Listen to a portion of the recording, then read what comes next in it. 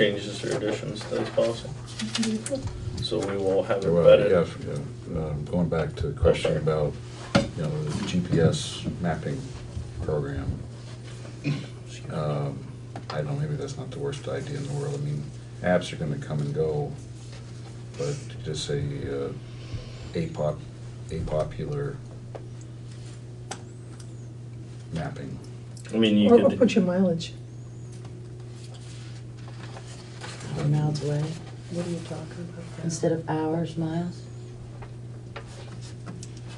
Well, he was, mileage reimbursement, is that what you're talking about? No. Oh, The 2-hour The 2 hour. limitation. Yeah. Oh. Yeah, how do you, in other words, like, if my Google Maps says 2 hours and 11 minutes to Montpelier from here,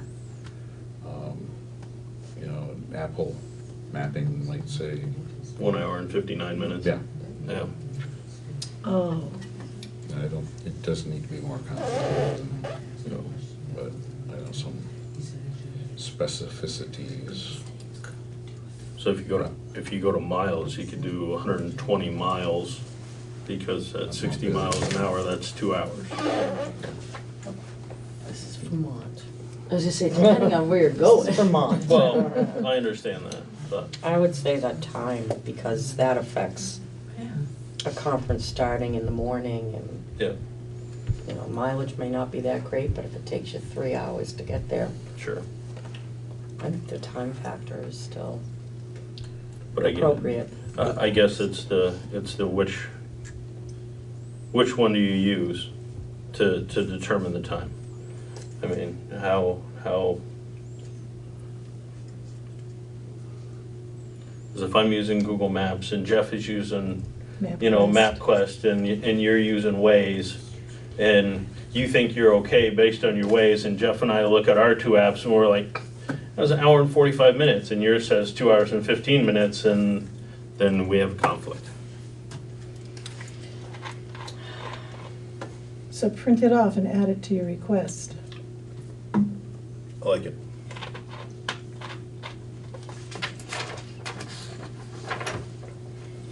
Or you just keep searching for an app that's gonna cut it less than 2 hours. That's your job. Oh, Lord. Okay, so we're happy with the 2 hours, and when the request is made, we all use our heads about what 2 hours is. Yes? Do you want to put the documentation from the travel app on the hours? I'm sorry, was that a joke or am I adding that? You suggested printing something off. Yeah. I guess if there's some, Although if you drive it all the time, you're not gonna use the app, But if there's, so I would leave it the way it is, and then if the question comes up that, I said it took longer, you can say why, and I said, well, this is what Rand McNally told me, and I can go back and, you can always reprint. Okay. To prove Rand it. McNally. All right, so it's old school. Okay? Thank you, Greg. Yeah. Side of the table. I carry one in my car. I was I gonna used ask to, on MapQuest. not anymore. That's if you want us to go back and find it. All right. Anything else on this one? On this policy? So we will get those couple things rewritten, throw it up to Larry, get his nod, and approve it next time around. Sound good? Okay. Do you want to take 4 questions? Sure. Questions? 2 questions. Why do you go with the federal mileage reimbursement instead of state mileage reimbursement? Cindy always recommends. That's what Cindy recommends? Okay. Yep. That's what the board voted on Okay, thank you. years ago. Okay. It wasn't me that made that decision, it was the board. Just asking. And why don't we look into renting a car instead of doing mileage reimbursement? It saves the state of Vermont a lot of money by renting a car as opposed to paying you back reimbursement for mileage. Yeah, I can see that, because if you're running up to Burlington, it's 300 miles at, what is the current, 58 cents? Yeah, 68. Times Rent a 58. car around here. That's $174. Go to rent You it. can rent a car for about $60. Round trip. From where? Where? Enterprise. Where's that? up on Putney Road. Oh. There's probably another one down, we use Enterprise, that's what I use when I go to Waterbury, Burlington, Berry. Yeah. Because they only allow us to use our own vehicles if there's no rent-a-car or no fleet car available. And if we have to use our own vehicle, we get half the mileage reimbursement. So it makes sense to rent a car for $60. So what's the case, you're speaking of, that if there are multiple attendees? We carpool. Yeah, yeah, it's Yeah, expected. One right? rental car, four employees go.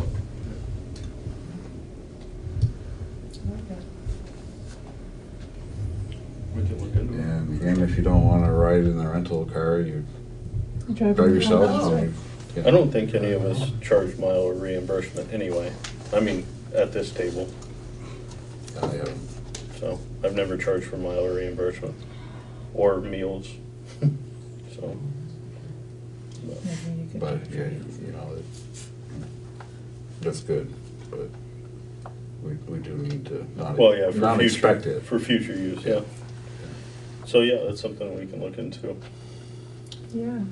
The only additional expense to that would be obviously filling up the car, but that's part of your rental. Do you guys do the automatic fill We up? do the automatic fill-up, So it's an extra $30 on top of your rental or whatever. depends on how heavy a brake foot you have. Yeah. Because, I mean, it varies from. We all know Chris has a very heavy right foot based on safety. But they fill it up for you. But, Right, they fill it up, but it's part of your package. Right. yeah.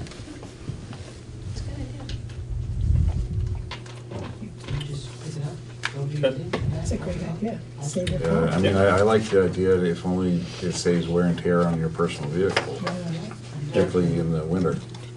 It's true. And you're getting a fairly new car and everything's ready to go. Right.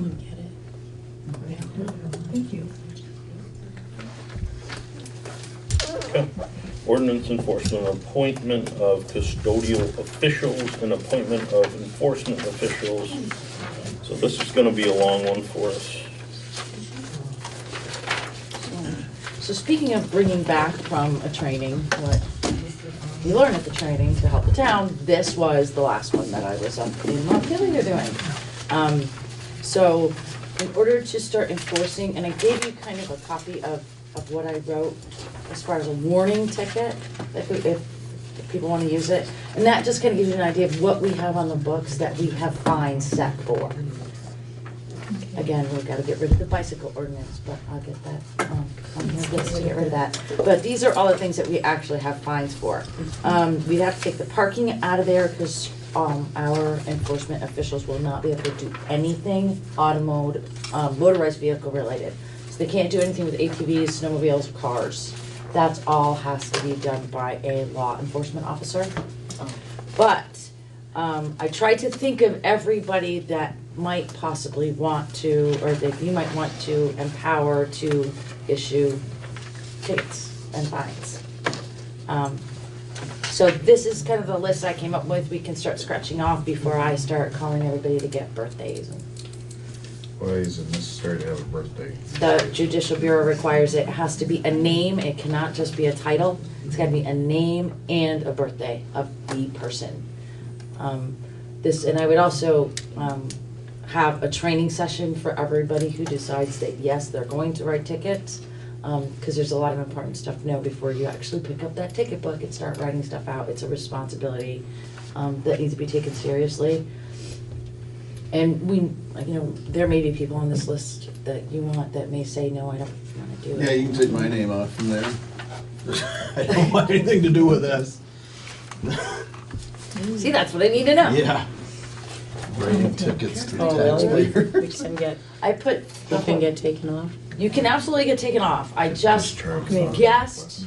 Yeah, and if you read how And, that's you know, written some in towns there, had the whole it's not even select board written, on and some properly didn't. in the ordinance Because, what they're I know that like for classified. noise So issues they and stuff, you actually guys have get. semi-automatic built into that. I just put everybody on here. So is everybody in agreement on this table that we don't want to be in this loop? You do that. No select board members No want select to be board on this members? list? I don't want anything to do with Okay.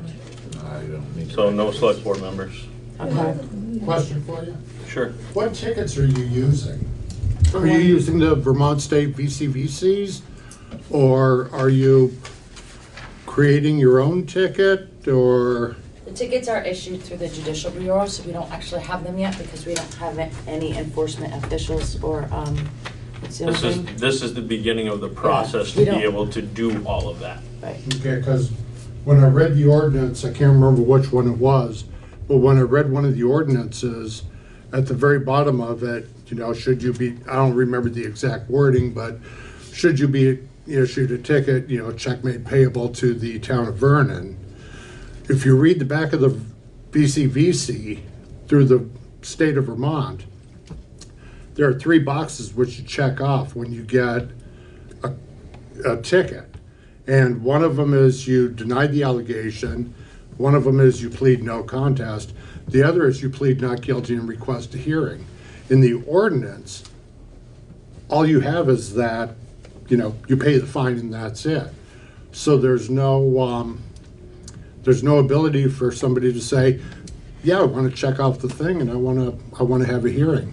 It was just an automatic, you've got to, you know, cut a check to the town. And so that needs to We be will make sure our changed. ordinances follow I don't the know. tickets. I haven't seen the tickets, actually, and no checks would come to the state, to Vernon. They all go to the judicial bureau and then they Yeah. send us a check. Yeah, I So there are realize that. some logistics that need to be taken care of, but we need to get those Like I taken said, care of. we are in the very beginning This is- process of this and Yeah. don't have that knowledge that you have, Right. being a previous police officer. Still have. But this is the first, this is the first step, is to assign some people, get our tickets in order, get our ordinances in order, and then go. Yeah, So, yeah, because you can't send it off to the judicial bureau and request a hearing without somebody that's gonna, you know, you can't plead not guilty to something according to the ordinance. I think it should just be the constables, the fire chief, the assistant chief, and the health officer.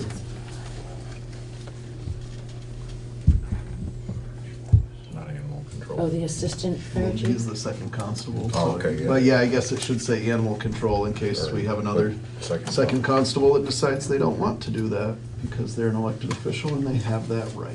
They don't even need the they don't- titles, I just put. I question the same thing as why wouldn't we put second constable next to Jesse? And I guess we don't need the title, we just need the name and the date of birth. Yeah. And whatever So official after capacity every they sit election, in. we have to change this? It can't be, No, it's Yes. sort of, oh, we do? Yes.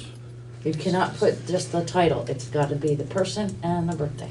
But if the person doesn't get, Then I just write another letter, like okay. the one that I'm writing, and give them the name and the birthday. and- so what happens if somebody says, I'm not paying this? Then they go to court, just like a speeding ticket, they will go to court. What are these tickets you're talking about? Well, right now, we have fines for mostly animal control is a big one, that our animal control officer has no meat in his, when he's trying to enforce the animal control laws.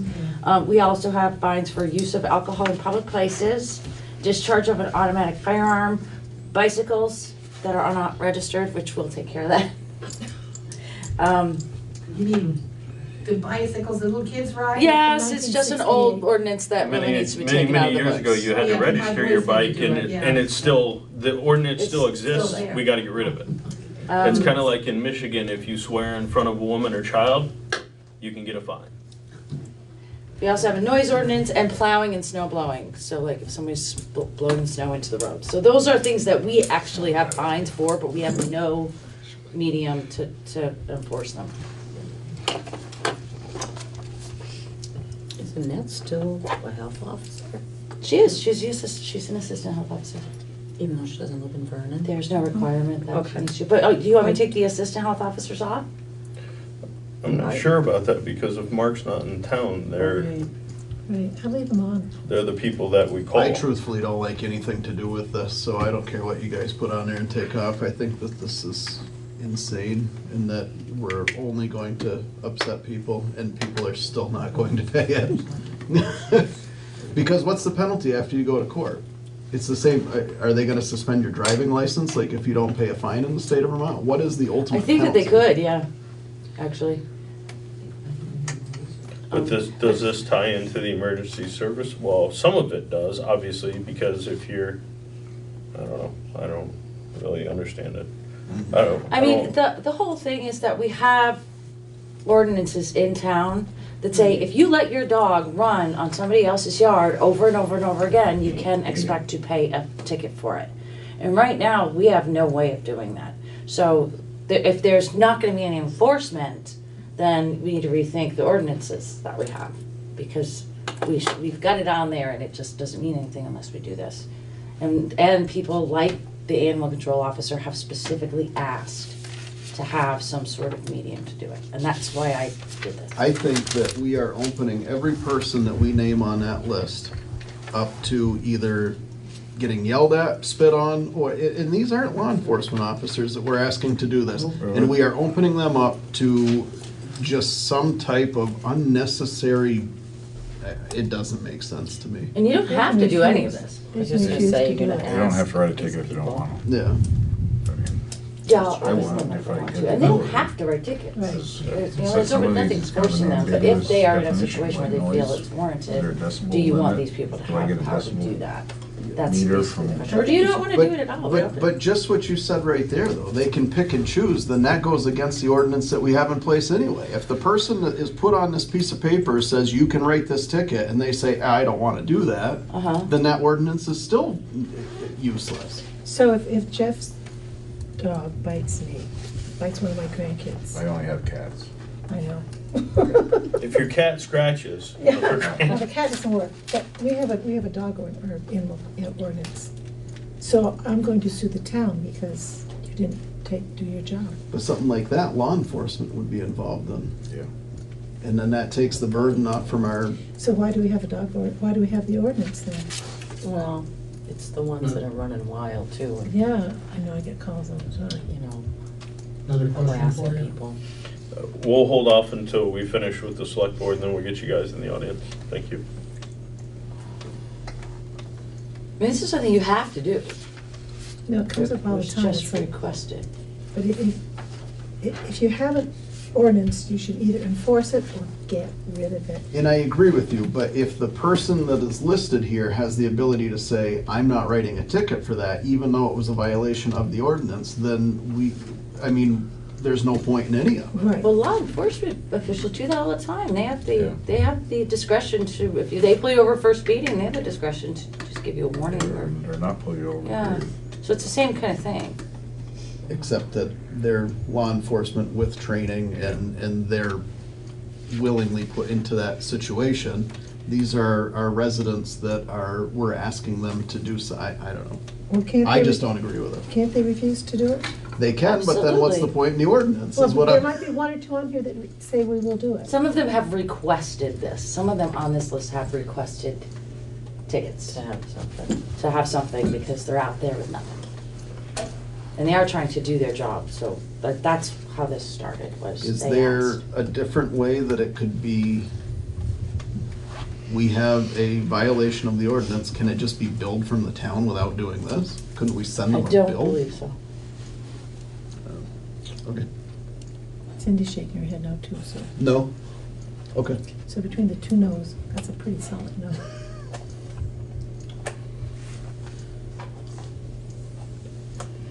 So I guess, do we want to give those folks that want the opportunity to enforce the ordinances that they're in charge of, the ability to do so or not? That's the That's it. question. Right, so. I think so. I mean, if people on this list already expressed an interest in doing so. They didn't all. I honestly No, just I know. guessed at anybody that might. You know, I figured I put Dave on here because he's out plowing all the time, and if he goes over and he has to plow over somebody's snow blowing, there's stuff. I just guessed who might want But have the yeah, opportunity. no, I mean, I agree, like, if they're not gonna be enforced at all, there's no reason to have any ordinances. And I think some of these are worthwhile in retaining. Mm-hmm. And then every March, we have to send the state of Vermont a updated list of who Individuals. has permission to write these out. Yeah.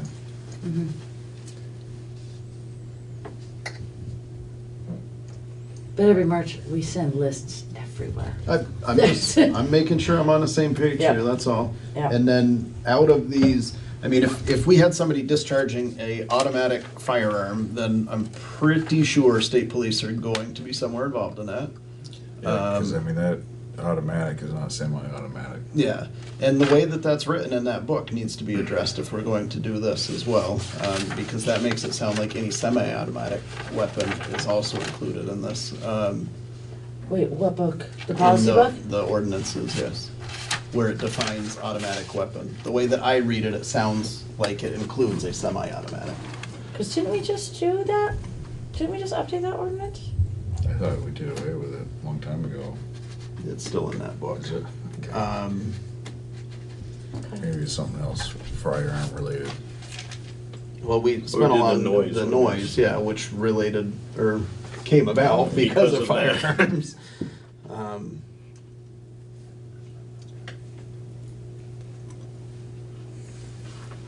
So are we happy, I guess the custodial, let's start at the beginning. If we want to go forward with this, which it sounds like the majority of us want to go forward with this, so those folks that want to enforce their ordinances can, we need to appoint a custodial official. I thought we already did that. No, we didn't. And then we need to appoint the enforcement officials that are on this list after that. So I would suggest that because Michelle sits in the office, that she is the custodial official, meaning, you know, the person that sends this list every year and that kind of that's what it thing. is. Administrative. Yes. I agree. That person does not have ticket writing. So I make a motion that we appoint the town administrator as the custodial official for ordinance enforcement. Second. So moved and seconded to appoint the town administrator as the custodial official for ordinance enforcement. All those in favor, please signify by saying aye. Aye. Those opposed? Okay. So, now let's get back to this enforcement list. We've already exonerated ourselves from this list. So, my suggestion for this list is to leave everybody as it is and address those folks that haven't said that they want to, you know, be a part of it.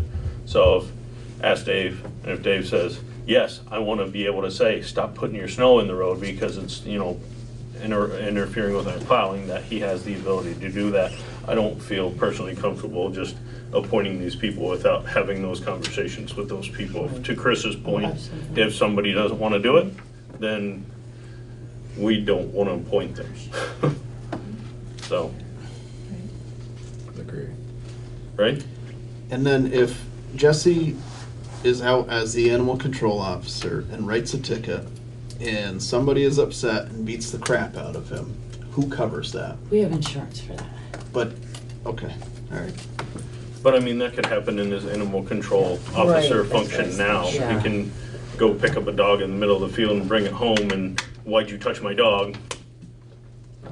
I mean, it can happen regardless. Obviously, giving somebody tickets a little more tense situation than bringing your dog back, but, It was a warning first. yeah. Question? Is there any cost to having people who write the tickets? Do they have to be bonded or any kind of extra insurance for them to be able to do that? No? Just anybody can write a ticket Yes. if their laws are on that list? Yeah, but they can't write a ticket for just anything. So that's why they need to sit down and have some training about what they can and cannot write tickets for. Right, but there's no cost to the town, no added insurance because they're gonna be writing tickets. No. There's benefit if somebody pays their fee and we get a portion of it back. Duly noted. Kevin, go ahead. Yeah, just a couple of things. One of the things that Chris brought up, somebody gets a ticket and says, hey, I'm not gonna pay it, do whatever you need to do. Is your benefit off the tickets gonna cover either the town attorney or whoever writes the tickets for going to court to testify and do all that good stuff. Research, testify, get the papers in order and all that good stuff. Time involved in that, you gotta make sure that, you know, the benefit is gonna outweigh. Well, And who's paying It for would that be- person's time to go That- to court? The person who goes to court is the person who wrote the ticket. And who's paying them for their missed time at It- work? They're all these people are on stipend, unless you wanna take Dave off, he's the only one that's salaried. Everybody else So we're on this asking list- these people to take time away from their paying full-time job. Yes, To go to court for a town ordinance and we're not going to pay them? yes. We're not asking Cool. them anything. Well, the We're saying if they wanna, that's why we're not appointing anybody tonight. We're asking them if they wanna be involved in this. But even if they say, yes, I would love to write tickets, and then that person decides to take them to court, we're asking somebody that is a public servant, Mm-hmm. pretty much a volunteer, to give up more of their time to go to court over a $50 ticket? I don't know. I think this is Well, I mean, ridiculous. That would, whoever wrote the ticket, and if it is going to court, they don't show up. Yeah, they And could, then and they own the charges ticket, get they could dropped. also just say, I forgive the ticket, it's up to them. Whoever So writes that still, ticket. this whole thing is pointless because they can just not go to court because they're going to lose money. They can say, I don't want to write the ticket. I mean, it just, I think it's important to have an enforcement vehicle if you're doing it. Or- If you don't wanna do this, I would just say to take all of your fines off the books then. Or That another would be thing my to suggestion, throw in that's there all. is, if somebody says, you know, somebody goes to court and says, yep, you know, I was found guilty, well, hey, you know, I wanna take this to the next level. And, you know, I've had people, you know, want jury trials on speeding tickets. Is that gonna involve the town attorney? What's that gonna cost? And then the other thing about the tickets is, Chris, you're right, if you're gonna have an ordinance, it should be enforced, but tickets are discretionary. You know, are you also gonna have warnings, written warnings? Somebody's dog is continuously running at large, write a couple of warnings, after a second warning, okay, the next time, you know, it's gonna be a ticket, you write them a ticket, looks a lot better in court. So you have the discretion there. And then, you know, if you wanna be the hardcore, we've got the ordinance, we need to enforce it. Somebody's dog breaks their leash and goes taking off down 142, dog at large, technically, are you gonna write a ticket for that? I've seen some pretty big leashes busted by some pretty strong dogs. Are you gonna write a ticket for a dog that broke a leash? You know, it's discretionary, so you can't sit there and say, you know, yeah, because we've got this ordinance, we're gonna write a ticket. But if we don't enforce our ordinances and some dog bites somebody, That's true. we're at fault. So here's kind of my take on this, and take it with a grain of salt, is we're empowering these people to do what they do or do not want to do. We are not asking them as the town to go out and write 5 tickets a day and bring in X amount of revenue. We're not asking them to do anything. They are signing up saying, yes, I want to be able to enforce my ordinance in this manner. That's their choice, with the understanding that it's a possibility that they have to go to court, and it's their choice whether they go to court or not, just like it is a police officer's. There's times that you can't show up to court because you're doing something else, so you miss a traffic court date. So we're not asking these people to do anything more than what they want to do. We're empowering them to have the ability to enforce the ordinance that they're in charge of if they so choose. The one big difference with what you just said is, if I'm scheduled on something else, I'm up at training, I'm incapacitated, and I can't go to court, they postpone the ticket hearings and they postpone it until a later date. But as a law enforcement officer, we just can't sit there and write tickets and then tell the sheriff or tell, you know, whoever our boss is, I don't feel like going to court. I'm gonna write all these tickets, but I'm not gonna Well, go to I court. understand that, it's So- just, I'm not showing up because I don't wanna show up. Yeah. Kind of thing with a police officer, I was just trying to use that as an example. Right, but if So- we're empowering these people to enforce the ordinances, which yes, they should be enforced, but there is nothing here that one protects these people, that whether they can voluntarily say yes or no, we're still giving them that authority. We're giving them no protection on top of that, and we're offering them absolutely no financial reason to go to court to try and get the town the $50 to enforce this ordinance. We're asking them to lose money The to animal make control us officer money. gets paid. I'm sorry, I should correct that. He does get paid, like $15 an hour. So he would get paid. Other than that. He would get paid to go to court, I would assume that if he's in court for his animal control duties. but that's not the way that that's written down, so why would, No. Do you have a contract with Jesse? that says, He gets paid He gets out of the paid. dog fund. but how is that So far, he's worded? submitted 2 months' worth. But does that, would that, and I haven't seen it, What would he that does- cover him if he went to court? He would put down on his timesheet, if you want to call it that, the date, the time that he was at court, and then he'd submit it, and we pay it because we have a contract with him. But he's the only one we have a contract with. And it's paid out of the dog fund.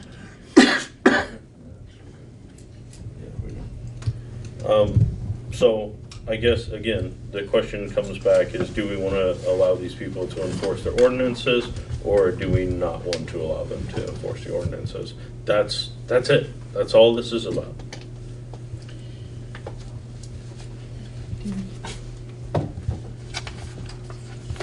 I move that we ask these people to be fit enforcement officials. Second. So moved and seconded to offer these people the opportunity to enforce their ordinances. All those in favor, please signify by saying aye. Aye. Those opposed? Nay. So we will table the appointment of the enforcement officers until we hear back from everybody. Okay.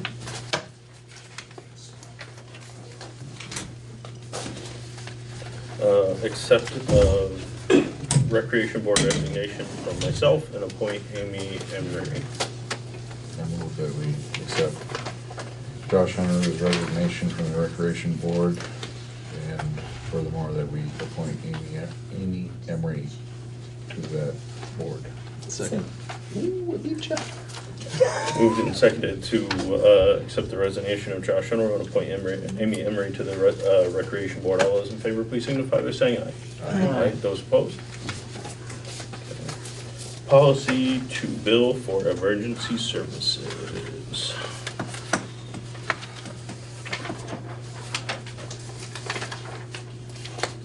So I apologize, Chris, I could not get all the information together quick enough to actually write a draft policy.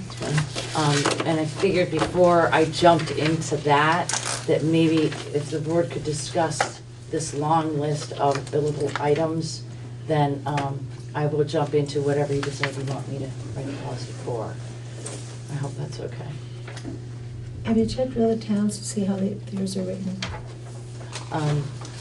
It's hard to find written ones. I did give you a copy of Milton's, I think it is.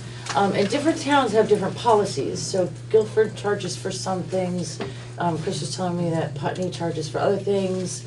Some towns don't charge for anything. It was a little tough digging, but I spoke to a couple of different towns and did find it's like night and day. I mean, the towns are so different in what they've decided to do. So I'm sure that we could find a policy that we could work with. Did VLCT have a sample policy?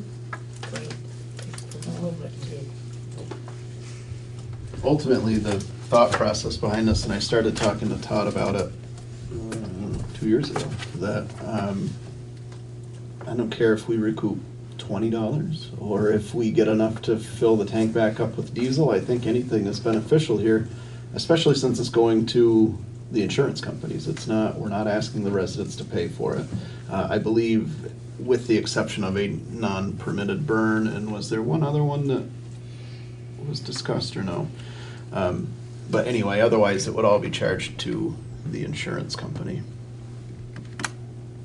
So I don't see a reason not to take their money. I'm with you. That's why you pay for insurance. Exactly. And they have to be there anyway, Mm-hmm. you know. I think I should also, do our guys go to 91? If they did, it would have to be mutual aid, because Okay. Guilford covers our small section of that, to the best of my knowledge, because they have the emergency entrance over there. Okay.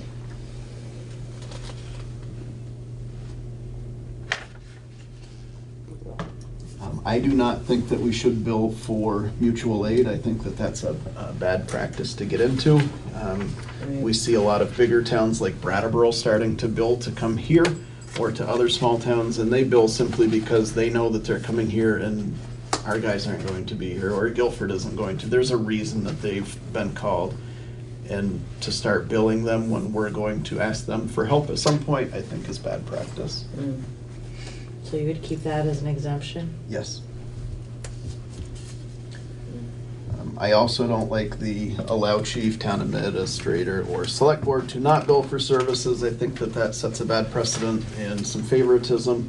I say we bill them all, and then we could address that as a board should they decide to appeal it. I agree. I agree. The person responsible for the billing, coding, follow-up, I think that that needs to be our treasurer's office.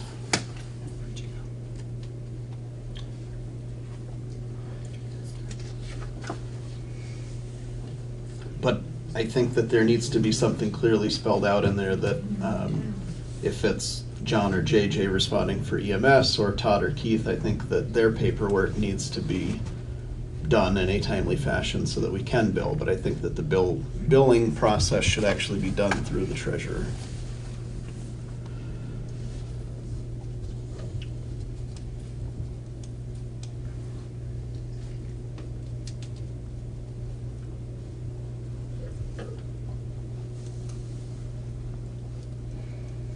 What's the equipment usage charge? What would that cover? Because I don't know. So some towns, and I believe you included one in here. Yeah, that's like. They charge differently for how long they were on scene. Okay. Each separate piece of apparatus would be worth something So different apparatus. depending on size and how long and things like that.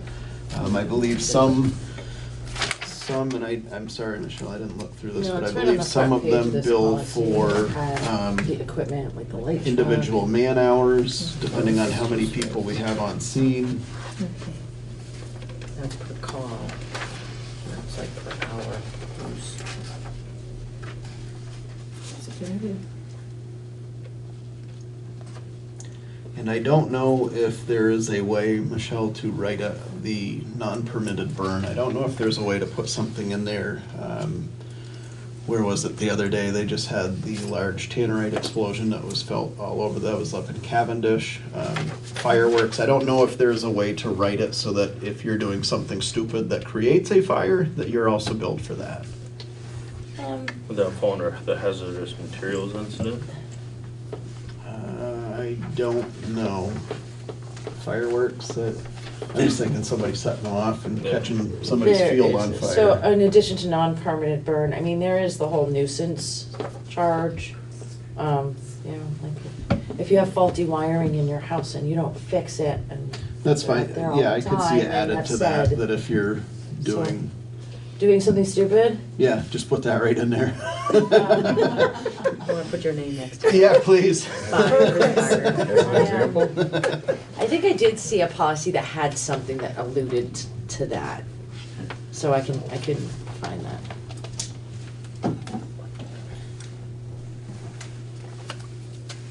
And But as see, for now, whether now, it's a allowed- bill like that would go to The homeowner, the homeowner, correct. okay? There's also, Which I think that nuisance charge needs to go to the homeowner as well. I don't think that that should be an insurance. okay, and, there was also, let's see, homeowner, there's also, reference, it's like, if it's a DUI or another violation, and that's why you're getting your vehicle towed. I forgot where I was reading it, but those bills would go to the homeowner instead of the. And hazardous materials, I think that that could be two separate things. There can be an accidental one, but then if somebody is dumping used motor oil over their embankment, then So that that would should be go a homeowner, I think. I think that needs to be two separate things. So how One that's almost malicious and one that is accidental and it's just what it is. Why would the fire department be called for someone dumping? I don't.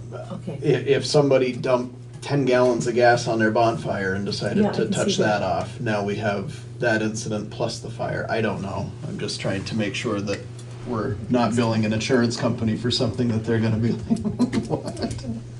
And I think, doesn't it turn into a hazardous material if oil starts spilling on the highway, on the road? Yeah. They have to start picking that up. Yeah.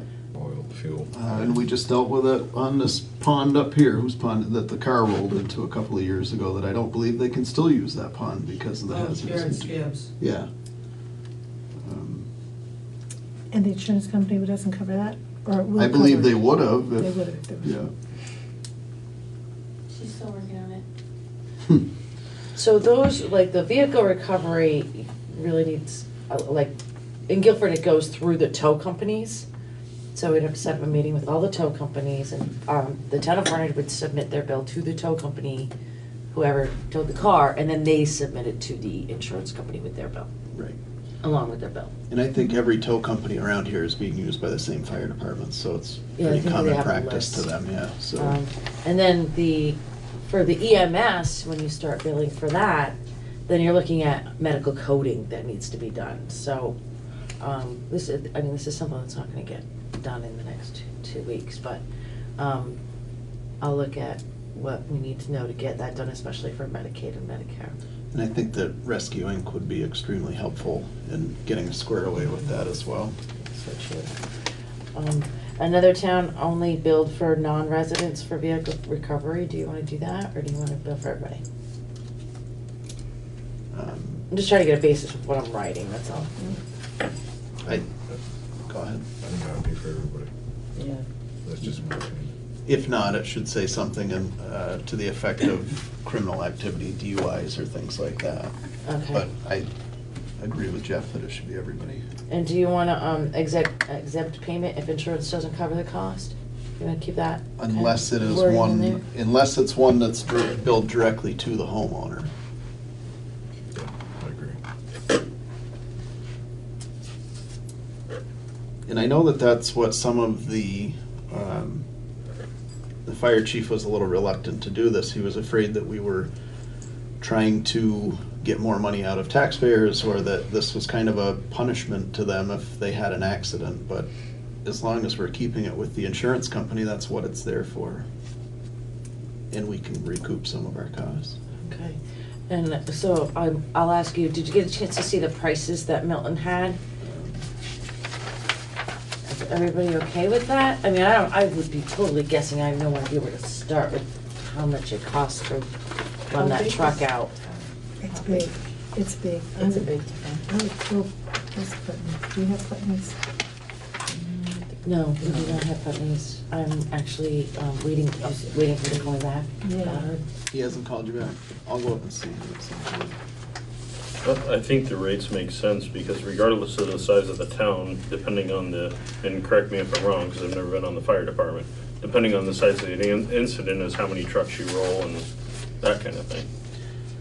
Correct, yeah. I'm just wondering if is there anything in this that talks about man hours? Because I believe that we can bill for that too. This one has, yeah, that one. It just says hazardous material fires, $100 per truck plus $30 per hour per fire.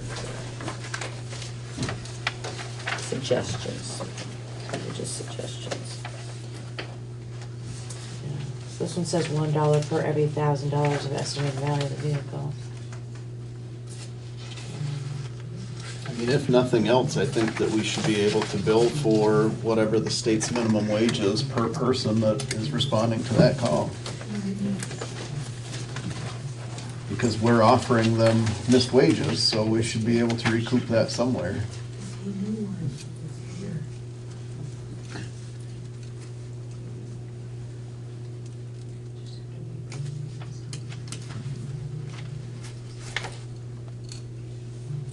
I'll check to see if we can do that, just to make sure, because on the University of Vermont thing, it doesn't say time, it just says standby and fire guard fees. But it doesn't say, but I'll find out as we go through this to make sure that, so. I think Milton has a paid fire department, but maybe if I would. They must up there, they're, Yeah. It's similar size to Broward population-wise. yeah. I know that because my in-laws are from there.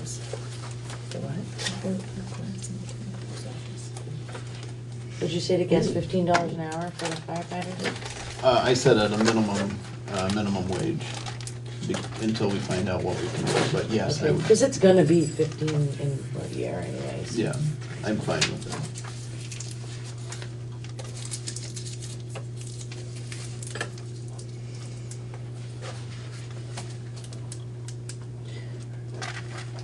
Okay, and then the other part of this whole thing is, well, if we make this money, what do you wanna do with money?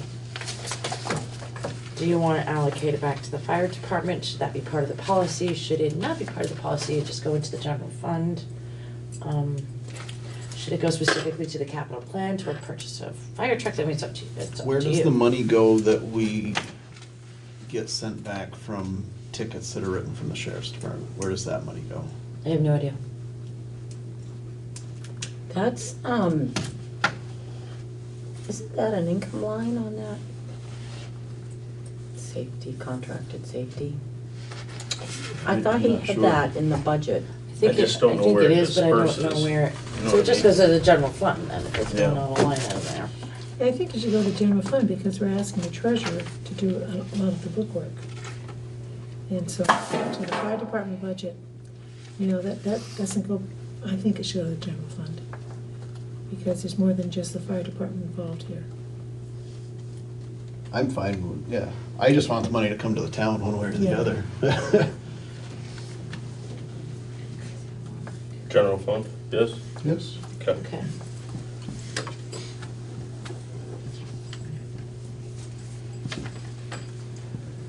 And depending on what that is, we can allocate that much more to the fire department, a percentage of it.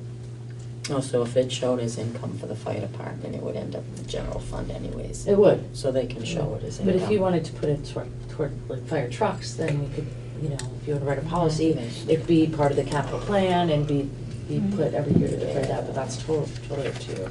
Just if you're gonna bring money, and this could, you know, if we're charging for everything, it could end up being a significant chunk I of. think the of EMS money. one is the one that would be the most money brought in. And that's also the most calls that they run, so. Okay, so that gives me something. Anything else that anybody wants me to make sure to look into as I'm crafting this? Oh, okay. And I'll talk to Cindy about that too, so that she knows, so that she doesn't get surprised by having that put in her office. Okay. I would imagine that there would be, we would have to find some kind of training for that medical billing to get her into. I'm guessing, Okay. yeah, and hopefully in the research that I do, I'll be able to find something that. Okay. We're skipping the salvage yard permit, public participation on non-agenda items. I George? have a non-agenda item, actually, it's about the agenda. I know that Melissa Allen had requested to be on the agenda. Mhm. She's not, she wasn't called down for any of the items that are on the agenda. Where would she fit into this agenda? She specifically asked to be on the agenda, you said she would be. But I she told was her that not called She down. could speak in public comments regarding agenda items or non-agenda items. Okay, so is this my opportunity? Sure. Okay. I have a little presentation. Okay. Should I come up to the table? Sure. Okay. All right.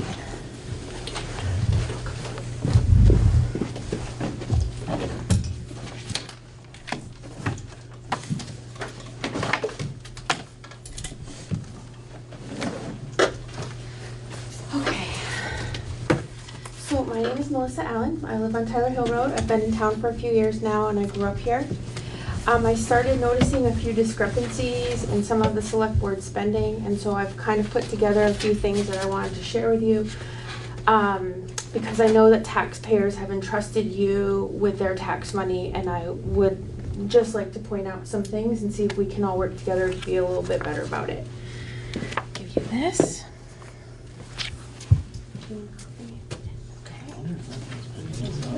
So many each today. Staples Yeah. are quite expensive today.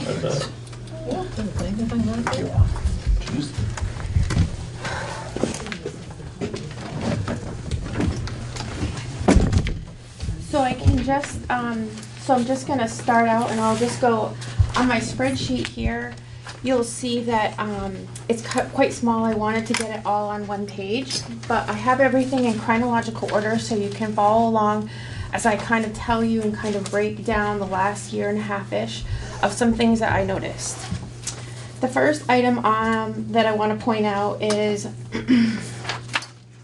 Michelle's timesheet, and this was dated the week ending 2/24/18. Specifically noting 2/21 was a full day of work for Michelle. So if we're gonna be talking about Yep. somebody's personnel, Yep. we need to do this in executive session. Okay, gotcha. There are some personal items, but I don't know exactly what that would qualify for. Well, if you're talking about people's timesheets, their pay, their vacation time, any of that is Because I a took personnel all of item. these from public records. Mhm. So there's nothing that the public can't get. Correct, that I but if have. you're discussing changes or those things that needs to be done in executive session, it'd be because it's a personnel issue. Okay, It's the there's- same thing that we just did with Cindy. Gotcha.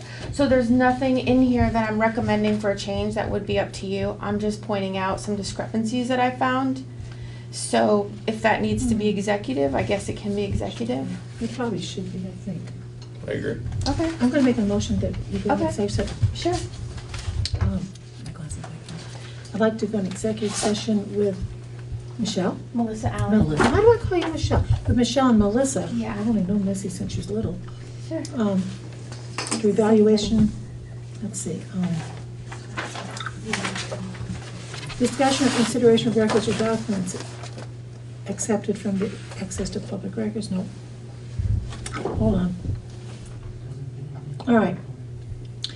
I'd like to go into executive session to discuss grievances other than tax grievances. Premature general public knowledge and its personnel. Second. Moved and seconded to go into executive session. And then I move we go into executive session. Oh, sorry, based on personnel. Okay, then I move we enter executive session to discuss this personnel. Second. Moved and seconded to go into executive session. All those in favor, please signify by saying aye. Aye. Aye, those opposed? We are in executive session at 8:05.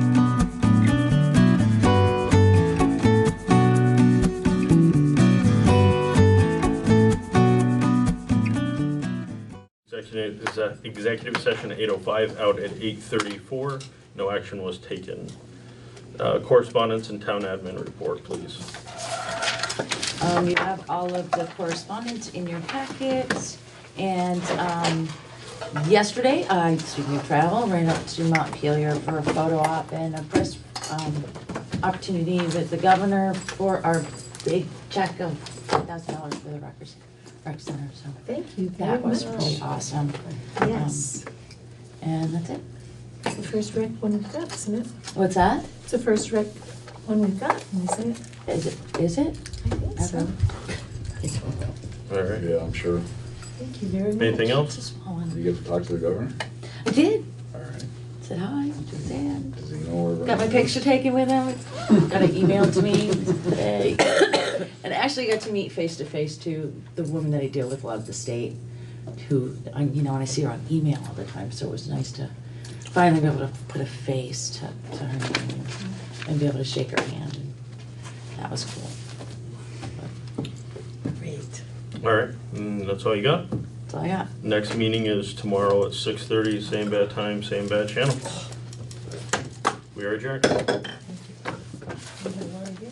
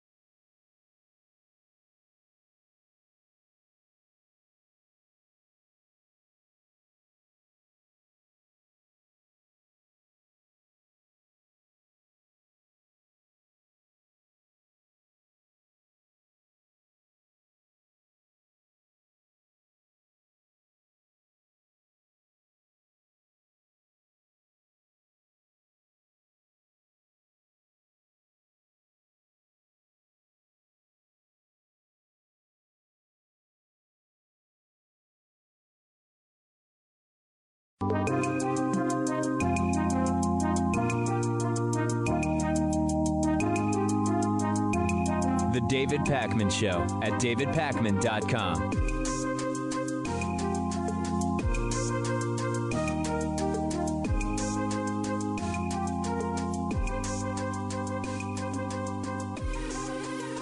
Very quietly and without much notice or fanfare from corporate media, Bernie Sanders has taken a pretty decisive position in second place of the 2020 Democratic primary, ahead of Elizabeth Warren, and is actually even statistically tied for first place with Joe Biden in admittedly just one recent poll. If you look at the last 8 polls as of a few hours ago, Bernie Sanders is either statistically tied for second place with Elizabeth Warren in 2 of the polls, 14-13 and 16-17, or in second place behind Joe Biden. Bernie polling as high as 25 in the latest Emerson poll, as low as 14 in the latest USA Today poll.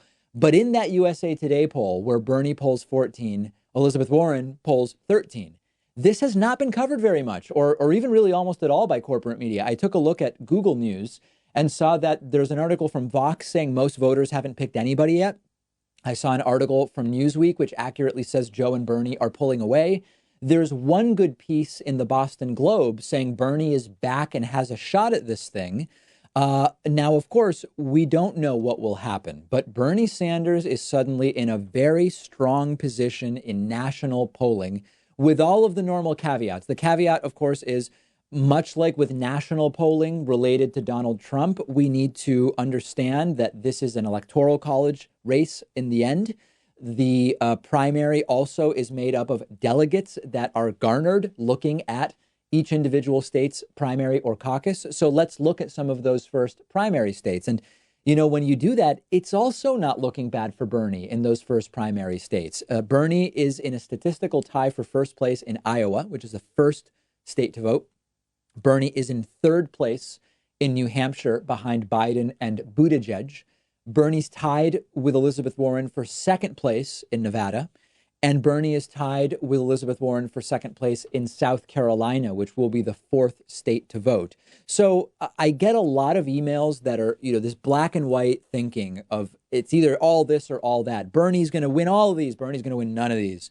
This could go any number of ways, and it's going to be based on the momentum set by the early states. So if you're with Bernie, start to focus on Iowa and New Hampshire and subsequently Nevada and South Carolina. If you are with whoever, increasingly that is the strategy. We had debate number 6 last night. We have debate number 7 on January 14th. And then voting starts on February 3 with the Iowa caucuses. 8 days later, it will be the New Hampshire primary on February 11th. So can Bernie Sanders win? That's one question that's often discussed. The answer is yes, he can win. What are you getting at when you ask that question? Are you alluding to DNC opposition to Bernie? Are you alluding to voters taking to the ideology espoused by Bernie Sanders? Depending on what you're asking, there's a different political analysis to be made. Will Bernie win? Anybody claiming that definitively is operating in mere speculation. So I get a lot of Andrew Yang supporters who will get in touch and say, David, Yang will win the nomination and is the only person who can defeat Donald Trump. Neither one of those claims is based in fact. I get people who say, David, Tulsi Gabbard is being railroaded, but she would have won, obviously, if it weren't for the smears against her. And she is the only one who can defeat Donald Trump. We went through some of these claims before. These are all mere speculation. What we can say about Bernie Sanders is that he is in this thing. He is in this thing even within the first 4 primary states that will be sort of like the momentum setters. And at least in hypothetical polling with Donald Trump, Bernie does well. He does better than many candidates, and he does worse than Joe Biden, and in some polls, worse than Elizabeth Warren. Nationally, although I'm trying to be as full as possible here and thorough, in some key states, Bernie Sanders does better than Elizabeth Warren in a hypothetical matchup against Donald Trump. So go and work for it, because it's going to take work. This is going to be, if you were to say, will we know by March 1st who the nominee is going to be and whether it's going to be Bernie Sanders. I don't know that we will know by March 1st, but I think that by March 15th we will know. I'm going from memory. I believe very early in March, maybe the 3rd or something like that, there are a bunch of primaries, including, I think, here in Massachusetts. Once those happen, we're going to have a very good sense of who is in this thing, who is not in this thing, and who should be dropping out because they have not garnered maybe even any delegates in any of the first bunch of primaries. So we will certainly know by then. Last thing on this, the role of impeachment in all of this. There's this idea that once the impeachment trial starts in the Senate, Bernie Sanders and Elizabeth Warren are going to be pulled out of their campaigns and in the Senate for the trial, and this will objectively hurt them, and it will boost Biden and or Buttigieg, the more establishment candidates. I don't know that that is actually going to happen.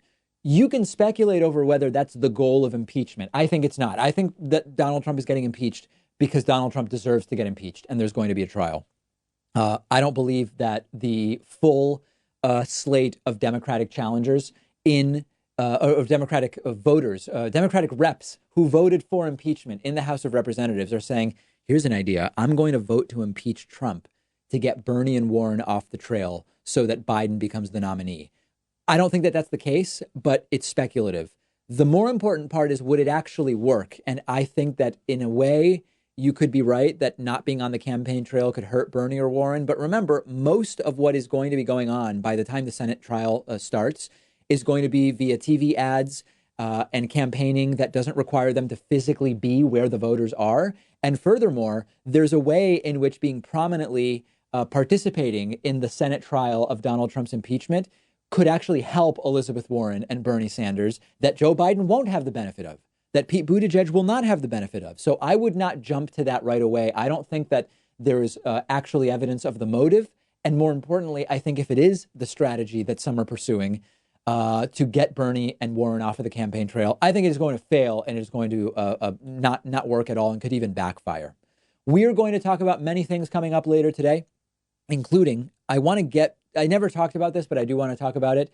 Barron Trump and Greta Thunberg. Why is it that Republicans went nuts when one was mentioned, but said nothing about Donald Trump bullying the other online? I want to talk about that a little bit later. We will get back to this conversation of martial law and contesting the election results. I want to get to that later in the show.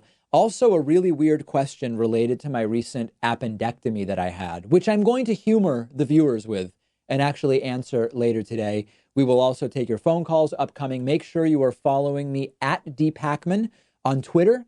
Follow the David Pakman Show at David Pakman Show. And we've got a tremendous Friday show for you. I will remind you, just so people don't forget, we have the Monday show, and then we're on break until almost the end of the year. We're taking a week off next week. Don't get scared. The show is not going off the air. We're just taking a little vacation. The David Pakman Show at davidpakman.com.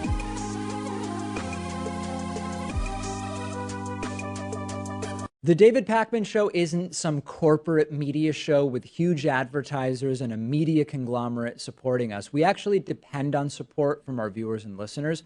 The easiest way, the most rewarding way, the most exciting way to support the show is to get a membership at www.joinpakman.com.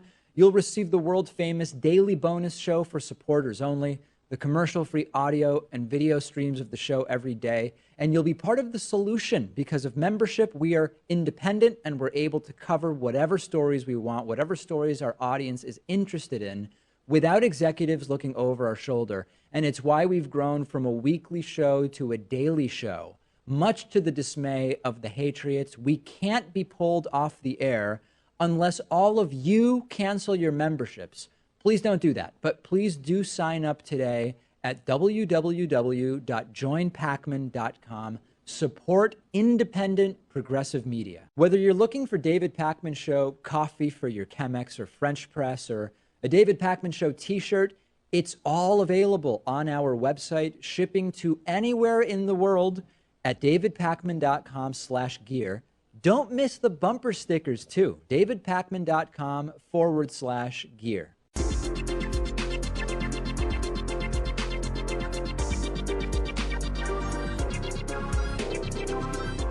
The David Pakman Show at davidpakman.com. All right, today's new members of the day are Wade McDaniel and Mel Clayman. Wade and Mel, thank you so much for being David Pakman Show members. I also want to say thanks to today's longtime sustaining member of the day, Jesse Perez, who has been a member for almost 5 years. Join up at joinpakman.com. Let's go to the phones on a very, very busy news week, 617-830-4750. We will start with our caller from the 312 area code. Let's go to our caller from the 312. Hi, David. This is Priscilla from Chicago. Hey, how are you? Good. So I have a question.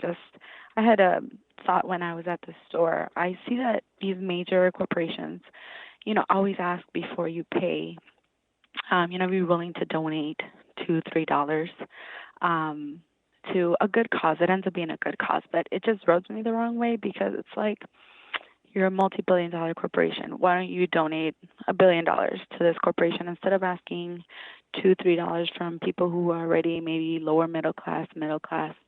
And, when I talk about it to people, their reaction seems to be kind of mixed. Like they're kind of torn because it is a good cause, like the Children's Hospital. Yeah. But I don't get past the fact that these are still billionaires asking people for $2, $3. Well, I the feel they big could one do is so much more. I totally agree with you, and I am mixed in a sense because I'm not saying that the cause isn't a good one. I'm not saying that the issue of childhood cancer is not an issue that we should be taking seriously and working to solve, and you need money to solve that. Or hunger, for example. But when I go to Whole Foods, and that Whole Foods was trying to prevent having to give employees health care under Obamacare and all this different stuff. And then they're like, hey, will you round up your purchase or give us $1 or $5 for this or that? It's like, are you seriously asking me for that, given what you have been doing? But at the same time, I don't want to suggest I don't care about the cause, because I do. It is a really weird thing. And I think it works on guilt a lot. They want to guilt people into making these donations. They use Child's Hospital, which usually deals with cancer and kids. And yeah. So you feel torn and you want to donate, but at the same time, I feel angry because it's already you've taken so much. And I feel like the middle class, the poorest people, lower class, they shouldn't be putting in more. I feel like it should. If it's a great cause, then you put in more. Then, absolutely. Yeah, but you donate it $1 now, billion. Let me ask you, Priscilla, do you ever do the donations? I used to, but I feel like as I got older, I think I got angrier. I just got more cynical, I feel. And I felt like their care for people is not really genuine. So if I do donations, I do directly to the organizations versus going through Whole Foods or Walmart or anyone who offers like that. That's exactly what I do. And, part of it is when charities are a big area of scams. And I want to make sure that not only is the money getting to the charity, but I want to make sure that the charity is also using the money in a way that's responsible. So whenever I'm asked for any donation, and if it's at the grocery store, I just say no, thank you. But if I'm asked on the street or if someone comes to the door soliciting, I always say, listen, the way I decide is I proactively seek out organizations that share my mission and values, and I make a contribution to them after I've researched them. And those are my donations for the year. I don't on a whim throw another $5 or $10 at this or that thing. I think about, I put time into it, and that's what I do. That's it. And I feel like they've been doing it a lot with the hospitals now too. Yeah. From my hospital, I'm getting a lot of hey, donate, $5 to this good cause. And it's, you guys are already charging an arm and a leg to be seen there. And they're still, it comes Well, down to the beyond same thing, that, just then, the hospital. talking about donating to hospitals, given the for-profit private insurance system that we have. Right. And, it's that's a complete other story for a different day. But very good point, Priscilla. I appreciate you calling in and making it. Thank you so much for taking my call, David. I'm a longtime listener. Big Thank fan. you. Hope to hear from you again. I appreciate it. Let's go next to our caller from the 323 area code. Who is calling today from 323? Hey, David, it's Gino. Hey, Gino. And I just have a concern. Hey, I just have a concern about the wealth tax that's being talked about by Elizabeth Warren and Bernie Sanders. Sure.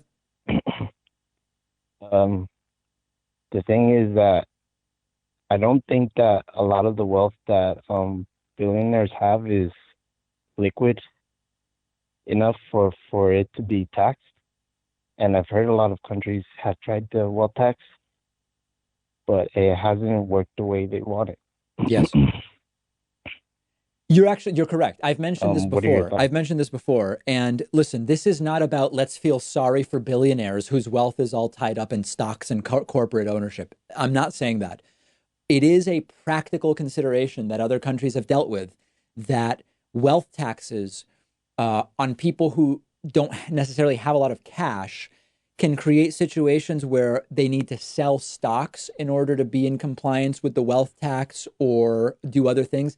This is why it feels as though lower hanging fruit would be taxing capital gains at the same rate as ordinary income, because then you're taxing the gains on the wealth rather than the wealth itself, which may be held in illiquid assets. Now, I'm guessing that there are counter arguments, but you are correctly stating, Gino, that this has been a problem in other countries, and I completely agree with you on that. Yeah, I'm sure the same concern. I don't feel sorry for billionaires or anything. It's just that I just want it to be taxed in an efficient way where we get to the money we need for the programs that we need. Totally. Yeah. I mean, it sounds like All right, you and I are thank on you. the same page that, thank you for the call. Yeah. It sounds like we're both on the same page that we're not against a wealth tax morally, and we're not against what it's trying to do. And we're not against reducing inequality, but we have some concerns about the implementation of such a tax. Let's go next to our caller from the 267 area code. 267, what's your name? Where are you calling from? Hi, David. My name is William. I'm a big fan of the show. Thanks. I wanted to talk to you about immigration. Sure. So you talked about how the right smears the left by saying the left supports open borders. Right. But I think both sides just view the subject differently. Okay.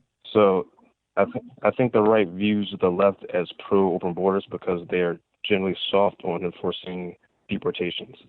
Like this, when people come here illegally, the left is generally not as fast to support them to be deported, if that makes any sense. So what would be an example of that? Who are you talking about? People who have done what exactly? I don't have any specific examples. I just have a general feeling of, like, that's based off of a bunch of left-wing commentators and people on the left that I've spoken to personally. That's the general vibe of they don't really want people to be deported. Like for instance, I've heard on your show how you support people being deported if they've done a violent crime, but they've already come here illegally. So I think just coming here is enough for deportation because they don't belong here. They were born here. They haven't done So listen, the right paperwork. let me give you what I think is the predominant view. There is no doubt that there are immigration activists who say if you've come here illegally but haven't committed any other crime, it should be treated sort of like a civil infraction. It should be a ticket or whatever. You should not be deported. Okay. I don't think that's the predominant view. My understanding of the predominant view on the left is there's no question that countries are allowed to have borders and immigration law and enforce immigration law. The disagreement comes in that the priority should not be as a solution to go out and proactively find people who have committed no other crime other than being here illegally and deport those people when there are so many other things that should be done first. Like, for example, we should be looking at overstayed visas, and we should be looking at technology on the border, and we should be looking at a path to citizenship for DACA to make sure that those people who came here through no choice of their own. There's a lot of priorities. And then even beyond that, there are other criminal priorities within the United States that are higher priorities than just finding people who are here illegally and deporting them. So I'm sure you're right. There are people who don't want undocumented immigrants to be deported at all. I don't think that's the primary view. I think the primary view is that choosing to make the priority to do ICE raids and just find people who are here working hard, whatever, when it was your faulty system to begin with that allowed them to come here to start with, seems like a totally misguided priority. I think that's really the issue. Oh, okay. Well, I definitely agree with that. It shouldn't be the priority. And especially since some people have been deported by accident, I don't think people should be going through, lists of citizens and trying to get people out. There's But also an if issue you're of if you're civil caught, liberties, William. There's a yeah, civil liberties issue also where, for example, I don't think that if police pull you over and you have a driver's license and you were speeding, I don't think it should be in their purview to ask questions about or explore your immigration status. That should not be the job of local police, for example. Does that mean I think anyone should be allowed to come to the U.S. illegally at any time? No, but from a civil liberties perspective, I don't believe that that's the job that local police should be doing. Do you understand the distinction? yeah, absolutely, and I agree with that as well. Cool. So everything you're saying, I agree with. So. All right, good. Thanks Well, for hopefully we've changed the your view, insight. at least on the predominant view. I appreciate the call. I've got a lot of people holding, so I'm going to move on. But, a lot of times I feel like our disagreements are based on misunderstanding the other person's position, not actually disagreeing about the principle. Let's go next to our caller from the 323 area code. Caller from 323, what's your name? Where are you calling from? Hey there, David. My name's Josh. I'm calling from LA. Hey, Josh. What's going on? Had kind of a strange question for you, a little bit more like a career advice type question, but if you'll be so kind, let me take a running start at this. So I've been sort of politically activated back in 2016 when I started watching people like you and Young Turks and Kyle Kalinske. Kind of never really liked politics, didn't trust politicians until I heard about Bernie Sanders. He changed everything for me. He basically made me politically activated. I'm a professional cinematographer living in LA, and my question for you is, I'm trying in my own way to push the Overton window to the left. I try and talk to friends and family about important issues. Anyone I meet, really, at a party, like Lord knows my wife would say, I've ruined lots of weddings by, chatting up people who had political disagreements with me. But basically my question for you is, like, how in my own way, in my own sphere, can I push that window to the left? And I'm not really able or interested in doing what you do, which is being on camera. I'm a cameraman myself, so I'm looking to amplify people's voices on the left. I was just wondering if you had any tips. So you want to amplify voices from the left, but you don't want to be on camera. And I'm guessing you don't want to be involved in producing a show either. Oh, no, I want to be involved in producing it. I just don't have, like, the wherewithal to, like, go on camera and do what you do. But I'm totally into So, well, producing listen, I mean, there's a lot of people who do what I do, but they lack either the technical skills or the business skills or the access to the equipment to do it. So I would say partner up with someone who does want to be on camera, but lacks the skills that you have. And then now, instead of it just being one guy or gal who has to figure this out, now you've got two people. I mean, one of the things that really, I've seen a lot of shows fail, not because the host has bad ideas or is a bad communicator, but I've seen shows fail because they can't get the tech side together. They can't get it together enough to be regularly producing content, which is what it takes to start building things up. So I would say partner up with someone who does want to be on camera, bring your skills to the table. I've tried that. Yeah, I've contacted other campaigns. Like I hit up Shahid Buttar and flew to San Francisco and shot some content for him pro bono. I'm looking to do more stuff like that, but these campaigns, of course, I volunteered for Jank and I volunteered for Bernie, but those campaigns have never written me back. I'm sure they get a billion emails a day. Sure.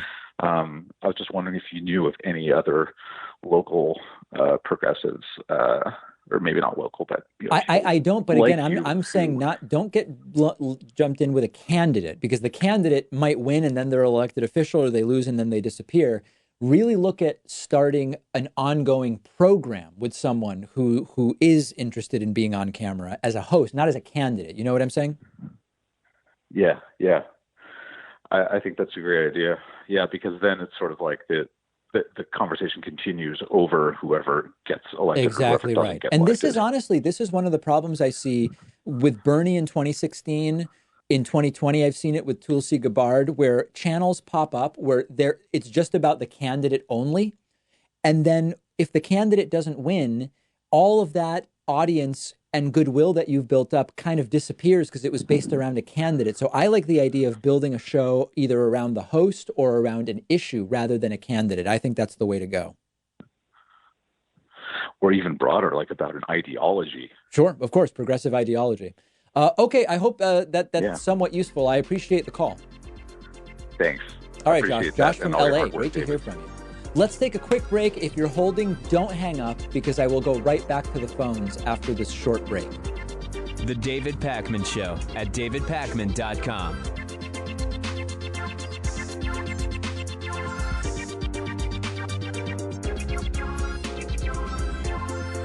The David Pakman Show is audience-supported media. I really mean that, not just a catchphrase. And much of that support is small contributions on Patreon, contributions as small as $1 per month, meaning just cents for each hour-long episode of the show. Plus, patrons can also get the daily bonus show and the daily commercial-free TV show by pledging at patreon.com/David Pakman Show. We've rolled out great new perks on Patreon, including free bumper stickers, t-shirts, coffee mugs, and more at different giving levels, as well as exclusive content. And it all comes with the pleasure of knowing you're supporting independent progressive media, an alternative to the corporate stuff that is as much a part of the problem as our political system. If you value the show and have as little as $1 to put towards independent media, check out patreon.com/David Pakman Show and make a pledge today. It'll feel good, and I'd really appreciate it. Patreon.com/David Pakman Show. Did you know the David Pakman Show is on all sorts of different platforms? Find us on YouTube at youtube.com/The David Pakman Show and on Steemit, the blockchain-based publishing platform at steemit.com/@David Pakman. That's STEEMIT.com/@David Pakman.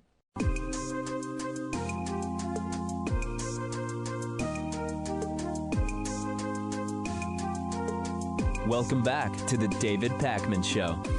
All right, we are taking calls for one of the last times of 2019. The phone number is, of course, 617-830-4750. Let's go next to our caller from the 317 area code. Who's calling today from 317? 317, I heard you click on there. Yeah, there you are. Hi there. My question is, I've heard you talk about Trump not likely being impeached due to the Republicans just smacking it down in the Senate. Do you think he has a real shot at being president despite going back on all of his campaign promises and using ICE the way he is, allowing children to die in custody? Like, how will that not destroy him in the upcoming election? Like, what are your thoughts on that? Because his supporters either don't care or don't believe it or think that it's the fault of Democrats or fill in the blank. So yeah, I don't believe Trump will be convicted by the Senate on impeachment. I do unfortunately think that unless we really get turnout up and really do what is going to be very hard work, as a general rule, it's hard to knock off an incumbent president. It's particularly difficult when you have one with a cult of personality around them. The cult of personality around George W. Bush was nothing compared to the cult of personality around Donald Trump. So I agree with you. How could someone vote for this? I understand your frustration. I hear the frustration in your voice.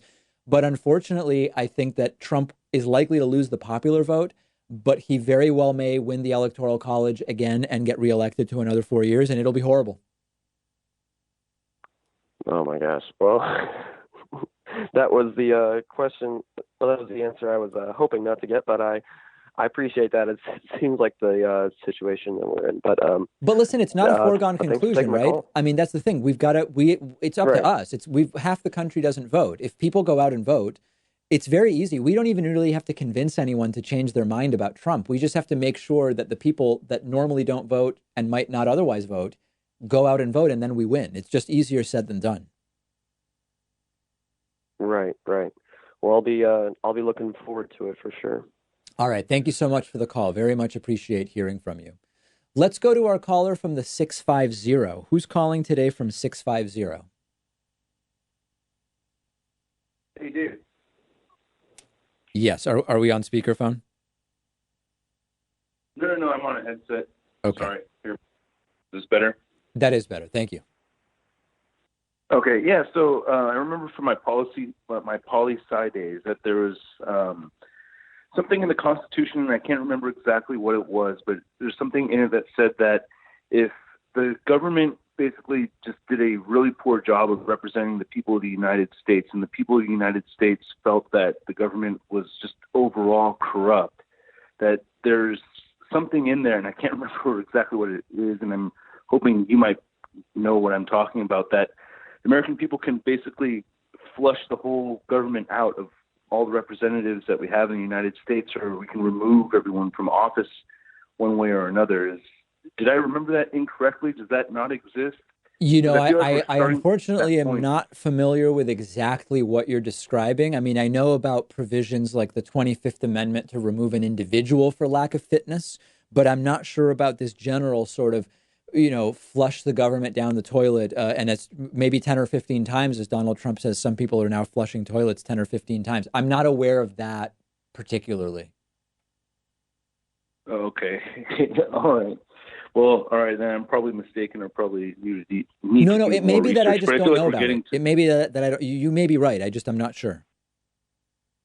Well, if anyone out there knows what I'm talking about, I think, because especially if, with all these polls, people are saying that the majority of the people want the president of the United States removed from office. And if our government can't fulfill our desire as the people, they're supposed to represent us. I mean, I think it's a huge disgrace for how the government's supposed to work. I think there's no question. I mean, listen, what you're pointing out is that government does not really reflect the desires of the individuals. And this is for a lot of different reasons. This is because of voter suppression.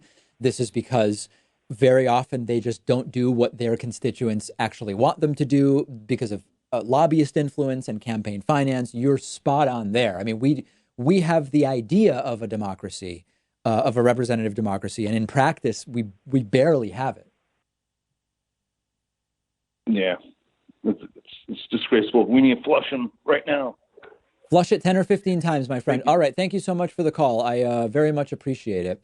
Let's go next to our caller from, let's go to the 516 area code. Who's calling today from 516? Good. I think that's me. Hi, I'm Antoine from Long Island. Hey, Antoine, what's going on? Good afternoon, Mr. Pac-Man, and Merry Impeachment Day. Yes, indeed. I really just had a comment or a question, I should say.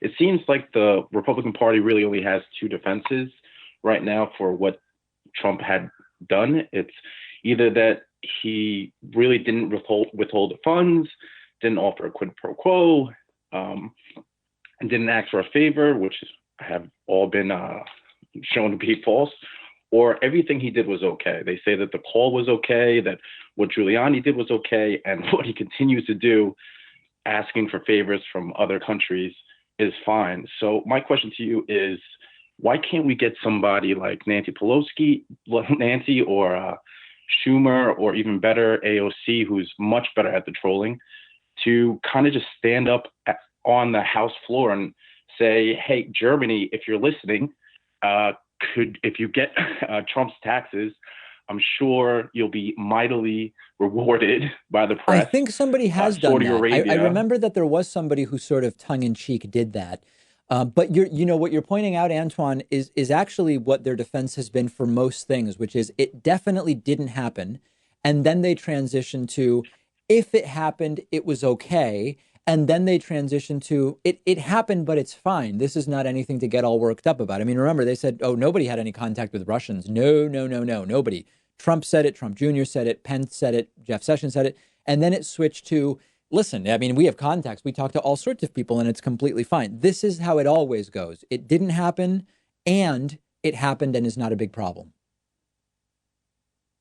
Exactly. But what I'm trying to get at is that it seems like there's only two results of what's going on, what's going to happen with this impeachment, which is one, he gets removed from office and we find out that, you can't solicit another government for help in an election, or two, he doesn't. And then the rules of the game have changed. So what I'm insinuating is that someone in the House on the Democratic side should test that boundary.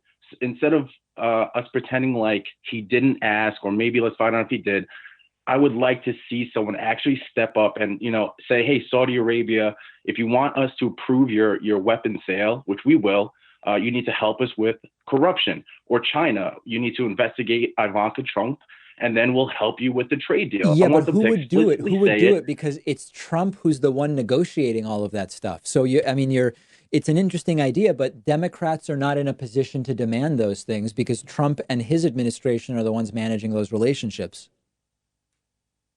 You're entirely correct. But at the same time, that's why we didn't see Zelensky go on CNN. He kind of waited to the last moment, hoping that Congress would be able to step over, because Trump essentially isn't the universal gateway into the favor that he was asking for. All right, I think I understand. I think it's an uphill battle, unlikely to happen. But I appreciate the phone call very much, and hope to hear from you again. Let's go next to our caller from the 646 area code. Who's calling today from 646? Hi, David. Is this me? Yes, it is. Hi, I'm Ben. I'm from Chappaqua, New York, about half a mile from the Clintons, as a matter of fact. Of course. So, so I'm 17 years old, and I'm very politically active. I really have been into politics since probably even before 2016, my parents and all that. And I've noticed that a lot of other guys my age come from pretty left-wing families, but they've sort of gotten absorbed into this sort of libertarian, borderline Trump, right-wing ideology based on, I feel like, of a lot of the media, more independent media such as Michael Knowles, Ben Shapiro, Steven Crowder, Kent State Gun Girl, PragerU. And I feel like these people have created this sort of cynicism towards certain social aspects such as feminism or LGBT rights. Sure. And I feel like personally I've gotten sucked in a little bit too. And I'm worried that this may actually help Trump win again. Like, for example, in 2016, I was the guy yelling that Bernie was too far right. But now, honestly, and it's going to be my first primary voting, and I'm probably going to vote for Joe Biden. I don't All know right, if but it's hold just on a I've second. grown Let's up see if we can or- break these things down a little bit. So, so I take it that now you think Bernie is too far left. You used to think he was too far right. Now you think he's too far left. On what issue is Bernie too far left in your mind?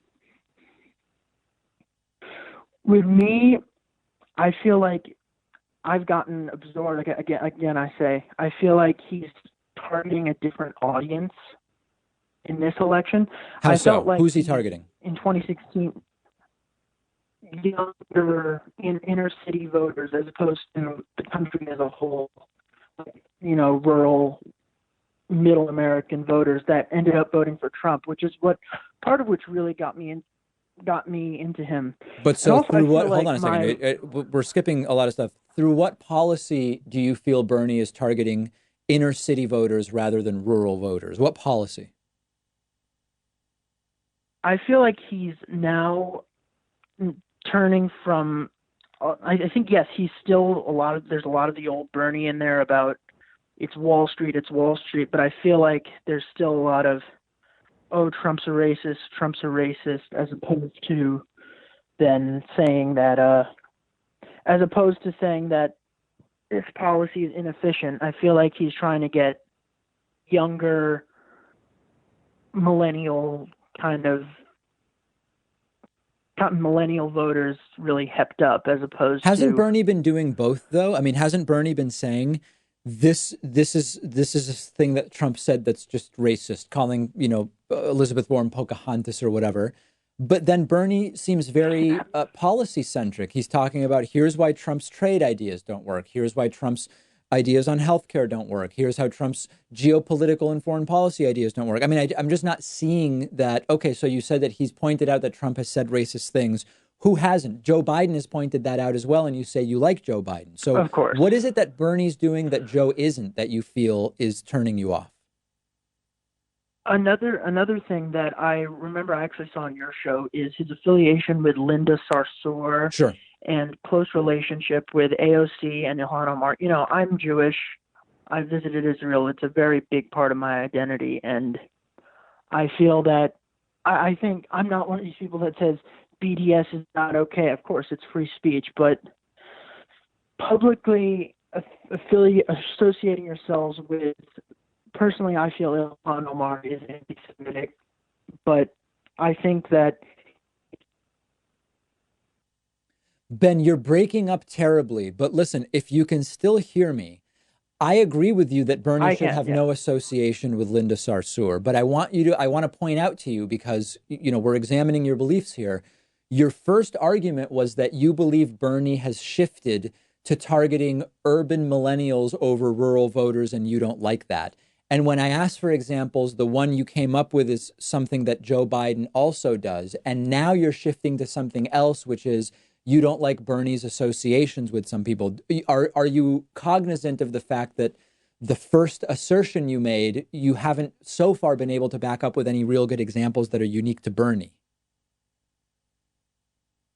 Yeah, I do understand that. I feel like maybe I've just been listening to him more lately or something, but I don't know. I personally, back in 2016, I saw him as this sort of European-like socialist. And I've just seen him talk more lately in the last 2 or 3 years about certain issues like women's rights, immigrant rights, which, I'm all for, but if a candidate is running on those issues. Hold on a second. Ben, let me ask you a question. If I said to you, when you think about Bernie's candidacy, what's the number one issue you associate with Bernie? You mean like problem I have with him, or No. issue he addresses? The number one political issue that is the most important pillar of his platform. What would you say it is?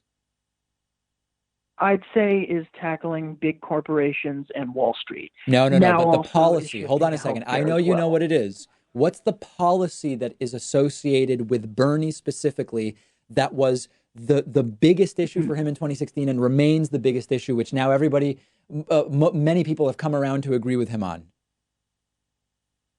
Wealth tax? No, it's healthcare. Okay, I'm giving you the answer. Well, listen. Yeah. Medicare for all, right? This is to say that Bernie's candidacy is based on women's rights. Listen, Bernie's candidacy is, of course, predicated on the idea that we need to treat people equally under the law and equality of opportunity and so on and so forth. But Bernie is in my mind, is the healthcare guy number one, and is the inequality and corporate cronyism guy number two. I think maybe it just seems as though you have a bit of a inaccurate perception maybe of what is. You can still not like Bernie. You can still like Biden over Bernie. I'm just not hearing from you what sound to me like really well thought out reasons for it, and that's what concerns me. And to be honest, I agree with you. I think it's partially, that one person, someone a couple of weeks ago said you should interview Hunter Avallone. I was, let's just say I had some issues. I won a big award at school and was screamed at and called a white cis male, and that I won it only because of that status, which, okay, that's neither here nor there, but that got me, sucked into the Hunter Avallone, Ben Shapiro, and I think that's turned me a bit cynical on these issues. Right, so it sounds like maybe this perception. Personal experience that you had, you are now projecting onto Bernie Sanders, even though it may not be based in fact. Is that possible, Ben? Yeah. It's possible. I mean, that's human nature. Yeah, yep. All right, Ben, listen, I'm glad that you are willing to hear reason and to think through these issues. I appreciate you calling me today. Of course. Thank you. All right, we'll talk to you again, I hope.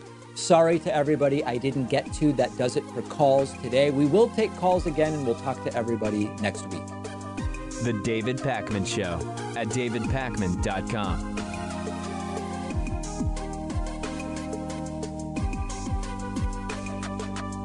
Did you know you can get David Pakman Show stuff, whether you're looking for David Pakman Show coffee for your Chemex, French press, or espresso machine, or a t-shirt? It's all available on our website, shipping to anywhere in the world at davidpakman.com/gear. The Very Stable Genius t-shirt is popular. The If Ivanka Weren't My Daughter t-shirt is actually popular with kids of all ages. We've got sweatshirts and hoodies with Patriot Mail designs, more than a dozen available colors. And did I also mention that there's coffee? Oh, and bumper stickers too. plus no bogus supplements. If you're looking for something to give you the strength to lift a school bus over your head or make you live to 200 years of age, you're not going to find it on our store. Check it all out, shipping anywhere in the world at davidpakman.com/gear. If you want a 15% discount, all members and patrons get a 15% discount code. Check out the store at davidpakman.com/gear. The David Pakman Show is now on Instagram at David Pakman Show. You can check out behind the scenes pictures, memes, shots of the studio, shots of what Pat does all day. Very, very concerning to a lot of people. All of that and more on the David Pakman Show Instagram account at David Pakman Show. The David Pakman Show at davidpakman.com. All right, let's get into audience questions for the week. Sort of the last time that it's for the Friday show. We will take more audience questions, but next week we've got a weird schedule because of the holiday. Anyway, who cares? This is one of the last times we'll be taking audience questions for the year. And the first question is, hey, David, why can't Barron Trump ever be mentioned publicly according to Republicans, but it's fine for Trump to attack Greta Thunberg? Greta Thunberg, of course, Times Person of the Year, the European climate activist, 16 or 17-year-old climate activist. So I agree with you. It makes no sense that merely mentioning Barron is off limits, but the president himself is going after this young girl who's a climate activist. Now, when I tweeted about this, I got a bunch of tweets from right-wingers saying, David, don't you understand the difference?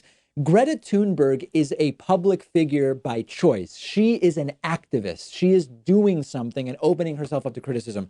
Barron is just the president's son. He has not done anything publicly. He is not trying to be in the public eye. That's why it's unfair to mention Barron. But Greta Thunberg is a willing public figure, and therefore she can be attacked. Listen, what was mentioned about Barron Trump was literally a word pun. It wasn't about Barron Trump. Law professor Carlin, who testified in the House impeachment hearings a couple of weeks ago, in talking about how the president, Donald Trump, has a desire for unchecked power similar to that of a monarch, she said, Barron Trump can't also be a baron, right? So like B-A-R-O-N, the low-level figure of a monarchy. It's some kind of royal position, right? B-A-R-O-N, lowercase, not a proper noun. It's just a word pun, okay? And Republicans went crazy like Barron Trump as an individual was being attacked in some way. It's just a language convenience. That's all it is. There was no actual criticism of Barron. The criticism is of Donald Trump, who has children, the adult ones, who have just been installed in positions of notoriety, privilege, and power without being elected, without being confirmed by the Senate. And that is the problem. When Trump goes after Greta Thunberg as an individual, seems to sort of ridicule her even for the idiosyncrasies that are part of her being mildly autistic. When people go against her, attack her motives or her demeanor, her physical appearance, all this stuff, you're really saying that that's the same as a word pun that had nothing to do whatsoever with Barron Trump as a person? You got to give me a break. And then even more pathetic, by the way, is that Trump's wife, the First Lady Melania Trump, has very publicly said her cause is bullying. She doesn't want bullying. She doesn't want cyberbullying. She doesn't want school bullying or any kind of bullying. And then when the opportunity presents itself where her husband is bullying Greta Thunberg, she initially says nothing. And then I believe, I'm going from memory here, actually said that Greta sort of brought it on herself in some way. I don't actually, it was over the weekend and I was so sickened by the mere concept of it. I didn't research it, but said something along the lines of, well, she did something to deserve the criticism. These people don't care. The right claims to be all about principles. And then when they actually get an opportunity to live their principles, it turns out that the principles don't even matter remotely. It's absolutely stunning and disgusting. There is no comparison between attacking Greta Thunberg the way Republicans have attacked her. They are so triggered by her versus a language pun related to Barron Trump and a baron of royalty I don't even take the criticism seriously. And the only defense I've seen is willing versus unwilling public figure, very easily debunkable. Hey, David, I know people are talking about martial law and Trump canceling the election. What's really the craziest thing that Trump could do before the 2020 election? So listen, here's the important thing to understand. I agree with many in our audience that Donald Trump has the potential to be erratic, dangerous, and destructive because of how unhinged he is becoming due to the impeachment trial that is upcoming, due to the embarrassment that he, I think, recognizes he has become, the laughing stock he has become in front of many of our world allies. I agree that he has the potential to act in really erratic, unhinged, dangerous ways. Some of the things that he could do, and then we'll get into how likely these things are. There's the idea he could cancel the 2020 election. He could cancel it on the basis that, Ukraine has hacked it and it's not going to be fair or something like that. He could cancel it on the basis that while a president is under impeachment, there couldn't possibly be a fair election. He could try to do that. Would he succeed? I don't think so. The other idea is, could Trump declare martial law, either before the election or after the election? The question here is before the election. Sure, he could try to do it. You do need congressional approval for martial law. We talked last week or the week before. If you go back and look at other instances where martial law has been declared in the United States, it's been really when there have been emergencies. Now, often martial law was used to do really horrible things, like after the bombing at Pearl Harbor, as an example. So that's another possibility. Trump would need Congress to do that.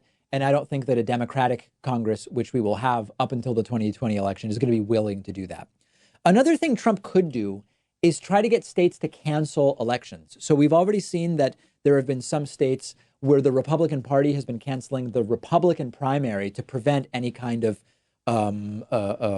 challenge to Donald Trump in the Republican primary within those states. The idea that would be the next step would be go to red states that have, really solidly red, a Republican governor and a Republican-controlled legislature, House, Senate, and try to cancel the election at the state level altogether. This seems, number one, extremely unlikely, and number two, actually counterproductive, because if only red states cancel the election, that's not good for Donald Trump. So I don't see that as a likely scenario either. Another possibility that's been floated around is something that wouldn't be unique to Donald Trump. It would be get in some kind of military engagement, bomb someone, start a war, curry favor as a wartime president to try to justify this totally ridiculous notion of we don't want to change horses midstream. If your horse is failing you and you would die if you stay on the horse, but maybe you can swim to safety, you might try to change horses midstream, to use that analogy. That is always a possibility. How many countries have been possibilities for this? Many. Trump talked about Venezuela. Trump has talked about Iran. Trump has talked about North Korea. There's a long list that's always sort of a possibility. I actually think that the more dangerous scenario would be one that's less cartoonish in nature. I don't think martial law is likely. I don't think canceling elections is likely. Imagine that Donald Trump is acquitted in the Senate impeachment trial, which is the most likely scenario. That could set him off, not by anger, but into this kind of manic imaginary mandate that he might believe he has. Even if more than half the country wants him impeached and removed, because Republicans control the Senate, they can acquit him very, very simply. I fear that he will become even more of a megalomaniac by being acquitted and start doing all sorts of crazy things with regard to our allies, maybe executive orders and policy. And that would get less attention than something as notable as I'm declaring martial law, I'm trying to cancel an election. And it could actually succeed in doing quite a bit of damage. We will see. I hope none of these things happen. Hey, David, this is a funny question. Hey, David, can you tell us the truth about what's going on with your belly button?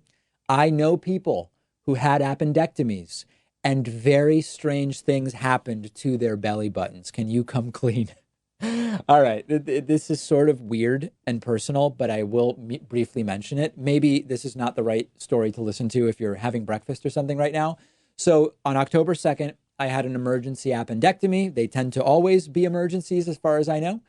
And it was fortunately laparoscopic rather than an open of my abdomen. This means that 3 small incisions are made. Indeed, one of those incisions was just below my belly button. That is the one, according to my surgeon, who was great, who said, and I'm going into detail here, he said that is the incision through which the appendix is removed.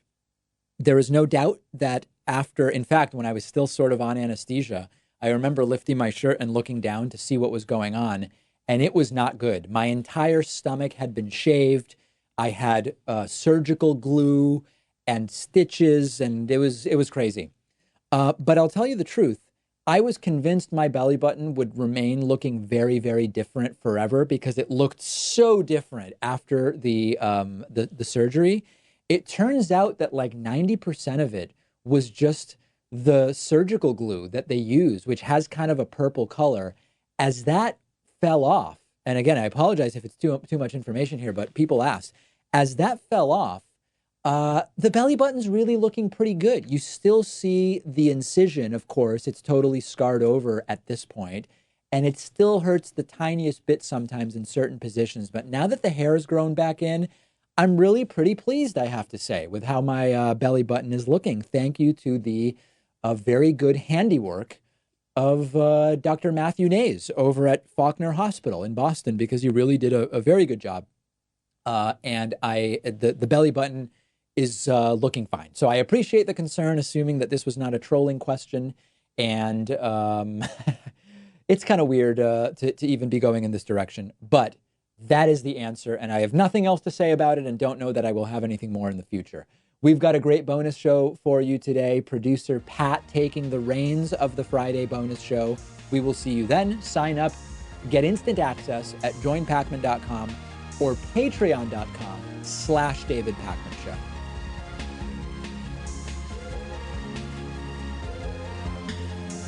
The David Pakman Show at davidpakman.com.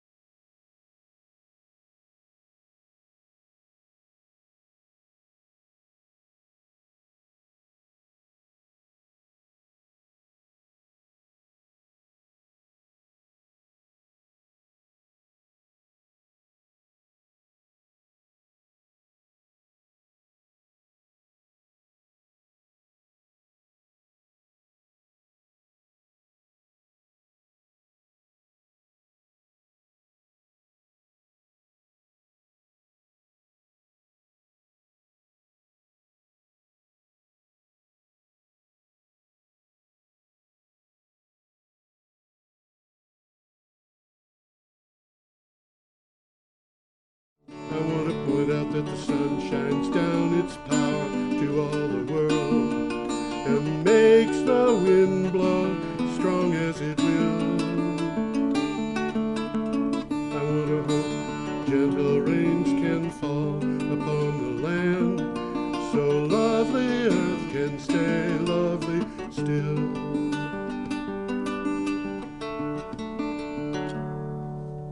Hello, ladies and gentlemen. Welcome to Energy Week. Welcome. With George Harvey and the absolutely astonishing Tom Fennell. In the flesh. Today is the 12th of December that we're recording this. So the week that, I'm sorry, it's 19th. So the week we're doing is... the week of the 12th. It's the week from the 12th to the 18th. And the 18th, by the way, was the day that Donald Trump got impeached. Amazing. Amazing.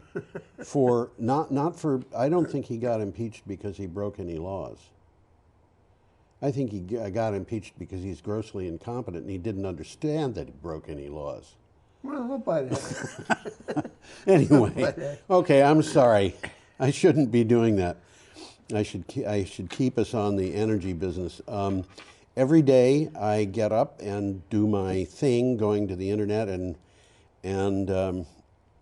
find everything I can about energy and climate change, and I put together for each item that I find interesting a synopsis, short synopsis, 50 words to 55 words, with a link to the original article. I package 10 to 15 of those together and put them up on a blog entry, and they get gathered up and put into our show, about 20, 21 of them.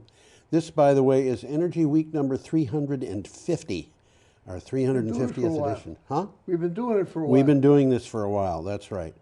And I have to appeal. I probably will continue doing this for forever. Until we get enough to pay for it. No, I think I'll just keep on going. BCTV will we'll take a trip find to Florida. things. I don't think so. BCTV will find things to do with any excess that comes in, and there has been no excess. If you donate to BCTV, which you can do at brattleboro.tv.org, and you use PayPal or a credit card, or even if you send in a check and write a note with a check. But when I think you'll even take cash if you drop it off at the office. I have been told that that is the case. In the place where you put the amount of money, you go down a little bit and you can leave a note, and you say in the note that it's for Energy Week if you want to donate for Energy Week. And that money gets credited to the money that we have to raise for the show. So, should we get going, Tom? Might as well, can't dance. Okay, I can't dance either. Is that something that happens when you get old? I think it is.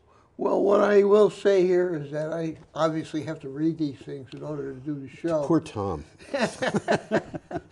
Hey, it takes a long time. I know it does.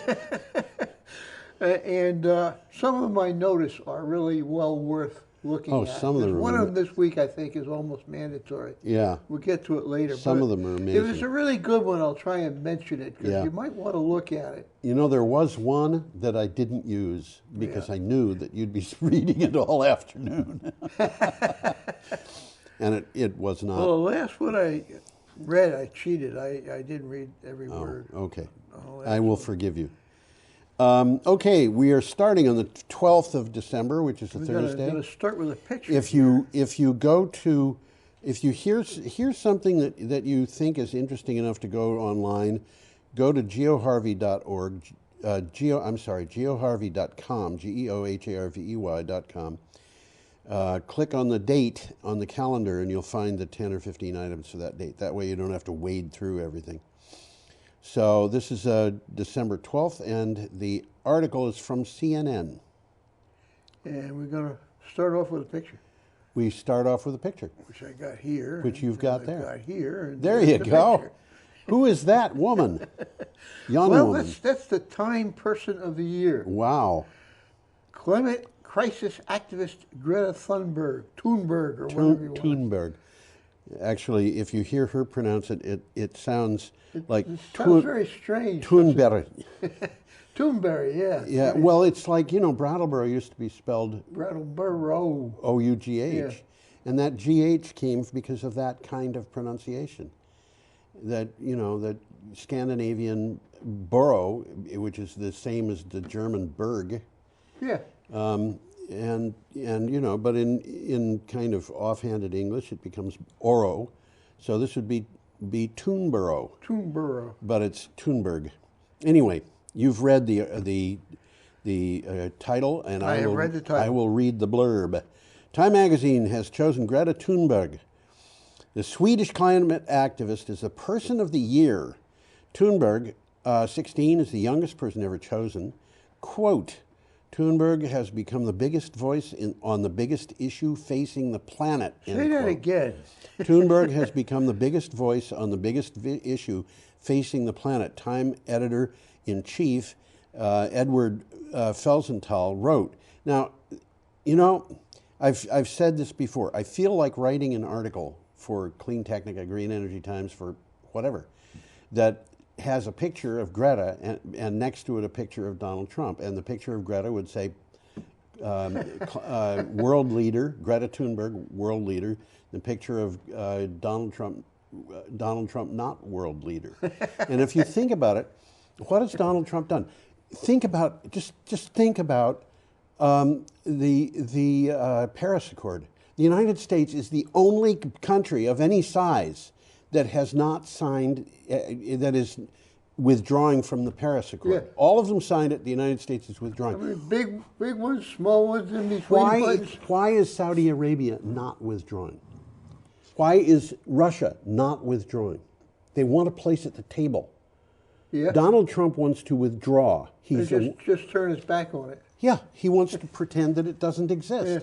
And he did the same thing with the Iran nuclear agreement. He withdrew from that. Instead of maintaining a place at the table where he could influence things, he withdraws. Yeah. And, you know, here is Greta Thunberg, who is 16 years old. What has she done? She stepped up to the plate at an age when a lot of people don't even know there's a plate. So, you know, my hat's off to her. Well, a little quick takeaway here. Yeah. I mean, it just explains what's going on. Each year, Time features the most influential person, group, movement, or idea of the previous 12 months. Yep. Okay? Thunberg gained international attention for excoriating world leaders for their inaction on climate crisis. Yeah. That's not my word. I don't use that word. That she does not hold back. No, she made the limelight. I mean, people stood up and paid attention. Absolutely. Okay.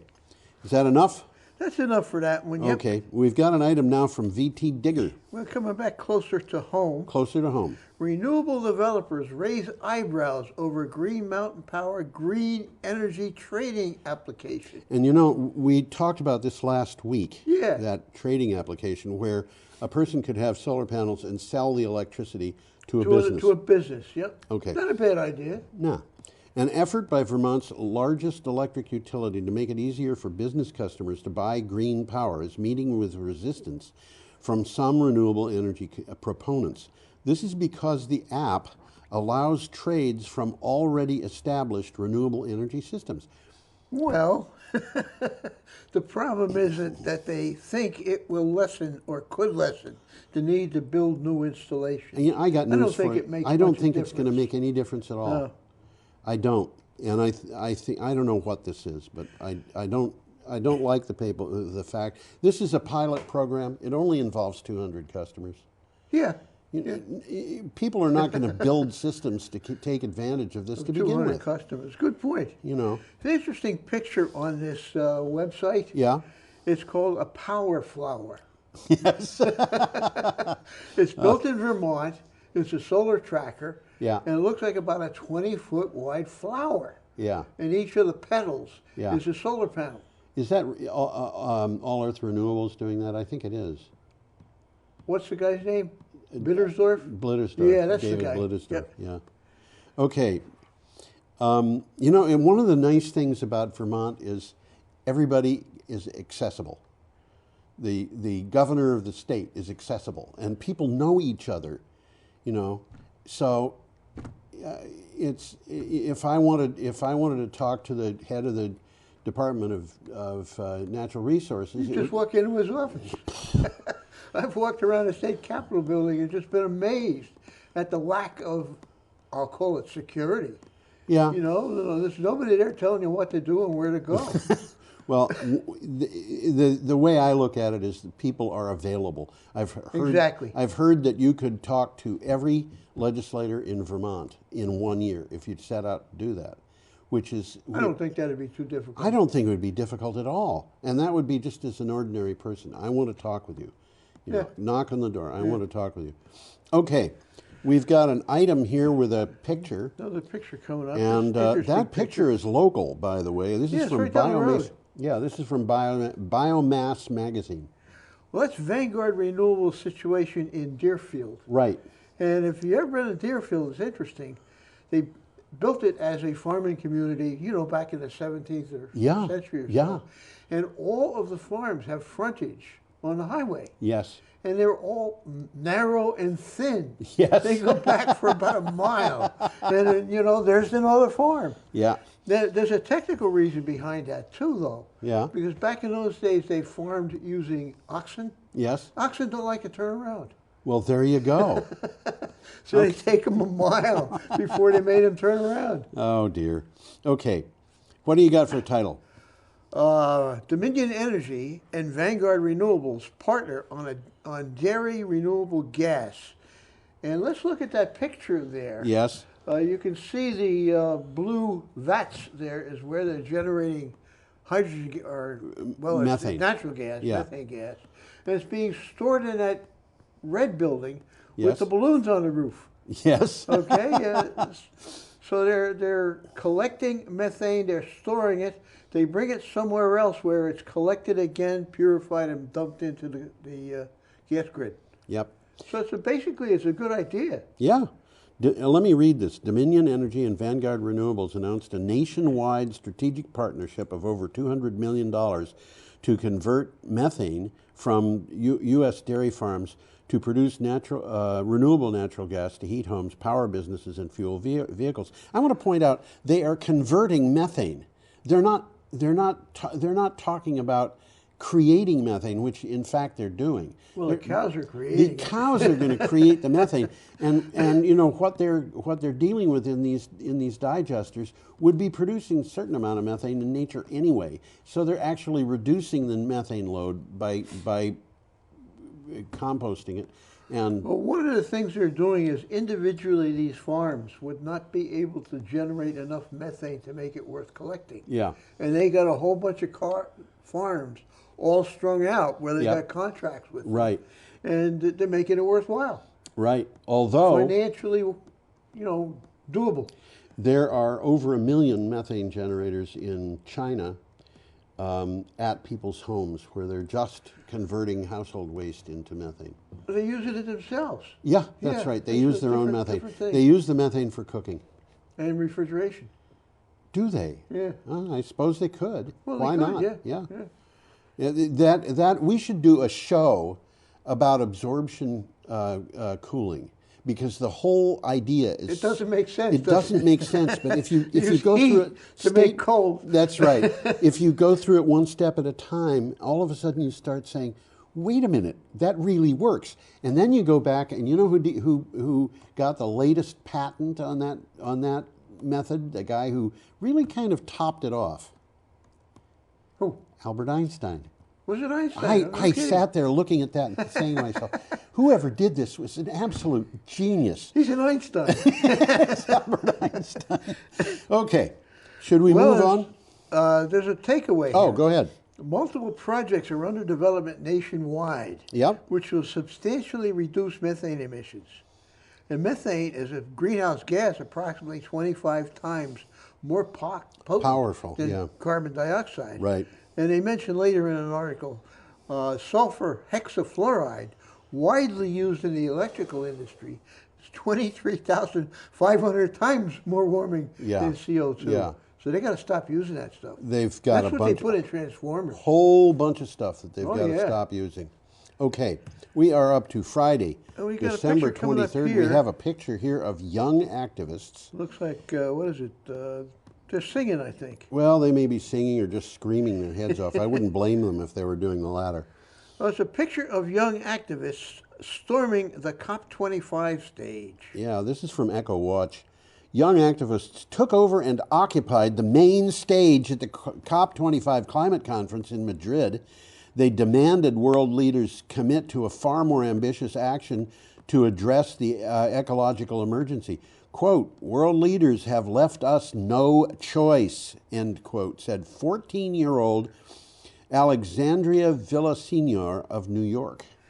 Well, the action took place after a plenary session that included speeches from youth climate activist Greta Thunberg of Sweden and Hilda Flavia Nakabuye, I think that's how you say it, of Uganda. How do these people in Uganda get names like that? Well, translated, her real name is Smith. I was going to say, why can't I have a name like Nakabuye? Maybe I should change my name. Okay. You got more on that one? No, we got I covered that one. Okay. Our next item is from Utility Dive. Natural gas plant replacing the Los Angeles coal power, which is going to be 100% hydrogen by 2045. Fascinating. This is a good idea. This is fascinating. They're actually doing this. Los Angeles Municipal Utility is planning to convert a Utah Power operation from coal, which is not in Los Angeles. No, it's not, to natural gas, and then from natural gas to 100% hydrogen by 2045. Little by little. Little by little. They're actually starting at 30% natural gas. The gas-fired generation is replacing an 1,800 megawatt coal plant, which will cease operations one way or the other in 2025. I didn't get from the article whether they bought that plant or they just contracted to use it. I have no idea. Yeah. But you know, it doesn't really matter. It doesn't that much. But the idea that they're taking this coal burning plant and converting it to natural gas, which is happening a lot, but then they're replacing the natural gas with hydrogen. And they're starting at 30% and adding little by little, as you said, until 2045. Now, the hydrogen is going to replace where does the hydrogen come from? From hydrolysis of water. Yeah, which is powered by electricity. Electricity from wind or solar. It doesn't economically. It doesn't make sense, but it's a huge battery. It's like one of those things, you know, the old business of Yankee ingenuity. You lose money on each individual sale, but you make it up on the volume. well, yeah, and there's something that you got to dig through the article to find out. This plant sits above an underground salt dome. Yes, that's the big other enough thing. to store high pressure hydrogen for years. Yes. So that when they're generating electricity and not going to use it, they generate hydrogen and put it in the ground. Absolutely. And you know what? Pull it up later when they need it. You know what happens when the grid has got too much electricity and you've got solar plants and wind plants pumping it in? They curtail it. They get curtailed. Yeah. And what do you do with this? Nothing is done with that electricity that they would be making. If you can save it, you're ahead of the game. Exactly. You can make it into hydrogen. It doesn't cost anything because it would have been curtailed otherwise. It's free energy. Yeah, it's basically free energy. It's costing you, but it's not. Yeah, exactly. Okay, we are up to another picture.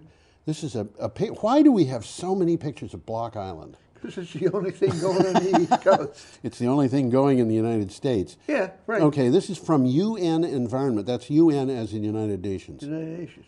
New report envisages a 10-fold increase in global wind power by 2050. That's 10 times, folks. Yeah, an International Renewable Energy Agency report says deep electrification, accelerated deployment of renewables, and greater energy efficiency can together achieve over 90% of energy-related CO2 emission reductions needed by 2050 to meet the Paris climate targets. This is interesting to me because they're saying they can do this with just wind power. Just wind power, yep. And you know, this is like, can we make it to this place we want to go? Well, certainly I've read more than once that there's more than enough wind power potential in the Atlantic shelf off the East Coast to power the entire country. And there's more than enough solar power in whatever, you know, Texas, whatever you want, to power the entire country. And, you know,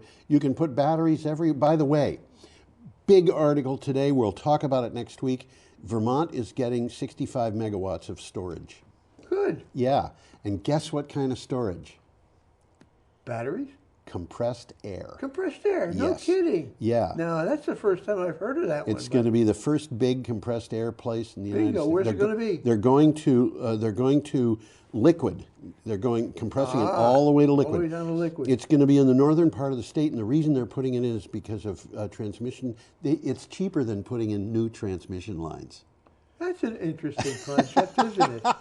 Well, that's good, because they're building transmission lines now that they're not going to need in 20 years. Oh, yeah, absolutely. Okay.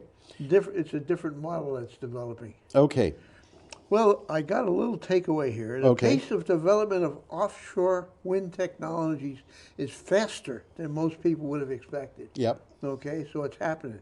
Larger wind turbines, which we've talked about, are enabling more efficient energy production and lower electricity costs. And they're getting big now. They're getting big. Floating wind farms, this is something that just popping up, can effectively exploit abundant wind potential in deeper waters. Yes. Okay, they don't have to rest on the bottom. They can float. Yep. And wind power could cover more than a third of global power needs, becoming the world's foremost generation source. Yeah. Yeah, absolutely. So burning coal is out of style, guys. Burning coal is out of style. Natural gas is next. Okay, we are up to Saturday, the 14th of December, with an article from Utility Dive. And we got an interesting one here. Massachusetts Attorney General Healy stokes grassroots effort for clean energy market rules in the ISO. That's the independent grid operator. Yeah.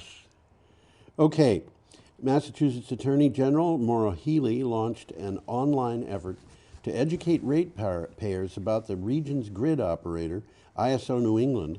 Included in the effort is a petition for market rules that promote clean energy. I found it interesting that the Attorney General is doing this. Well, in this particular case, the Attorney General in Massachusetts is the state's rate power advocate. Yes. We have a rate power advocate here in Vermont. But it is not the Attorney General. No. The Attorney General himself is the boss man. But we Okay. got a separate group that's what they do. Yes. Public service, I don't know, there's two public service entities. Yes, I know, it's very confusing. We got Public Service Board Yep. and a Public Service what? Commission? Commission, I guess. Yeah, it's a commission and a board. I'm not sure which one is which, but one of them represents the ratepayers. Yes. And the other one sets the rates. But here, in Massachusetts, it's the Attorney General. And Well, that's this was why she does it. this was a confusing article, and what it appears is Vineyard Wind missed a deadline and was not able to participate in a power auction. Yeah. So they're suing the state, and they said it could have resulted in higher rates, and the independent service operator disagreed, and that's what this is all about. Well, yeah, okay. Kind of confusing. It is a confusing situation. Oh, we got another picture coming up here, and it's interesting This here. is a woman who's growing her own vegetables. How Which remarkable. I think, if you can do it, is a good idea. I think, have you ever heard of a town in New Jersey called Victory Gardens? No, I haven't. Well, there is a town in New Jersey called Victory Gardens. Yeah. During the Second World War, when everything was We had Victory Gardens. We had Victory Yeah. Gardens, and here we need Victory Gardens for energy. We're not trying to beat the Axis powers. We're trying to keep the world alive. Well, it makes sense. Yeah, it does. really does make sense. This is Can for- kitchen gardens combat climate change? This is from the BBC. Growing fruit and vegetables in the garden is already seen as environmentally friendly, but it could also be a weapon in the fight against climate change. That has been the experience of a community in Bangladesh whose rice crop was ruined when seasonal rains came up early. This is dependent on rice crops. Yeah, let me this is tell a you. little confusing too. Basically, what happened here was they had their rice crop destroyed. That meant they had rain. no income and not enough food. Yeah. And in order to make up for that, they had to grow crops that they could eat. And Makes sense. Yeah. Well, a seasonal rain should have come 2 months earlier. or Yep. 2 months later, I mean. Yep. Health and climate experts have begun educating the community to grow their own food on higher ground, which is just what you said. Yes. Where they could grow a more nutritionally varied crop of fruits and They're going to be vegetables. better off for growing yeah. Oh, sure they will. these foods. Yeah. I mean, the world around, people subsist on rice. And These it's easy. They've been doing it for centuries. I forget but there's better ways to do things. Yeah, I forget what the percentage was, but it was given in the article, and it was high. It was like 75% of their calories come from rice. Yeah. Okay, our next item is from CNBC. This is an interesting and informative article. Oh boy, this is a good one. This is I would say it's a must see if you read. can. Yeah, absolutely. U.S. has only one offshore energy wind farm, which we've seen already in this show. But a $70 billion market is on the way, and there's a very good video in it. Yes, about 7 minutes, worth watching. Yep. Today, from Maine to Virginia, states are poised to join a renewable energy revolution that will provide abundant, clean energy, create tens of thousands of jobs, revitalize port cities, and spur economic growth in dozens of coastal communities. It's starting to happen already. It is, absolutely. It's going on. This is not somebody right saying maybe someday in the future, we'll have pie in the sky by and by. It's happening in New Bedford right now. It's happening. You used to live there, didn't all you? up and down. No, I lived in Plymouth. Plymouth, okay. In Plymouth. Well, that's pretty close. Yeah, we had that video of what was her name, Jessica Kilroy, up on a wind turbine repairing it. Oh yeah. I remember that. A cute young woman who flies all over the United States, climbing wind turbines, Making good money. Making good money, and who is also a musician. And when I saw the video, I thought, that place looks awfully familiar to me. And if you had no trees on the ground, you would have been able to see the house that I lived in the video because it was right there. Yeah. How about that? Yeah. Well, offshore wind has the potential to generate more than 2,000 gigawatts. And you've heard me say gigawatts means bigawatts. Big. Yes, that's right. This is 2 terawatts. 2,000 this is the gigawatts equivalent capacity of per year. Yeah. Nearly double the nation's current electricity use. The whole nation. Double the use. This is like 2,000 large nuclear reactors. Yeah. Yeah. It is. Well, okay, let's account for large, capacity but that's factors. okay. This is like 2,000 small nuclear reactors or 1,000 large nuclear reactors because offshore wind has about half the capacity factor of nuclear. Well, costs have come down. Costs have come down. Technology has gone up. Yep. And states have mandated ambitious renewable energy goals. And those Haliade turbines, one of them would power Brattleboro. Oh, easily. Yeah. Yeah, they're big. They are big. Yeah. Public sentiment is also high to reduce dependence on fossil fuels. Yeah. It's a win-win situation. It absolutely is. It is estimated there will be a $70 billion offshore wind business pipeline in the U.S. by 2030. And it's starting already. This is huge. This is going to employ more people than, well, it's going to, this is, renewable energy is one of the reasons why jobs in the United States keep being created.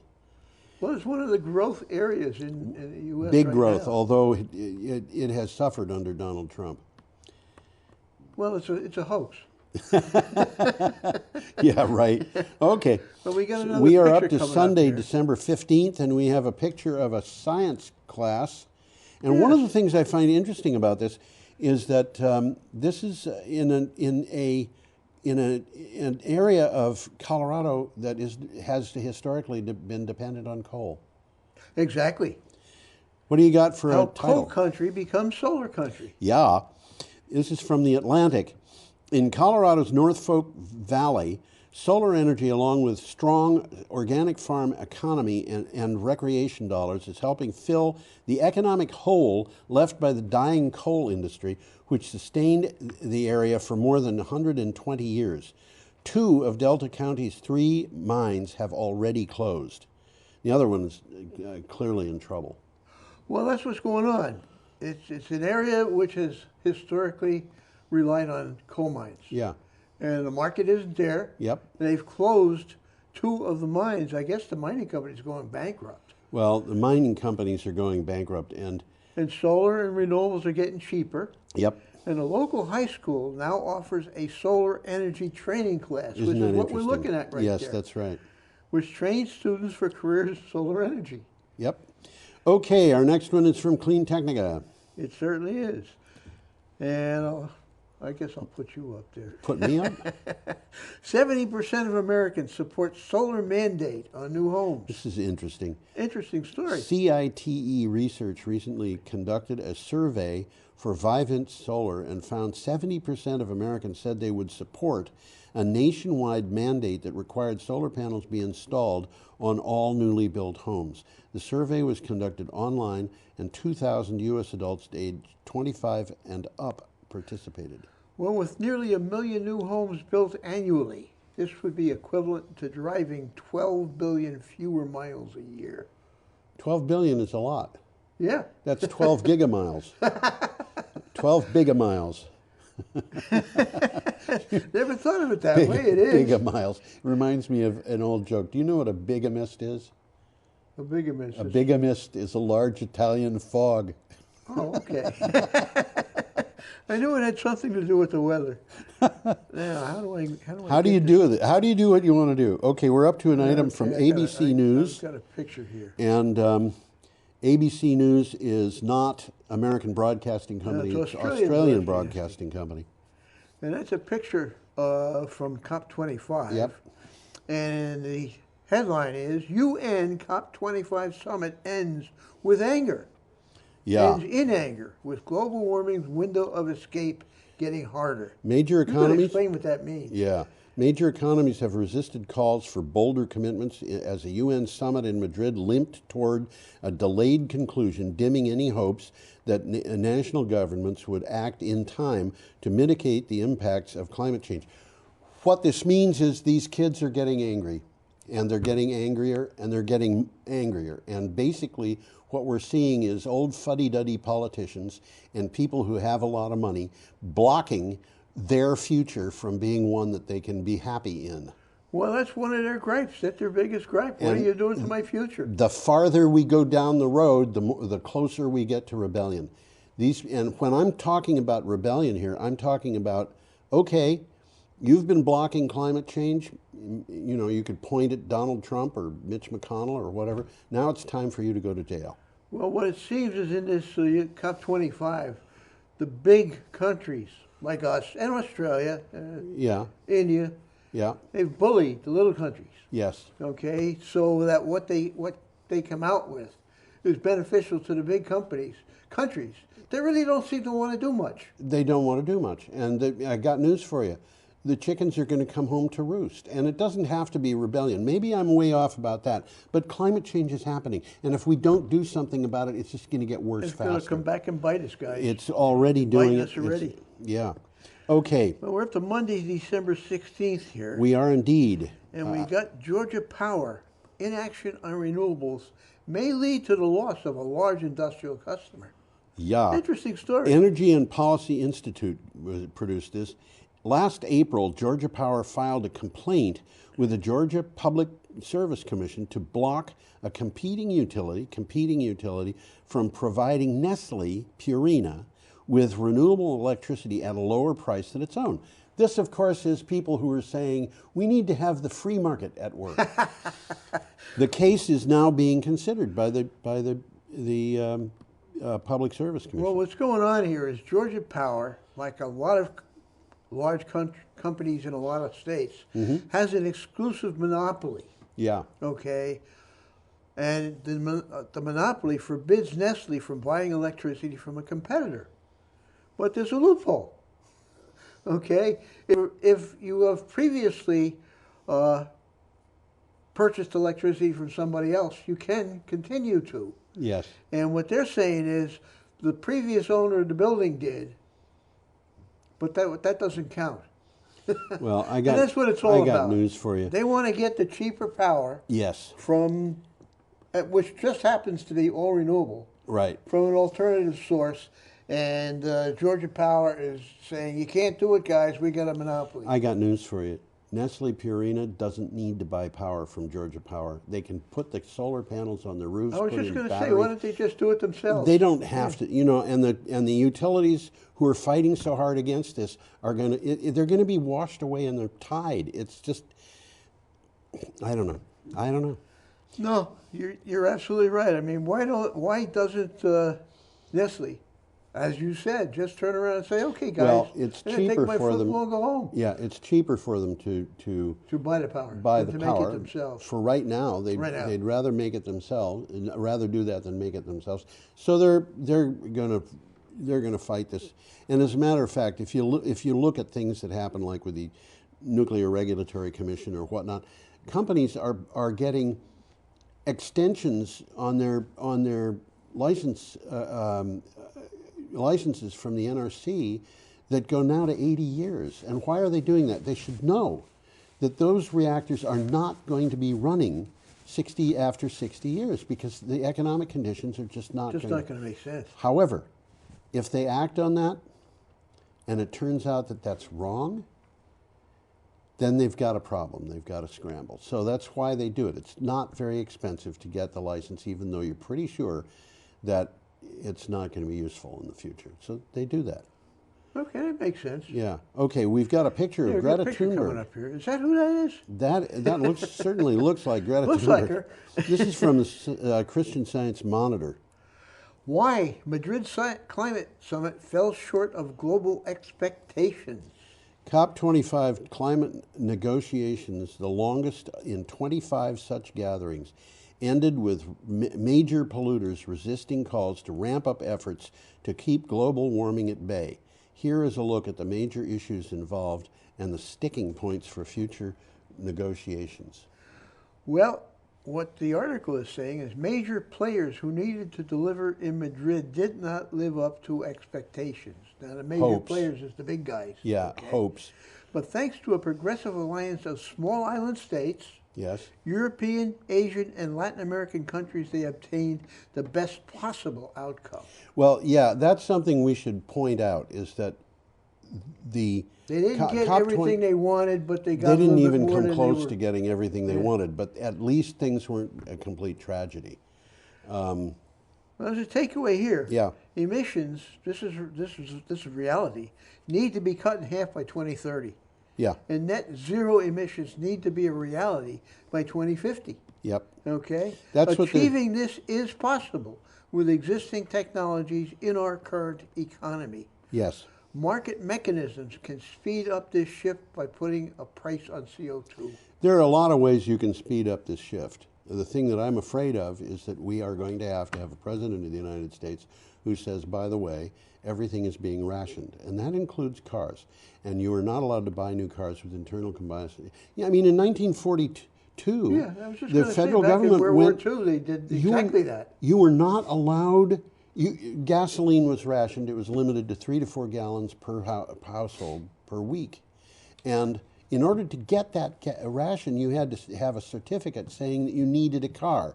And you had to have a certificate saying that your household had no more than 5 tires. No more than 5 tires? No more than 5 tires. Including the ones on your car. Yeah. Which means, okay, if you had 2 people going to 2 different destinations, maybe you could get by with 2 different motorcycles, but and one of them could have a sidecar. But you know, this is, and that happened in this country. And they went to the automotive industry and they said, you're not allowed to sell cars anymore, including the ones on the dealers' lots. Yeah. So that's okay, what happened. Clean Technica is next. All the good, quote, or not quote, parentheses, under the radar news about renewable energy. The National Renewable Energy Laboratory came out with 3 reports last week that should give stakeholders in fossil fuels the willies. Big solar arrays and wind farms make big headlines, but these reports deal with behind-the-scenes research that carries more weight.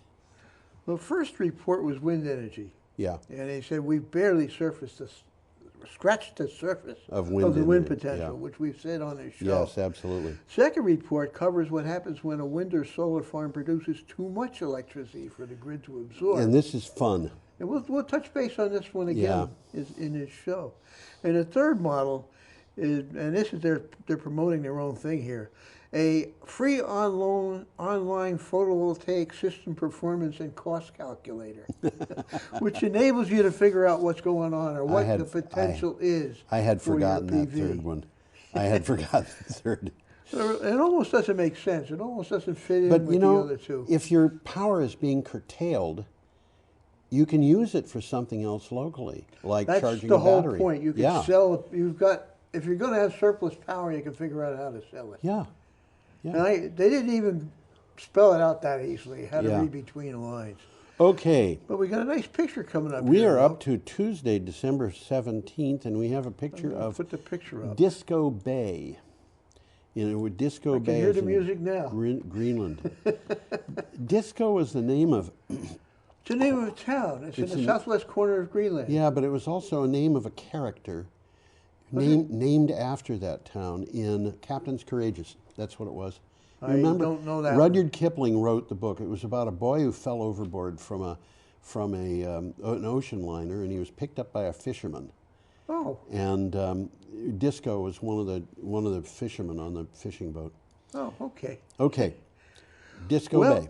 That's Disco Bay. Yes. And I'll leave it up there for a while. Okay. Greenland ice melt matches worst IPCC predictions. This is from KJZZ. Not good news. No, it's not. But we're hitting this over and over and over and over again.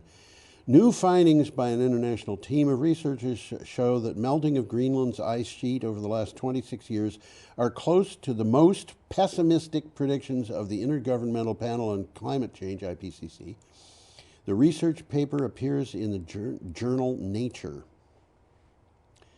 Yeah, and it does. Basically what they're saying is, you know, when all these people at the various organizations put together their models and their projections and so forth of what would happen with climate change, they had a best case scenario, a worst case scenario, and a middle scenario. And it looks like we're heading for the worst case scenario. Unfortunately. And which brings me to the point about Donald Trump being the anointed one. Yeah. Anointed for what? Well, maybe to show us that there's something wrong with worshiping Mammon. Well, satellite measurements found that Greenland lost 4 trillion tons of ice since 1992. Wow. That's a lot, folks. Yeah. Raising, and it didn't raise the sea level much, but it's a measurable amount. Yeah. About a half an inch. Yeah. Okay? It doesn't sound like much, but there's a lot of big oceans there. There's a And lot it's of all of the this sea is levels. Some of them went up more than that. Yeah, this Some of is them went up less. just Greenland also. There's other areas Oh, yeah. that are melting and similarly. Well, parts of Antarctica. Yeah. And parts of the extreme southern tip of South America. And the which is glaciers covered- in the the glaciers. Himalayas and things like that, all that water is going to go someplace. Well, the island's ice sheets contain enough water, they're talking about Greenland here, to raise the mean global sea level by 20 to 24 feet. 20 to 24 feet is, And just what's happened if all of the ice in Greenland melted. yeah, and that's Wow. just Greenland. Just Greenland. And there's not much going on that will prevent that melting from happening, which means that Mar-a-Lago is going to be on ocean bed. Well, we've talked about that one before. We have. Okay, our next item is from The Guardian. It is that. World demand for coal falls despite growth in Asia. Global demand for coal has fallen this year for the first time in 2 years as Europe and the United States turn their back on coal-fired power plants in favor of cheap gas and renewable energy, an International Energy Agency report found. The future of coal now rests largely in China. About half the coal being burned in the world is in China. Well, that's just what I was going to say. Coal remains the world's largest single source of energy generation, half of which is produced in China. Yeah. Okay? The decline in the use of coal was led by steep cuts in coal demand from Europe and the U.S., Yes. which we've talked about, which is due to abundant, cheaper alternatives such as renewable energy and gas. Yep. It's economics, guys. It is. Okay? It is economics. Coal is disappearing in many advanced economies, but it remains resilient as even continuing to grow in developing Asia. Yeah, and that will not last very long, I'm pretty sure. Well, the economics aren't there. The economics are not there, and the people in these countries are going to realize that pretty quickly. Okay, here is a depressing Yeah, we photograph. got a picture coming up, and I'll start with the picture. This is from BBC. That's an artisanal mine. Artisanal mine. Artisanal mine, whatever. I didn't know that word. I knew of artisanal cheeses, but I didn't know I never heard exactly it this what way. it meant. That means that guy there Is by doing it- himself is- is his own coal mine. Yeah, doing it by hand. He's Cobalt mine in this particular He's doing case. cobalt mining. Top tech firms sued over Democratic Republic of Congo cobalt mining deaths. This is from BBC. I think I said that, but I apologize for saying it twice.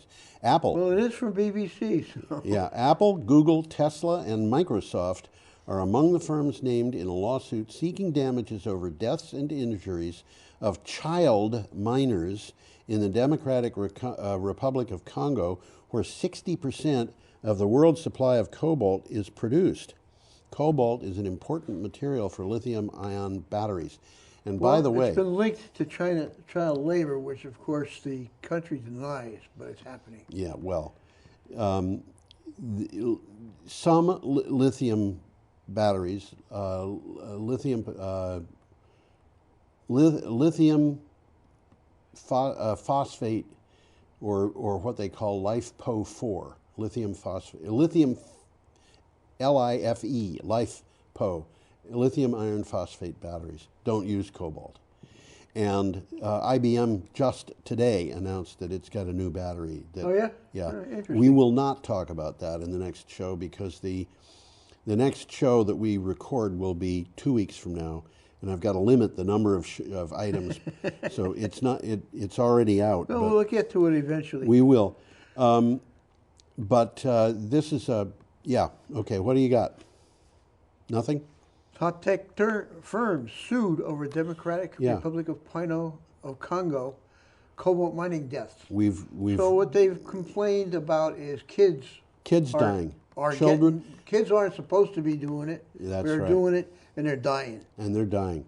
Okay, we're up to Wednesday, December 18th, and we have a picture here. You got a picture here. This is a and we'll get the picture of a picture up. Chinese hoax happening on a global scale. Amazing. It's a isn't it? Chinese hoax, isn't it? Yes, it All that is. red How stuff. did they get all that red stuff all over that chart?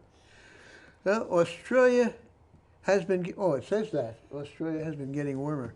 Australian heat wave. Nation endures the hottest day on record. And this, interestingly, well, we talked about it. All right, let me just read this. Australia has experienced its hottest day on record with a national average for the high temperature reaching 40.9 degrees Celsius, which is 105.6 degrees Fahrenheit. The Bureau of Meteorology said heat on 17 December exceeded the previous record of 40.3 degrees set on the 7th of January 2013. In some places, high temperatures were up at 45 degrees Celsius. And by the way, Well, Australia's upside down. So yes, it's it summer is. for them. Yes, that's right. This heat that they had was exceeded today, yesterday, and it was in today's news. The record that was set the day before yesterday was 40.9. Today it was 41.9 degrees Celsius, so it was over 107 degrees. Tom, this is the average hot temperature for all weather stations in a country that's as big as the United States almost. Pretty close to it. It's the average high temperature. So everybody's getting hot. The whole country is overheating. And It's worse than that, because the record comes as the nation battles a severe drought and bushfire crisis, which we've talked about. yes, and summer isn't even here. Summer's just starting. It's just about to start, and they're really worried. I mean, we talked last week about a fire that had a front 37 miles long. Yeah, we did. And it was just outside of Sydney, and they don't think they can stop it.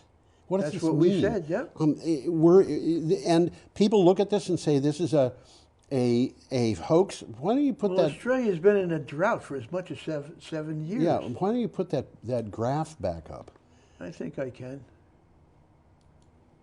This is a graph of the high temperatures for Well, it's the graph of all of the temperatures. Yeah, But yeah. they're all high on this. No, this is the average.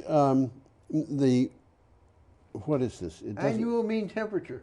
Oh, it's the annual. This is the difference above or below average. Right. This is a difference so the above or black below. line in the middle and 0 is the average. It's the average. And what are we seeing here? Sometime around 1950, the temperatures started going up. And they have been going up, and they're continuing to go up. And, you know, we haven't had a... And it just gets worse. It just gets worse. And this year, it's going to get even worse. Where are we going? Well, heat waves are Australia's deadliest natural disaster. Yeah. Okay? And they've killed thousands more people than bushfires or floods. Just a heat wave alone. Yep. So Australia's in trouble. They go out, people go out and they die. That's what they're saying. That's what's happening. Yeah. Okay. We have an item here from Inside Climate News. Earth's hottest decade on record, capped by years of extreme storms and deadly wildfires. That's all over the place. That's all over the place. This is for the entire world. Deadly heat waves, wildfires, and pervasive flooding in 2019 punctuated a decade of climate extremes that may show global warming kicking into overdrive. Scientists say 2019 was the Earth's second warmest year on record, or at least it may prove to be. And if it is, then that means that the 6 hottest years on record are the last 6 years. Are the last 6 years. How did the Chinese do that? I They didn't. It's a hoax. No, that's what I mean. How did they do this? I know what it is. They've got so many people in China that they can hire thousands of them to go around and mess with weather reading stuff at weather stations. That's what's happening. They're warming up the thermometers. You know, well, this is a particularly informative article. Yes, it's it a is. Long one, and I would say this one is well worth reading. Yeah. A lot of pictures in it. Most of those pictures are graphs. So if you like graphs. Yes. Yeah. That's actually why I didn't include a picture on this one because there were so many graphs and there were not very, but the graphs show what's going on. And again, this is it's global warming is a complicated thing where the fact that the climate is changing to the warmer side means that the oceans are warmer. That's what's happening. So the oceans find it easier to evaporate. They're warm the air, but also evaporate to put. So there's more moisture. There's more moisture in the air. As the oceans warm, there is more moisture in the air above them, but the air above them can hold more moisture. So they're spawning tropical storms. They're making tropical storms, but in other places, such as Australia. They're just raising the temperature. They're just raising the temperature, and a lot of that is because of the way what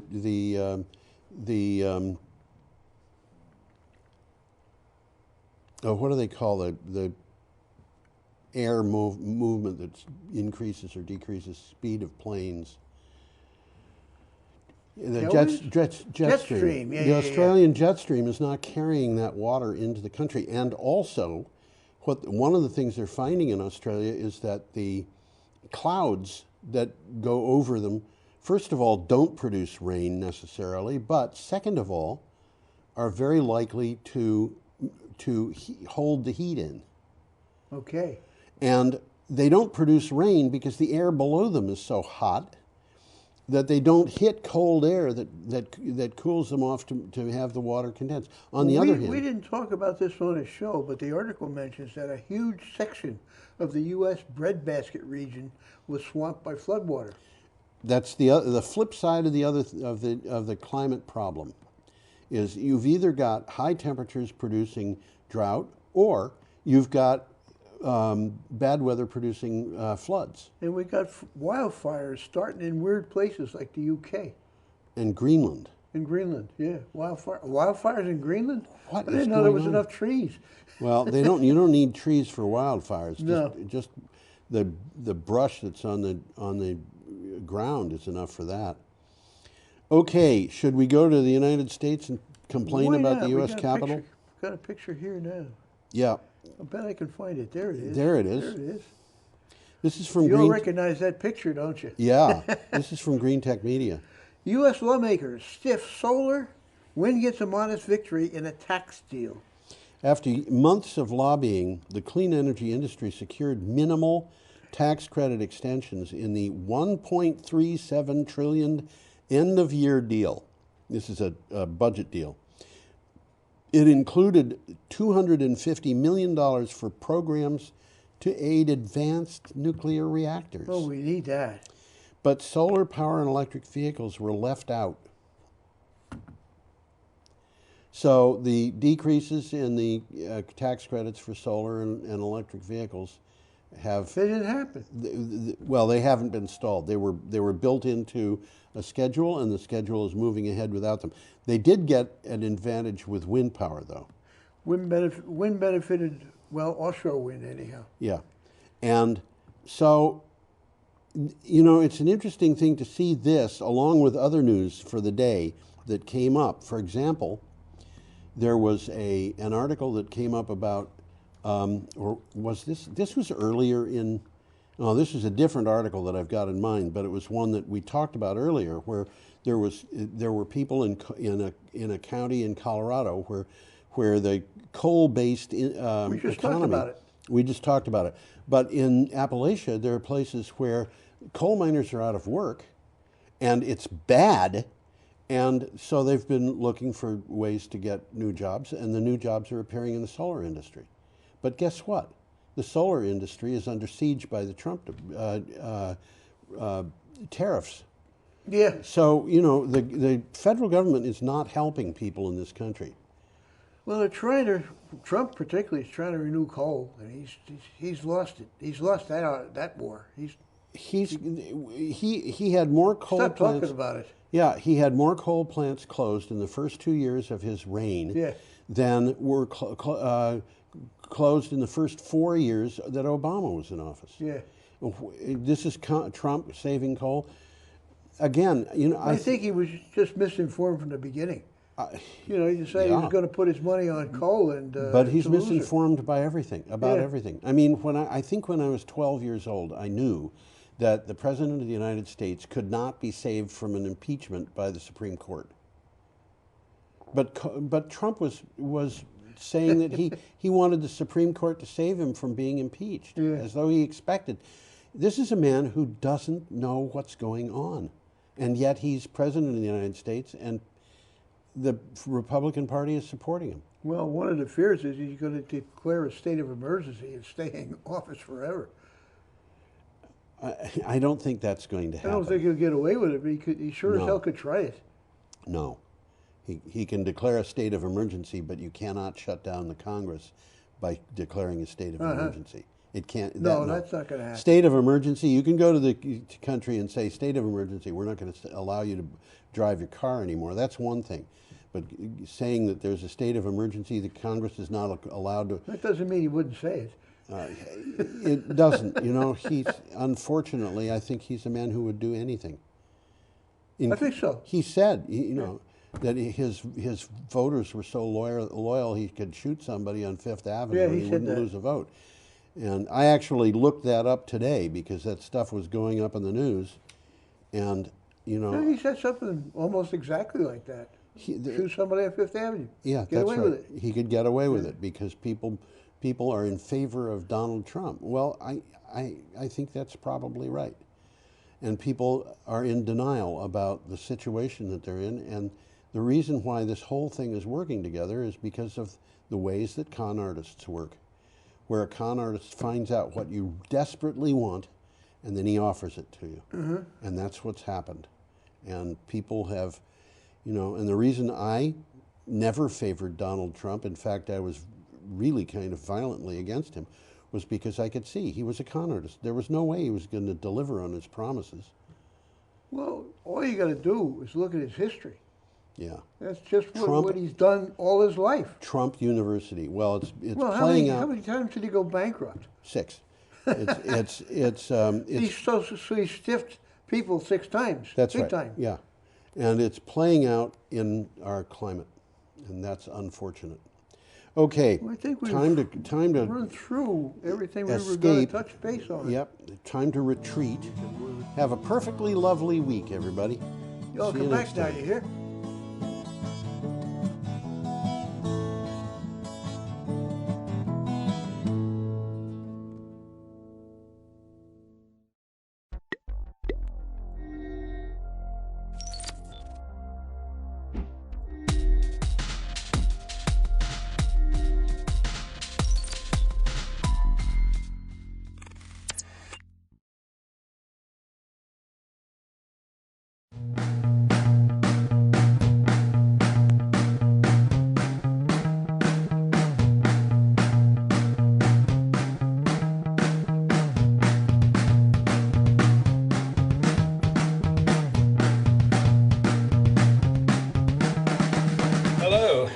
and welcome to today's Select Board regular meeting of December 17th, 2019.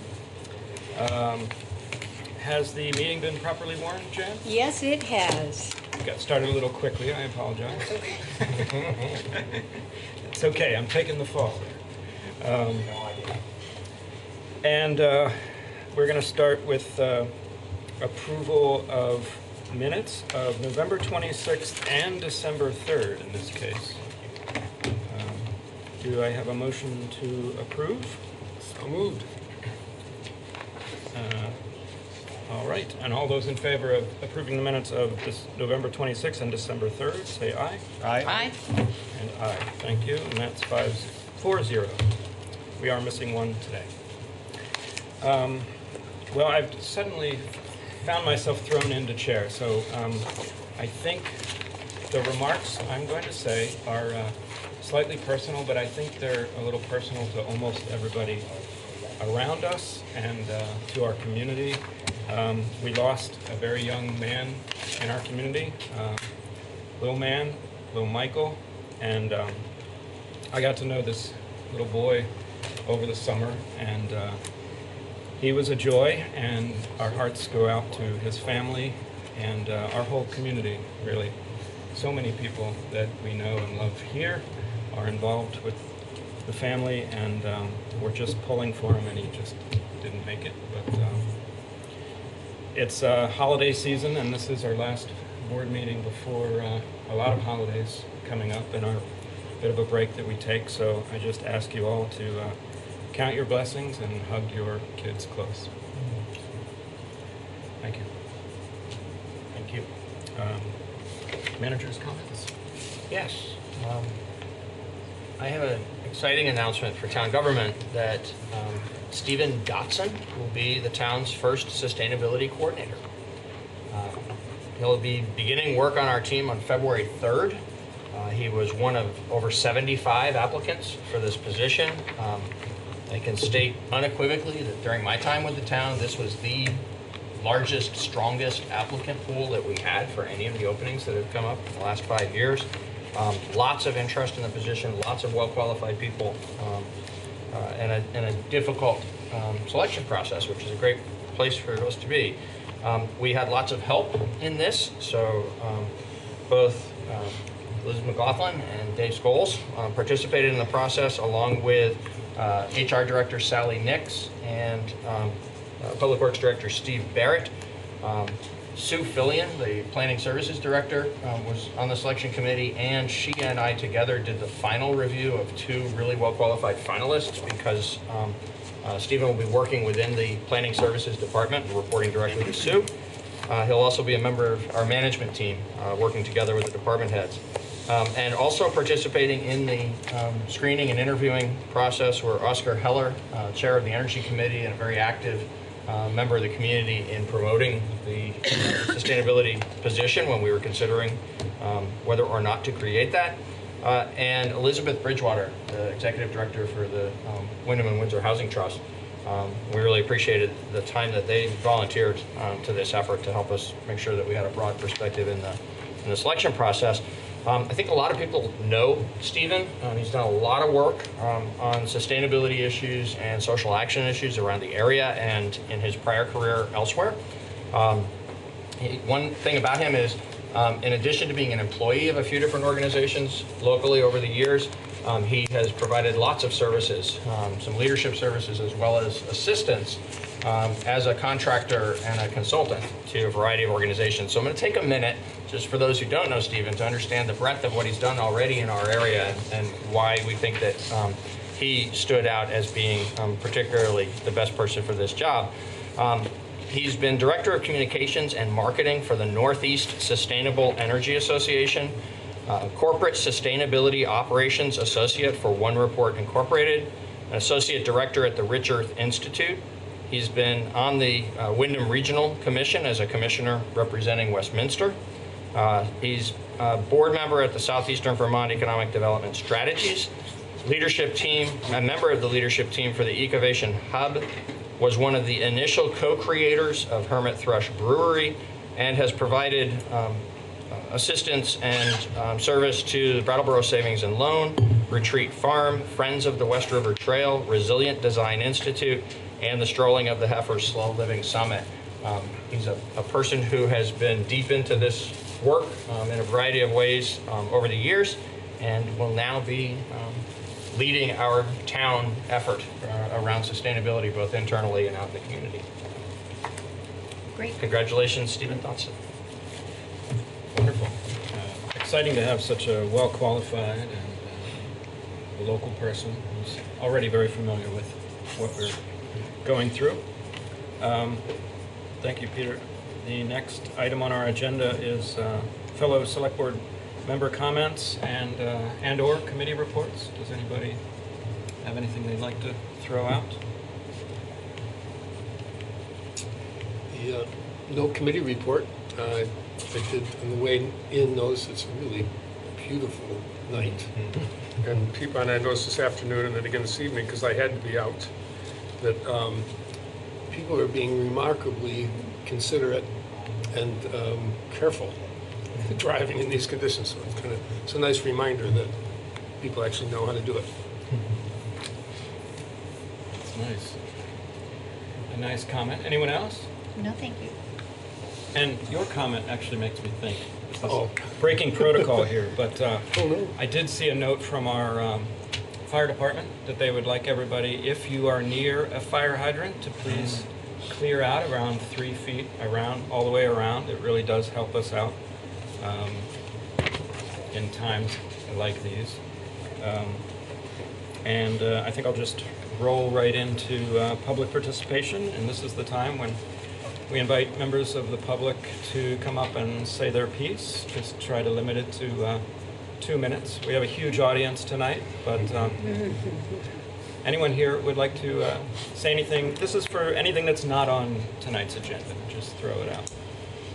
Hi, Franz. Hi, Franz Reichsman, District 2. I'm going to comment on 2 things that are on the agenda because I have to leave.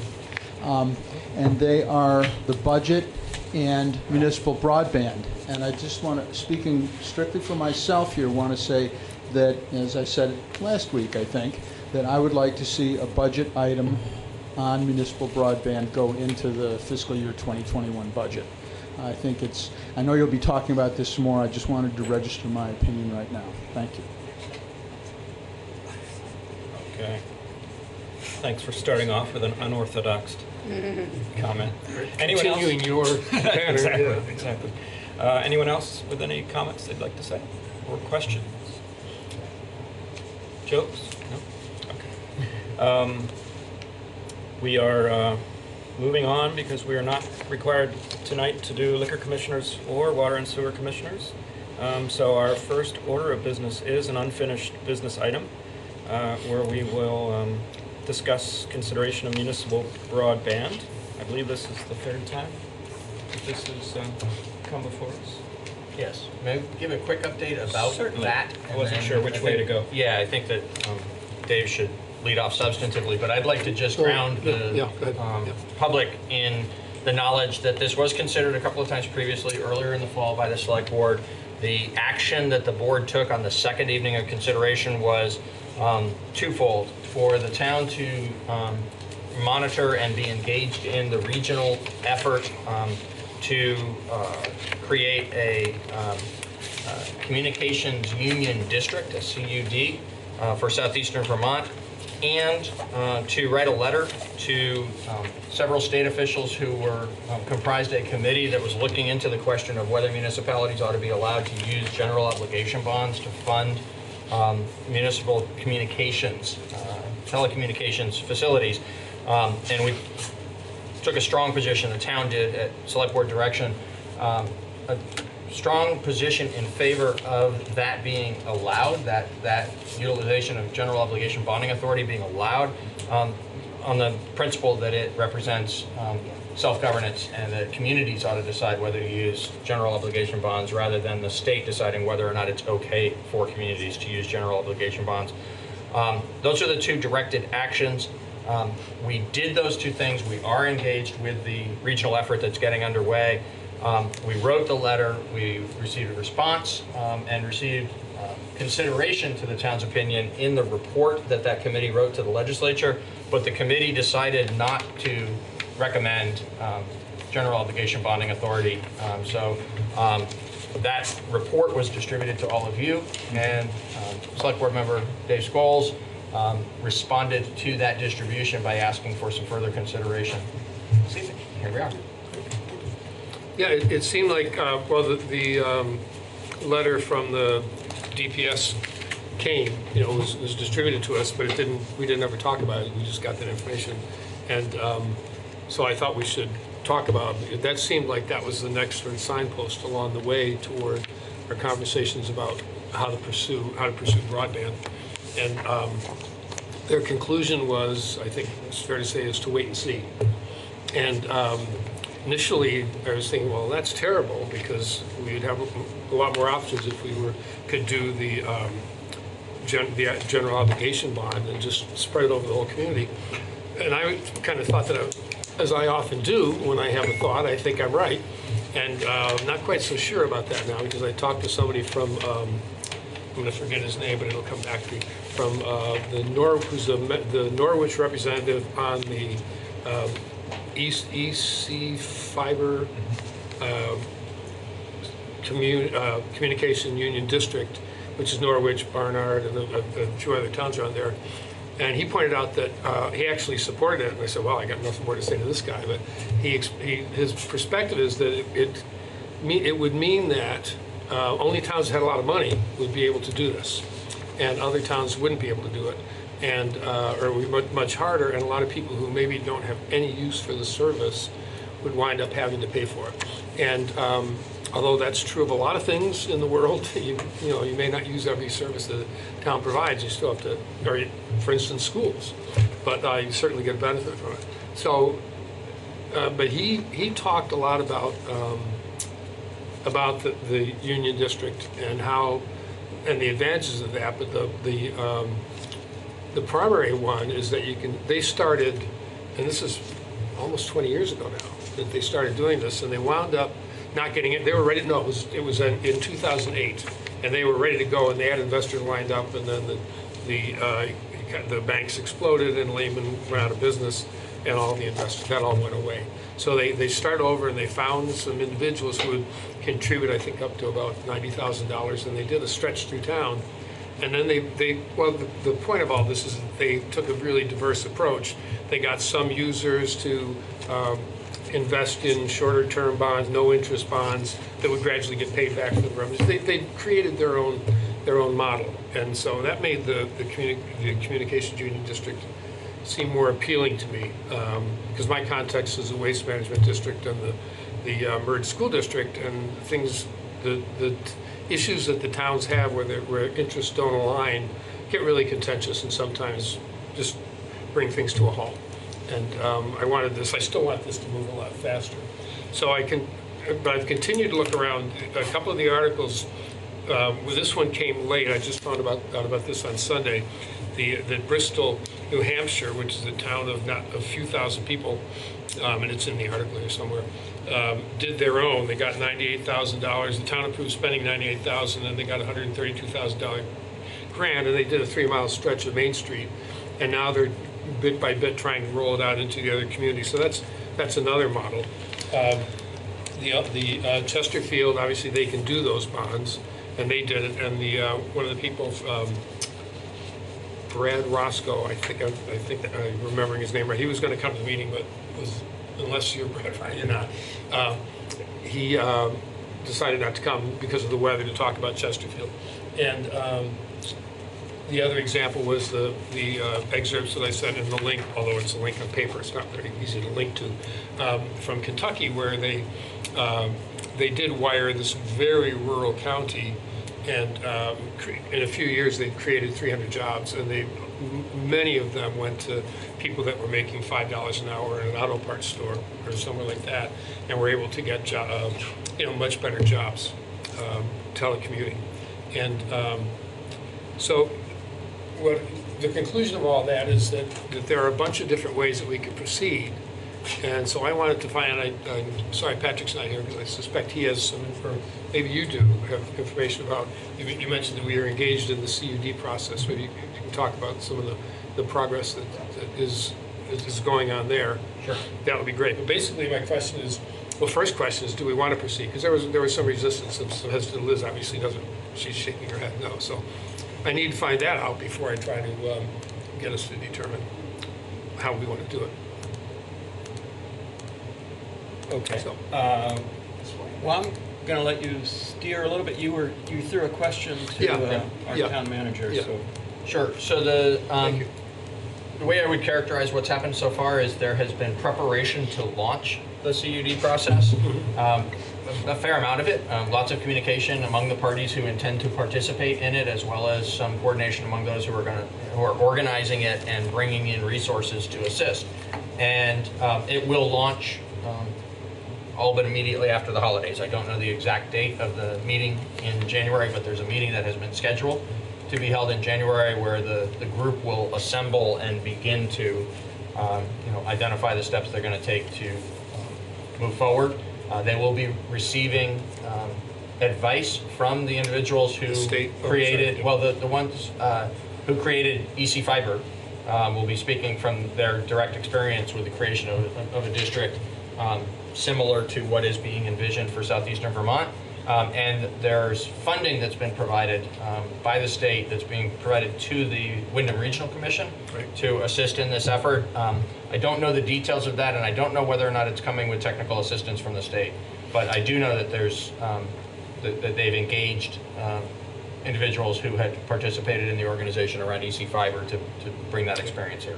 And the state also funded a position for a person to provide support for exactly what you're talking about. Right, and that's the part. I don't know whether or not that person is already engaged in providing that support around the state, and whether they are part of what's going to be the launch here, or whether it's just state funding that's going to help in terms of paying for the expertise that's coming in from the EC Fiber folks and perhaps others.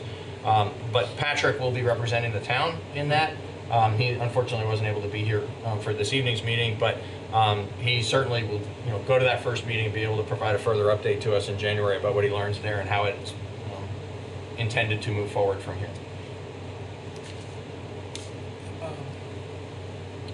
Before throwing it out to some other comments, I thought I might just ask for a couple clarifications on what you're actually looking for as far as a discussion. When you talk about broadband, and we talked about this twice before in sort of broad terms about high-speed internet, and I think a lot of the time there's a confusion around the term because the term is rather broad, quite literally. Because often when people are speaking of broadband, they're speaking about fiber. And I assume that's kind of what gets you excited. Yeah. Okay. So that's a good clarification, at least for me. But I'm kind of curious, if you want something to be, you're advocating for something to be on our town meeting, what would that look like? Well, that's what I thought that the way to proceed was to put some money in for a study to explore all the different options. And I don't know if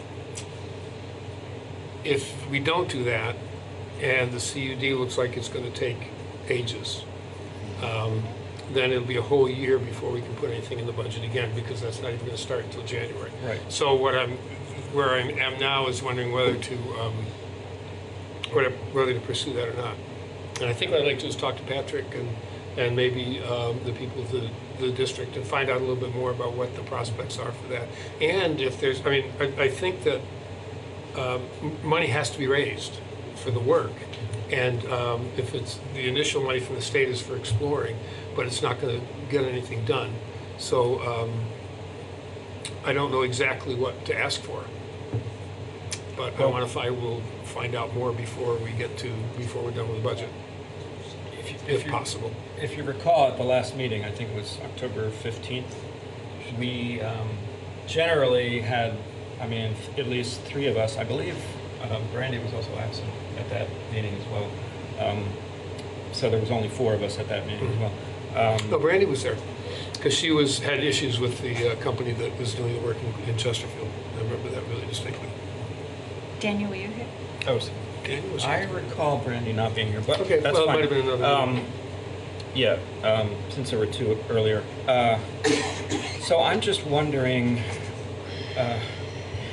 I remember Liz saying a couple of comments that I agreed with, which were why, if there's so many steps that could be taken in the community and exploring some background on this and gauging our community of whether or not people are really interested in this, pursuing this, however we might pursue it, why wouldn't we do that work first? And you actually volunteered to get the ball rolling, speaking to people, and it seemed... And having people come in and talk once the snow... Right. Yeah. And I know even, I don't want to call it Franz because he's not a member of this board, but a comment that Franz made was that there wasn't, he personally didn't support going towards the study until there were numbers attached to it. So I guess I'm just wondering, I feel like you are kind of feeling your way a little bit, which is fine, but in order for us to make a decision on actually putting something on the agenda, it would have to be a little more concrete. Yeah. Otherwise, maybe it should wait for petition if it was something that you really needed to see. Well, that depends. I think that the part that I absolutely agree with is we need to get a broader sense from the community whether they would support it or not. And a petition and a conversation at town meeting would certainly indicate that interest. And that may be, the way to pursue. I would like us to talk about it at town meeting. I'm just not sure how to go about that. I'd like to get a consensus from the meeting about how vigorously we should proceed in this direction. I think it's really urgent, and that's the reason that I'm anxious to get things moving. I have a comment. Please. So 3 weeks ago, I'd say, or I don't know exactly how long ago, we voted on a measure, didn't we not? I don't. Well, you mean, do you remember we had that sort of menu of options Right. to take? We went Yes. for 1 and 2, but I don't Yes. think we actually took a vote. Okay. I think it was consensus. Well, so we had 3 a out of 4. consensus, and that consensus was to go with the CUD, to gain knowledge from them of what they were doing in lieu of spending money on a study, because they were getting state resources, they were getting state personnel, they were discussing this, and frankly, the more rural towns have a greater interest in better service than Brattleboro has. So I am content to stick with the decision or consensus that we made just a short while ago and gain, whatever knowledge we can from that. It's interesting because, Peter talked about that there were 2 steps, and the one step was the CUD and the second step was the letter. So we got an answer to our letter, and I understand that you're eager, Johnny on the spot, to discuss it.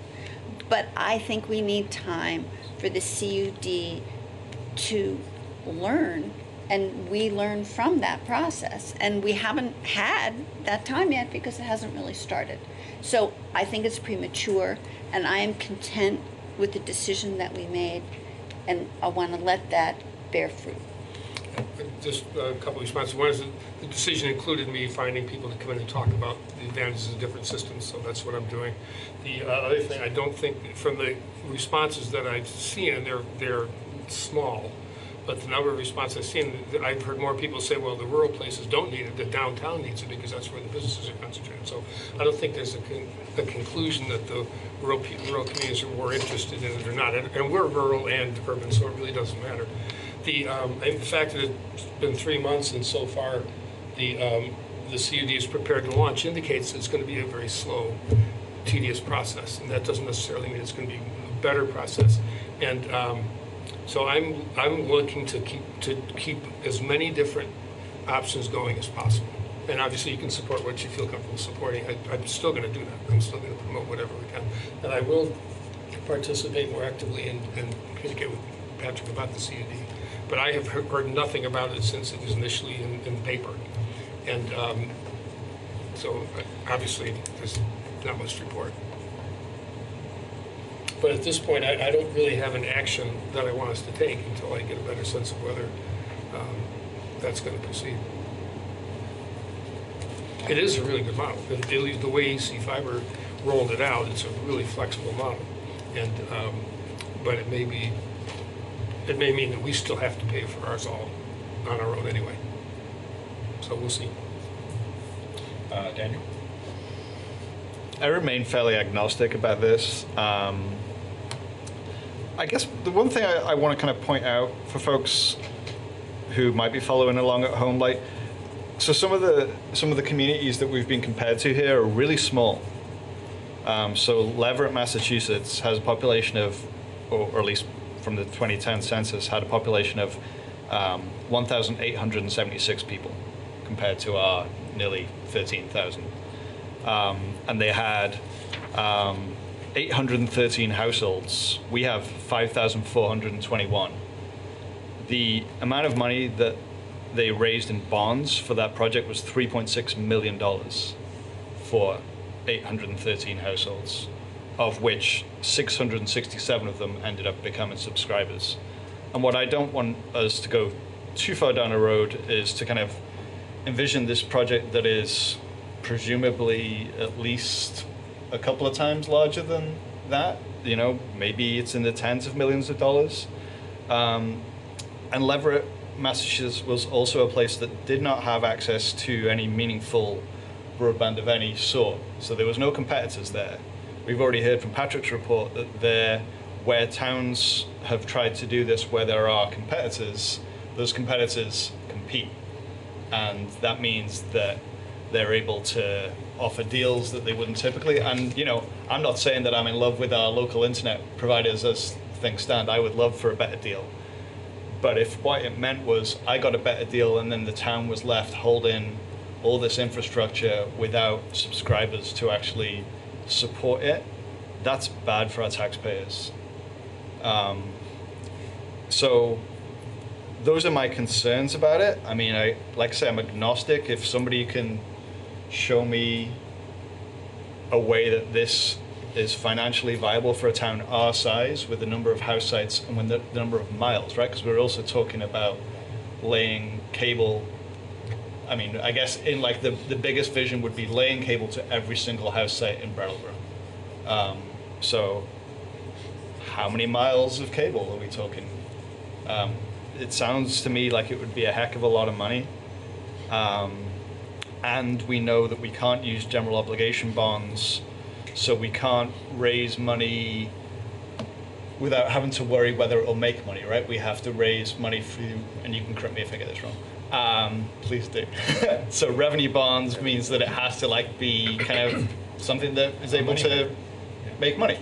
Exactly. It's called a revenue bond because it has to be attached to a specific revenue stream that will pay off the bond. So that would be subscribers for this service, which we would be competing with. But it can be for a very long period of time. Yeah, exactly. It could be for a really long period of time. And in the report from the state, it says here, a 2017 financial assessment conducted by the Center for Technology, Innovation and Competition at the University of Pennsylvania School of Law found that 11 of 20 projects assessed were cash flow negative during the assessment period. 5 projects had an estimated repayment period of 100 years. 2 projects were pegged at over 60 years, and only 2 were slated to break even.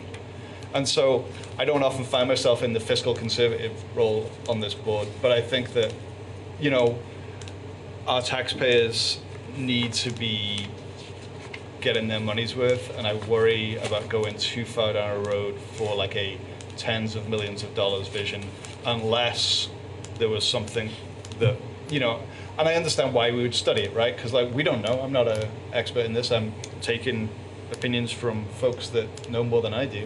And so there's something to be said for a study, but even if a study is $80,000 and it looks like we're going to end up with a project that's $20 million and we really don't know if it's going to work, I don't know if I even want to spend that $80,000 when there are other things in Brattleboro right now that $80,000 would do a lot to help with. So that's where I'm at. A couple responses and then happy to move on. Sure. The obviously, it's entirely possible that Brattleboro is not large enough to sustain something like this on its own. That's one of the things I want to make sure that we find out. Dave, I have could you no speak idea. up, please? Sorry? Speak up, please. Yeah, it's entirely possible that Brattleboro is not large enough to sustain this kind of a thing, even if we paid it off over 100 years. And that's why the CUD might be a more viable option. And so that's entirely possible.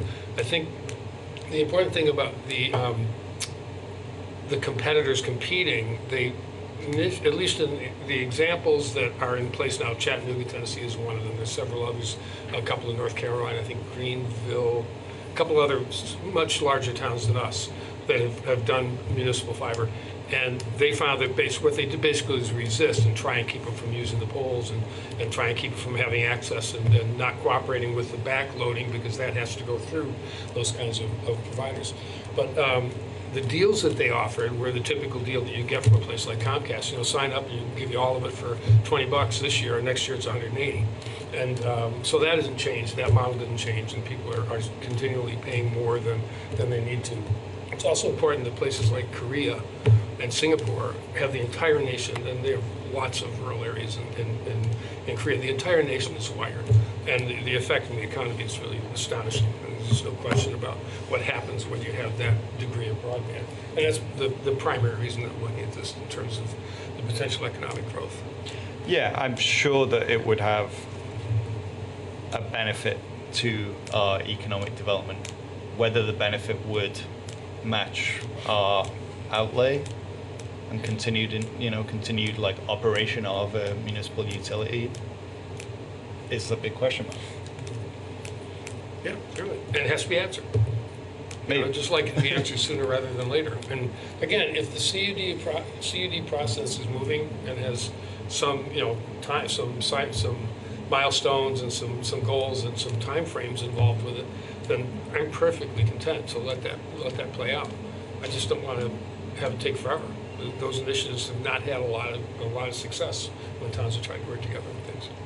So, and the state obviously doesn't always help. I think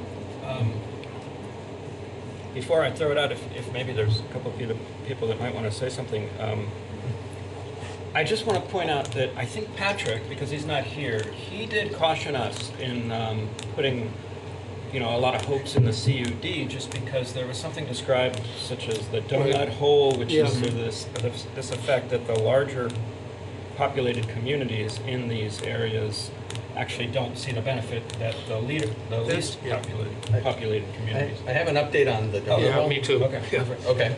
Go ahead. Well, just that I mentioned that to the gentleman from Norwich, and he pointed out that it's not as bad as it seems or as it was described. It's not really it's not, well, you may have some better information just generally, but he said that it's really not accurate to think that a place like Brattleboro wouldn't be served by a CUD. Maybe you could describe what it means. So I think it's actually more nuanced than would Brattleboro be served or would it not be served, and it's because Brattleboro itself has some land use diversity. So what we have come to understand, and I would say our understanding is still really in the early stages, right? The thing is in the process of launching, and we'll know a lot more a month from now, 2 months from now, about where it seems to be headed.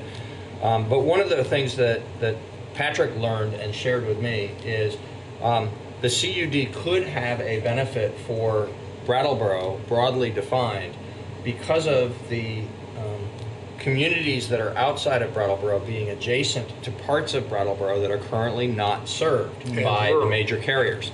And so there still would, in fact, be a donut hole, or in our case, sort of the cavity in a sea. Amoeba hole. Well, it would be circled, but the downtown Brattleboro area and the developed residential area immediately around that is well served right now, actually, by competitive providers. And so that's the area where it would be hard for us to present ourselves as a public alternative to that in a way that would compete favorably, because they've got such tremendous resources internationally, so they could afford to undercut us. But that's within the developed part of Brattleboro. And so out in the area of Brattleboro that is currently underserved or unserved, that is adjacent to Dummerston and to Marlborough and to Guilford. There is at least a possibility, I think probably a likelihood, that if a southeastern Vermont CUD gets going, that those parts of Brattleboro could in fact benefit significantly from the regional CUD. And then we'd be in the happy position of having a reverse HUD situation where we take advantage of the resources and the infrastructure that the surrounding towns have rather than the other way around. That's interesting. Interesting. I'm not sure that's how it works, but. Oh, well? Yeah, does anybody in the public, do you mind if I throw it out to anyone who might be Well, I here? just wanted to mention that Daniel made a slightly different point than David's in saying that the benefit was to very small communities. And so David mentioned maybe we're not big enough. That's not the case. We may be too big. Relatively. Relatively too big. To get aid from the state. Enough, right? Yeah. Or of that Goldilocks effect. Yes. Or anti-Goldilocks. Yes. I mean, I had a couple comments too, but I was just going to throw it out. Anybody who wanted to speak to it who's here tonight, or no? Chris?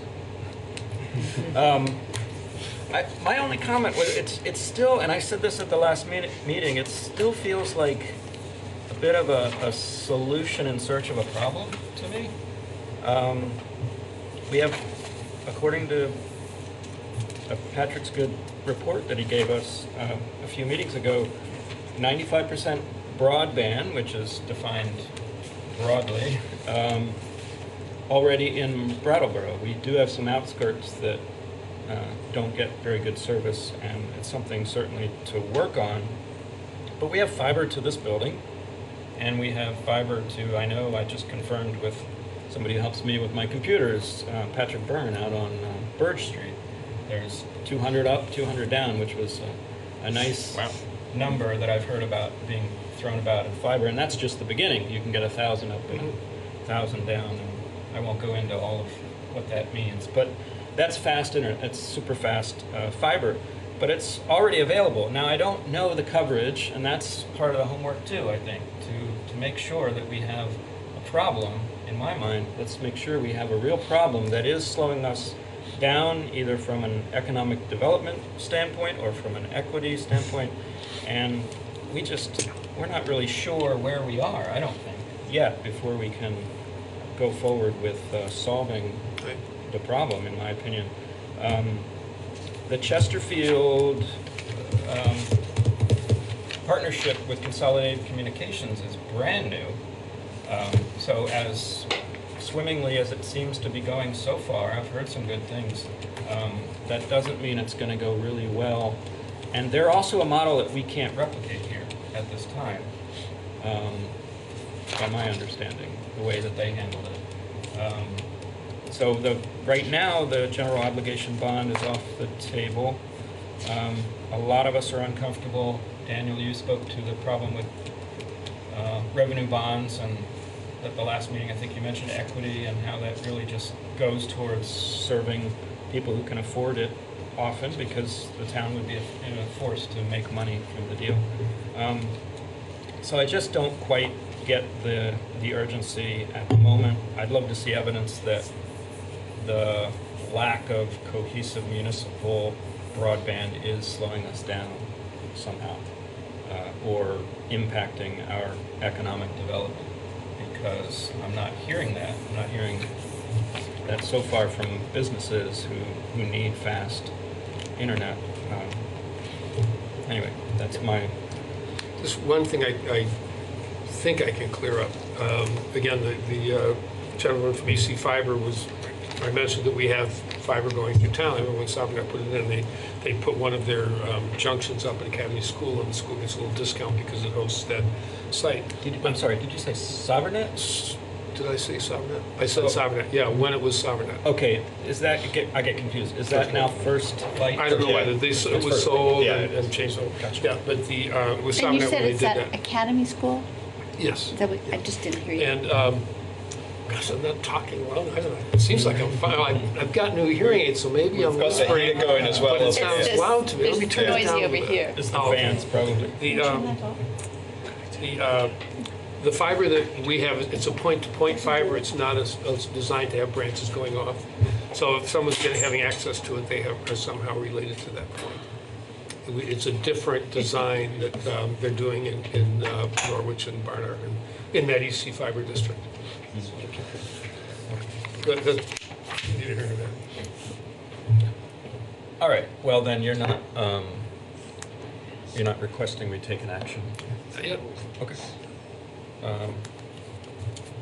Unless anyone else has any other comments, I guess we'll move on to new business.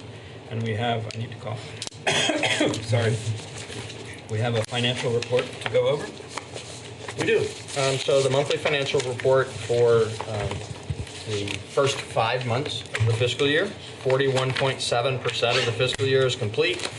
The prorated rate of expenditure in the general fund is 40.0. We're in good shape there. In fact, good shape across the board in this report, particularly in the parking fund. Of course, the parking fund is a little distorted because our capital expenditures from the parking fund are not in a separate capital fund. They're expended from the annual budget that you approve for the parking fund. So this is a number that will increase in the spring, but still, we've expended only 35.2% of the parking fund allocation in this 41.7% so far of the fiscal year.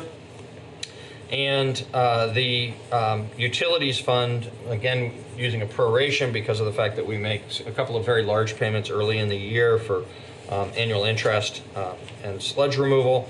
The prorated rate of expenditure is 40.5% in the utilities fund against that 41.7% marker. So good shape in all the major areas of operation. We have just shy of $4.2 million in outstanding loans that are being repaid to the town. There are, as there have been for many months now, 2 loans that are overdue but still where payments are being made. 1 loan that's in default and fully reserved. And there's a notation in this month's report, closure, unhappy closure, but not unexpected closure on the cultural intrigue matter, where we knew that there was a default, that the town was not going to receive the remaining funds. We did file a court action attempting to get some leverage there, and the court has ordered that cultural intrigue is free of paying back the debt of $67,837 to the town. And so that has been written off the books. That loan balance has been written off. The program income report shows that there are $492,000 or so available for loans and grants. That's a number, of course, that fluctuates some from month to month. We're always receiving repayments into that fund, and we're occasionally making disbursements from the fund. But we're right now just shy of $500,000 of available funding there. We currently have 40 active grants that the town is implementing and 5 grants that you have authorized us to apply for. We're still in the application process. Have any questions? No. I just see we're on the other side of the where we're supposed to be at this time. There's a little surplus in the general fund. It's nice to see. I have one quick question. Yes. You mentioned that there was a loan late. When loans become late, yes, what's the process that is taken to? So there's communication ongoing between the finance department and the folks who owe these loans virtually as soon as anybody becomes late. And what we typically find is that somebody might have run into some cash flow issues at the business that was funded through the grant, or through their loan rather, I'm sorry, or that there's some other circumstance where folks just need a little bit of time and then they continue to make some payments while they're behind and then they get back current. That is the normal course of action. There are times when it becomes a more extreme situation like that. There was one that came before this board sometime last year, not in this fiscal year, but in the prior fiscal year, that we did some restructuring. There was a loan that had been a 10-year loan. We were about halfway through the repayment period, and a local person who was really committed to repaying the funds had fallen far enough behind that they weren't going to be able to repay the funds on the original schedule, but made a very large payment, sold a piece of property, made a very large payment against that outstanding balance, and then we restructured the remainder of what was owed to the town for a new 10-year period. So that'll happen from time to time. It's very rare that we actually have somebody who just walks away and where the debt has to be written off.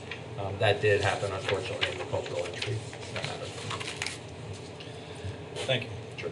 I have an observation from the parking fund. I see that parking meter revenue is at 46%, right, ahead of the curve, and parking fines are down at 33%, which might suggest that the new parking meter system is working well, because there are fewer fines than you would have expected and more payments. Might be but it also could not. Yeah. Anyway, it's money in the bank. Absolutely. And the fund overall is doing well. Yeah. We do have some repair costs coming up though, because somebody hit the last one on the west side of Main Street before you get to Elliott, and it's looking like the Tower of Pisa now. But when we know who that somebody is, we recover. do? Yeah. Okay. Yeah. Well, it's an insurance claim usually, but yeah. It wasn't one of our plans. I don't know the particulars of that instance, but a lot of times when there is damage, particularly street side damage to town infrastructure, we're able to recover those funds. That's why Cool Hand Luke was in prison, by the way. Really? And You they're guys are running over fast. That's a valuable piece of culture. Anytime I can help. Some cultural impact. Yes, There's a movie culture. I'd like to watch. Failure again. to communicate. That's right. That's what we have here. That's right. Hopefully not too often. So, thank you, Peter, for the report. Next is we have errors and omissions to the grand list, and we might be hearing from Jennifer. We will. Welcome.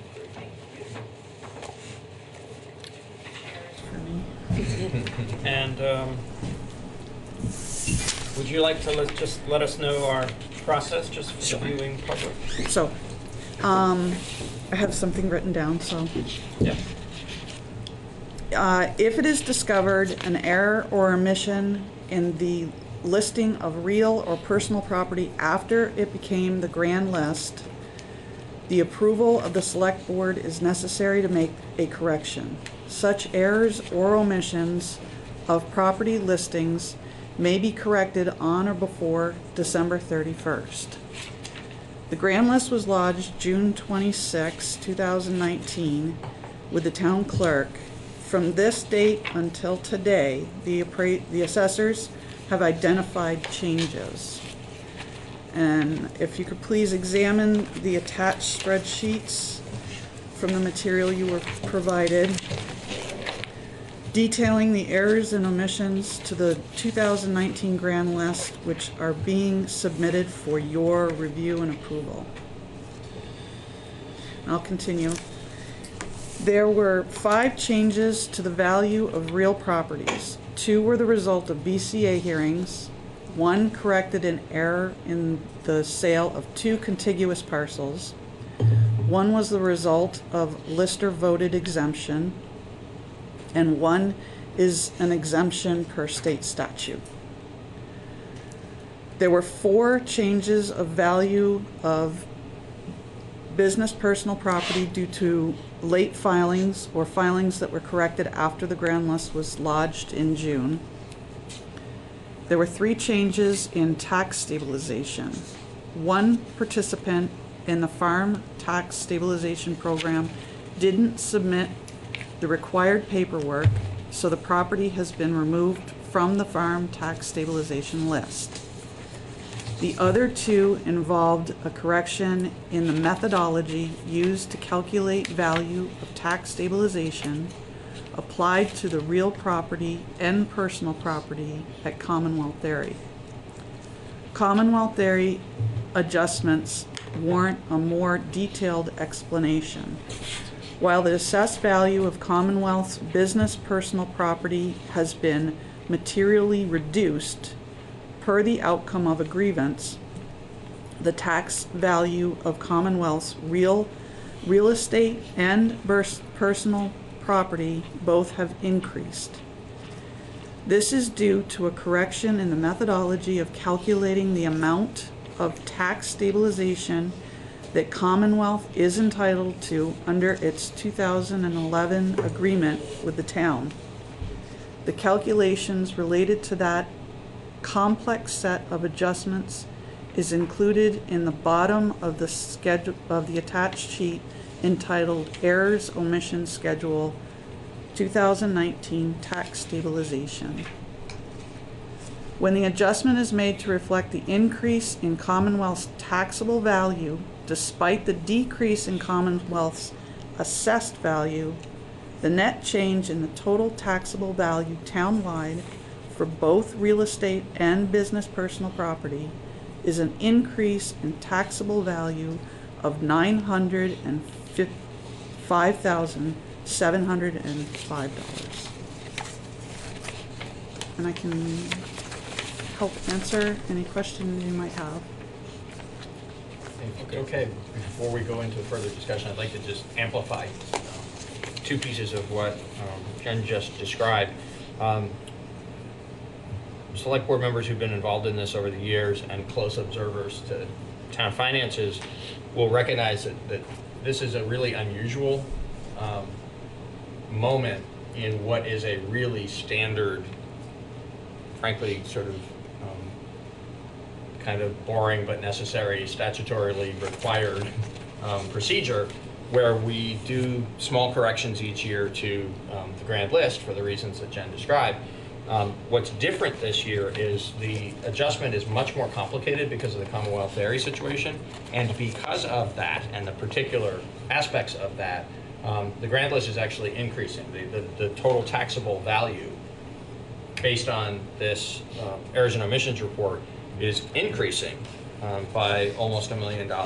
And what we normally see at this time of year is a decrease because normally in a less complicated errors and omissions report, what we have is the report on adjustments that have been made because of the grievance process. So we lodge a grand list in June, property owners can contest their values, that process goes on through the summer and fall to make whatever adjustments might be made, and most often at this moment in time, we have a less complicated list that ends up with news that we're a little disappointed with. It's not usually a big decline, but it's usually a decline.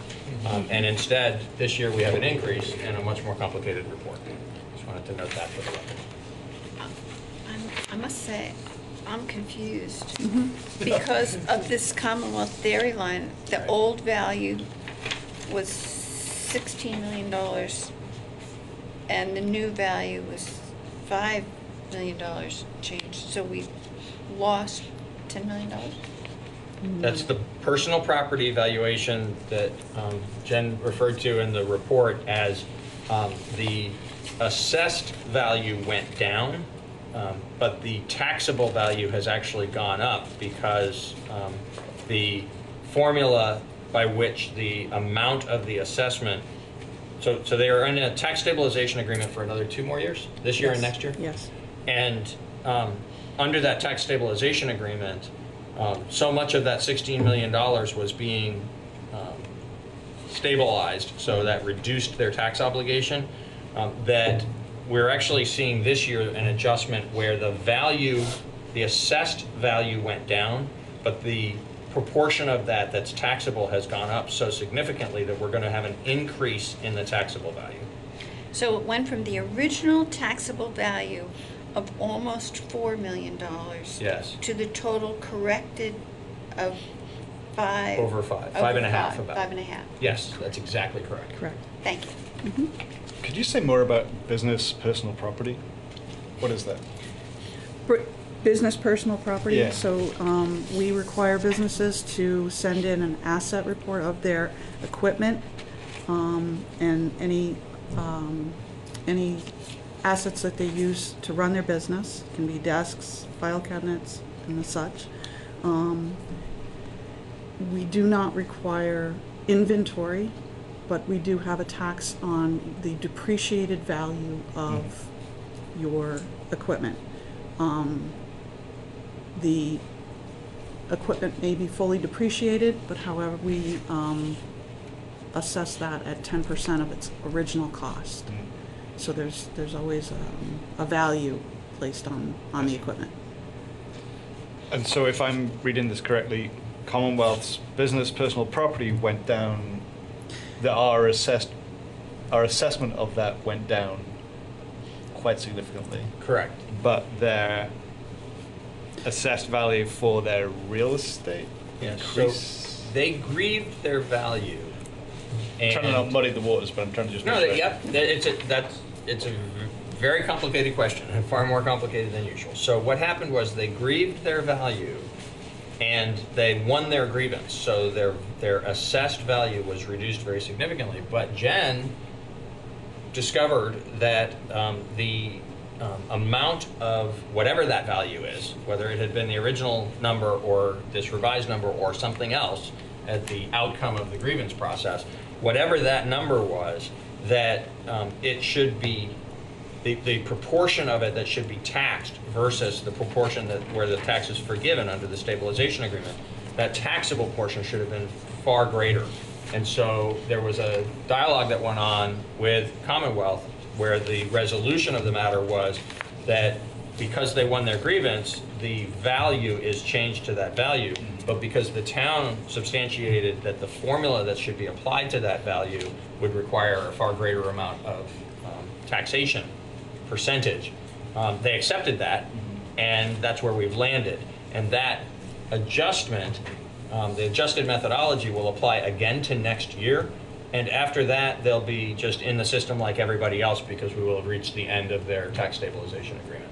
Great.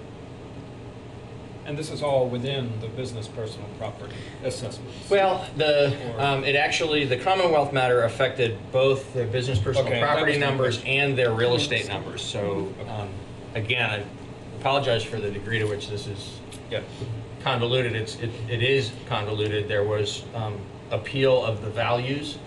That was one part of this, and there was the adjustment of the methodology that was the other part of this.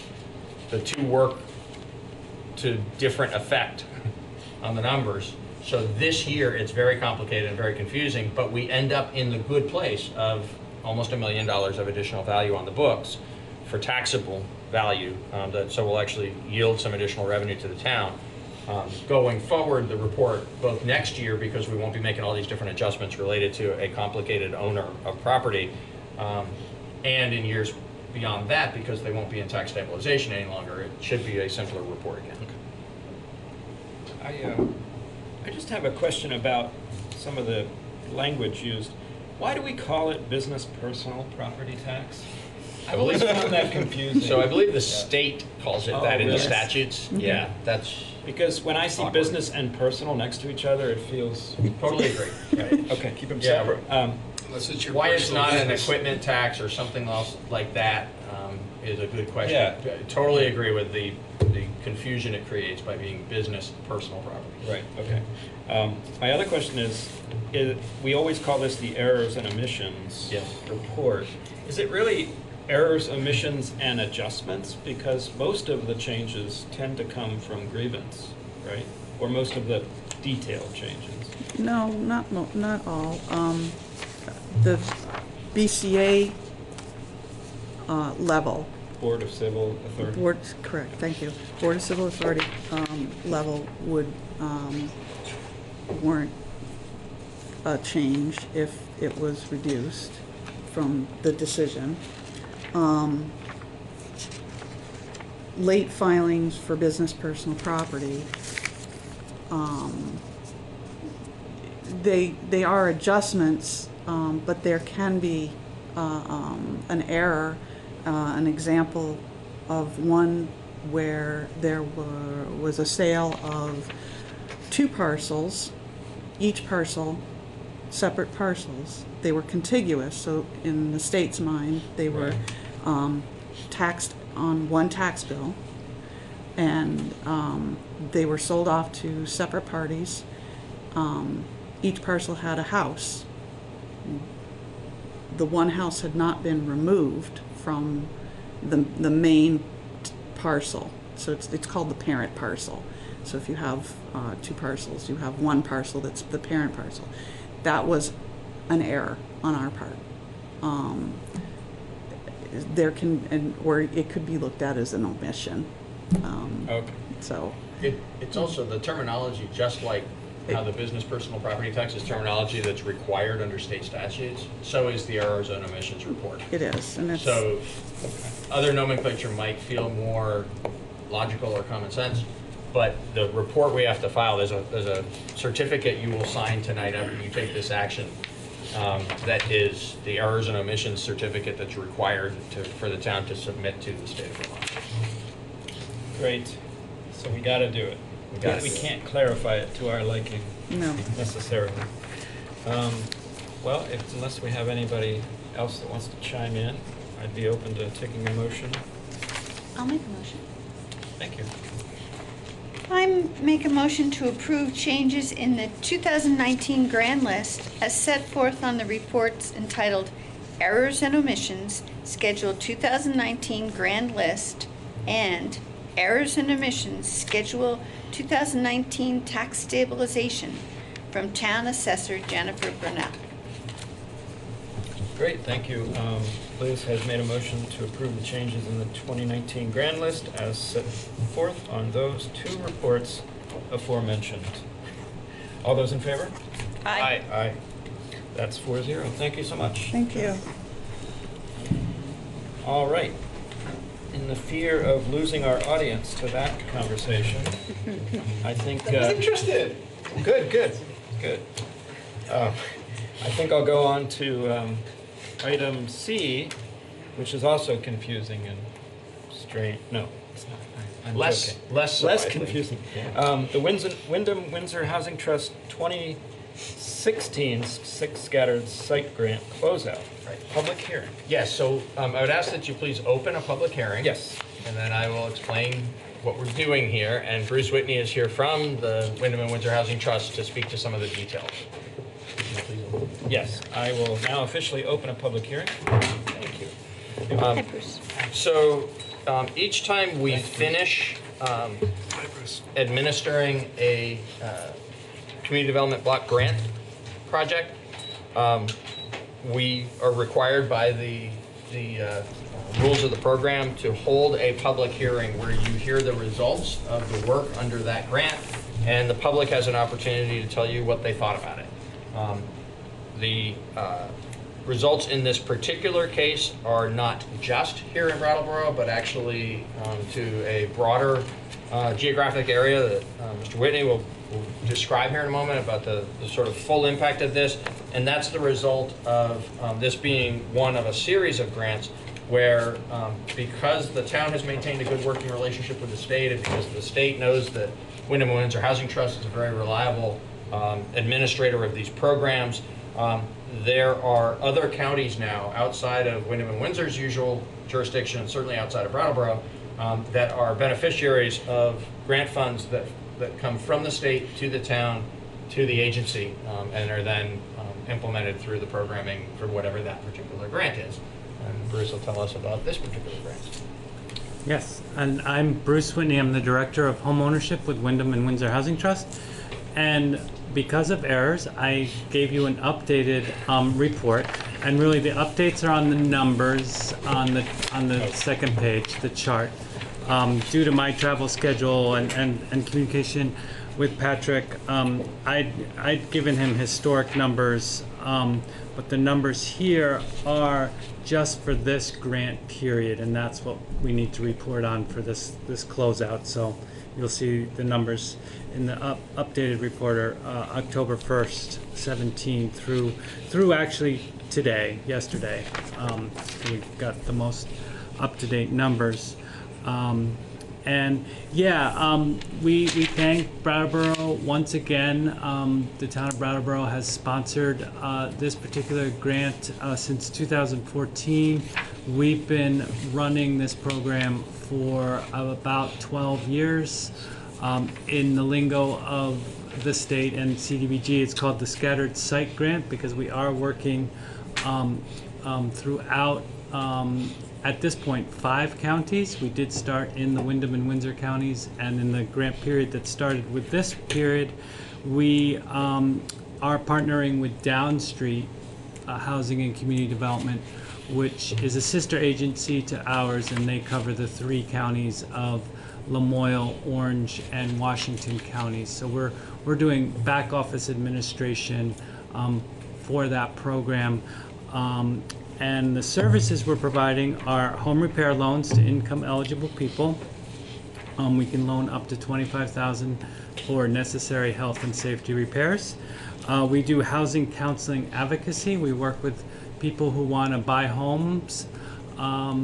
We provide free one-on-one counseling, and we also provide an 8-hour education course that is in person, and we also have an online version. And those are offered in our location and also up in at Mount Ascutney Hospital in Windsor. And then through this, through that service, we're helping people buy homes, and they're leveraging our assistance and our down payment assistance to get mortgages. So on the back side, you'll see the results through these 2 years, almost 2+ years. We've done 40 home repair loans, 6 in Brattleboro, and that's so 15% of the loans have been in Brattleboro, and Brattleboro is a much smaller per capita population-wise. It would be much smaller than 15%. So Brattleboro continues to see an increased effect there.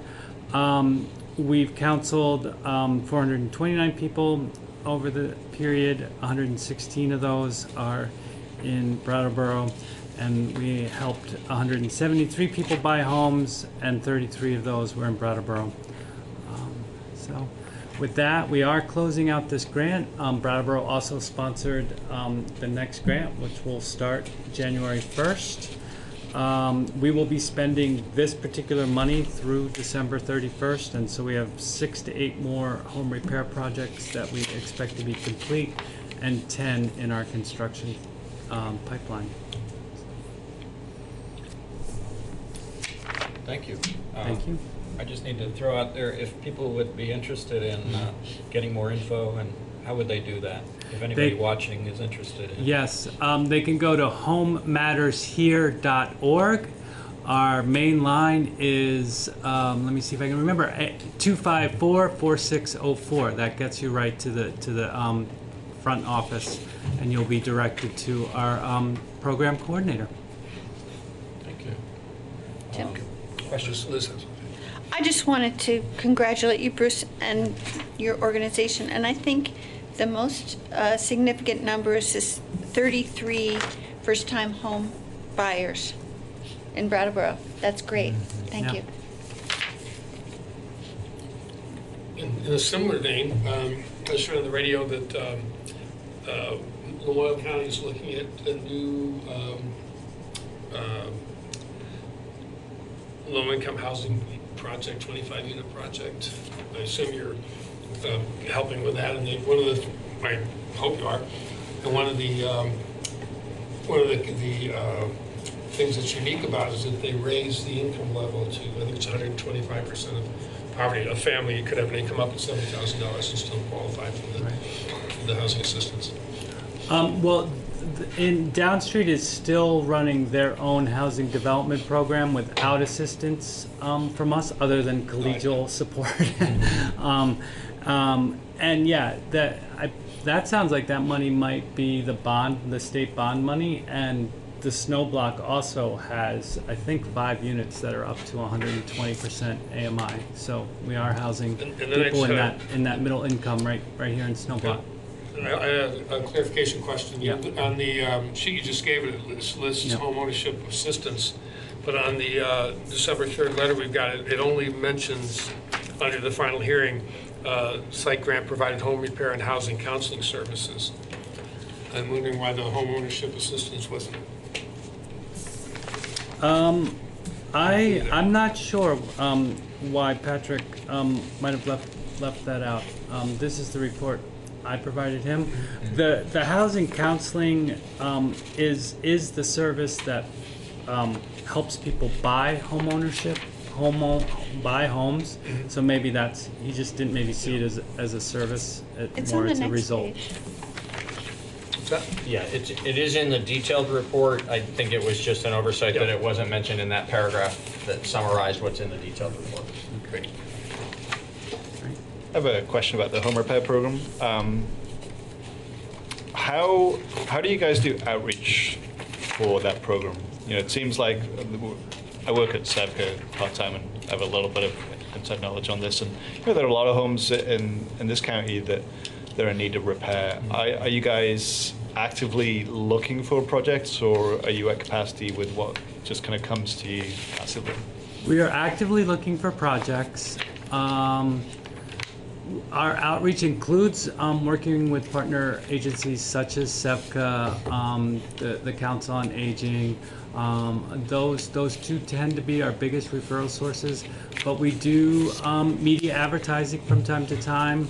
We are doing Facebook, we are doing Google AdWords. We've done some radio ads here in town through the radio stations, and actually radio is pretty interesting these days in that they're big companies that have lots of different stations, so we found that we got a good bang for the buck in doing some radio that actually was spread around the state.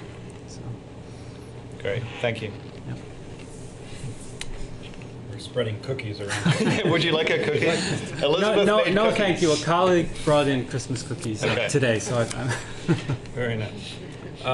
Well, the purpose of this obviously is to take any comments from the public, but it looks like, unless Russ has a comment there, or Chris, I don't think we have anybody here to ask any questions.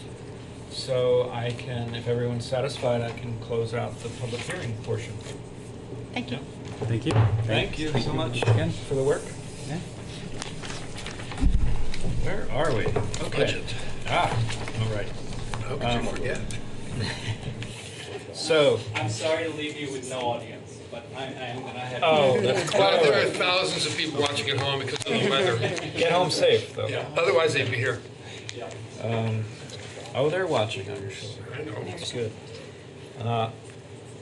Our town manager has stepped out, but we are about to enter item D, which is discussion of the FY21 proposed budget. We've had quite a few discussions, and how many meetings in a row? Does anybody remember? Lots. This is Way too many. Yeah, I bet you know. 6. Yeah, this is starting 6th. November 5, then 12, 19, 26, December 3, 10, and 17. I wasn't counting. That's 1, 8 in a 2, row. 3, 4, 5, 6. We're on 7 right now. And if anybody's wondering, that's probably was one of the factors influencing us not to postpone this meeting due to the weather. Because, wow, it was. Because if been a it's long Tuesday, we're meeting. haul. Yeah, exactly. No, but pushing it to And the next next Tuesday. 2 we won't be. Exactly. Yeah. We If will you not wanna be let the here. public. But I was stalling a little bit for our town manager because I know that he wants to give us a little info on the current status of our budget talks. Thank you very much. Thank you. Yes, so if it's okay with the board, you've had an opportunity to review this, but I'd like to take just a minute. There's quite a number of different pending matters. I think it would be helpful to the public while on a stormy night we no longer have a public here in the room. We certainly hopefully have plenty of people watching at home, and I think it would be helpful to them to know what is pending, and then you can decide at that point. Tell me if there's anything else that ought to have been on this list. But quickly, there were no changes made to the proposed revenues during your initial review through the budget. And again, for the benefit of the public, I'll say we've been through a series of 6 or 7 meetings where the board has looked at every single part of the town's budget, every line item within every component piece of the budget for the general fund for FY21. And along the way, you talked about some things, made very few changes, but identified quite a number of issues that you still wish to address further in January. So there were no changes made to revenues. There were a couple of very minor changes made on the expenditure side based on information that came to you from others. So the Human Services Committee of the Representative Town Meeting recommended an amount of funding that was $4,510 higher than what we had put into the budget, which would have been level funding from last year. And you accepted that for the purposes of including that higher figure in the budget that you intend to recommend for this year's Representative Town Meeting to consider, so that your number will match the Human Services Committee's recommendation. And you also heard a request from the Chamber of Commerce and the Downtown Brattleboro Alliance for an increase of just $1,629 to the amount of funding for the community marketing initiative that was funded at $42,119 in the current year's budget. That was 10% of the receipts through the rooms and meals tax from the prior year. They asked that instead of that $42,119 being the figure again, that you increase it to make it 10% of the prior year's receipts as a matter of policy going forward. You conceded agreed to that. Thank you. Yeah. You agreed to do that, sort of reserving judgment about future years, but for this year's budget, you intend to increase this number so that it reflects 10% of the prior year's receipts. So we have made that change as well. But beyond that, there's a number of matters that might have a substantially greater impact to the budget as it has been proposed and as you will ultimately recommend it to Representative Town Meeting. And those topics include the potential for a pool house renovation or replacement at Living Memorial Park. Staff has been collecting some additional information that we will bring forward to you for your consideration as to whether to add that to the capital plan.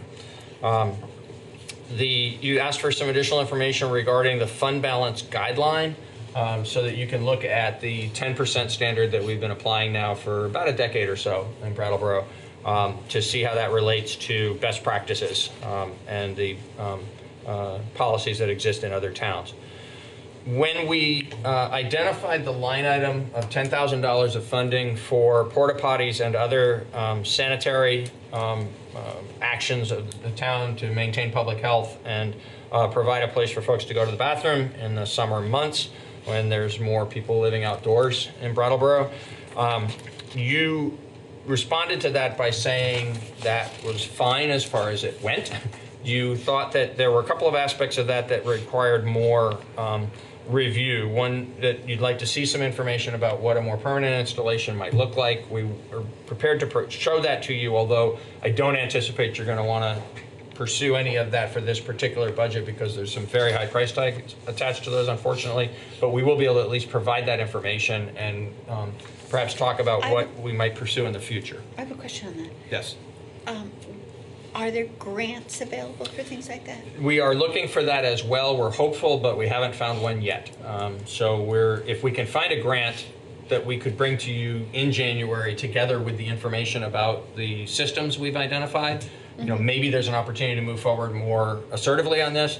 If not, our expectation is that at least there'll be some initial information. We all can sort of look towards what we might want to achieve going forward, and we'll continue to be looking for a way forward to achieve that. But the least expensive units that we've seen so far are $150,000 to buy the unit, and the cost of getting it shipped here and installed with water and sewer service and so on is on top of that. So it'd be a very substantial investment versus the approximately $10,000 a summer cost of putting out the 3 porta potties.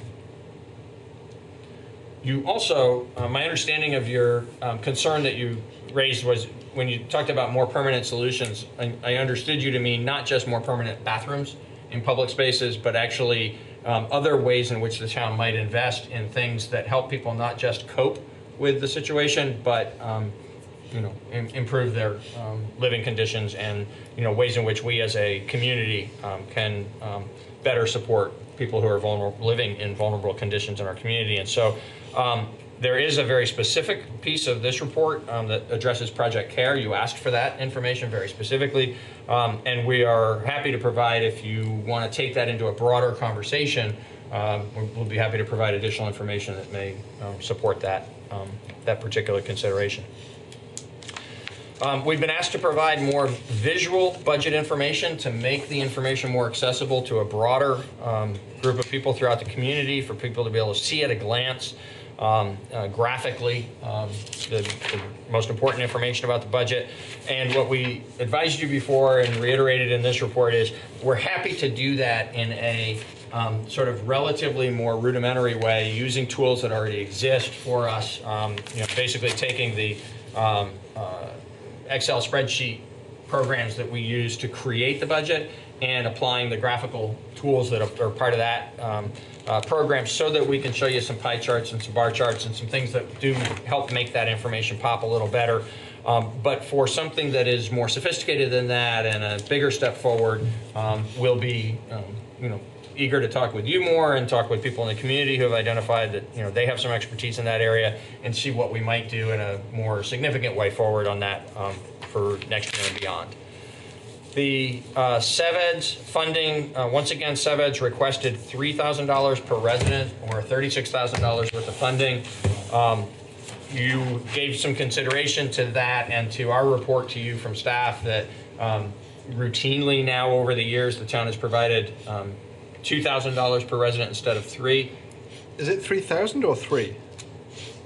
Oh my, sorry. Yeah. Yeah. I mean, $3. I know that the total amount is correct. They would like but I just don't want anybody to be thinking. Yep, nope, we're I paying $3 wrote it each. wrong and said it wrong. I apologize. $3 per resident, 12,000 residents, $36,000 for a year. Sorry about that. And so the funding we provided has been at $2 per resident, at around $24,000, $25,000 per year. For several years now. You gave some consideration to that, but decided that you wanted to wait and make a decision about it in January when you're making your final budget decisions. In any event, whatever you decide about the amount, staff would continue to recommend that that funding come from program income rather than from general fund funding, because it is economic development related. It's an appropriate expense from that source of funding that comes from the CDBG loans that are made through the federal money, through the state to the town, that comes back into program income and can be reused for economic development purposes and housing purposes. And so we think that's an appropriate expense from that fund rather than what would be at $25,000 would be about a fifth of a penny on the tax rate. For Project CARE, you asked particularly what if the pay for recovery coaches was, first of all, recovery coaches have been providing their services as volunteers up until now. We did propose to you that there be funding provided, but we proposed it at a rate that would supply $12 per hour funding to the recovery coaches. And you asked us what would it take to make that $15 per hour, and also what would it take to fund transportation services to help the clients get to the appointments for their services. And we've run some numbers on that and would be prepared to add to the budget, if you approve this in January, $16,000 that would pay $12,000 to the recovery coaches and $4,000 to the providers of transportation. That $16,000 is equivalent to 14/100ths of a cent on the property tax rate. You indicated in our finale last week, in the first review, the first time through all the different line items, one of the items we looked at was the general services part of the budget, and in that, that one of the line items there is the salaries for select board members. That has been a source of much consideration at town meeting over recent years. We confirmed that the rate of pay for select board members has not been increased since 2012, and prior to 2012, the last time was 1996. So this has been very static over time, and you showed some interest in considering that. If you want us to bring you any additional information, I'll need to know what it is that would be helpful to you in that consideration. What other select boards receive throughout the state? Sure. I know some of that.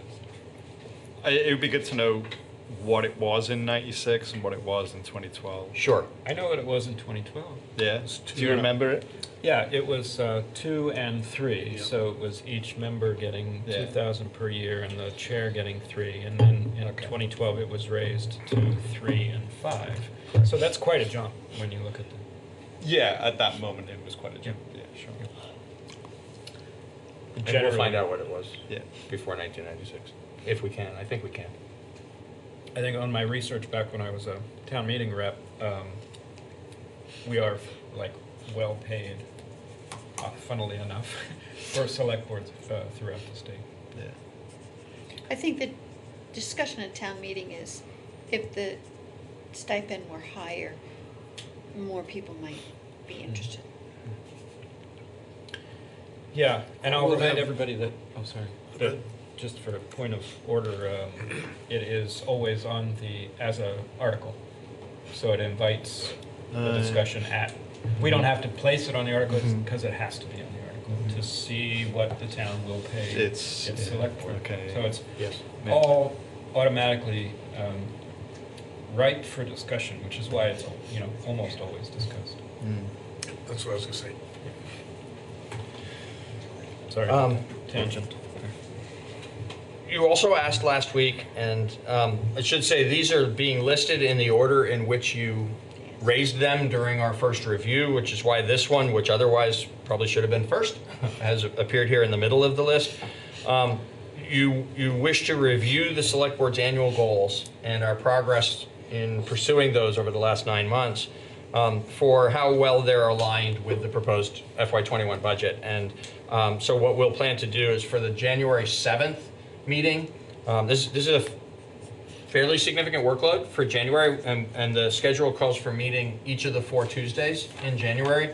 And so what we'll plan to do at the outset of that to help you decide, make some choices about where you go from there in the further review of these other items, is we'll provide that quarterly update that we do regarding your the progress, I should say. Some of it's yours and some of it's staff working on behalf of the things that you've directed.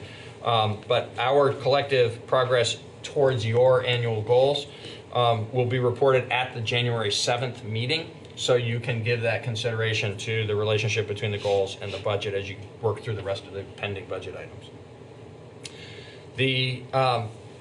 When we were discussing the savings that the HRA has provided within the town's health insurance program, the health reimbursement arrangement, we talked about the fact that in the early years of that, we protected ourselves with cautious budgeting because we were concerned that the actuarial information we had received about where we would likely end up is, by the very nature of actuarial estimates, an average and an expectation, and there could be a bad year where it could have significantly negatively affected the budget.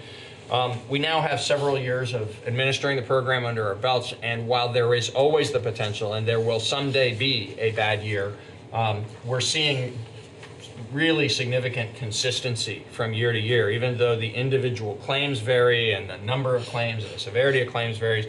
As a group, we're large enough that the impact to the HRA portion of our budget has been really consistent, and so we feel comfortable bringing that down, which freed up some money to be available to be either a lower tax rate or invested in other services and programs, depending on your perspective. And so you asked us to confirm for your understanding and for you to be able to independently gauge the level of risk we're taking on here, what portion the funding for the HRA, the proposed funding for the HRA, what proportion of the overall exposure that the town has is represented in that funding.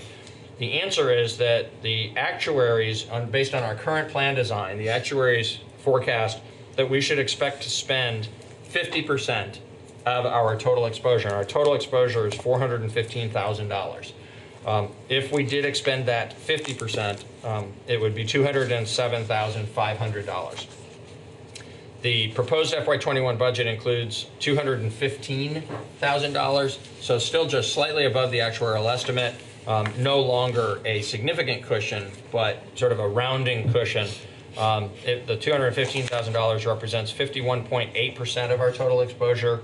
which is 103.6% of the actuarial estimate. There are 3 different organizations that you asked to come in and appear before you so that you could have some interaction with them about their parts of our budget during your January meetings.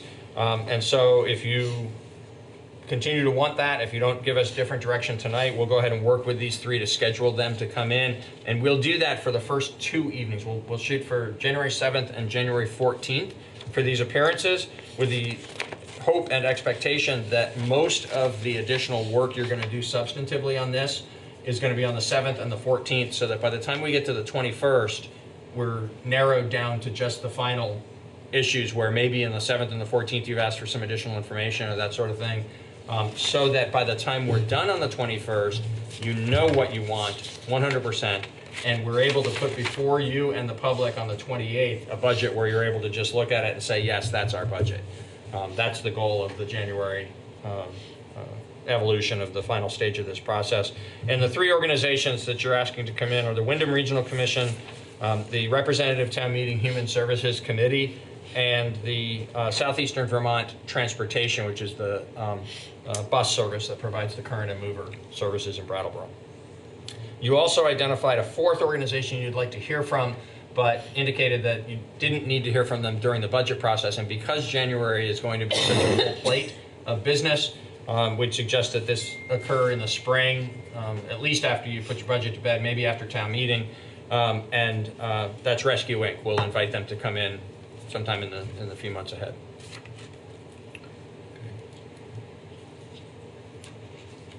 That's the list, I believe. Let me double check the next page. There is one more, sorry. There is one more item, and it's the cost of the additional storage for the body-worn cameras. There was a concern that was raised because it sounded like a lot of money compared to what people know they can buy storage for personal use. We've confirmed that, yes, that's true. The contractual relationship with Axon, who provides the storage and related services, which retrieval and in some cases actually editing the material so that the proper things are redacted when they're being prepared to go to court and that sort of thing, for the body-worn camera footage that is collected by police officers as they respond to different incidents. In amending the contract with Axon to add additional storage within that, the context of those services that are provided, the cost for 2 additional terabytes is $3,000. The overall contract is on the order of $15,000 to $20,000. I don't remember the exact figure, but we can confirm that again for you if that's important. The question you asked us last week was to confirm that it really is $3,000 for the additional 2 terabytes of storage, and the answer to that is yes. Finally, you identified as articles for which, or topics for which you intend to place separate articles on the town meeting warning, separate and apart from just being included in the select board's proposed budget. Would include the CEVEDS funding, the Human Services funding, and the Community Marketing Initiative funding. And so as we prepare the draft warning for your review, which you'll also be looking at on January 21st and January 28th, we'll include those items as separate warning items. Now, 2 out of 3 of those is traditional. That's correct. In fact, I believe Human Services is required by state statute to be a separate item.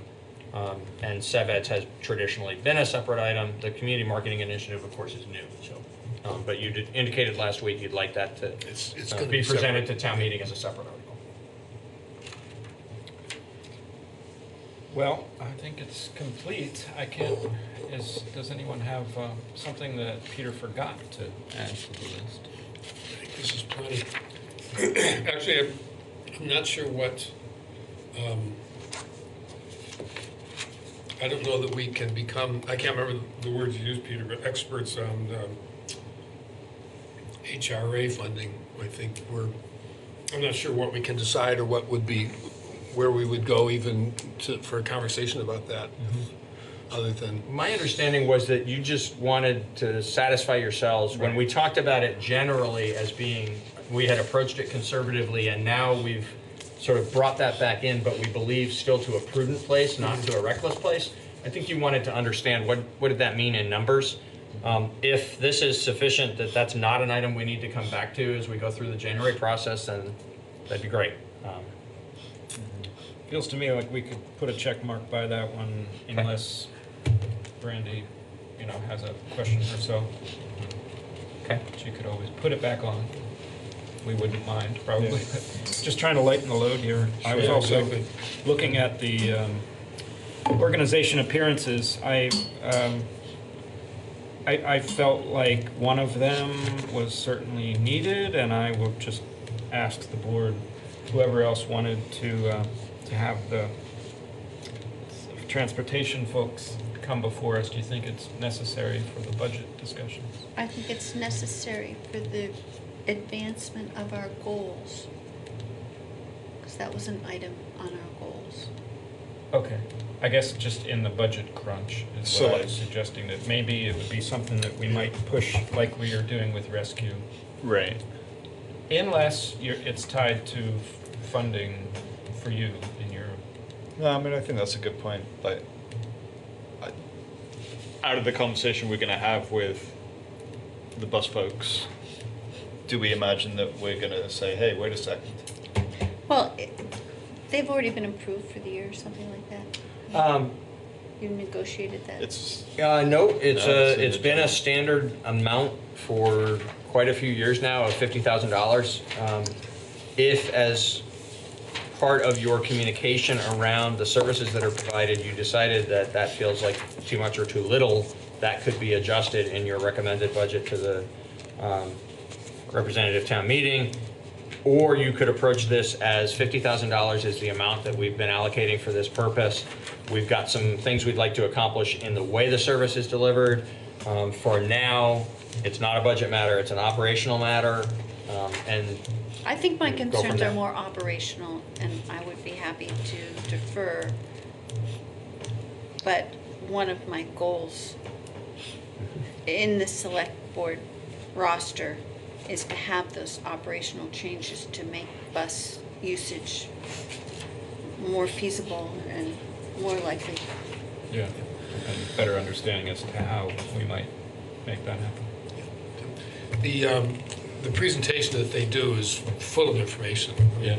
It's definitely worth doing. I would rather put it off too and really delve into it. It's Okay, So- there you go.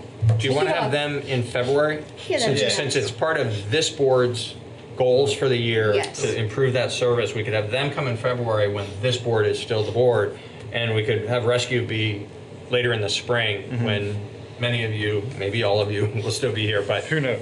Just in case you're not, since rescue's operation hasn't been part of our annual goals this year, we'll have that come secondary.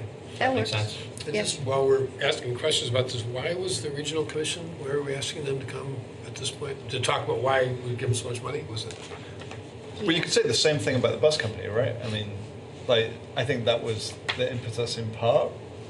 Is Wyndham Regional's allocation it's part of the budget? Yeah. It is part of the budget. In that case, it's more like rescue in that it's part of a regionally applied formula, and our number comes out of that formula, and they say, here's what you owe. Yes, it's regionally applied formula, but is it mandated? Or is it more like CEVEDS, where we have some flexibility, because that CEVEDS amount is just a construct? That's a good question. I don't know if it is statutorily required or not.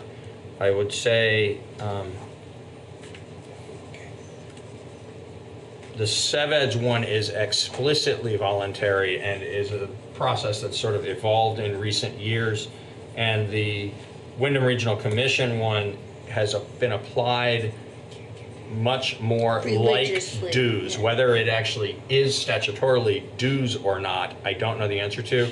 I know that it's been for decades applied in the manner that it has been applied, and unlike CEVEDS, where individual communities make a decision from year to year about whether or not to pay their allocated share, it's paid more like the county tax allocation, where the Power FB makes its decision, tells you what your share is, and you pay it. Well, maybe I just have an inquiry whether that's mandated or voluntary. Sure. Yeah, I for one, oh, sorry, go ahead. Yeah, I recall asking that question the first time I saw it too, and I don't remember. The impression was, oh, well, we just have to, but I don't know. Let's find out. I mean, I guess like the spirit was like, are we getting value for money, right? What does this money represent? How does this benefit the people of Brattleboro? Well, and particularly, I mean, those are my big questions. Particularly the per capita number, Right. because I feel that these groups that ask for money per capita may not give Brattleboro a commensurate service that outlying towns who pay significantly less might be the focus of their efforts. Are you thinking with the regional commission that we already have a really good planning department and we don't require the regional commission help as much as other places? Feeding Liz lines. I'm thinking about Liz's experience. No communications district then. Yeah. Yeah. Let me just say that I think that this kind of got mixed in with the whole county tax situation Yes, because it it appeared did. right next Yeah. to each other. I, for one, am very happy with the services the Wyndham Regional Commission provides, and I think they do excellent work. Just want to get that out there. Yeah, no, they're great. No, my question really Oh, and I know is that whether you're- that formula is statutory. Sure. or So flexible. perhaps it's more of a staff response Sure. than a And, you know, bring them kind of before us. what are we getting for that money? I'm more interested in the county side. What are we getting for the money? Yeah, for real. So how about if we provide that required versus voluntary answer? That's a really clear, is it in the statute or is it not? Or is it in something that got adopted within the region that's a Yes. legal document or not? And then if we provide that to you for consideration on January 7th, you could tell us on January 7th whether you want them to visit on either the 14th or the 21st. Yeah, they Or later. also regularly send us a letter saying what they did for us in Yeah. the year. And Whether we- Sue In the must town have that. report, there's usually. Yes, Yeah. Yeah. So comparing those things together, I think would be handy for us to do on the 7th. Okay. They might not be ready. Well, without I little think notice, we could but have whatever yeah. the last one was, whatever the last reporting is. Oh. No, I think we have a report this year. Yeah. So I have like a newbie question. It feels like I've been here a while. You still can being get away newbie, with it but- for another few months, Yeah. and no more. So let me just understand the process here. So this was sort of like an overview of the things we're still thinking about. Correct. And at our next meeting, on January 7th, we'll come back to this list of things and get into it a little bit more, or So is this the time to be getting what we'll try to do, or what we will do to try to be helpful, is divide these into manageable pieces for the next 2 meetings. So approximately half of this load will be on the 7th, and approximately half of this load will be on the 14th, with the intent that it helps you decide what you're satisfied with. You might make some decisions on the 7th and be done with certain things. You might find that there's some things you still want some more information about, so we would go get that for you. But by the time we get to close of business on the 14th, hopefully you're nearly done, right? You're down to just the last few things that you are still grappling with. So that on the 21st, you can be done, make your final decisions. And then on the 28th, what would be before you, and we'll also have, on the 21st, we'll review the draft warning for representative town meeting.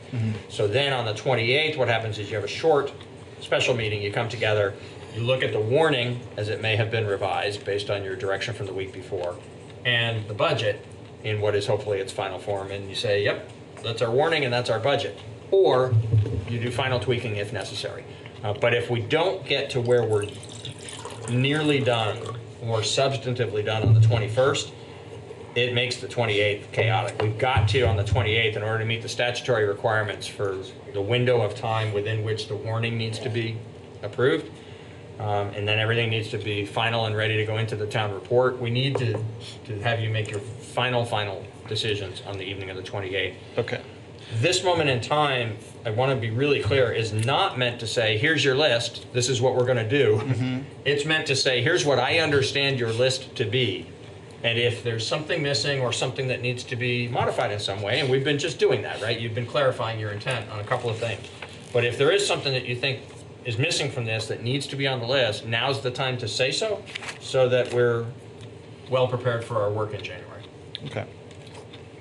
Now, and correct me if I'm wrong, but in at least the past couple of years that I've been on the board, we've had those 4 meetings in January in case there was more that came up. And I'm also kind of wondering if there's a chance we could get it down to 3 meetings. If one of them does become the 28th and we keep the 2 regulars, perhaps that 14th could be eliminated. So yeah, it does depend on us. You're correct, but I'm looking for consensus on the board if we think it might be possible. Yeah. Slightly longer Peter meetings. probably knows best. I'd like to make an unpleasant or an unwelcome observation. I'd love to say, yeah, that's better. I know you've met every week now for 8 or 9 weeks. I'm going to get a little break these next couple of weeks, and then it's 4 more in a row. I get that that's onerous. This particular list is longer than we often have at this moment in time. Sometimes what we have is more change that has already occurred in the budget and fewer pending items. This year, I think quite appropriately, as you encountered some things where there was some difference of opinion, you said, yeah, let's get through the first review, and then we're going to come back and learn more about those things and resolve those things. And the result of that is, I think you've got a really full plate here, even for 2 meetings. And trying to put it all onto the 7th is ambitious. We can do it if that's what you prefer. We did successfully push one of the presentations off. You did push one of the preservation off. Maybe 2. One of the presentations off. And we know about the police storage, so we have to do that again. And the HRA. If it's your pleasure that we have a really full list, this entire list of pending matters on the 7th, and see if we can get through all of it, we'll do that. We'll be happy to provide that. And then, if you don't get through all of it, you roll some of it over to the 14th.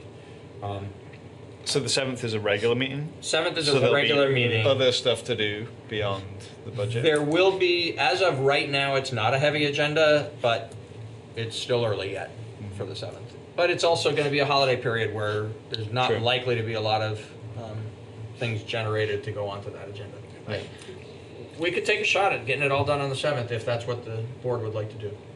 Okay. Oh, yes. I wonder if we could also set aside the conversation about the $3 per resident, since the town is going to decide that anyway. The Sebed's $3. Oh, no. You need to decide what you're recommending. Oh, we're okay. Yeah. Okay, never mind. On that one? Okay. We have to have a number in there, I think. Yeah. Yeah. Right. Okay. And that's always a fun discussion anyway. Well, I'm looking at the fund balance in the past can take a whole meeting by itself. There's incredibly a lot of philosophical stuff in there, and a lot of fiscal stuff as well. And Sebed's again, it's going to be decided by the town, by the representatives. So I wouldn't give. I mean, we do have the power to recommend. Otherwise, yeah, I'm suggesting that we just leave it as it is. Take their request, or let the town decide. I'm sorry. Okay. You are? That's what you're Well, suggesting? let's not launch into that discussion. Okay. Hasn't been warned. Oh, well, it's actually on our agenda right here. Well, this is kind of a check-in. I'm not sure we should start debating it. No, fine. I think knowing this board that we need every single one of these meetings. Yep. And if some of those meetings we get to go home half an hour earlier than we thought we might, then so be it. Daniel, I'm concerned that you're going to want more money if we meet this many times. I couldn't possibly comment. I didn't at all prepare some talking points around that. It's not on the agenda. Exactly. But it's sort of is. Yeah, I think we need all those meetings. Maybe we get done a bit early some nights. I don't know. Okay. But I think it would be, For me, it unless all that depends January on 7th meeting has almost nothing else for us to do, and it would be mostly budget. It doesn't have almost nothing else. It's light. Yeah. But it doesn't have almost nothing else. I don't recall right now. I recall one very specific item. I don't recall what the others are, and I believe there's like 3 or 4 substantive matters right now on that agenda. All right. As long as all this is okay with Jan, I'm It's good by me. What is Jan's pleasure? Power behind the throne. Yeah, I mean, I agree with Daniel. It would be very heavy to have a January 7 meeting with 2 holidays in between to try to prepare for that and make it the only. And it might meeting. snow. If it We snows, don't we're have having to a meeting. decide Doesn't until make any January difference. 7 whether things roll over to the next week. Yeah. and whether So you- we're gonna divvy these up then. We're not gonna put them all on for the 7th. We're gonna do some on the 7th, some on the 14th. If that's the place you've landed, I'd suggest that the Human Services Committee visit be on the 14th. I think it's important that the goals discussion happen on the 7th. And I also think that if you have a robust discussion of the fund balance guideline, I think Dave is right that that is something that could take a while. Heads up, foreshadowing to that, I would suggest that if you decide that as a group you think that there's room to maybe do something different, that deciding that in one evening in the midst of all the rest of this is not the best way to change a guideline. That the guideline is long-term planning, best practice. How are we trying to manage town finances as opposed to a decision you're making this year about this year's finances? So I would just urge you to be really cautious. I'm telling you, once we report back to you about that, we're going to give you the information you've asked for. And I have full respect for the fact that you might take it to a place where that guideline gets in play, but I think you should be really careful about changing the guideline in the middle of a budget process in order to free up some cash for that budget process. So with that caveat, that might be an item that takes an hour or 2 to discuss, or it might be an item that takes 5 or 10 minutes. I vote for the 5 or 10 minutes.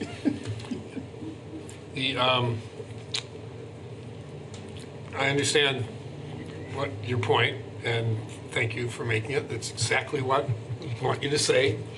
The conversation generally strays into, well, if we did 9.5%, we could do a 2-cent tax increase instead of 3.5. That's where the conversation often goes. So, which means that we change it. We don't necessarily change the guideline, but that year we decide we're going to take a chance and make it 9.5. So anyway, I just wanted to, people should be ready for that to develop, if history is any indicator. The other thing is that as far as using all of these times to talk about these things, I think it's really important, because we need to know what we're talking about. And a lot of these are complicated. This is first time for 2 people. And it's just, Daniel keeps saying a newbie question, but it's I'll finish. Okay. It's actually a due diligence question every time. It's something that we need to understand. So, as much as I'd like to go home at 6:30 every night, it doesn't work that way. I wasn't advocating for leaving anything off I know. or incomplete discussions. I was advocating for fuller meetings, that's all. Yeah, I just wanted to say that because it's really important. I don't have as many questions because I already asked them all. Poor John. Every budget I had something new that I didn't understand, and it's another 10 minutes off his life. No wonder he retired. Okay, let's see, where are we then? I think we're at the place where you've done some modifying to this. I could go through it if you want, but I don't think that's necessary, especially since it's just the list and not actions on the list. But I can list those things, the things you've modified tonight if you want. Otherwise, I just need to know whether you think anything's missing. You've made that sort of more material decision that you are going to meet on both the 7th and the 14th. So we're going to divvy this up into, probably like a 60-40. Take a bigger bite out of it that first night, but have still a fair amount of business on for the second night. And we'll go from there. Do you have any sense of whether the staff will have a cost estimate for the pool house on the 7th? Yes. Okay. I can tell you, we've there actually... are pool people that want to come. We've got a more solid number now than I knew we had. Mm-hmm. So what I told you when we discussed that was we'd be bringing you a thumbnail number. Mm-hmm. We're actually going to have more of an engineer's cost estimate. It's still just that. An estimate, it's yeah. not any kind of a design. But it's a range of costs and some information around that. We just don't have it packaged for you yet. Great. But we definitely will have that for the first meeting. Great, thank you. Thank you. I just wanted to call out that often we have, our number 11 is correspondence, and that always includes the department monthly reports. And I just want to say that I always appreciate them. And this time, that's where I got my comment about the fire hydrants. But this time there's also a report from BCTV, which is interesting and informational. And a nice reminder that the Recreation and Parks Department has some great things happening for families around the holidays and for last night, we call it here. So Yeah, they're great. check it out on brattleboro.org. You can find links to the PDF of their event schedule.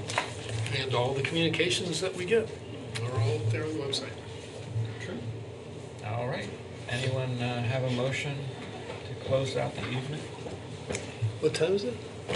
Is there anything else we can talk about? I move that we adjourn. All right. Liz has made a motion to adjourn. All those in favor? Aye. Aye. Thank you, everyone, for watching. Thanks, BCTV. Thank you. Did it. Thank you. Happy holidays. Yes. I should have said that. Oh, that's what I should have talked about. Yeah, there's a see you next Shine a year. Light series of events to do with Hanukkah.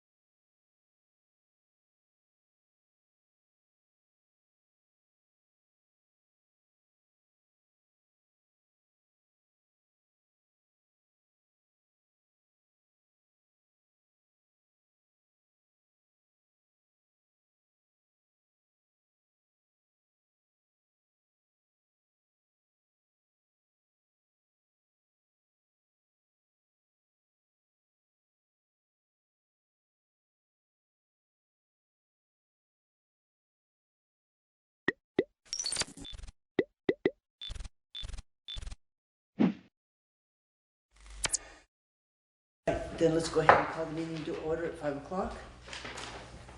I'll entertain a motion to approve the minutes from December 10th, 2019. So moved. Second. Any discussion? Hearing none, all those in favor of approving the minutes from December 10th, 2019, signify by saying aye. Aye.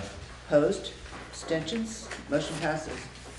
I'll entertain a motion to approve the minutes from the budget meeting on December 11th, 2019. So moved. Second. Any discussion? Hearing none, all those in favor of approving the budget meeting on September 11th, signify by saying aye. Aye. Opposed? Abstentions? Motion passes. As far as additions and deletions, Carla, did we decide to wait on the Grace Cottage request? We did. Okay, so that's going in January, okay. Right, but we did add the SVCC public service announcement. We did? Yes. Okay. I gave all the paperwork away, so that's gonna be hard. I guess I'll just have to wing it. Anyway, I'll entertain a motion to take the agenda out of order and take members of the public first. So moved. Second. Any discussion? Hearing none, all those in favor of taking members of the public first, signify by saying aye. Aye. Opposed? Abstentions? Motion passes. So, I don't know who's here to speak, but there's people's here. You guys want to flip a coin? Yeah, there you go. We got it. Doesn't matter to me. You got something for us, Irv, or? Yeah, did you get things from solid waste? I did, yes. It's gone down a little. It went down a little. Yeah, we'll incorporate that tonight in the new budget numbers. But there's another thing that, it hasn't nothing happened yet, but they're talking about roll-off boxes. Mm-hmm. And what's happened, they've got them out there, different towns, but like we say Triple T, they may not always get your box back. It might wind up in, we say Brattsboro or somewhere else. Yeah, my understanding is it's like a pool of and boxes. then what's happened already is one box, it went to Wilmington, they condemned it, but it wasn't Wilmington's box, it was one that went somewhere else. But Wilmington stuck with replacing it. So we may, down the road, see if we can get some in of our own and just keep an eye on them. In fact, if we had one extra one, I was thinking about it here for the last week or two.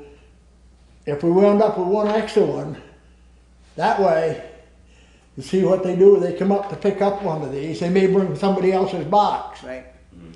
And if we had one extra one, it set down their yard, I know it's money, but it's set in their yard, then they'd bring just our boxes, they'd bring up our empty one, and take our loaded one back.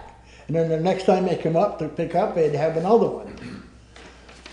That way we wouldn't get stuck with everybody and his brother using them, and all of a sudden they go to pot.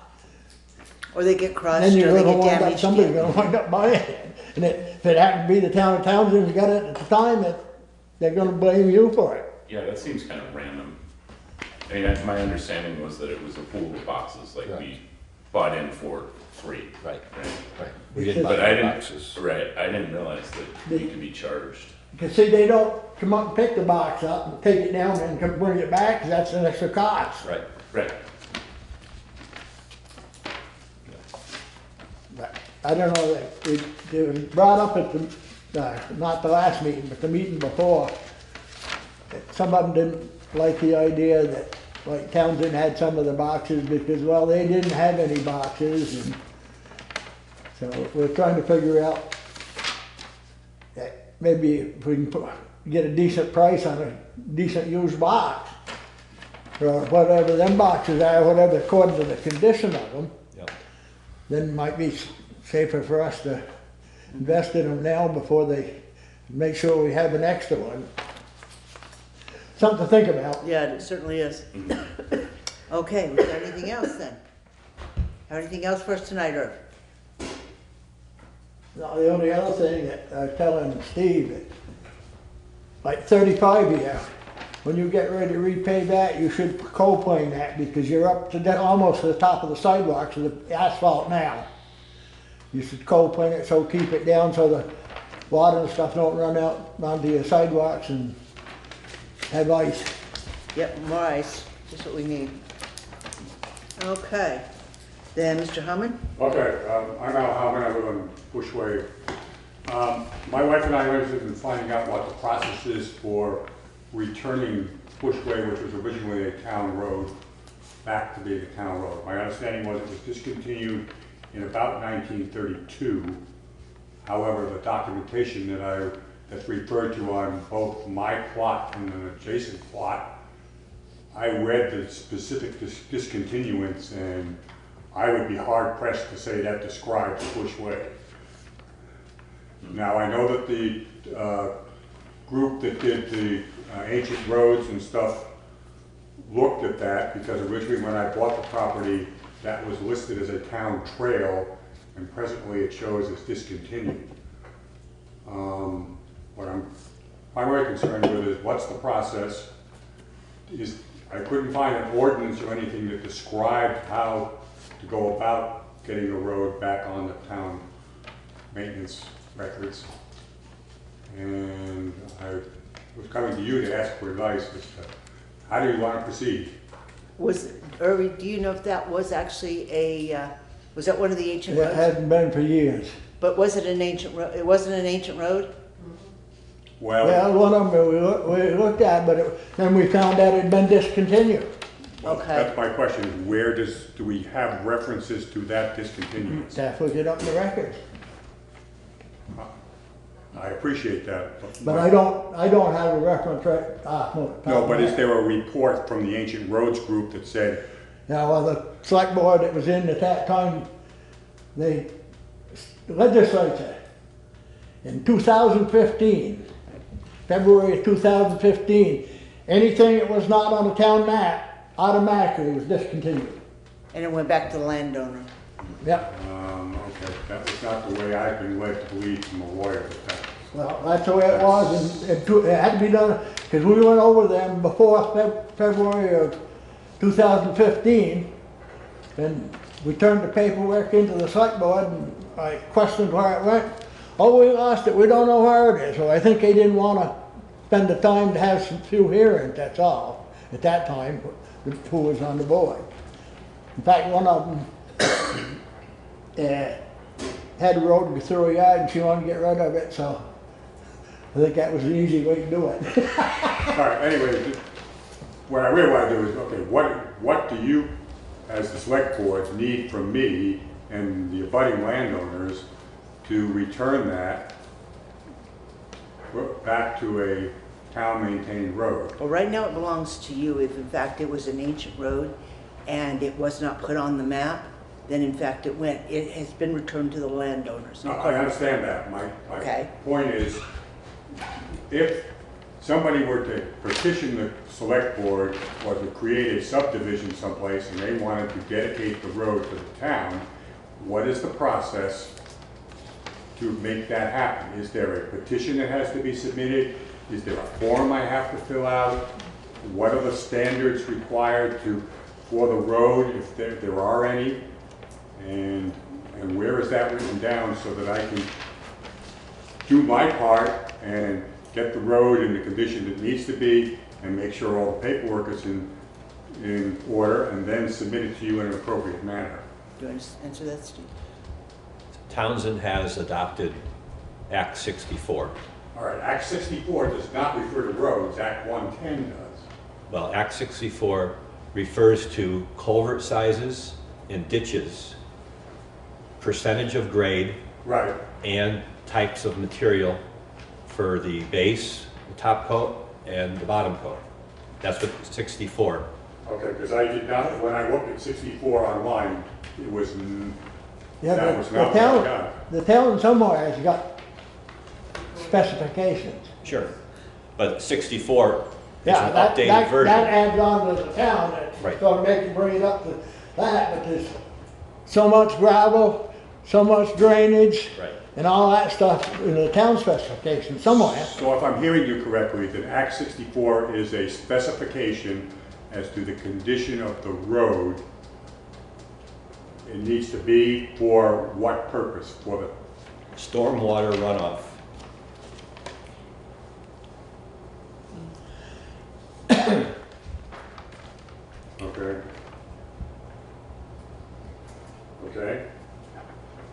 provides this, that's the standard, and that has specific engineering details, that is what you're telling me. Correct.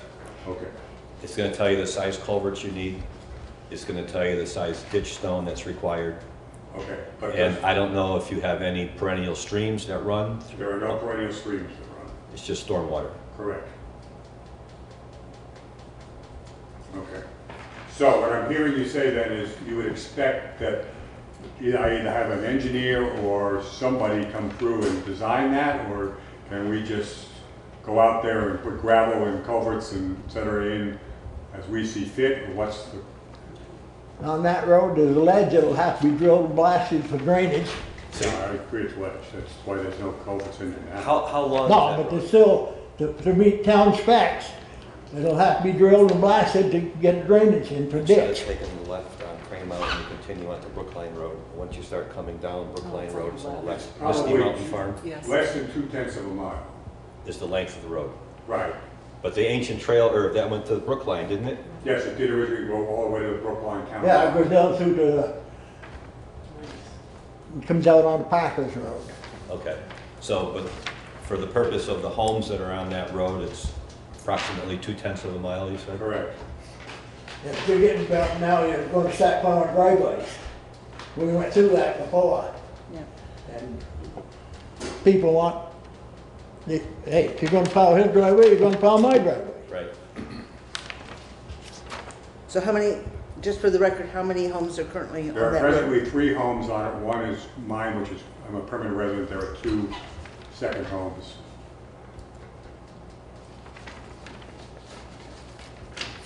Well, I would suggest the first place to start would be with the specifications on 64, just to understand what you Right. might be getting into in the way of an engineering piece and or what might need Okay, to happen. what's the deliverable I need to deliver to you, then? Is my ultimate question. But there's no way you can tell what it is with snow on the ground. You gotta wait for bad ground. No, I understand that. I'm just trying to find out so I can get the wickets, talk to the neighbors, get all the wickets started, and if we need to have engineering done and road work done, then I will need to go talk to them and be able to estimate what it's gonna cost and make sure everybody's on board. I'm just trying to come down with what's the bottom line that I need to deliver to you so that you can consider it. I thought the standards were for 5 houses on a road. What was that? I thought it was 5 houses on a road to be able to I be. think it was. So this would. What standard is that? The town standards. Well, that the town have- would even think about taking it over. Okay, Right, where is had that that- written down? I don't know, I don't have access to the town Well, that's what I records say, right the now. town specs that we had when I was in, had all that stuff stated in it. So what I'm hearing you tell me then is if I go to Anita and ask for the town spec for roads, she can give me that. Is that what I'm hearing? I couldn't tell you now because it's been, 15 years or better, so I don't know what they've got for specs now. But I know it used to be. It used to be 5 houses on a road. We had that discussion on Sawdust Alley, or. Yeah, right. Because with the old rail bed, and how many houses, yeah. Yeah, 'cause I had, that one there was, I forget how many houses in there, and, But it was rail but bed. it was, that was, belonged to Department of Forests and Parks. Right. And then, there's, I don't know, 6, 7 houses, whatever it was, and, just a little short piece, but we couldn't, we could use it, but we couldn't collect any money or anything on it. So. Just to make sure I'm clear as to what I'm hearing here, what I think I've heard is that there is a town standard of some kind that describes the process of how many houses there have to be, what the engineering specifications I need to follow are. Is that what I'm hearing? The engineering specifications are going to have changed to a 64. Whatever's in the town record book now in the way of number of houses, etc., is going to be subservient to this new law that the state has passed. So while the number of houses that the town used to expect to be on a road before we would consider, that hasn't changed. The engineering specifications would have. Okay, so what Act 64 gives me the engineering specifications, and there was some kind of a town standard or procedure prior to that.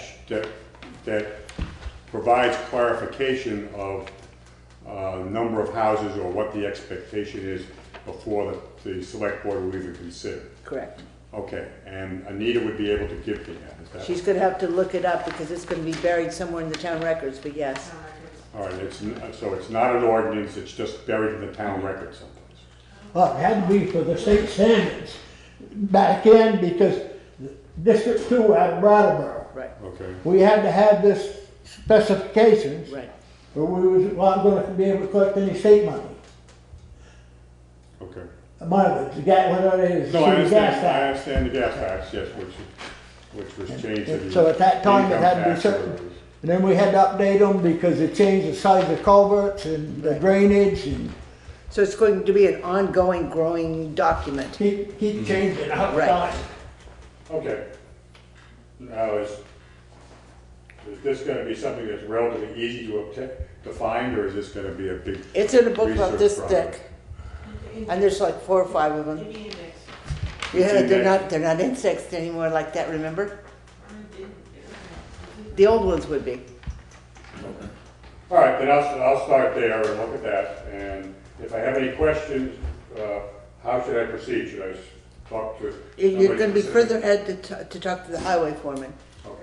As opposed to the whole board, because we have no foundation really whatsoever in, either in 64 or in the previous standards. We've never looked them up, we've never had need to Okay. be familiar with Like, them. my recollection of history from early history was if somebody wanted a town road, they petitioned the select board, and then the select board authorized the surveyor, et cetera, to go out and do that, and that's why, one of the reasons. But also you gotta go through all kinds of public hearings too.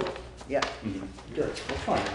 No, actually, that's one of the I'm willing. stipulations on it is public hearings. As long as I know what the process is, then I can go through it and follow and Check follow off- it. If check it- off the boxes. And if it becomes too onerous, then we're not gonna do it, but if it's reasonable and we can accomplish it with the resources we have, then there are advantages to having it. Okay, thank you very much, I appreciate your time. I think that'd be. Thank you. Okay. The other ones. All right, then going backwards, back up to the additions and deletions.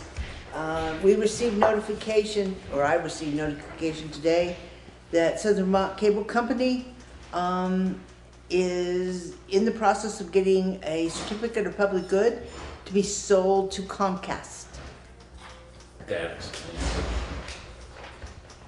I was trying to work from home yesterday and my VPN wasn't working. But they're in the hearing phase. We received notification that that is in the works right now, just as a matter of information, which will impact the garage, because that's where your connection is. Yep. Okay, so then let's move on to the warrants. Okay. Make a motion to pay check warrant number 1 at the general fund in the amount of $18,542.15. Is there a second? Second. Is there any discussion? Hearing none, all those in favor of paying general fund warrant number 1 in the amount of $18,542.15 signify by saying aye. Aye. Opposed? Abstentions? Motion passes. Make a motion to pay check warrant number 2 at the highway department in the amount of $9,093.08. Is there a second? Second. Is there any discussion? Yes, there's an invoice in there from Econo Sign that I did not have an opportunity to see. The signs were delivered yesterday, and I need to split out that invoice to spread it over 2 different accounts. So we need to take that out so we can do that. Okay. So the amended amount would be $8,229.48?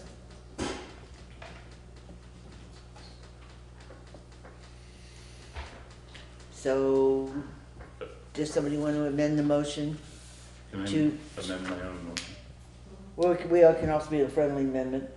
If you'll allow us to amend, I'll make an amendment to bring that amount to $8,229.48. If you accept that, then. I accept it. Okay, the second accept? Second. Okay. 28 cents or 48 cents, I'm sorry. Huh? 28 cents or 48 cents. 48, I'm sorry. Thank you. So there, any further discussion on that then? So all those in favor of approving highway warrant number 2 in the amount of $8,229.48 signify by saying aye. Aye. Opposed? Abstentions? Motion passes. Do you want me to pull this invoice out? It's actually got a post-it note on it, does it not? No. Where'd you put the post-it note? I put it on there. There's 2 pages. Oh, yep, okay. Okay, so yeah, it should be good. Okay. That's the one you'll have to explain tomorrow. Make a motion to pay check warrant number 3 at the equipment fund in the amount of $30,585. No. Sorry. $2,950.32. Second. Okay, I was gonna say, whose pocket's that going into? I need a new mower. Oh, is that what it is? You're gonna buy a new mower, you gotta bring a new Kubota, huh? All right. Is there any discussion on that equipment warrant? Hearing none, all those in favor of approving equipment warrant number 3 in the amount of $2,950.32 signify by saying aye. Aye. Opposed? Abstentions? Motion passes. Whew, that was good for you, Will.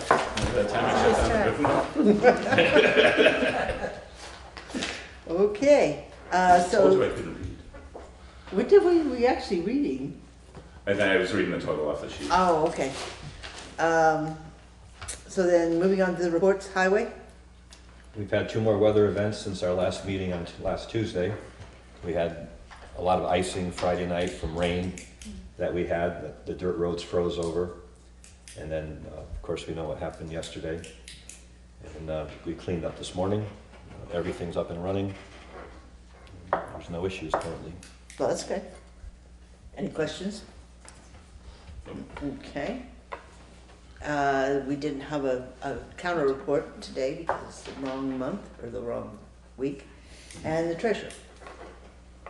Sweep account, you have $935,277.35.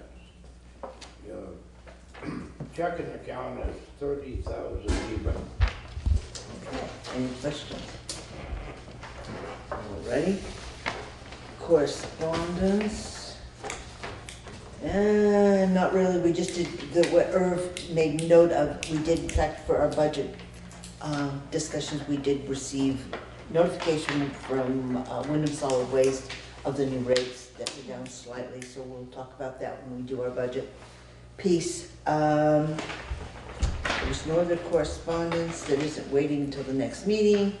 So the next thing under old business, we're going to postpone discussing budget till the end, is the Cintas uniform contract acceptance. So we did receive a potential contract, and it's for 36 months for the uniforms, but I don't understand what we're talking about here. Let's see what we got here.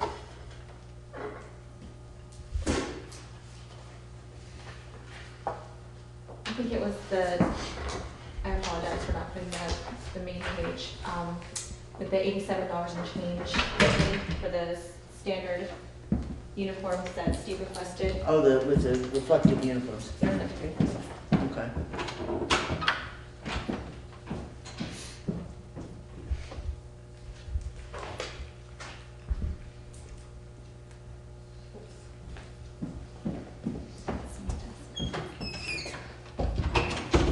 And how I read it, it seems like they could do a yearly price increase, but it didn't say how much they might, and we have a right to refuse. And if we refuse within 10 days, they can terminate a contract. So it's a little bit different. As opposed to what we're dealing with now, which was Yeah, a as 5-year opposed to contract with a constant price buyout. increases and renegotiations. Yeah.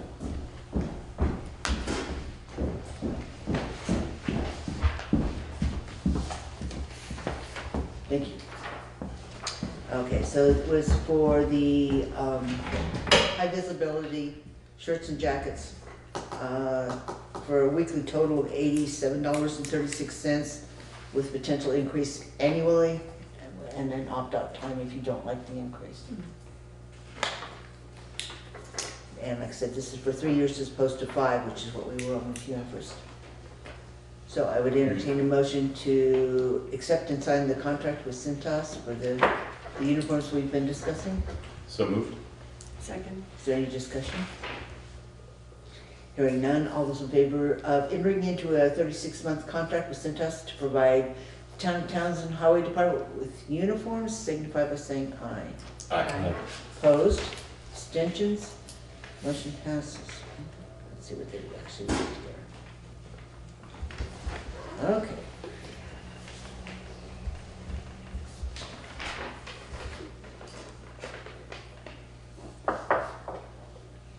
They give you big enough spaces to actually write or down.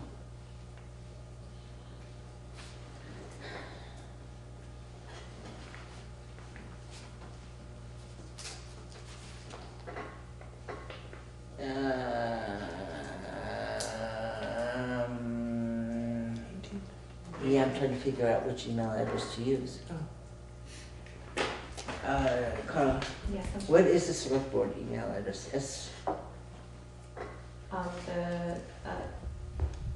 had so long since I've written it. The select Board assistant, the new one? No, Oh, not the select board. No, the select board, I think it's SB Townsend. Oh, no. We're gonna have to look that one up. We'll Yeah. fill that one in later. 'Cause I don't remember. I haven't what seen it is. anything from it, and I don't even know how long. Okay, so that takes care of that. We have in fact, scheduled a meeting, it says budgetary meeting on January 7th. That one may be negotiable. Select board meeting is beginning at 6:30, so we may not have that early budgetary meeting. We're coming in at 5 for that, is that what that was? Yeah, special budgetary meeting on the 7th and the select board meeting on the 7th at 6:30. I thought we were starting at 6:30, like doing the Yeah. regular select board meeting and then following with the special meeting. Okay. So the question becomes, the meeting following that would normally be the 14th.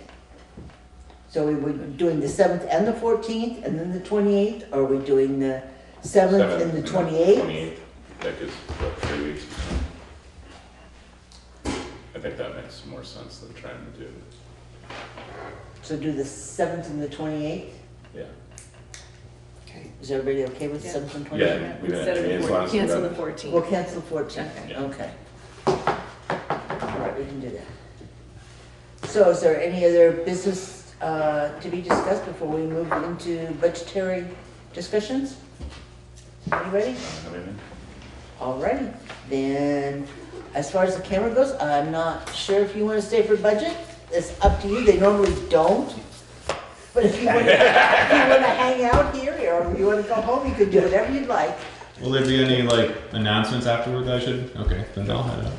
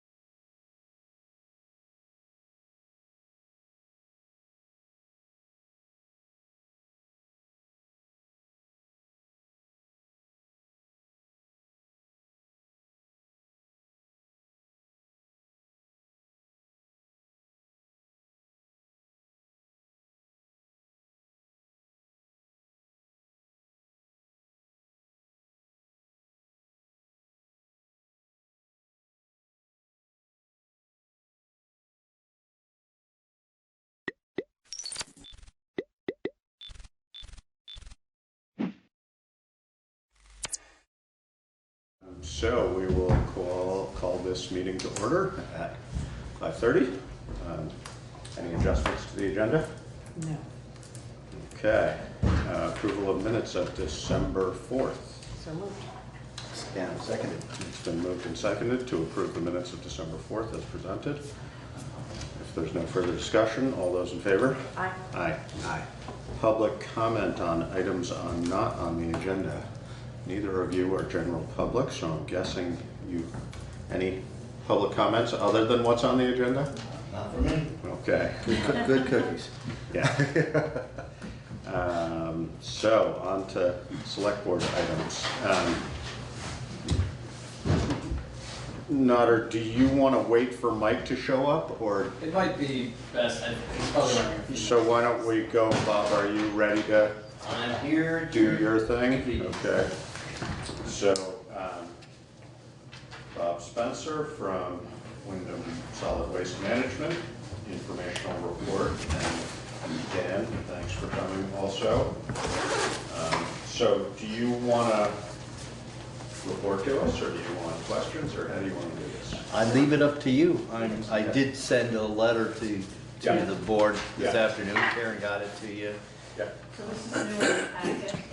So I requested Bob to come speak on behalf of Wyndham Solid Waste Management District. Yeah. And Dan, of course, is our representative in town of Putney. So I think that's my best. and the purpose of Bob being here is for the annual assessment, but also we had the conversation about recycling. Yeah. So, and you have information in your packet from 2017 with some figures. From our research from 2017. Yes. This is Correct. mostly the work that Chip did, I'm Yes. guessing. Yep. Josh, the last time I was here was just before the recycling plant shut down, and we were trying to figure out what to do with your boxes. Can we continue them? Yeah. And with the fire station, and and it was a tough, transition for the district. Yeah. And tough transition for the towns. So we've all, kind of been evolving this new approach, and unfortunately, small towns that don't have their own transfer station like Putney and Dummerston, and you go down the list, Brookline, have not had any real recycling options for their residents. Brookline did opt to put a box on, they keep their box out there on grassy Brook Lane, and Marlboro has boxes at the highway garage. Halifax has their boxes at the highway garage. And you don't service any of those, or do you? We don't go out and collect them. They're all private. They're all private ones. Right. Right, yeah. And because we basically got out of the business. Yeah. So I think the biggest challenge for a town like Putney is if you do want boxes, where do you put them that they're secure, because you got hit hard by other users. And actually Brookline gets pretty hard hit, and so does Marlboro. Yeah. They're on Route 9. And so I would be glad to help the town evaluate some other options. I have, expertise in this business. I have staff time I can put to it. We have a recycling programs coordinator. She started a year ago when Kristen Benoit left after 10 years, and she's really good. She works with businesses so that we can do that one-on-one technical assistance. We work with the schools, work with the haulers. So there's a wide range of things that we can do to help you out. And I just helped the town of Vernon write a request for proposals for curbside trash and recycling. I mean, it's a big job to get an RFP out and get all your information in it.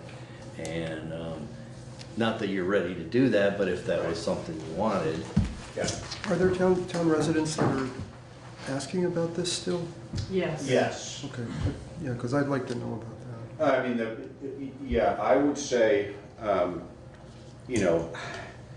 the problem, and actually I was going to ask Bob about this, is, I certainly hear from people that they would like to have recycling.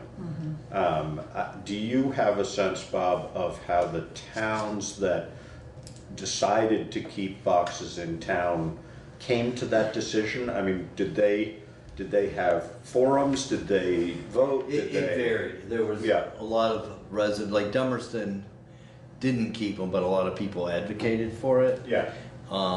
Brookline was relatively low key. The select board just said, we feel we should do this for our residents. So Newfane does not have containers either. No. Right. The only towns They with use curbs. Brookline's, no. Yes, yeah. The only towns with curbside collection are Westminster, Brattleboro, and Vernon. Yeah. Because it's actually a luxury if you look at what it costs. Yeah. But it sure provides service. Yeah. And typically it doesn't deal with the business sector because it's a residential Right. tax supporting program. Yeah.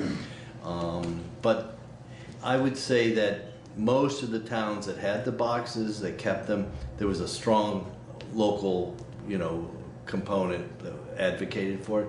And it's very expensive. They're finding that, it's costing quite a bit of money. There's surcharges now for the trash that gets into them, which was an ongoing problem. Because it decreases the value of the recycling. Yeah, it does, and and they actually have surcharges that the contractors put into it. For percentages, Wilmington they have a transfer station, but they elected to keep the drop-off boxes right there in the town center. It was called the tennis courts over near the old school, and they just abandoned that this summer. It just was problematic with trash and a lot of out-of-town users. And the budget was exceeded. And they have a transfer station, so it's not like there wasn't an option for the residents. And do you said it's expensive. Do you have any sense, like Brookline is smaller certainly, but I believe, Dan, you were there when David Jones last week. I think he said it's around 12,000 a year. Yeah, that's about right. Yeah. For a little town to have and they're served by Triple T Trucking. Right. And they come up and they replace the box. They grab and it's now single stream, the mixed materials. Right. The other company that's serving the towns is TAM, which is out of Bennington, Shaftesbury, and they were just purchased by Casella Waste. They still run a dual stream processing plant in Pownell. Casella has the single stream, but now they purchased a company. So they've been able to offer lower price recycling to their towns because 3 years ago they were paying for the paper and it offset the cost of now it's gotten less financially viable, but it's still less expensive than the single stream process. Right. We're spending right now at Wyndham Solid Waste, our transfer station, which my report shows me you have over 300 access stickers from your residents that use it, so it's very well used by Putney. We're spending now to get rid of the recyclables $180 a ton, and our trash is $102 a ton. We still don't charge for recycling. So why do you do that as opposed to just turning it into trash? I mean, it's mandatory. We don't have a choice. We don't have a choice in Vermont doing So not that I would advocate that, but yeah, no, I'm just surprised. I mean, Act 148, Universal Right. Recycling. Yeah. 2012 said Right. thou shalt recycle, and that's the law. And do you have any sense that it's actually getting recycled, or somewhere down the pipeline is it turning into trash? I think because this stuff ultimately gets shipped overseas, and my own feeling is, we could get into a long discussion, and I can see things from both sides, whether it's really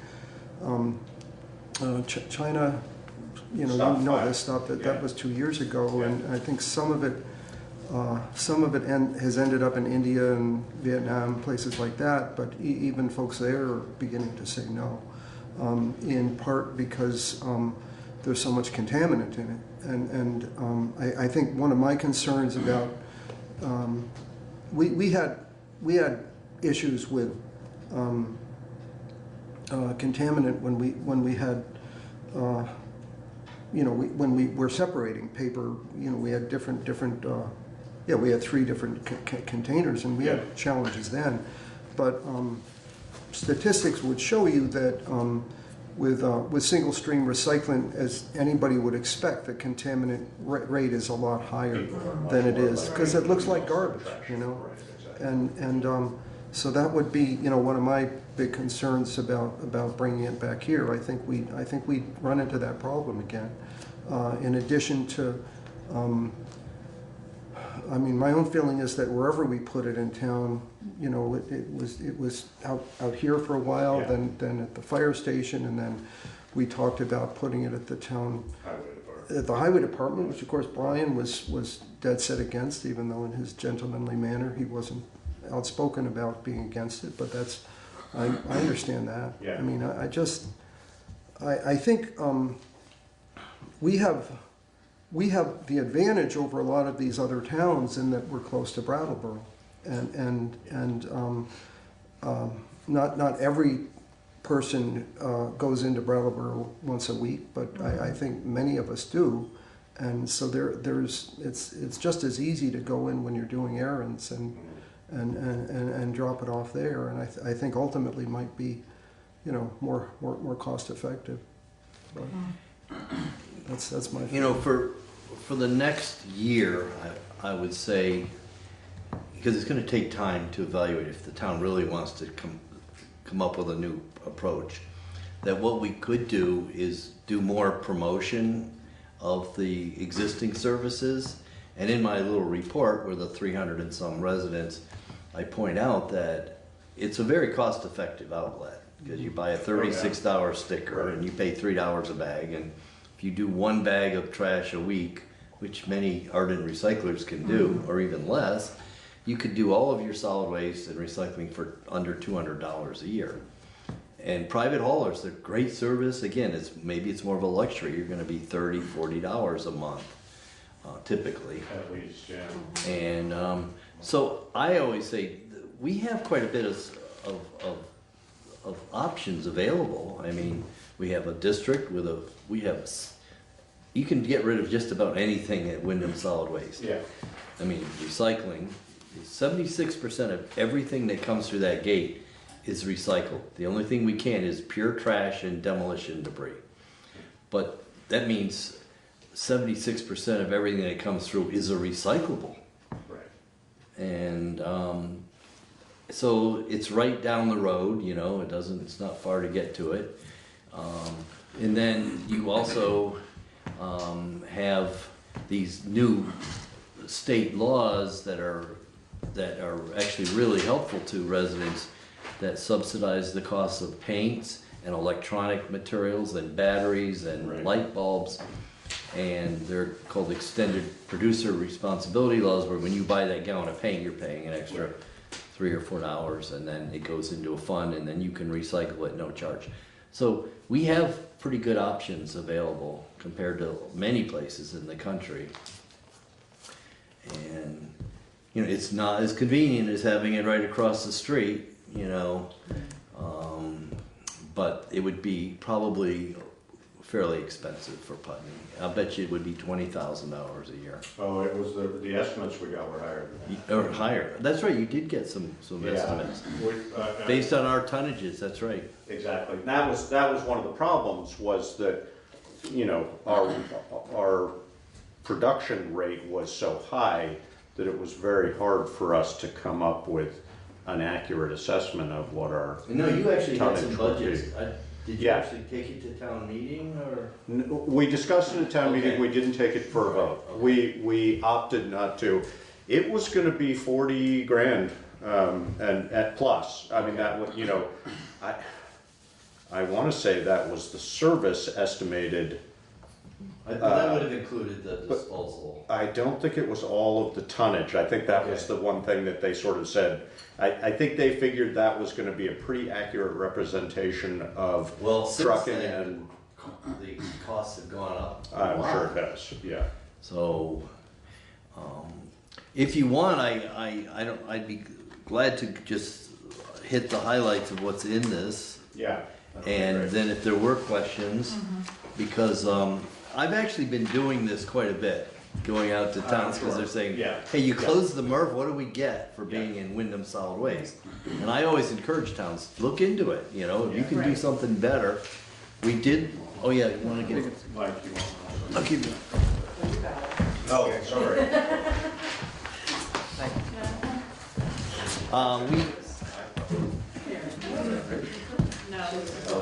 Just about all the towns that have done a detailed evaluation of their membership decide it's worthwhile to stay in, just mainly because of all the mandates that they'd have to take on.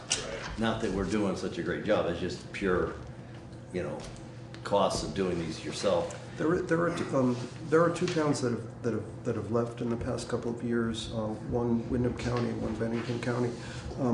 We don't know what's going to happen to them, but we suspect that the Wyndham County community might be re-entering the district at some point, simply because it's going to be very expensive for them to fulfill all of the expectations of the SWIP. That would be Whitingham. And were they considering doing a transfer station of their own? Is that I don't think they thought that far ahead, to be honest.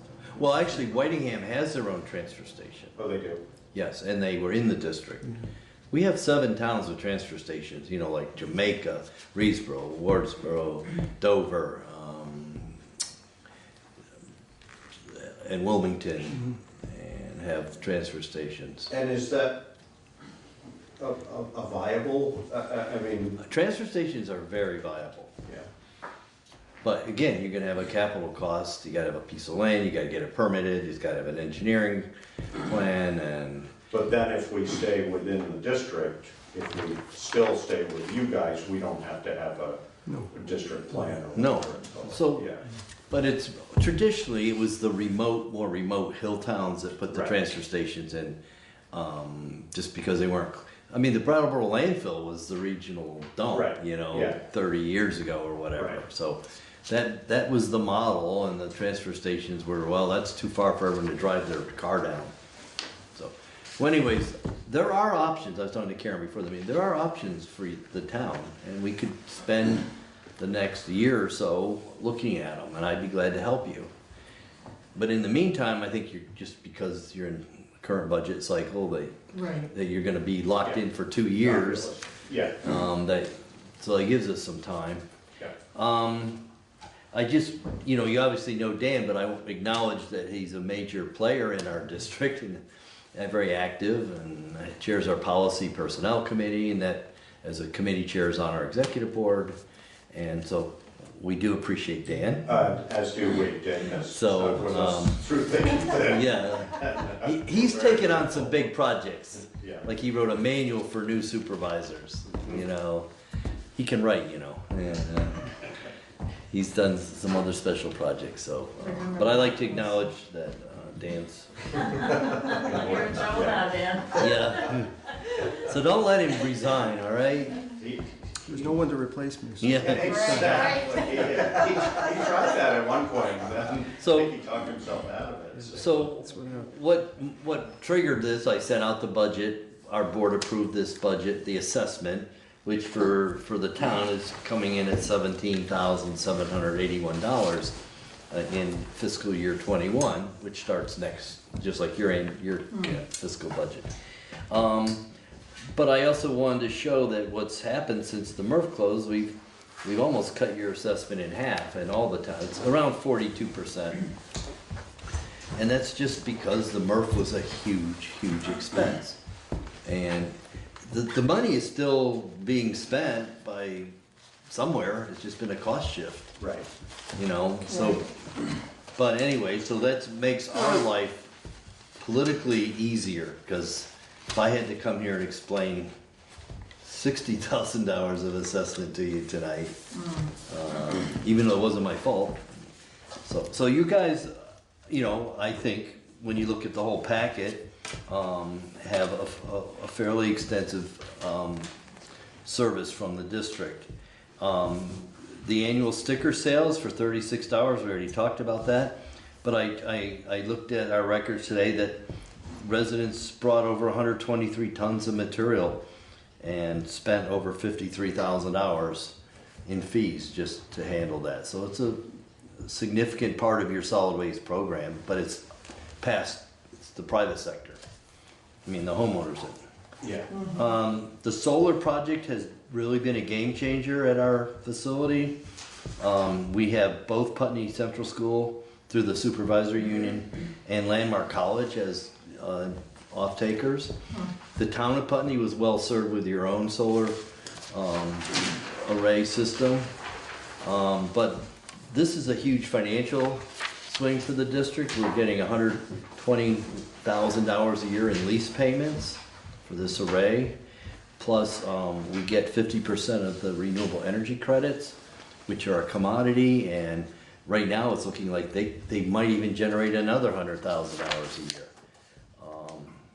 You know, our budget's about $1 million, so if you're up around 200,000, it's a 20%. And also, we're a net meter customer of the district, so we're getting reduced energy costs. So that's been a significant financial gain. We get paid in quarterly installments. Yeah, we get quarterly installments, and the checks come, and we don't really do much on a piece of land that we couldn't do anything with. Yeah. So that's been a great project. When towns say, what do we get out of being in a district, it usually comes down to household hazardous waste collection. And it's very, very expensive. And we keep track of when we do a collection, and I just did Stratton in November 1st, and we had the event down in Brattleboro the same day. And, you know, we take a survey when they come in, what town are you from, and how'd you hear about it? But, so we know how many households from each town, and, you know, you guys are very active in the hazardous waste collection, with over 271 people or households. But as I pointed out, the last event cost us about $163 per car that drove in. Wow. It's just very expensive. So, and it would have been higher if we didn't have the paint care. The paint care, it's called by the state, to drop off, because paint used to be half of some of this. My first year at the district in 2011, I started in that May. We had an event right here at Putney, and it was my first event for the district. And at that time, the district would actually run the whole thing themselves, not use a contractor. And I have training in that. It's called a 40-hour HAZWOPER certification, and I have another.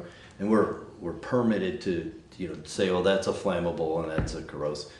Anyhow, we packed them all at the garage, at the fire station. It was probably 85 degrees, humid. Kristen, who was working with me, got sunstroke and was laying under the tree. And we'd been in Brookline that morning. We came over the mountain to get here on time and set up. And I'm driving down Route 5, driving a pickup truck, pulling a flatbed with these gaylords of all this stuff. And I said, this is crazy. Why are we putting ourselves at this kind of risk? And I went to the board and I said, you know, I know you've been doing this, but I think we should use a contractor. Because if I'd gotten side swiped or flat tire, and we had, it really concerned me. And as the director, you have to look out for the best interests of our district. So we, at that point, switched to contracted services, and it is expensive.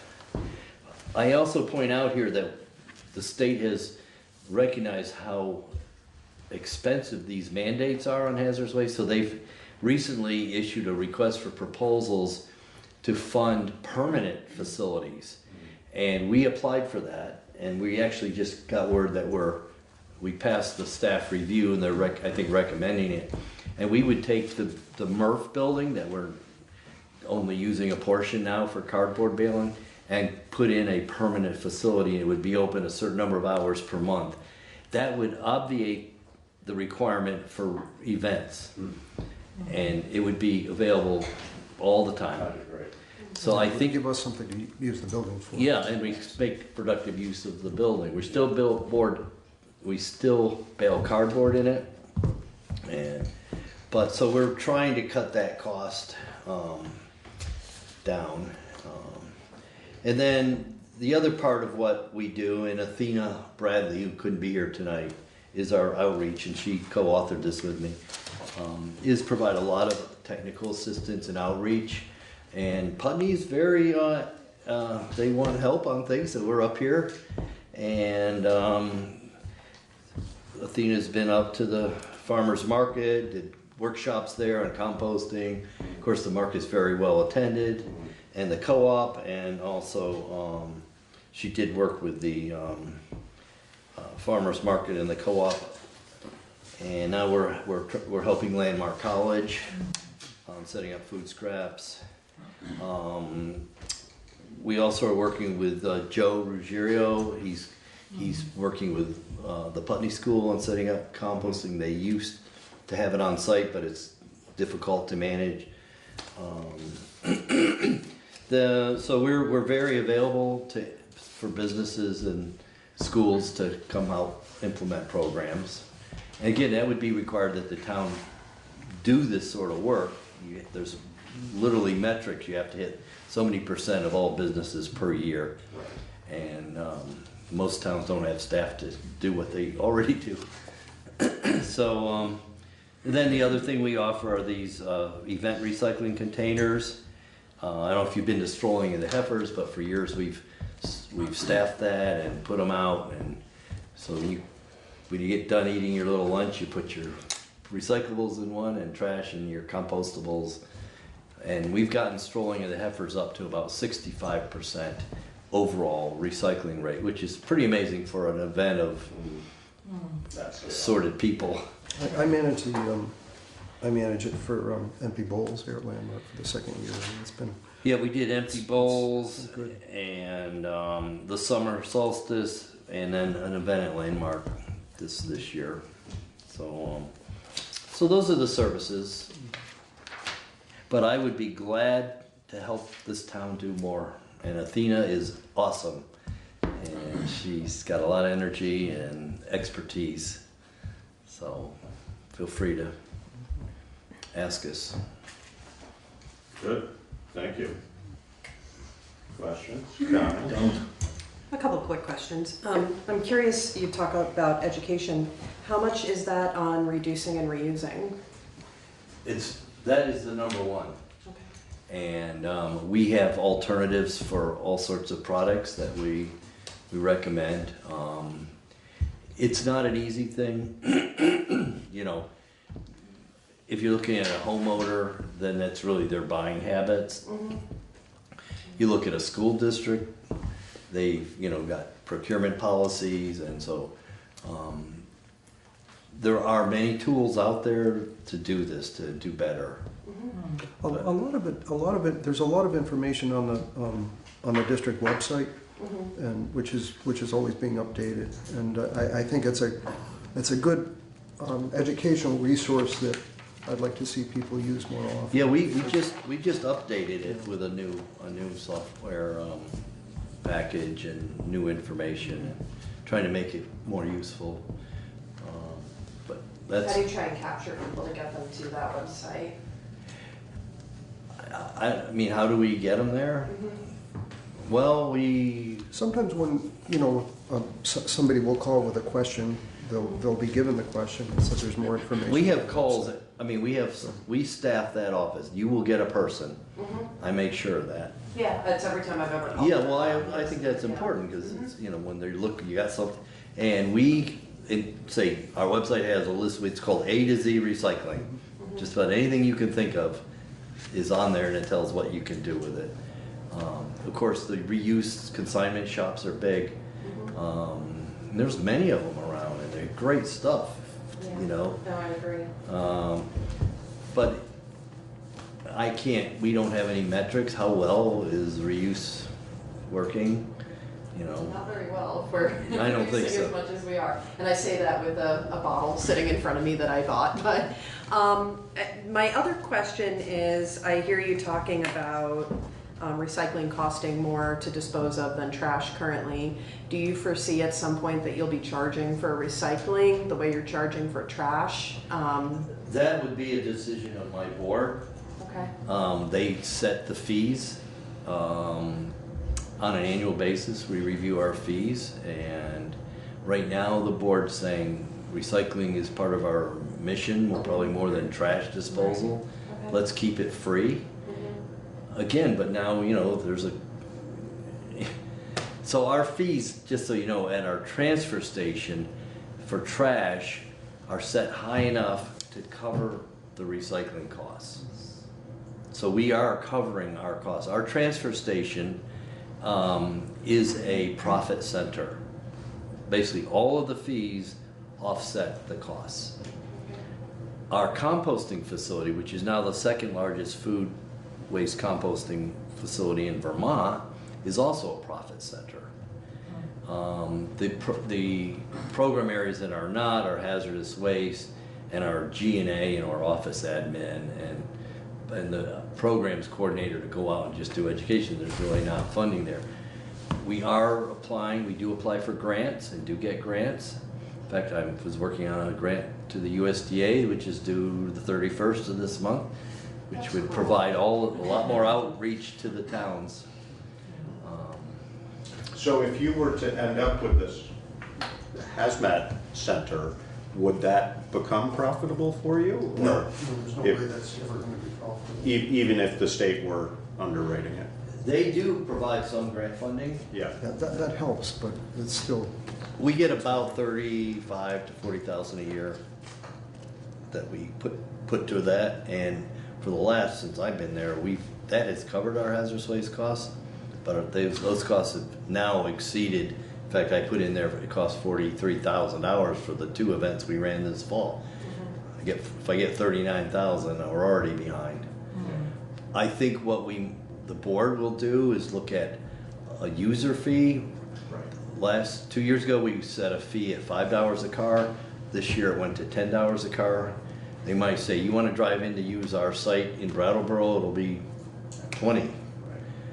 Keene, New Hampshire, we have a great arrangement with them. Residents can use their facility, and also they have a permanent, and Rutland, Vermont Solid Waste has a permanent facility, but the fees they charge for out of district and out of city are very high. So in theory, you can use it, but you would be spending a lot. It's just one of those programs that is very expensive. I think maybe we could do more to advocate, speaking about reduction of use of household hazardous waste when there's so many safer alternatives. And we do have alternative materials and handouts on cleaning agents and actually Vermont, and I can speak to our legislators, is looking at an extended producer responsibility that would apply to household hazardous waste. So when you bought a can of Raid, there would be a fee, and then they'd have a collection. But those are tough in Vermont because we're surrounded by states that don't have them. Right. You know. Do you think it's interesting to look at these numbers from 2012 to 2019 on the household hazardous waste? That, I mean, they go up a little bit, they go down a little bit, there's some variation, but from 2013, 82 households, and 2019, 19 households. Is there any, do you think that that's actually people are buying less hazardous? No, that's where we held them.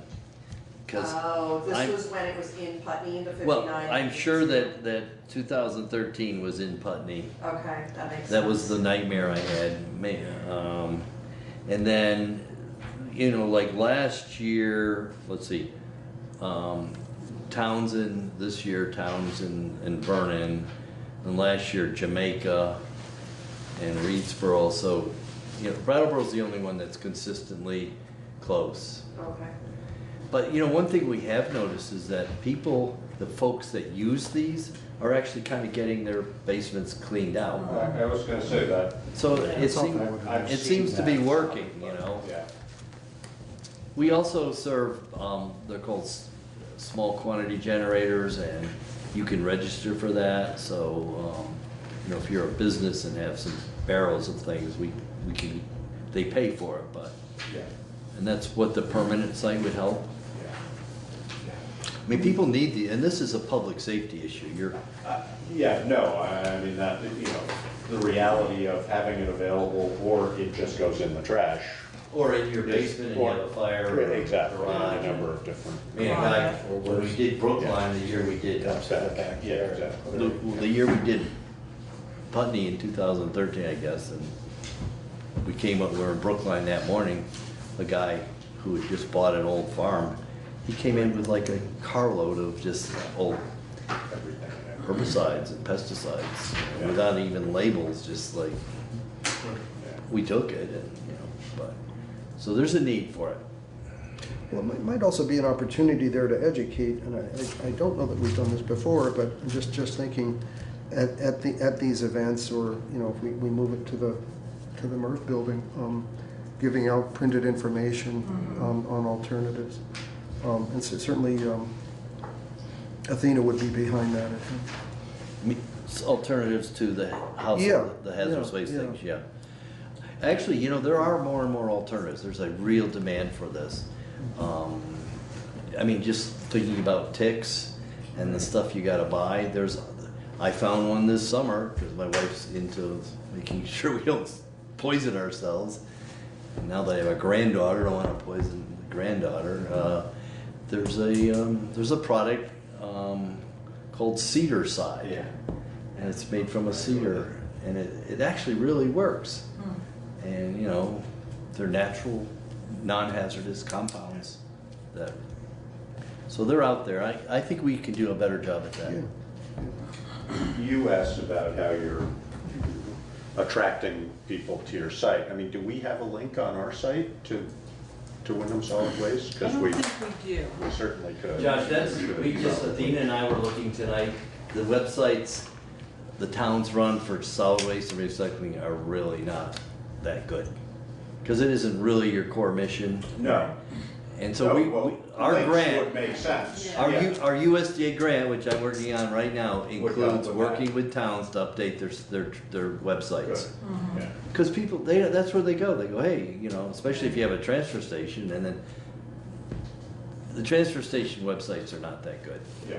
But people do call and we'll refer them to their site. Yeah, no, You know? I'm sure, but we, you know, anything we can do to promote that is a good thing. So one of the areas that you could probably promote more would be the food waste recycling, because it literally July of this year ratchets down to residents. Right.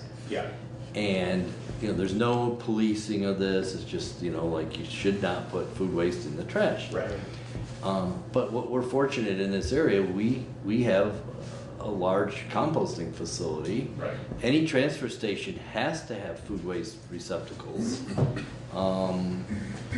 Your businesses, I mean, pretty much are tuned into organics recycling. Your restaurants and your co-op, you know, they've been a pioneer in it.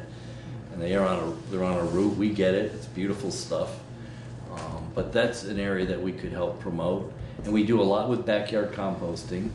Athena's been promoting community compost, where like a community garden would also have a bin. You could bring your food scraps. And that's a heavy part of your waste. I like to say the only recyclable item of all the things out there, the plastics, the metals, the papers, cardboard, and food, that stays local is food waste. Because we're not going to sell it or anywhere else. And you know, I've got 8 distributors for our compost now. People love it. I would love to have town highway departments and parks and recreation start to use compost more, just because it would be nice to have that return to the communities. And there is a whole initiative in the state to increase use of compost as a means of soil erosion control. Right. and there's stormwater permits that you have to get when you disturb more than an acre of land in Vermont, and now the state says you should amend the soil with some organic matter because it absorbs More water. water. Yeah. So it's growing, this industry, but I think education is important Yeah. and getting the material out into the community. Yeah, distribution of Yeah. material. I mean, Yeah. I think we could all be better at that. But I gotta tell you, Putney is probably the number one recycling Yeah. town. Yeah. You know, your people are very educated in recycling. Do you table at town meetings ever, or? We have, but it really It's not doesn't work. productive. You know, the people are inundated with all the. Right. I've done it. I've done it, and you sit there with it, and they kind of go, okay. Well, if nothing else, we could certainly have that material available. I mean, Right. Oh, yeah. Not ask one of you to be there, but have that Yeah. material available at town meeting would make sense. Look. Mike had a question or comment. Yes, this is certainly something I hear from people about. Sure. One of the concerns, I think especially that's a little daunting on how to address is hearing from elders who want to compost, but can't get to the recycling. And yesterday I met with some 8th graders and put it out to them. Maybe that's something they could help with, but it's a problem. It's not intractable, but people who want to compost, especially those who don't have easy access, that's something to put in the hopper for what we have. To make it more accessible to elderly people? Yeah, I don't know if we can create some kind of local pickup for them. Well, people can't. You're right, actually, because there are some small companies now that are providing subscription collection for food waste. There's one out of Keene called Elm City Compost. They come to our site. I don't know what their fees are exactly, but you know, especially in New Hampshire, they don't have as many programs available. But there's the desire. So I don't know, you know, it wouldn't be the town, it wouldn't be the district, but a private entity could set up a route. But then they'd have to charge. Right. But, Some of the educational institutions in town might be, I mean, I could imagine maybe Bucky School or Landmark College may be willing to. yeah, that'd be a good 8th grade Senior day or project. something, you know, or Bucky Central. So are curbside contractors picking up food waste too now or not? They are not required to Okay. for residential. For commercial, curbside isn't normally thought of as commercial, it's residential. Right, So it's not required. It was required initially, but the legislature this last session amended that because it just was prohibitively expensive to run a truck just to pick up organics. I mean, the big waste companies lobbied and got it removed. It was a nice ideal goal, but I thought it was not going to work.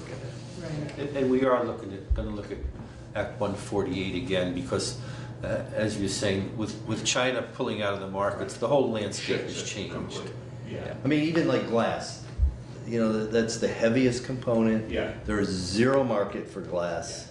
There hasn't been for years. Remember back in the old days, we had the green and Separated the all. white and Right, the brown, right, and we yeah. had our igloos. I mean, I didn't work for the district, but there were the igloos, and those were these round-shaped containers for different kinds of glass. And, that's something the legislature might entertain, is take glass out of that equation. So, I mean, that's, right now, glass, when you have single stream recycling, as we do at Wyndham Solid Waste, the glass is the heaviest piece. So I made a deal, I noticed that you have been a member of NRRA, we are too, and we use a program where they broker the glass. We haul it to Keene. We ask residents using our transfer station, it's just voluntarily, please put your glass in this bin. You can put it in the single stream, but it's gonna save us a lot of money. And we pay about $70 a ton by the time we haul it there versus 170 or 180. And that is being transferred in large trailers to Quebec, to a high-tech processing plant that sorts it by type and converts it to, you know, new glass. So someone asked, you know, do you see in the future the market's improving, and I do. I think the U.S. economy and entrepreneurs will come up with ways of using them effectively. I mean, the Chinese are building paper mills that take recycled mill in the U.S. right now. They're buying older mills in Maine. It's called Nine Dragons. It's a company. You know, they're seeing an opportunity. The sign in Rumford says ND. It doesn't say Nine Dragons. Is it? Yes, it's. They don't want the. You're not going to hear people in Rumford speaking Mandarin anytime. But it's just clever advertising. Yeah. So there's never a dull moment in our world. A lot of people get bored with trash and recycling, but it's really an interesting world. Well, it's a huge issue for everybody. Thanks for the opportunity. Thank you for coming. Thank And any last words for them before you walk out the door? Or, I mean, is there anything the state, from your perspective, Dan or Bob? Did I ask you to ask that question? But it was the wink and the nod that did it. Well, there has not been funding when they passed Act 148. I was there. I was testifying, and you know, because I've been in the composting industry for a long time, so I was brought in to talk about organics, and the House Natural Resources Committee at the time finally voted it out. Tony Klein was the chair then, and once it came out of there with bipartisan support, it sailed through the House, it sailed through the Senate. I believe it was a unanimous bill, a law. And then, but people always say, but there was no funding. Right. You know, and that still remains pretty true. There have been a few bills that have helped. One helped us buy a screen for our compost. And now this bill with the hazardous waste. So the state's trying, but they have such limited resources, right? I mean, your fees and just don't have much, the solid waste fee. But that would really help if we had significantly more grant money. But that's a tough ask. That's a request. Generally, our legislature has been fantastic. I mean, they do their homework. No, they do their homework. They're leading the country. It's sometimes painful, isn't it? But you know what I can say too is our hope is that another federal administration might see that these are needs that can be addressed with federal funds as well. Yeah. That's probably very timely. Yeah, I was just gonna say that exact same thing. Yeah, the US EPA used to have a lot more programs. The USDA. I mean, there was a U.S. Department of Energy. I mean, there's just been a plethora of funding from the government that's pretty much dried up. Yeah, the landscape has shifted a lot. Yeah, so. Well, just the fact that there's no money in it. Well, we were all kind of fat, dumb, and happy when they were buying all the recyclables. And yeah. I was on the district before I worked there for the town of Vernon where I live in, back 12 years ago or 10, and they were flush with, you know, revenue. No problems. It was like, you know, and they were lowering the assessments every year, you know, and the times were good. That was that. It's not going to be back for a while. All right. All right, thank you. Thank you so much. Thank you for And coming in. again, thank you, Dan, Yes. for your commitment to Putney, and it's Very much ongoing. appreciated. All right. And green update. And green. Yes. Oh, good, green update. Our green I think it update. was my last. I have something that, this is, if anyone likes hazelnuts. Santa's early.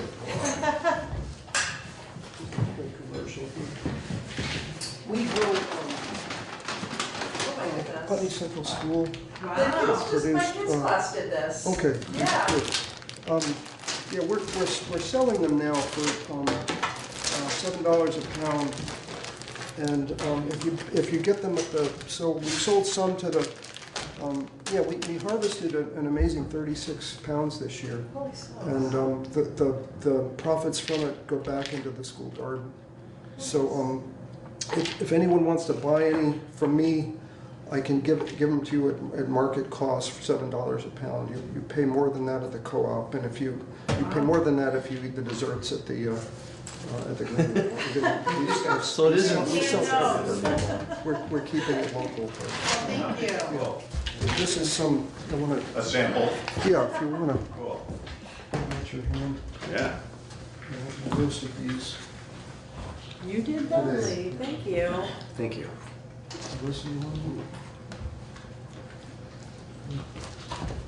Oh, they're delicious. Yeah. Thank you. I don't think I've ever brought in on their own. I've had it in coffee. No, they're not as strong flavored as I might have guessed, but very good. $7 a pound? Yes.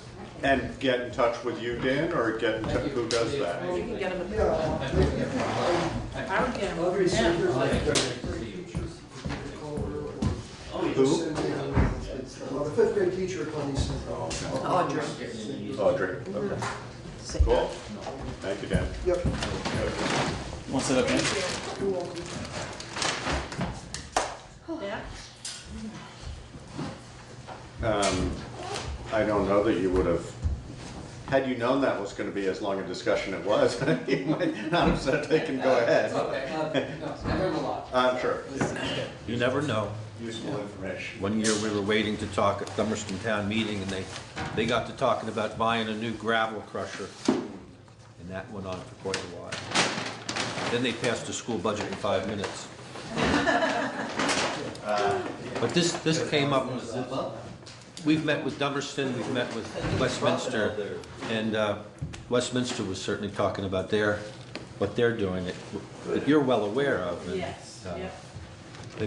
I think they're pretty happy with what they're doing up there right now.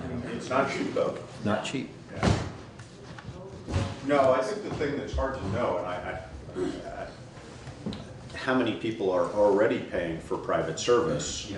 Right. And, you know, I mean, we can mostly rest assured, I would think, that most of the people for whom paying their taxes is the most challenging, they're not paying for a private service. So, you know, what would be the balance in that?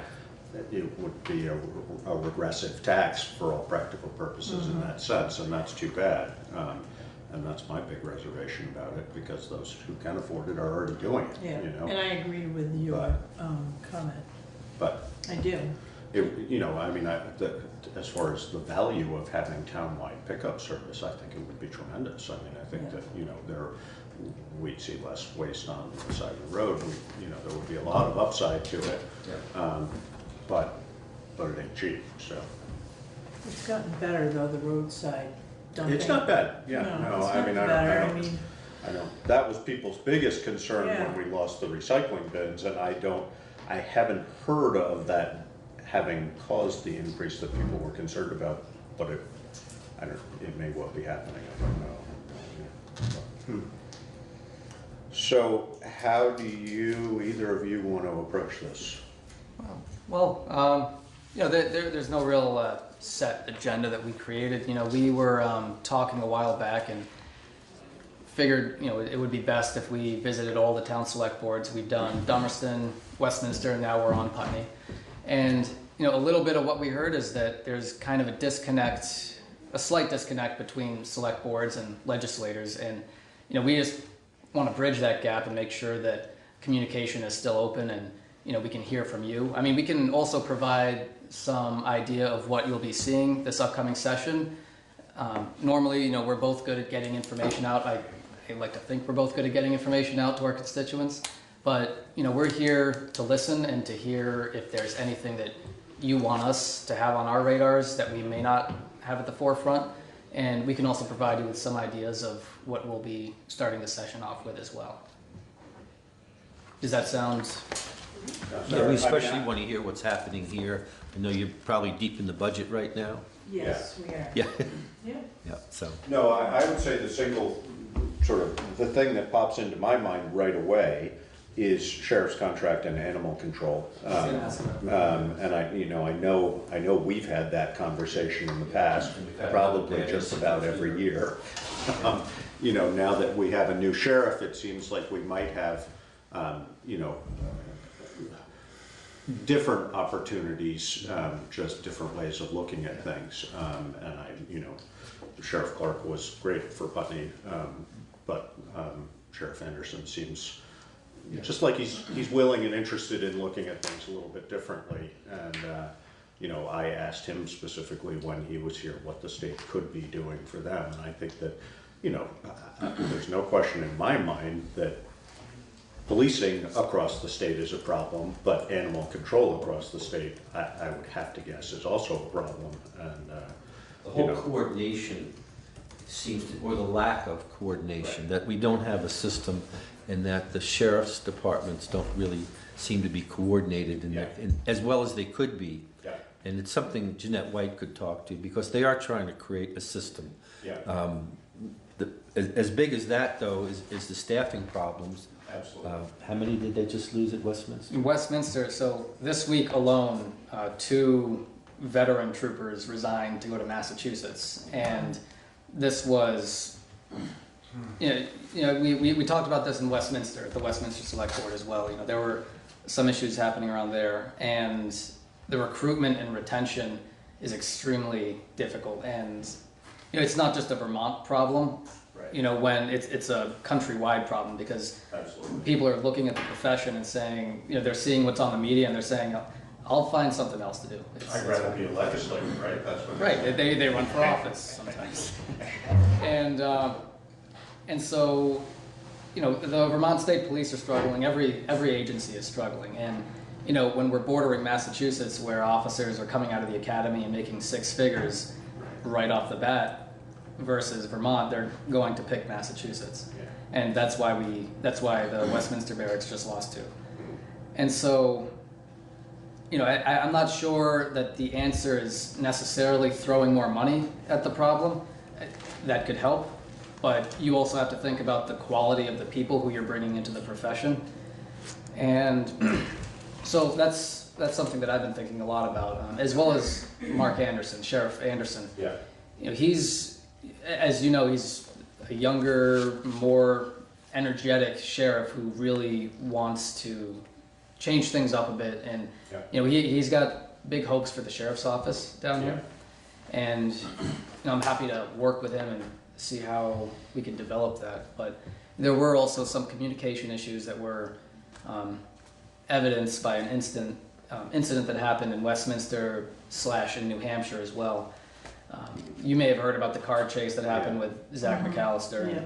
There was, in any incident like that, there's going to be a communication failure somewhere along the line. Some information is not going to get passed.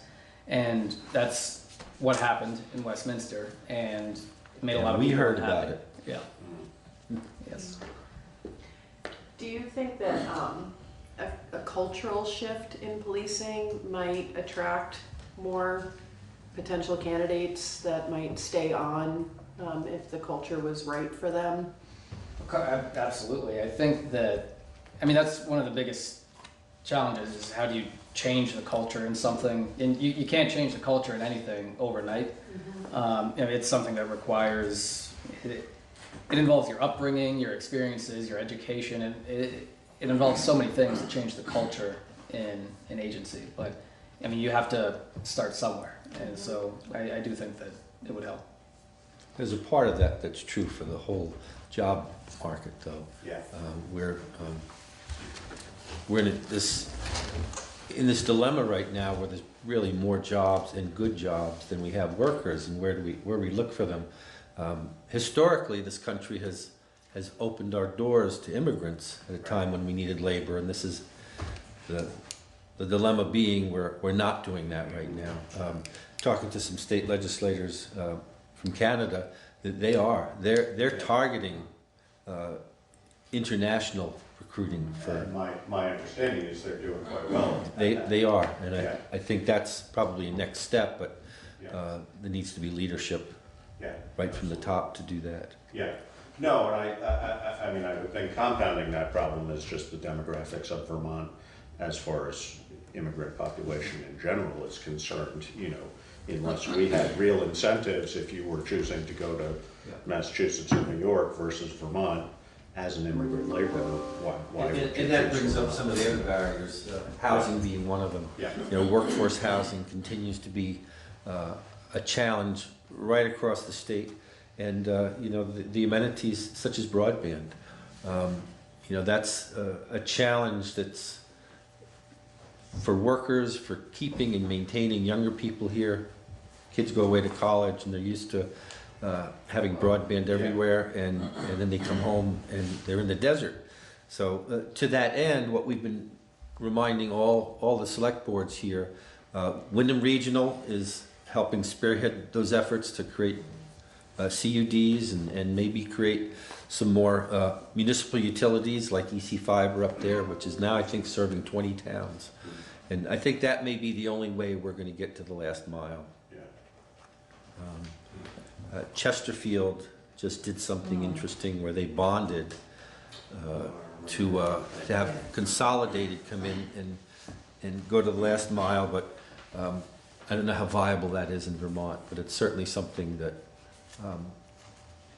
we're hoping that the towns will come together on, because there's a model that works up in Norwich with EC Fiber, and I don't think it's going to happen we've been waiting 20 years now, and I think the companies that are here have done what they're going to do. You know, Southern Vermont Cable has been piecing together when the state throws some money, they'll add another road. Right. But other than that, to get to the last mile, which is what we want, I think that's what's the next step. No, I mean, like that group, the West Hill group that coordinated and motivated Southern Vermont to do that, but my recollection is he needed 65 people to sign up for it before it was viable. When you're talking last mile, we don't have many roads that the last mile has 65 people on, so not likely to happen then. No, we just got some money, and they did Great Meadows Ridge in that area there in the last year, and they had been waiting and pushing for years, and you know that you can keep cobbing it together like that, but really a concerted effort's what's needed, and this is a barrier. I know we've talked about that where some of your colleagues in your age range have looked at Vermont. You know, one of the things I keep seeing headlines about our demographics changing and how we're not going in a great direction, and you know, I keep on putting the plug into my friends from college and got people I grew up with to get them to come here. And the number one question is always, you know, what the internet is like, and housing is the other part. So. So we'll keep pushing on that. Those are hard questions to answer. Yes. Yeah, exactly. Well, realtors now are starting to have that listing in there, and they have to be upfront with people, because it's a question that comes up, and it can sometimes make a difference between a sale and not. I do try to lean on the value of the Vermont lifestyle, because it really does beat living in a city. You know, it's you know, yes, my internet is slow, but when I go to Boston to see family, one of the first things I want to do is come back and just be in Vermont. You know, so I just tell people, you know, visit Vermont and just, you know, don't worry about the internet for an hour or so, and just explore the mountains and all that, and you'll fall in love with the state. That's what happened for me. You know, looking ahead to the next month when we reconvene, the headline issues, I think, are not going to be a surprise. That there's a lot of push to do something about climate. Healthcare and healthcare costs are huge, especially prescription drugs. But we did pass a bill to look at Canada, but right now the challenge is we're not able to negotiate Canada again because of what's happening federally. But that is a plan, and you know, recently there was a Vermont edition at noon had a historian talking about the War of 1812 and how there was actually a lot of smuggling going on, or just regular trade that had always happened, which was now illegal because of the War of 1812. And who knows? Maybe that's the only way we're gonna make this happen. But the idea that prescription drugs are being a barrier because of the costs really needs to change. And we'll do what we can on the state level, but it's one of those things. Again, it has to happen at the federal level. Wait, are we gonna start smuggling? Is that what you're? You can't answer. Well, for You heard it here first. for some families, I didn't hear star. I didn't hear the word star. what happened back then, families were just continuing to do the trade they did all the time. Right, that's what I heard. And they call it what you will. There's been a lot of pushes. We've been, yeah. We are from New Jersey. It's an old family tradition. I did have one of my grandfathers when he first came here was a coal miner in West Virginia, and that there was trouble there after a while, and he came back to New Jersey and was a bootlegger. But that was an honored profession at the time during Prohibition. Quite lucrative, I'm sure. Quite lucrative. Anyway, one of the things we've been hearing just about everywhere we go is about Act 250. And there are challenges, looking at it in its 50th year, that we have to make it work better. We met with people at the hospital who went through this process. In 2017, they started a permit. For their addition. For their addition. Yeah. They just got their permit. And what they realized it took so long, their budget's now obsolete. So they're going to have to go back to the Green Mountain Care Board to get approval for this budget. It's got to work better than that. Similarly, Kindle Farm has been involved in a legal problem for over a year now. They've spent over $100,000 in legal fees. On an Act 250 issue. On an Act 250 issue because a neighbor didn't like that they were doing outdoor education. And then brought up the idea that they put some yurts up, or they permitted. It's got to work better than that. The idea of having signs here in town, we met with local businesses here. They want to be able to tell people who get off the interstate that there's a village here. We're working on that, but it shouldn't be such a hard thing. We're not talking about billboards that'll blind you with their video, but it's got to be easier to do.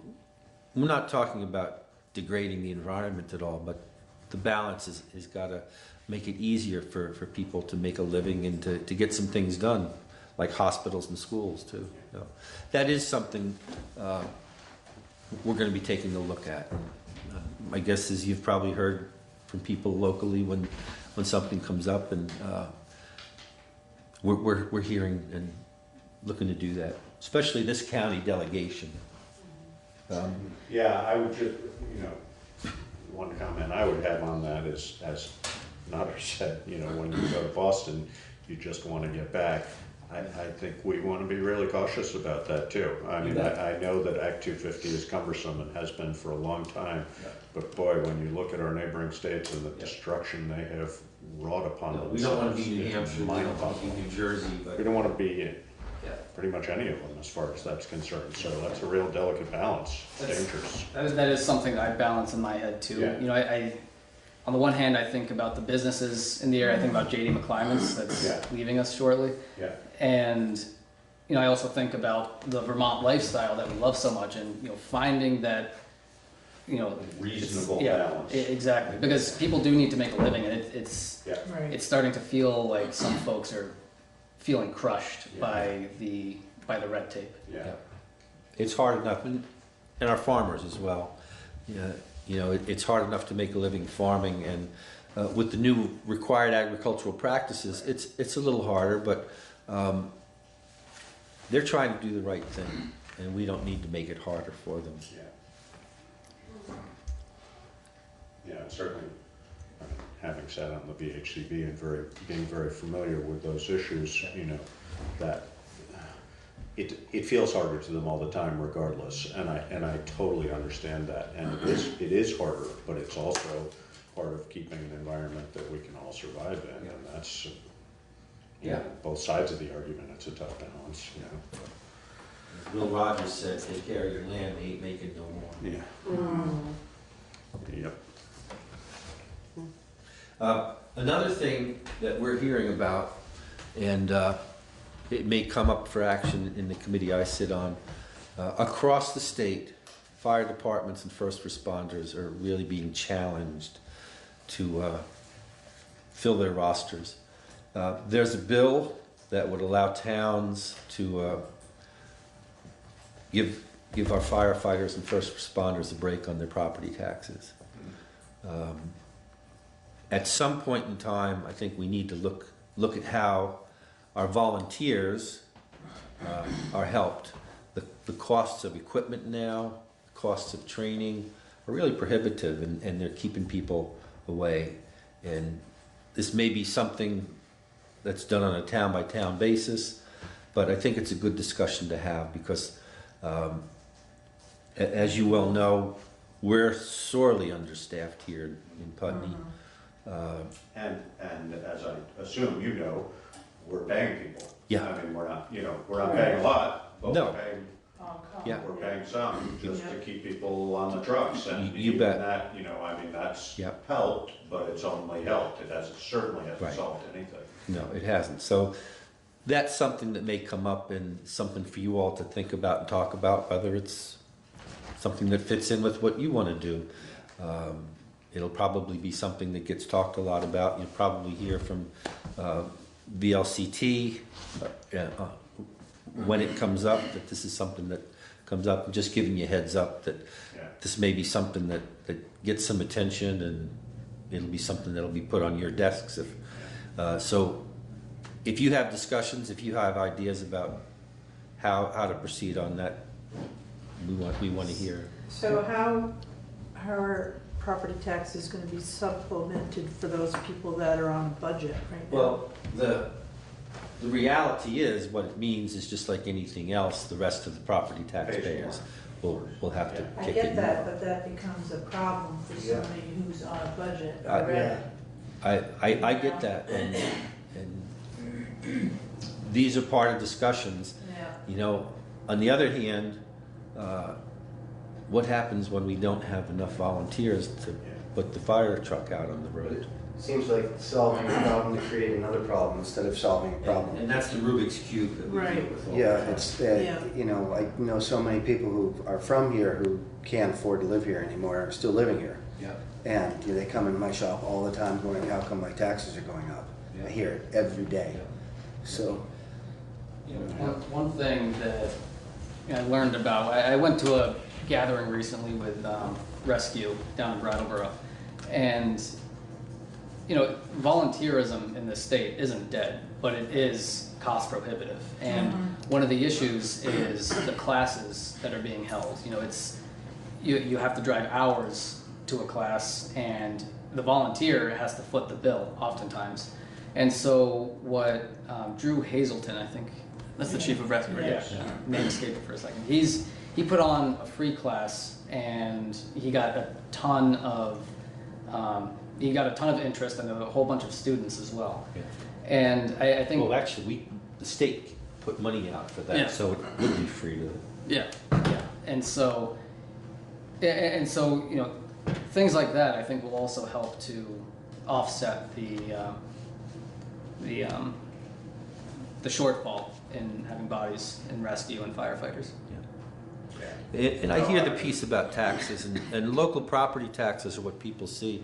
The reality is, though, there's a lot of money in this country, and we have a federal tax structure now where there's a large cohort of corporations and individuals who pay no taxes. And so what used to trickle down, what built the old firehouse here, what built the gym has dried up, and that money needs to flow again to the towns. You can't help but wonder too if the crisis of youth is attached to the volunteerism issue. If we don't have any young people to volunteer, we are going to age out. And well, to one degree, I don't know that we're going to be attractive to people in their 20s until they're ready to raise a family. But that's where I think we're going to start doing our focusing, this is the place to raise a family.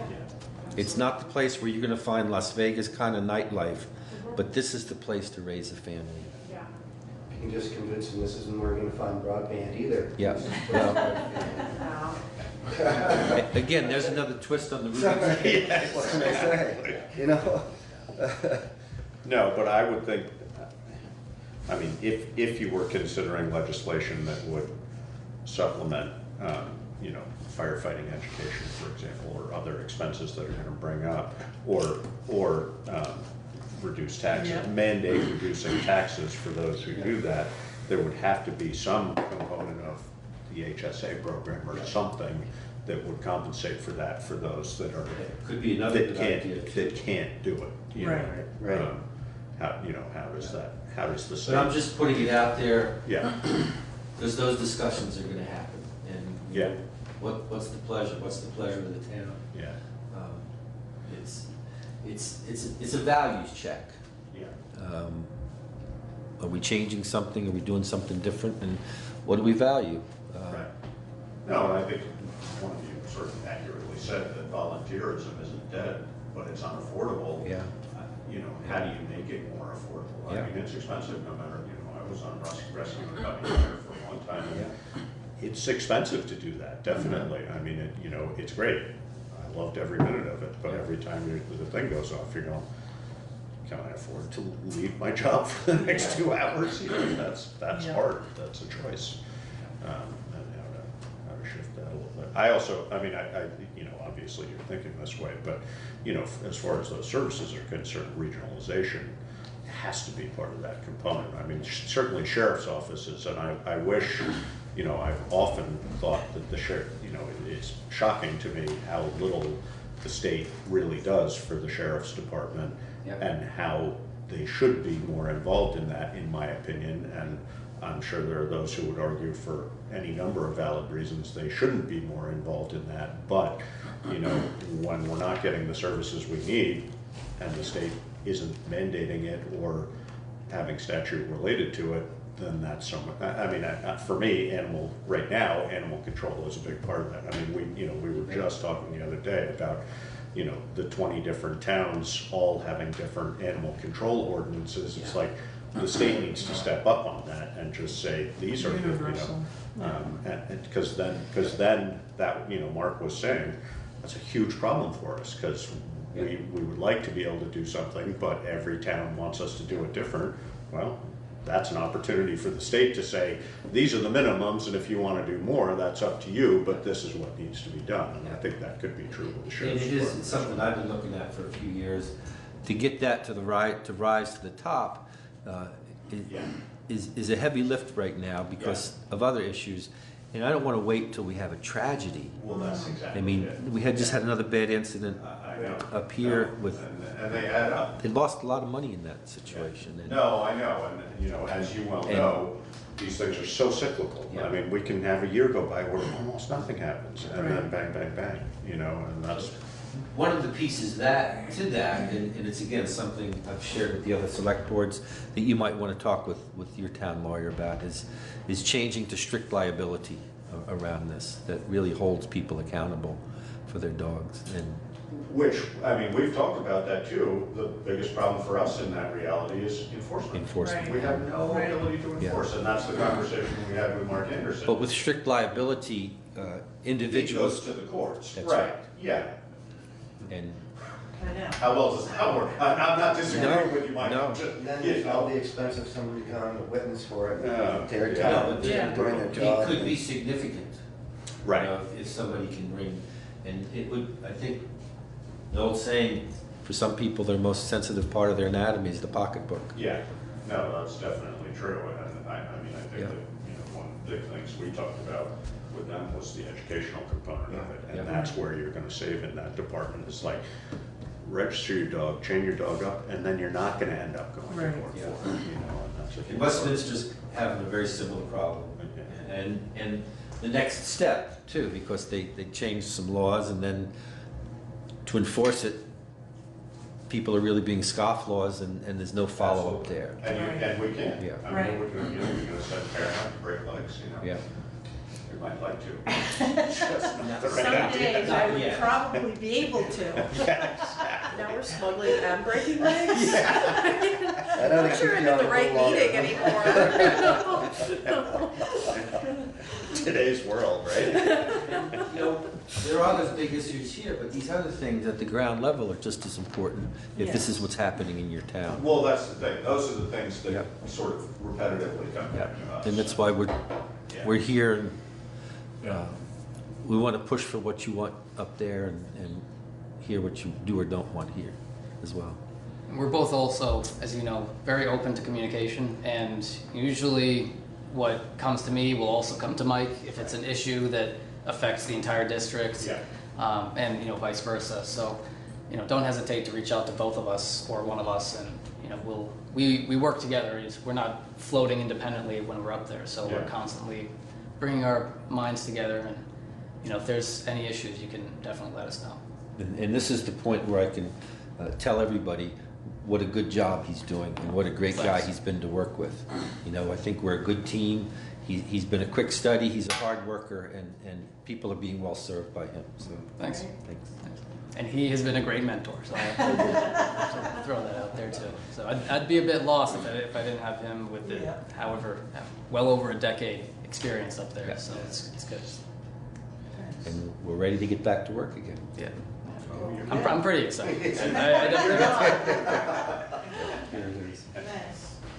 All right, well, good. Well, thank you both so much for coming. And thank you. I know the time you folks put into this. Sometimes it doesn't feel like it stops, especially Like we now. don't get paid enough, Yeah. We get paid? Yeah. Really? Don't spend it all in one place. Well, you're gonna have to make sure it's enough then. All right, thanks, you guys. Thank you very much. Okay. Happy holidays. Same to you. Sorry I missed the potluck today. That's, okay. I did too, I was bummed. I know. We had good food. Yeah, it's great food today. They say these damn day jobs get in the way. I know. Take care. See ya. Thanks. John Thanks, just, Marty. John just asked if we were regulars, so.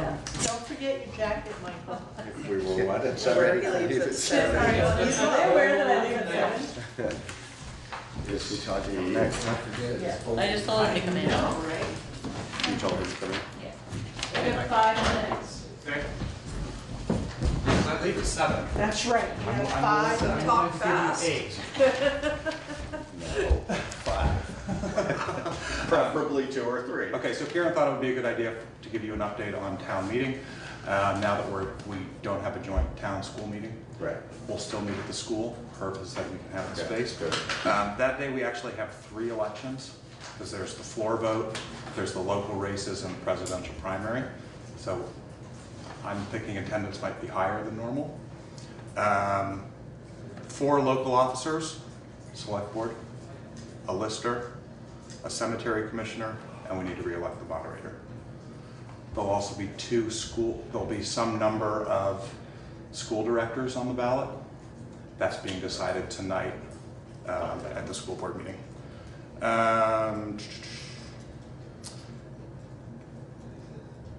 The election is going to be somewhat weird because by federal law, you have to have 45 days of early voting in the presidential primary, which starts January 17th. The petitions for local officers are not due until 10 days later on the 27th. So I already have 1 military request, and he's going to get 2 ballots in 2 different envelopes that will have to be returned separately. Yeah. So it's going to be a little bit wonky. Yeah. The notice and warning for town meeting must be posted not later than February 2nd. Early voting for local races will start February 12th. Any questions on that? The only other thing I have is we continue to encourage Putney residents to participate in the 2020 census. Karen and I went to the Putney Community Cares Lunch last week. If any of you want flyers like this, I get those periodically from the census folks. Laura, you may have that. And then 2020 hunting and fishing licenses went on sale yesterday. We've already sold one. Good. I'll give you one guess who it was. After being here today and anyway. Yeah. Streamline that. One thing that I don't know whether we want to talk about or not, but the fact that we aren't going to have the school might give us leeway to set the time of our town meeting a little differently. I mean, that's a discussion we've sort of touched on here and there, but never I was planning on really opening the changed polls things. from 10 to 7 Right. at the I school. mean, you have to, right? Right, I mean, Yeah. they must be open by 10 and they have to stay open until 7. I don't know whether there's any clear data available to us whether 2 to 7 would work better than 10 to 3, or, you know, I'm not sure. Are you planning on leaving on vacation right after town meeting? Not in the same way, but I'm gonna start making plans, so I'll keep that in mind, yeah. We'll need your help to count the votes. 800 800 people it'll voted be a in busy- 2016 it'll be a in the busy primary. So, Well, we still um, have tables, right? Everyone will bring their tables, it'll be a food table and all that, right? As that far I as don't we know. know. I've never organized that before. Yeah. And I don't know about childcare, and I don't know about, you know, typically the school does something with lunch. Right. I haven't heard whether that's happening. So there's some little logistical things that that we should, I was going to propose we start at 10 and hopefully be done by lunch. yeah. I don't know, I just think that's something we should, I assume we have the leeway to make that decision. I don't know what the time frame would be for, you know, presumably we would have to do that 30 or 45 days in advance or something. I would think that And depending on the articles. I would too. think that you would want to have that not later than February 2nd. So probably at your next meeting, you should decide that, if we're going to change the time. Because that should be in the warning. I'm not necessarily advocating for that, I just wonder whether.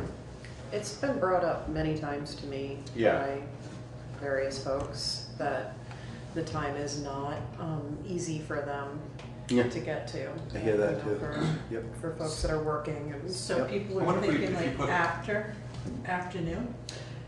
I think, well, what most people have said is they'd like it in an evening, so. I've heard evening or weekend. Yeah. Right, yep. So that can be a petition though, right, Jonathan, for the following year, if they want to change it? What do other towns do? Do other towns do evenings? Who does? Westminster does Yeah, Saturday. that makes so much does more sense. Tuesday? And some, but Same day what, we in do the evening, ours. some people do No. an evening, the problem. During the You day. know, well, that's also why I'm saying, now that it's the town and not the school, we might have more, I mean, Right. you know, That we makes a can lot of sort of sense. reasonably assume that it's not gonna be a whole lot more than 4 to 5 hours. You know, what time can you start and have that be a reasonable output, you know? I don't know. And does it help anybody if we start at 3 instead of at 10? Right. Or if you're looking at evenings, does it have to go, I know some towns have them truly in the evening. Right. You know, starting at 5:30 or Right, something, right. so. Every part of the contingent that I say to, how come you don't come to town meeting? They go, I have to work. Right. And they all say that. Yeah. I'm like, well, your voice is missed, believe me. Last You year was the need to first come, town meeting. and we all want that participation. And I think The so, 9 to 5, yeah. you know what I mean? Like, I've never been to a town meeting, except for last year. I can't go to new Last year was the things first one because I've been of to work. in 20 years, I think. But it's important too, when you have a floor vote on the budget, that Right. you have people there. Yes. Because when No. you only have 100 people, it doesn't work, you know? But you know, the school budget meeting approved a $50 million school budget. How many of us were there? With 26 voters were there. Yeah. And that was a meeting that started at 7 p.m. Right, exactly. And how long did it take to approve that budget? I Too mean, long. It did. Laura was there. That ran till what, 9:30? I don't remember. That sounds about right. Yeah. I mean, that's, you know, there's no way we could start at 7 Seven's because, too late. yeah, because any one topic can take Yeah, us, yeah. maybe, Yeah. So Yeah. Four. or You even, could try it or for even 1 year, and if 4, it didn't yeah, work, go back you to know. a daytime. So Yeah. if I'm remembering correctly, didn't Putney do town meeting on Saturday? This is what I've heard from, I think Jeanette White has told me this, that Putney tried it on Saturdays at one point and found the turnout to be just about the same and reverted. Which is, I was gonna say, this is strictly anecdotal, but I have certainly heard that it tends not to matter that much. Right. And I don't know who could verify that for us. VLCT might be able to, just out of interest. Does it dramatically change it? I mean, the problem is, like, you go to evenings and yeah, you might get more younger people who are voters, but they're going home after a long day, they're feeding kids, so on and so forth. Right. And you're nixing a bunch of the senior crowd who just isn't gonna go out at 7 o'clock at night to be at the meeting. So, I have no idea. I just, the first part of driving my mother gave up was driving at night. Right, of course, exactly. Yes, yeah. Yeah, I mean, just because it's happened too doesn't mean we shouldn't try it again, but. No, I don't remember it happening in Putney, but that may have been. And I may be misrecalling, but I am fairly certain Jeanette and I have had a conversation where she told me that. I would believe it. There's a clerks network where you can ask questions and people reply. So what I'm going to suggest is you guys start thinking about that. Put me on the agenda for the next meeting, and before then I will ask it on MuniNet. You could ask of your managers too, because is that the same one you would ask, Karen, MuniNet, or do you? Because you asked. I do, but he's on there quite a bit, so. So Westminster has a Saturday meeting, they get a better turnout? What percentage of people come to other town meetings? We'll just call up Fletcher Proctor and ask him, or call up Valley. Well, I'll tell you a new thing. I've been to one, and there's not a whole lot of people there. I mean, the reality is we get, I think, a pretty surprisingly good turnout. Right. 200 people checked in last year. Which is 193 or something. Which is But the year before, it was 1,800 more, right? households and 2,800 people. Yeah. I say we invite the Whetstone That's to not set up great their turnout. truck. What did you say, Laura? I think we should invite the Whetstone to set up their truck. Absolutely, Yeah. right. You can bring your brandy. I'm ready. You have free draft Cordial. beer and we will get the voters here. I do believe too, it depends on the articles. Yeah. It definitely does. That's Yeah. what brings the voters out. Yeah. Because if you have something contentious, they're gonna be there. But it doesn't necessarily, floor articles don't do that as much as you would assume. It tends to be, and again, anecdotal, I would say the Australian ballot articles, Correct. you see the lines for voting for Yeah, those. yeah. And people come because they can come and they can vote and they don't have to sit through the floor part of it. Exactly. And that's the part that And a lot that's- of people just right. can't even stomach is the floor part. Yeah. And they've had the time to educate themselves about the vote that they care about. In advance. In advance, Right, right, exactly. right. And No, I'm not gonna know about all the rest of it, just don't have Right. time. No, General care and all and that. I mean, frustratingly, we almost without exception have a pre-town meeting, which we get, typically 12 people at, maybe. I was gonna say 10. Uh, 12 is a yeah, good guess. Well, I'm somewhere hoping in it's that gonna be range. different. So, what's that? I've been to one of I'm those. hoping it's gonna be different this year. Put something controversial on there. The budget. No, it's hard, it's really hard getting people to come. I mean, I No, it's educating people ahead of time, and then, then they might come out, and just have further discussion about it. Because once they can think about it, then they have more questions, and then, right. so I think getting them ready, like a pre-town meeting. Yeah. Yeah, it's just surprising to me how ineffective that, I'm not arguing Right, against right. it, but, I think Yeah. it's a great thing to do. Right. It's just frustrating that. Yeah, but then we can say, we tried. We had this. Oh, yeah. We tried. No, I totally agree. Yeah. No, and I think one of the tough things is the number of people, and certainly this would be some of the contingent you hear from, who feel so disenfranchised by the people that are at town meeting, they don't want to be part of the discussion. They're happy to come and vote on an Australian ballot issue, but they don't want to come and sit there and listen to the Talk about high-powered dump trucks.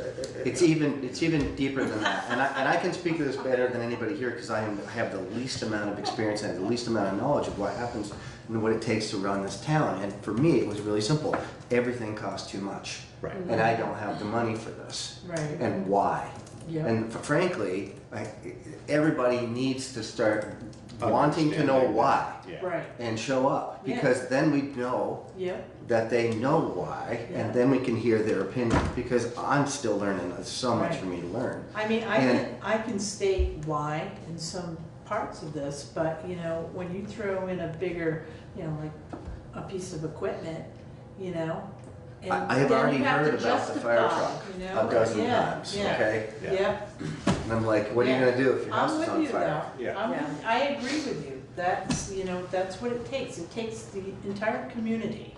It's not this table Right. that No. makes the So what do we decision. do to But get them that's to the, come? Yeah. that's the frustrating Right, part. right. And if you Yeah. don't want your taxes to go up, what are you willing to sacrifice? Right, Because exactly. that's the only way That's your it. taxes are ever gonna go Yeah. down, But is the- if we have less services. The problem is, I think that the contingent I hear from would be glad to have their services go down if their Yeah. taxes went down. Right. The problem is they're not the majority of the people in the town anymore, and they don't want to show up and have their voice heard. Right. So I Although- want them to show up so that people Yeah. will hear them. And they Okay. may be happy to have their services go down so their taxes go down, but when they realize the impact of their services going down, that may be a completely different story. That's right, and that education is important. They're not going to get that if they don't Yeah. show up. I agree. I agree with Right. that. Yeah, Okay, I but agree how with do we that. get them to show up? Right. So one of the ways, hopefully, we get them to show up is that they listen to this. Okay. No, So- and I mean, you say they're not the majority. I'm not sure that's true. Maybe They're- they are. I don't They're know. never the majority at town meeting, Okay. and I bring that I up. should. You're all the absolutely right. I misspoke. They feel like they're not the majority. And That's well, it. and if Okay. they don't come to town meeting, They're not the definitely the majority. Not Thank the you. majority. You- But everyone I needs try to and hear I this. try and say that at town meeting every Right. year. Remember, folks, just because you're here, you Right. don't represent everybody who lives in this town, Exactly. and that's a huge Exactly. frustration to me. It's huge. Yes. Right. But we get pretty good turnout. So Yeah. what do you want? I mean, there's some towns that get, I'm you know, willing to 60 do the people. research to see and ask. If the there's a question, better way. Do Yeah. more people come up if it's on a Saturday? Then what about an evening Evening, meeting yeah. or an afternoon meeting as opposed to starting at 10 in the morning? Yeah. I'm gonna be there from 10 in the morning until 10 at night anyway. And so either way, it doesn't matter yeah, to me. yeah. I also think one of the other questions we could ask other towns is, have you done anything differently that, aside from location and yes. timing, Yes. have you done anything differently to capture people, to bring them in, to interest them? Has there been any kind of like social engagement piece Right. that has worked? You talked about surveys. I thought that was a great idea, but the surveys are cumbersome, and even if people respond to them or we get a certain percentage, we Right. still don't really get a feel of them, and they didn't But show up to do entire that. They just responded to the Right. survey. Yeah. It's anything. Yeah. The other thing I keep hearing is if we can't make the expense go down and people aren't willing to, live with lesser services, then how do we generate more money? How do we generate more money? Like Right. we were talking about the library. Does the library generate any of its own money? Right. And how? And how can we increase that so the burden to the taxpayer is less? Right. And then what does it really mean? $25 to a tax bill or $50 to a tax bill, and to lose what? And everybody needs to understand that. I don't understand that enough, but I understand it a lot more than I did a year ago. So, You have to be exposed right. and ask questions. Well, and I mean, the other thing that was at one time, and we voted to eliminate it, and I can't remember exactly the proper terminology for it, but there are taxes that towns can levy on businesses. I would not advocate for that because God, I hope we're not. chasing. No, we don't have But it. you, for example, Yeah. we used to. Right. Well, you essentially pay on the equipment that you own. So you, for example, would have an assessment on all your tools and your lift and so on, and you just pay. And I can't remember what that tax is called, but we used to have it and we eliminated it. It's personal property tax. Yes, Something, yeah. but And then the but other they're option- business Right, related. right. Yeah. And then Brattleboro enacted a local The- sales yeah. tax, Right. Yeah, Right. which was the not 1 very cent well tax. received by the business Right. community. No. And they lost Right. businesses. Well, that's the problem. I'm paying Yeah. that on But every the part. lost businesses, every I part think I buy out of that's, Brattleboro, there I'm may be paying some 1% false more. equivalency there. Right. Yeah, that's hard, that would be hard to interpret, but, you know, you've talked, I think very rightfully, how do we get more businesses in this town? Right. But that doesn't, businesses don't generate income for the town. Right. I mean, we don't have any way, other than the real estate taxes and or sewer and water, we don't tax businesses. Right. So more business in town doesn't alleviate our tax problem. It's good for town, I think, for any number of different reasons. Yeah, and but- that helps, the more people Just making bring more money, have more absolutely. money to spend, Yeah, support yeah, more businesses. totally. Yeah. Right, it all goes in the right direction. Right, yeah. But it doesn't bring money into town hall. Right. So, or not directly, but Yeah.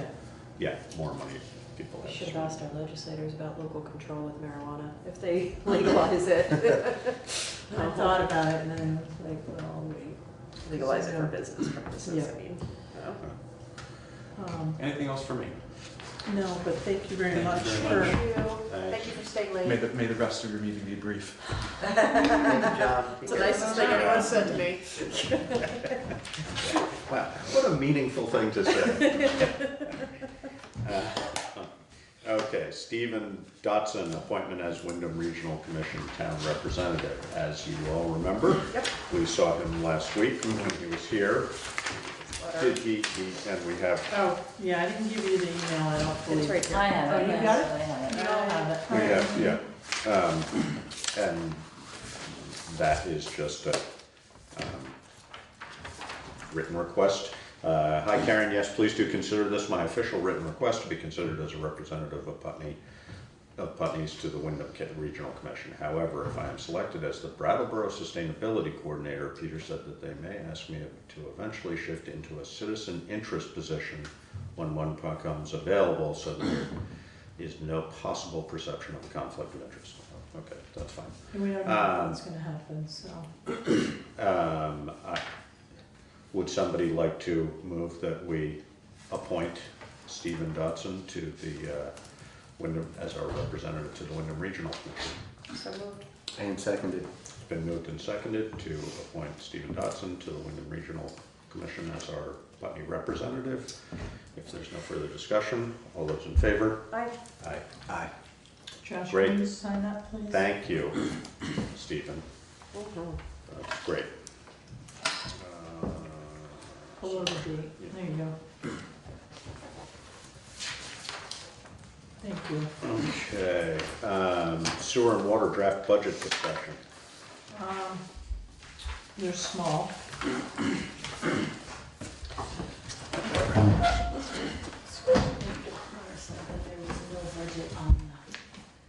I know, I lied. Sorry. No budget on what? I thought there was no budget on the agenda. I missed that somehow. I don't think it was a lie. It was, yeah. It was a, or was it? You say for yourself. It was an oversight, yes. No, an unintentional oversight. Or maybe I was just blocking it out.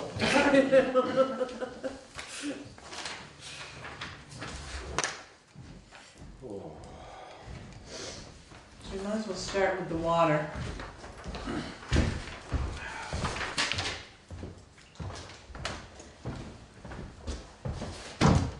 So what do you got? So the water budget draft changed by 1.99%, so insignificant. I did adjust some line items because they were over budget for the last 2 years, so I just brought them in line with what we've been spending. But there's really nothing large, no big changes for the water department. Chris Hayes was in my office this week too, and we sat down, we talked about different things and what we should be looking at in the future. But for 21, for the water department, other than just maintenance, you know, to some of the buildings, it's insignificant. The sewer department. Sorry, operation supplies over budget last 2 years, so we weren't budgeting enough the last 2 years, Correct. is what you're saying? Yeah, Yes. okay. Yep. Yeah.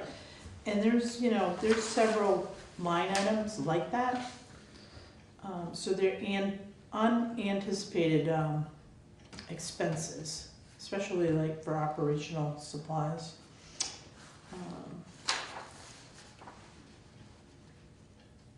Of course, we're still paying on the bond, so that won't end until fiscal year 41 for the water department. 41. 41. 2041. Was that a 50 years? Why is that? Because we refinanced it? Yes, that was. Because we refinanced it and that was the longest. Yeah. So again, the water department, I'm not too concerned about that one. Sewer department, on the other hand. So again, some line items like testing and chemicals, like we've been over budget, so I increased those a little bit. I talked to Chris about competitive bids. And For operations? yeah, for Yeah. like, you know, testing and for chemicals, because they seem to be like, just keep going up and up. Right. And he said, there's not many vendors out there. Yeah. So we're kind of stuck with what we have, which. No, I mean, and we talked sometime not too long ago about that concept with Simon's Operating Service too. Whether Correct. we should put that out to bid at some point. And it's another 3% with Simon's. Which we have agreed to all along. Right. I think, and I think I may have said this before, that there's probably a very limited number of people, of operations that would be interested in bidding on something like that. But that shouldn't prevent us from doing that at some point if we feel that's the right thing. I mean, it's good business practice, certainly, so. Well, but I mean, it may be that. You know, the sewer contract for 2021, you know, you're looking at 108,000, almost 109,000 just for a sewer department. Right. And I mean, they're good because if we have an issue, they're right there. We have Joe right here in town. Right. They have a young guy, Anthony, who is really good with technology. Yeah. So, you know, and. No, I mean, I certainly don't feel like I have, and I don't think we have any sort of global complaints about Simon's. No. But again, as far as good business practice is Right. concerned, should we be putting it out to bid at some point? Yeah. No, I think we should anyway, just to See what's happening out there. Yeah. Yeah. Yep. And we might get 6 bidders, or we might get Simon's. Right. I don't know. You know, the water department too, their contracted services will be, you know, $20,550, you know, just for water. So, you know, there's Always good. 30,000 right there, you know. But, again, you know, we still have the bond payment that is, we'll be paying on that till 2037. On the sewer. Yeah, for the sewer. In this particular budget though, Tom came to me regarding generators. One for the sewer plant and then another one for the Sand Hill pump station. I did not put the generator in the water budget, only because the generator for the wastewater treatment plant is $39,500. Surprised. So, when I put that in the budget, it does increase the budget by 13.25%. Now, what happens with that is the users will pay for that increase. Right. And I figured out it's gonna be about just below $16 a quarter per user for sewer. Increase. Increase, yeah. And what's a typical currently? I mean, what's a monthly bill for somebody with a single ERU? It's $164 a quarter. So it would go up by 10%. Yeah. I mean, we just raised it 23% when we did away with the 40,000. So I want to be careful, and you know, but That generator's been on the list for several years. It keeps getting pushed back. Now, if that treatment plant goes down, it probably only lasts 2 days and then we'll run into problems. Mm-hmm. Unlike the pump station on Sand Hill, that can stay down about a week because it's gravity fed and we have the well at Landmark, the reserve, Right. the storage tank. He was telling us about that. Yeah. When he came in. Yep. Remind me that there's other consequences. It would only, yeah. I didn't remember it being a week. I remember it being less than that, but yeah, a couple of them. No, Chris told me about a week, so, but that's Of- pushing it too. Of supply out Yes, there? of supply. Yeah, and I mean, I wouldn't second guess Chris on that, but I would say that's probably sort of a best case scenario. Right. I mean, you know, we have a structure fire at the same time and boom, there goes. Right, there goes the water. Yep. You know, who knows? Yeah. I mean, depending on the sort of event that we're looking at. Yeah, I mean, That's so very little security for it. So if we have no power, Right. you know, we wouldn't probably be down a week, but, you know, maybe in the wintertime, you know, who knows? Yeah. You get a winter storm, ice storm, you Right, know. exactly. Could be 5 days, you Yeah. don't know that. Right. So, to protect the utilities, the generators were recommended. And did you didn't get a price on the water one, on the pump We station did, one? we did. Let me see if I have. And I think I asked this when Tom was here, but I'll ask it again. Any chance there's any grant money out there for this kind of thing? I have never seen it. We might want to look into it. I mean, I think there might be. We were talking about the USDA, exhaust for the but- trucks and there was no grant money for that. For that, I remember yeah. about the generators. So I only have one quote. It's King's Electric. So for the water treatment building, the generator is $25,735. So you're gonna add $1,500 for the cement pad that needs to be laid down, and then a 500-gallon LP gas tank. So, and I did 500 times $3 a gallon, so another 1,500. But, so the total for the water treatment building would be $27,235. So, and for the sewer, the 39,500 includes the 1,500 for the cement pad and the gas. Okay? But, and that's only one quote, so I would go out to bid on that. Yeah. Are all the people on water on septic too, or is there a different amount of No, people? no, that's. Many more people on water on septic? Or the So- other way? Like McClements is on septic but not water. Yeah, but that's a relatively rare exception. There used to be a lot of those, but they've disappeared over time. So what I, It's yeah. Just sort of a handful, I think. Okay. So I figured out there's about Because does it make 155 sewer users and 130 water. So does it make any sense to have a generator on one and not the other? I mean, Well, I mean, I think that point of it being a week versus 2 days. Right. The other question, I would assume if our sewer system is down at a certain point, we start overflowing essentially into the Connecticut, I would have to guess. I mean, I don't know. And then what are the fine Right. implications of that, et cetera? Yeah. I have no idea. but Yeah. can it operate without water too? And doesn't it need, I see what you're saying. right. Yeah. So doesn't it need Well, you got supply? water up at the reserve, right? And it, I guess I'm having a hard time wrapping my head around a week's worth of gravity fed water up there for the town, but maybe that's right. Yeah, I would tend to disagree with that, but I know, Chris knows what he's Yeah. talking about, so. Yeah. Okay. I mean, I mean, I don't wanna find out, Right. honestly. Yeah. But, Well, I mean, it's a Yeah. pretty simple equation. That's how many Yeah. gallons we have stored and right, how many we use in a day, and Yeah. then we know. Yeah. The other thing is, I mean, we could certainly appeal to people on the water system Right. to reduce their conserve. usage if that. Yes, yeah. But if I don't know, for example, if there isn't flow, does it freeze up at a certain point? I don't know how that system is Right. protected from freeze up. I'm not sure. yeah.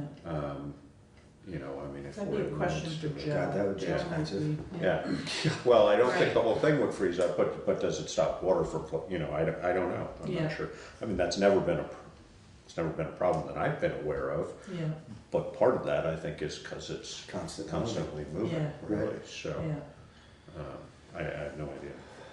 But I think it would make sense to get somebody else to look at this. Yeah. You know, I mean, certainly an easy person would be somebody like Powers Generator, because Mhm. that's all they do is generators. Yeah. You know, and then we could probably ask a few others. I'm guessing this is, you know, right in line within X percentage. I don't know what X percentage is, but. Yeah. I wonder what the electrical demands of that little station are, and that seems like, you know, seems like a lot of money. It's just for the pump station. Yeah.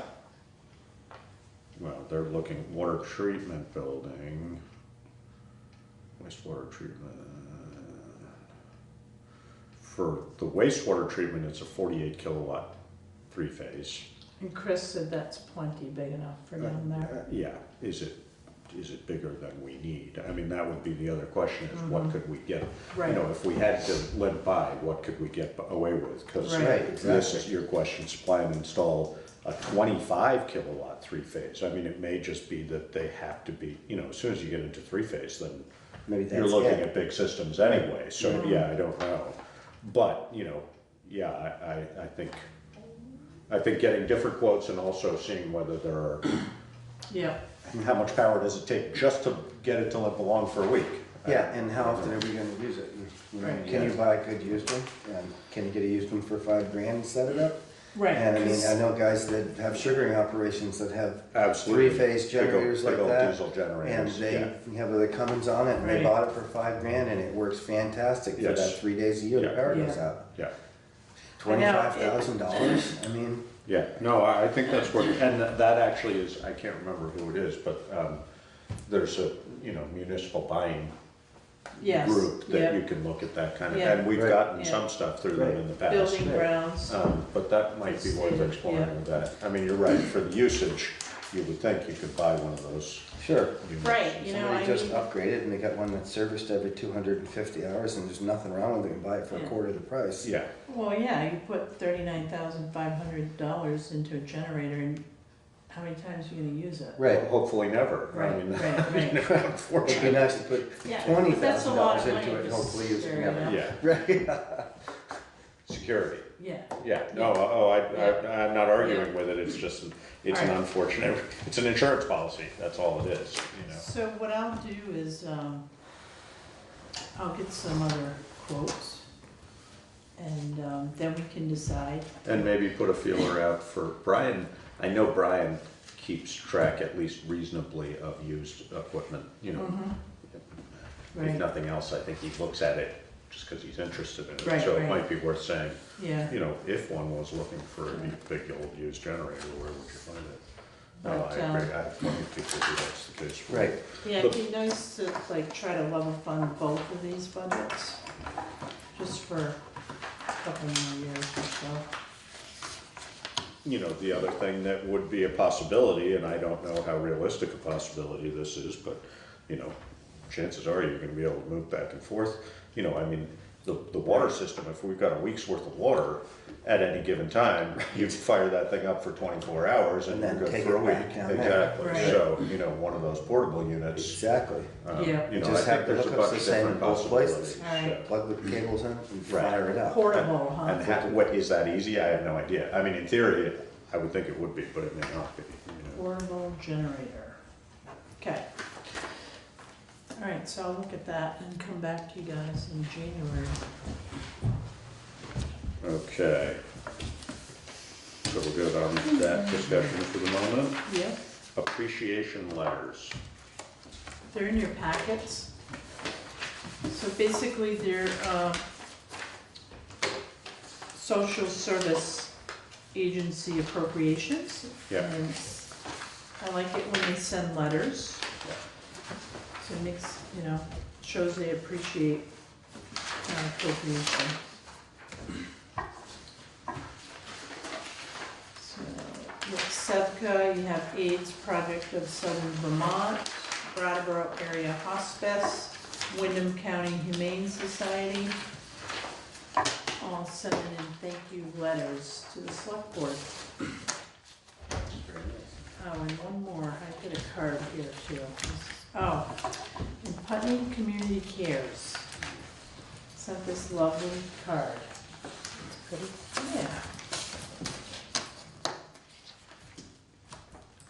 Good. Well, thank you to all of them for the work that they do for us.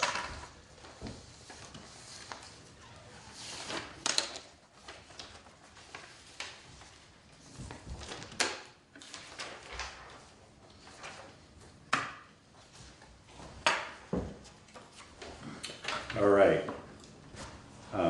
Well, we're gonna have a Citizen of the Year discussion, but we're gonna do that in executive session. And we're gonna have executive session for other reasons, so we'll table that for the moment. Thank you. Do you have anything for your town manager's report, or have we pretty much covered all we were looking Yeah, to I think cover? we're pretty much good. I did put in your packets the town meeting prep for 2020.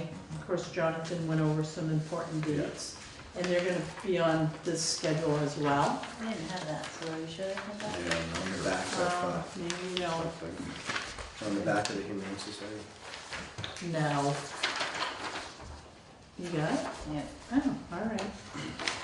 You I were know. good, Alyssa. I didn't get it. Well, the funny thing is I don't have everything you have, and I made it from my packet, so go figure that one out. It's on this one because you gave me your packet earlier. Dare to be Maybe, different. town meeting. Anyways, you'll get another one. And then, Well, I didn't know. I didn't But know. this is mostly not really No, here, Josh. applicable to us, it's more applicable to you. It's just a resource. Yeah. Yeah, Okay. there's really, I think we kind of went over It's a very everything. nice card. Yeah. Yeah. The only other thing I want to say is, I want to say thank you to the highway department for doing a good job with the storms. The Well done. roads, they're taking really good care of the roads. The sidewalks have been awesome. And, they're getting out there early. And, I mean, this morning I was out here shoveling a little bit, and then Tyler showed up and he finished the rest. And so they've been really good, they've been busy, and, you know, some guys have been, you know, taking a day off here or a day off there, and they've been covering. They've been covering the town, they've been doing a good job. So I want to just say thank you. I'll second that on Windmill Hill Road. Yep. Great job. Well done, thank you, everybody. Yeah, I think everything's held up well. Since it got brought up, one exception, I think, and it's not because they're not doing a good job, but problems that we have. You and I talked about this before winter came in. I can't remember which one. It's either Frost Place or Phineas White, or maybe Phineas White. both of them The water. are spilling water onto Alright. both the sidewalk and the road. Okay. And that's a problem. Also, the drop basin that's near the bottom of Signal Pine seems to need cleaning out, so. Yeah, I've asked, I talked to Brian about that one several times, but, I'll have a chat with him to see what we can do in the spring, cause that's a problem area. Right, no, I know. So No, and whether there's a culvert that could be added or something, Right. I'm not sure there is. I'm a little fearful that Phineas White and Frost Street are, Ledge. well, Yeah. I don't know how much it's ledge and how much it's too late to do anything. Right. But, you know, those are things we talked about anyway earlier in the season, and I think some preventive maintenance would have helped, and I don't, you know, that Might be didn't too get done late, for, yeah. exactly, but I think, you know, Phineas White is, Yep, it's dumping on the sidewalk also, which Right. poses, you know, an a liability, increased yep. problem there, Yep. so I think we really. Alright, have to I look at will, talk to Brian and just keep him posted with that. that. Yeah. Do we salt the sidewalks? We did, I noticed Sand and Just in that salt, last little yeah. storm, that it was, that They it was tend to put melting off. sand on them. Okay. They But- try not to salt any more than they have to, I Right, think that's yeah, what it yeah. boils down to. Yeah. Dogs. Yeah, Yeah. no, I environment, understand, and yeah. Right, all because sorts of that, yeah, reasons. that salt is not animal friendly. No. So I think the sand Just is, sand them? yeah, That's good. but, All right, warrants, excuse me. oh, we have those too. I move to accept and execute the warrants as presented upon completion of review. And they second that. Been moved to accept and execute the warrants as presented with the completion of review. If there's no further discussion, all those in favor? Aye. Aye.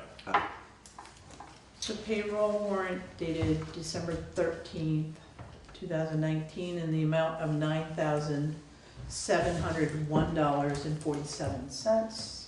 That includes the library.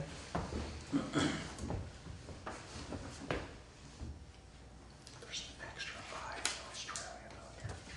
There's an extra I in Australian.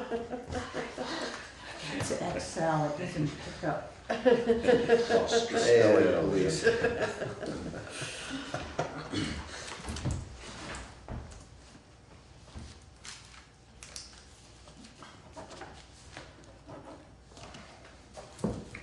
Payroll warrant dated December 20th, 2019, in the amount of $6,893.72. That's highway and office.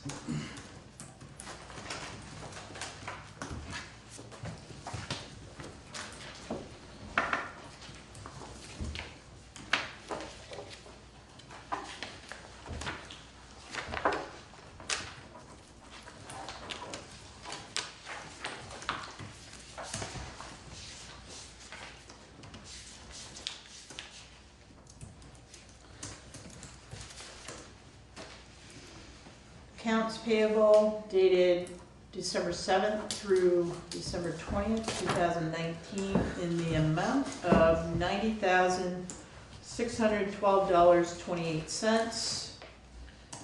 And, yeah.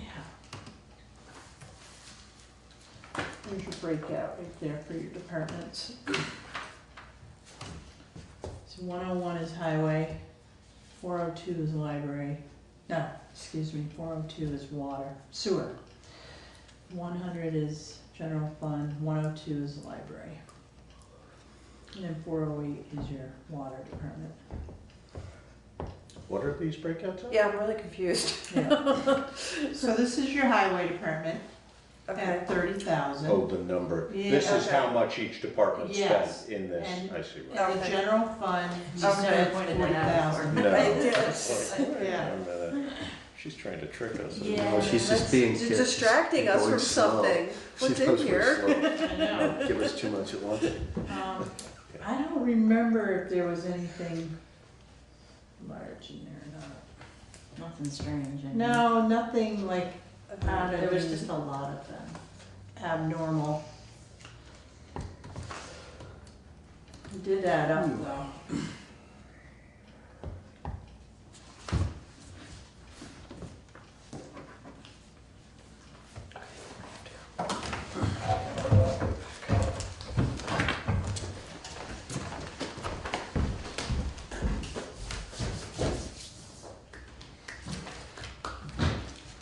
Oh, you know what is in there though, Basin Brothers, Yeah. for Oh, $14,525 for the Blasting. crushing. For crushing. Crushing, yep. So that is not a normal bill, but that's out of the way now. Oh, and all the salt we've been purchasing lately. And there's 3,000 to budget in here, so that's one we don't Yep. owe us pay. Yeah, Cargill is the salt, so we have like Yeah. three Oh, a lot of them, like three $10,000. invoices. There'll be more.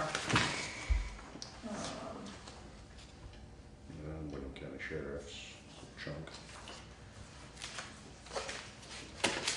How did that crushing, did Dummerston get a bill too, or? Yeah, Dummerston got a bill for their half, Okay. and we got a bill for our half. I saw that, and I'm like, But I knew how many yards we were crushing for our town, 3,500. And we coordinate that with them, so. And what, did we not split even on No, that I think they crushing? just They got billed their them. own invoice. Right, yeah. Yeah.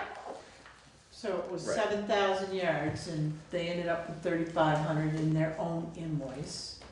And then we got our 3,500 yards in our own invoice. So crushing And is, had we already paid some on that? no, Just that. because remember it went out to 500 bid. times 4, sorry, I was Yeah. doing the math Yeah. backwards, I Yeah. couldn't figure out how that worked, but It no, went that out makes to sense. bid and we just Was for got, roughly $4 a yard is what it, yes, or a ton. yeah, Yeah. yeah.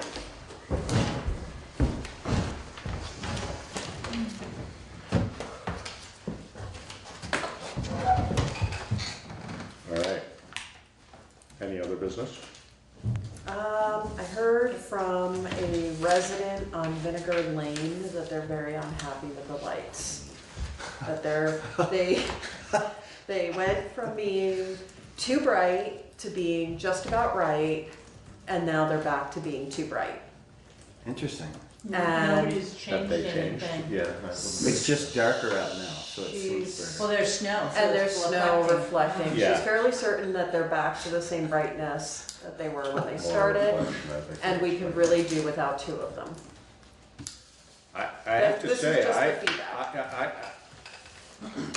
I didn't pick up on it in the process of when it was being bid on, and if I lived there, I'd be disappointed too. They're bright. She's and really frustrated. They need to be bright, but as we have proven in the parking area out here, bright doesn't mean bright everywhere. Right. It can mean bright and down, and that was a missed opportunity on somebody's part, and I didn't catch it, so I'll. They are Thank you for downcast that. and there are shields in there, so, and they have been lowered. And if we wanna lower them anymore, it's gonna cost a lot more money. The shields. Do they stay on all night? Yes. Why? I don't know, I would Why? think, you That's- know, who's- Liability probably. Isn't there curfew at the school? no, No? they're not even in right now, they're on Christmas break, so they're. So can we talk Yeah. about? We could talk to using- them talk about that. about shutting the listen, lights off at a certain timer. time? Yeah. There is a timer on those lights up there, so we have that whole control panel and we can regulate it. So, I would be concerned, I don't necessarily agree with it. My guess would be liability would be the reason we would want to do that, because if we have lights and they're not on and something happens, Right. then we're definitely liable. So, Right. but I think we should explore what better shields, those things are obnoxious. I mean, I would be really bummed if I lived right near there. And I don't know how we missed that. We didn't have Daniel Hovis here keeping us in line, when she's the one that kept us in line over there, and it's a huge difference. I Yeah. mean, you can't even tell those lights are on when you drive by. I think what happened too is because those plans were pretty much finalized. Yeah. And it took so long to get the right-of-way easements. So you had that last. And then when it started up, nobody was really like paying attention. Everybody thought, okay, these are the plans, this is what we're gonna go with. Well, I also think nobody, I mean, not surprisingly, myself included, it's not something that hit my Right. radar. Right. You know, but, The fence too, so the fence on Vinegar Lane yeah, is broken at this point. So, from snow plowing. Oh, wow. So, on Vinegar Lane. yeah, so when you come up the sidewalk and you know how Yeah, to yeah. access Yeah. Vinegar Lane, so those two rails right there on the very end are broken. The The two, fence on the sidewalk or the fence on the lane, I'm sorry? yeah, no, that's what On I was sidewalk. referring to. On the sidewalk? Yeah. Okay, that makes Yeah. sense. Well, though it turns, it comes up the sidewalk and turns Yeah. onto Vinegar Lane with one section. Yeah. Yeah. It's right there. Okay. And I did stop and check those things out, and you're right, they do have some flex for them. I have no question that they're secure. Okay. But they aren't snowplow proof, and Yep. whoever is contracted out to do that snow plowing should be able to Well- not break the fence, I would think. So there's two vehicles on that road. So we have the right of way, Right. so we plow the right of way. And then the homeowner on Vinegar Lane has a private contractor Right. that cleans up around the house. So who broke the fence? And I was informed it was broken, and I'm like, do we know who did it? I don't know. I'm like, so. I mean, that's a plowing challenge that Right. somebody who's plowing should be able to rise to. So I mean, you know, we should fix that, but I would say that shouldn't have to happen, would Right. be my guess. Yeah. And so I think we need to I figure out can why that happens. research Yeah. more. Yeah. Because if it's a private contractor who broke them, a Mhm. private contractor is responsible for Right. it. If it's us who broke them, we need to figure out why and make sure it doesn't happen. Right. What's the what piece is actually broken? The rail, the wooden rail, rails. and The what is it? rails, It's a yeah, 2x4? Yeah, they're- 2x6. yeah. A 2x6. Yeah. Pick But, up PT 2x6 um, that's 12 feet long. The something like thing that. too, in the Yeah, wintertime, maybe we take those two pieces off, Maybe, I mean, that might be the Right. solution. Right. but then it opens up that, you know, hillside, so is it a liability? Well, what, you know, I guess, again, my question is, why did they get broken? I mean. Is snow building up in that spot because That's what they I'm- need to that's what I'm- dump that's snow what I'm there? wondering. And if they do, then we need to have some way for them to get rid of the snow. Right, And maybe exactly. that needs to be a steel 2x6 trash with on a hinge and then get it Well, up. in the past, the snow was always pushed right there. Right, and on so the they're corner. probably pushing it right there, and it's Yeah. gonna freeze, and you're gonna get it next time, and it's gonna break. Yeah. The other thing too is by pushing that snow there, is it blocking the entrance to that sidewalk? You know, access to the sidewalk, on and off. That would be a concern of mine, because Yeah, the sidewalk was built right. for people to use. Yes. If snow is being pushed there and they're climbing over it, And then it's that's still not our a liability. liability, right, So- unless it's a And so- private contractor who's doing that, and Right. that's their liability, but Right. on that end, I would guess the private contractor is not necessarily involved in it, so. I'll find out Yeah. more. Where are they going with the snow if they're Yeah. not pushing it there? Are they carrying it all the way up Is there Vinegar Lane someone- and then down River Road? And, because there is a fence all the way along Vinegar Lane now Right. too, right? Yeah. There's a split rail, I thought. No, there's posts, there's Something. little Oh, it's just- Oh, it is just posts. But right? it is all Yeah. open, so So they could, so snow could dump there. yeah, they could And that's the issue, plow it to the right. side. I don't know whether that's the issue or not. Yeah. I mean, I'm suspecting that Yes. snow gets pushed up against and then it freezes, and the next time you hit it, it breaks the rail. Right. Right. Yeah. And, What are you gonna do with that? I mean, So we fortunately, take it it's, down in the winter maybe. yeah, or we figure out somewhere else to go with the snow. Mm-hmm. Jersey barriers. There Put you Jersey barriers in front of it. That works. You Jersey people, you're all Problem the same. solved. Yes. Nothing concrete can't fix. Right. No, or, you know, maybe a couple chains. Something Yeah, flexible right. would be But- better. Yeah. Absolutely. Or the snow goes somewhere else and then it's not an issue. Depending on what Yeah. you're using to plow it with. If you can't angle it the other way because Yeah. it's a wing plow, then what are you gonna do? Right. Plow it in the other direction? Right. Yeah. I mean, Well, but it's not a Bring it big out truck, before. it's not a big truck going through there, so, It's like but we one should ton. look and see what it is Yeah. being plowed with, so we can Yes. figure that out. yeah. Okay then. All right then. Should we go on a little longer? No, Okay, so we are gonna have an executive session. You wanna move that? So moved. And that seconded. would be, okay, so Oh, yeah, it would I need be to do- under Title yeah. I VSA 313, the appointment or employment or evaluation of a public officer or employee, provided that the public body shall make a final decision to hire or appoint a public official or employee in an open meeting and shall explain the reasons for its final decision during the open meeting. So are we likely to make any sort of decision during this meeting? I would like you to.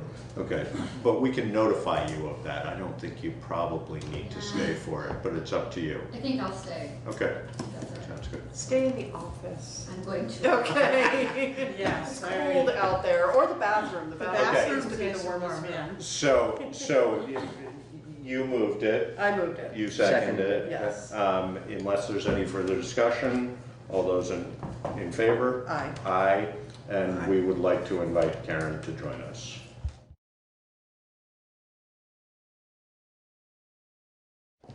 So we have exited executive session.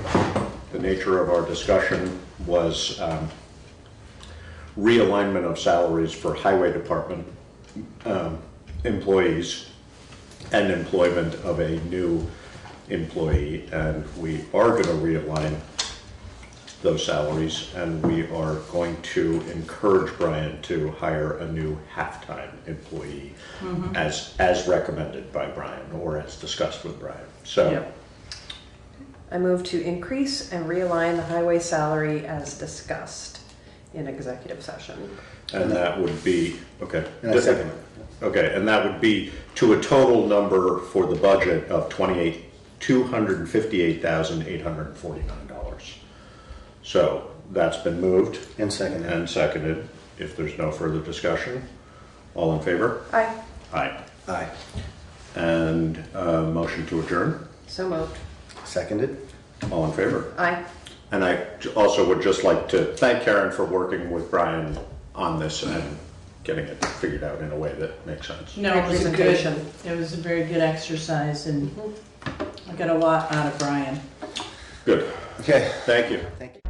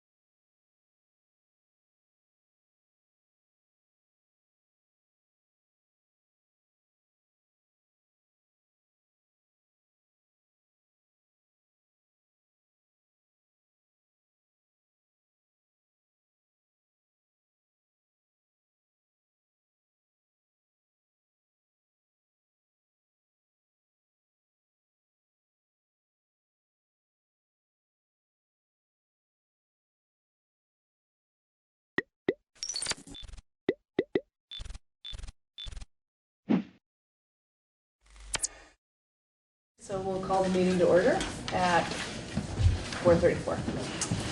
Got a sign-in sheet. Sign in. Pass that around. So let me get the agenda. How do you call?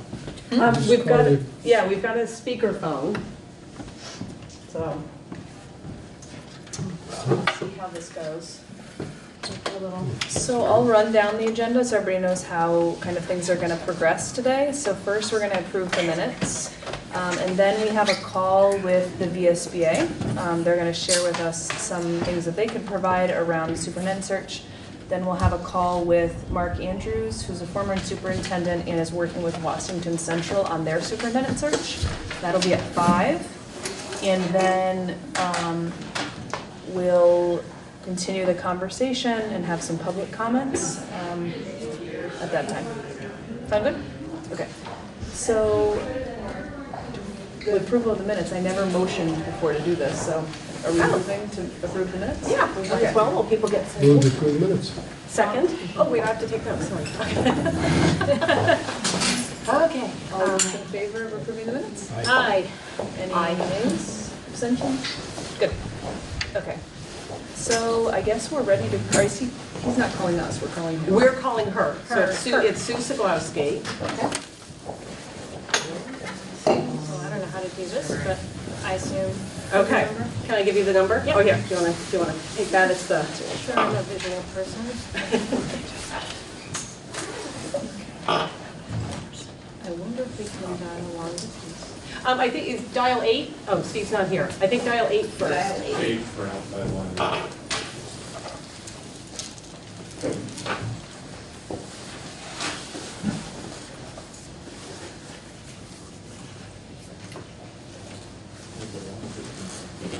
Will it let us dial long distance?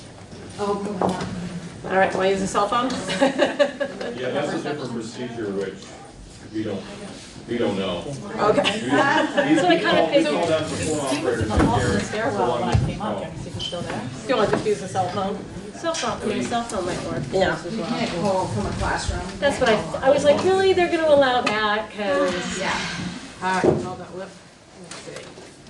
I like that money saving for technology.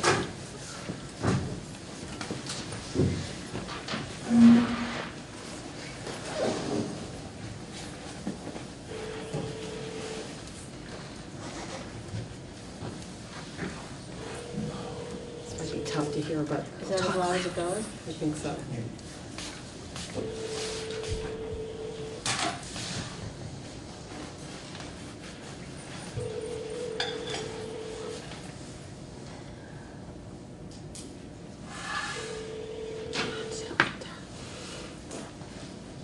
Hi, this is Sue Pawlowski. Please leave me a message. Thank you. At the tone, please record your voice message. When you are finished recording, you may hang up or press pound for more options. Hey Sue, Carrie Amadon from the WSESU.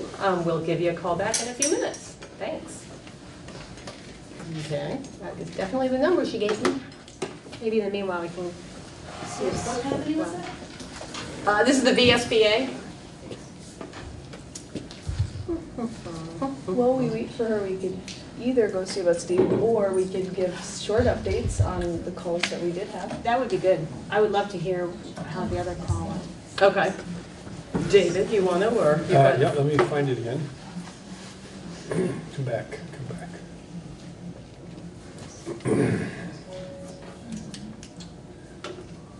So in the interim, we only had calls with NASDAQ. Yeah, that was, I That's the only think one, right? yesterday. Yeah, the NASDAQ designs their search around our needs. There are 300 affiliated districts that they work with on things like executive searches and other searches, and also special ed assessments and all kinds of professional services. They've had a couple of Vermonters on their board. National search is standard for them. It's the most helpful and economical. And they do provide outreach to their proprietary national network. They have colleges in their network, and they send out hard copy and electronic outreach. The proprietary national network is available a la carte. You don't have to purchase their whole package from $12,000 to $20,000. You can, for between, I think, 3 and 5, you can get access to that network. And what that means beyond the educational, like School Spring and what was the other one? AASA. The Superintendent's and then Top Association. School Jobs, which is another. I think it's more than that, but that was what they specifically mentioned. They said it's not easy to attract candidates in Vermont to Vermont. They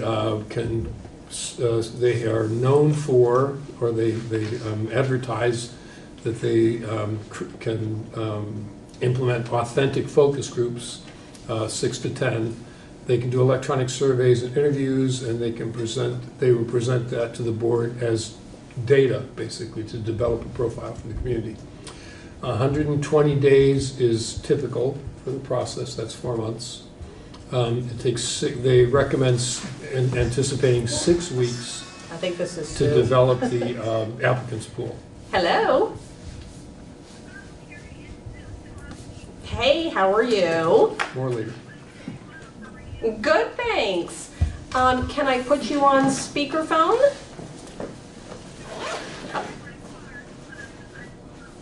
Okay, all right, hold on. Okay, hold on a moment. Hopefully I can do this. There we go. Okay. Sue, can you hear us? Yeah. Okay. So, oh, here we go. We could try that. I don't know if everyone wants to introduce themselves or. Hi, Sue. It's Christina Naylor. I think we've met. Hi, Christina. How are you? I'm well. How are you? Good. Good. Hi, Sue. Emily Murphy-Core from Brattleboro. And Dave Scholes from Brattleboro. Hi. Hi. So with another group, we just started by saying, would you like to give us your elevator pitch? And that usually leads us to asking more questions. Okay. Well, because I'm in my car, pulled over because I'm on my way home, and someone needed to get by me. So the VSBA has provided a superintendent search for a number of years, and we've done it in a couple of different ways. Currently, what we're doing is having a staff member do the searches with the committee that has been appointed by the board, and really it is a facilitation of what your committee decides that your community wants. And I know Susan Holton would be able to give you probably a more complete description than because she's the one that does it. But she is actually working with another committee tonight on their superintendent search. Currently, she's working on 2 superintendent searches. One of them is, I would say, getting close to being finished, and the other one is just starting. So I know that one of the very first steps is really deciding what your community is looking for in a superintendent, and she has sort of some steps to go through to help you figure that out if you haven't figured that out already. It sounds to me like maybe you have already thought about that part of it, and then she works with the committee your smaller committee to actually build a larger committee that includes possibly some administrators within your district, like a couple of principals, could include some teachers. So it's a broader group of people normally that work to look for and hire a superintendent. And then she does all of basically the footwork, the groundwork that you need, working on the ad, putting the ad out there, helping interviewing the candidates, helping set up the interviews, really just being the person that keeps everything going for the committee, because oftentimes board members don't have the time to devote to that. It's a pretty time-intensive process if you want to get through the whole thing in a good amount of time.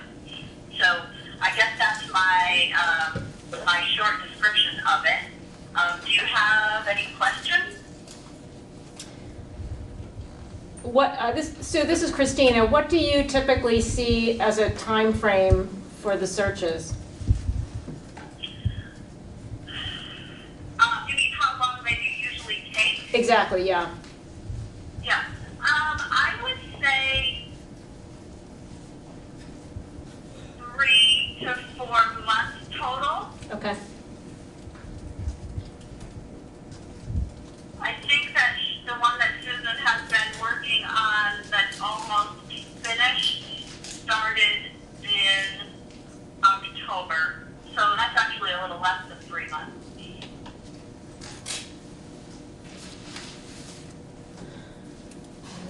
What are typically the places that you would be searching through? For superintendent candidates? Yes. Well, we would be putting the ad, I know that they definitely use Full Spring for the ad. There may be other places that you can advertise as well. To advertise in national publications is more expensive, but you will possibly attract, a different set of applicants by doing that. And there are times that we may know of superintendents that are looking, that we may let them know about the ad once it's up. But we don't necessarily go, sort of like headhunting, searching for people for you. That's not typically how it goes. So if I could talk to Susan and see if she's done that at all, but I don't think that she has. Do you have any experience in or any methods of identifying or getting the application materials in front of qualified candidates of color? Or have you had any experience or any resources or sites that you can use? I'm sorry, I heard what you said about do you have any experience, but I couldn't hear the rest of it. It kind of was muffled. Okay, I think maybe because it's sitting on my glove. Do you have any resources to identify or get the application materials before qualified candidates of color?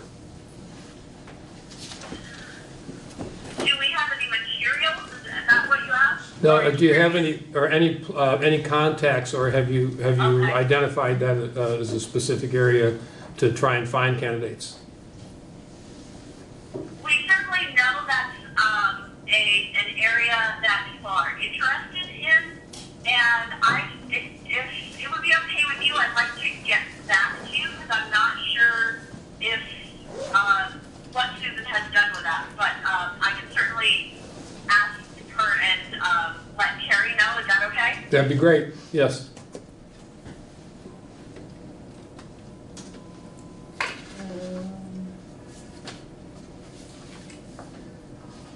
So Sue, it's Christina again. We are a newly emerged board, and so I think we don't even have a vision statement or mission statement for our board, and it's making it, I think, even more challenging to then, as a newly merged district, think about a mission, vision statement for searching for the superintendent. Can you describe a little bit how that process would look? Because even though we did have a fairly, an open public meeting and heard from a lot of stakeholders, but how you hone from that process into a job description is still a long walk, and wonder if you know about that process at all. About the process coming up with a vision and mission statement? A vision for what kind of superintendent you want, and then put that into a job description. Okay, yeah. Well, I know that when I worked with, and Christina, you were involved too, so I know that you already know this, but maybe everyone else doesn't, that when I worked with your SU for the superintendent evaluation, I believe that we put a job description in place. And you may, that is a pretty comprehensive job description for a Vermont superintendent. It includes what they need to do according to the law. So you may want to keep that job description and focus more on the goals for the first year, for as you see them, for someone coming in as your new superintendent. So I guess I didn't say that quite exactly right, yes, because I came to the first meeting armed with that job description. Thank you so much for helping us with that. It was good to have that going into this next search. More sort of creative vision of what we're looking for in the educational leader for our district, which is somewhat different than the job description which we created from evaluation. I mean, I think that's a great jumping off point for the nuts and bolts, but I think getting to the vision is the harder piece. As we're merging our visions together as a district, that's the piece that I think it would be interesting to hear if there's a process to work with districts developing that vision for the leadership position. Yeah, I think that fits more into the strategic planning part of our work, but it certainly can be included in a superintendent search. If it's a district that's in your situation that really needs to do that work in order to do the search and hire a superintendent that's going to be best for your district. So that work, it's hard to accomplish in a short period of time, which I'm sure you realize. And it oftentimes is important to bring the community in as well to talk about that. So it may be that that's the first steps that you want to take. And I realize that you only have, you don't have a lot of time. But, maybe it seems like that might be something that you want to talk about is that so important that we really need to get that in place before we embark on a search. And maybe an interim for a year would be a good strategy so that you would be able to make sure that you spend the time to do that work. Have you thought about that at all? We've thought about it. It's not the route we want to go. We're hoping to get it done, but we recognize that may have to be what happens. Yeah, I'm not advocating for that. I'm just putting it out there as an option for you. But you could certainly at least, start with a board retreat, and at least then you may be able to do some of the work of the goals for your district for the next year. I found when I was on a newly merged board that it was really difficult to say, we're going to do planning for the next 5 years, because there's so many things that you really need to do in the first year. And the second year. And so when I was on the newly merged board, we found that it was a lot easier for us to just do, when we started out, to just do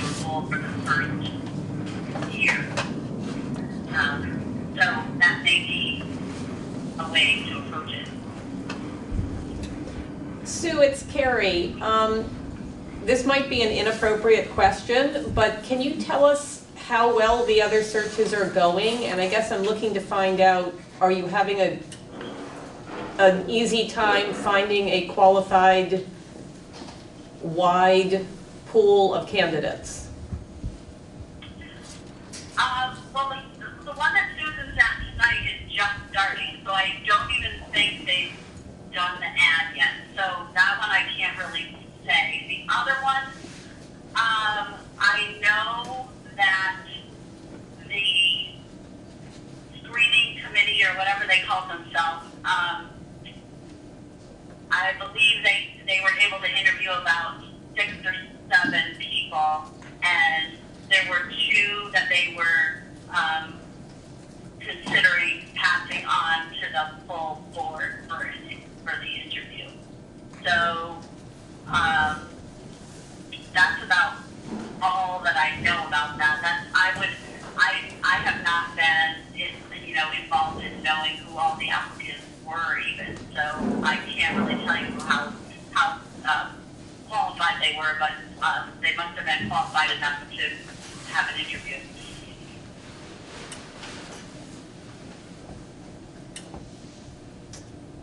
I do think it is not easy to find a superintendent.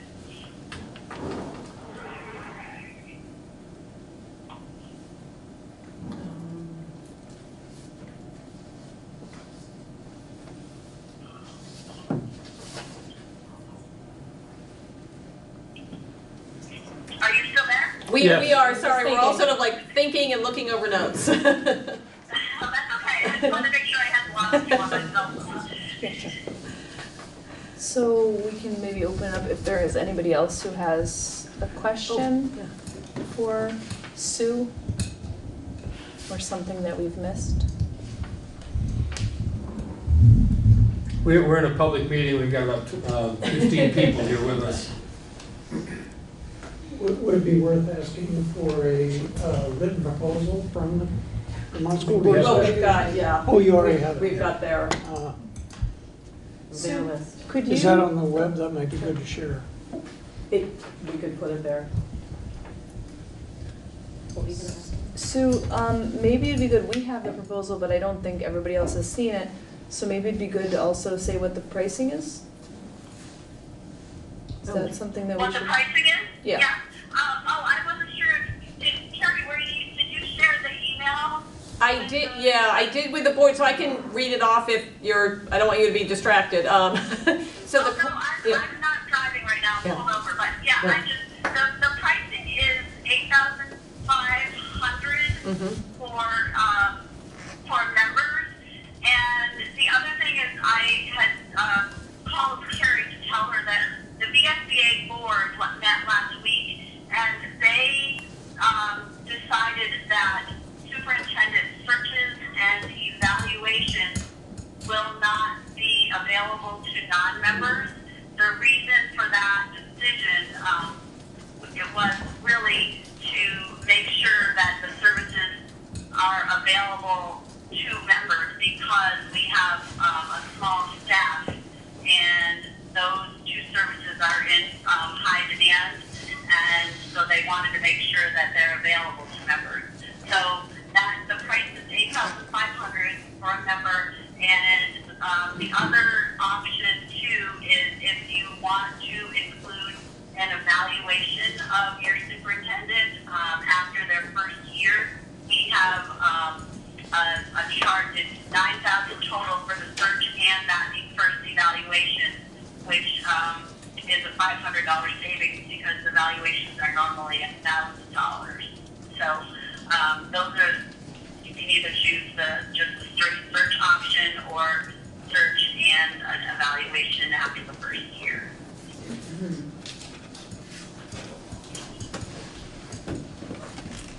She's answered all of mine. You want to ask me about this for somebody? Is there somebody we can talk to? I'm not sure we've talked about. Go ahead. Sue, is there any district chair you could, board chair you could point us to that might give us a reference? Let me check with Susan Holton, and I will email that to Great. Sounds good. Okay. I'm making myself a note right now. And I can email you later as well. Okay. So anything else, or can Sue I continue need to to drive? answer David's question and the record question.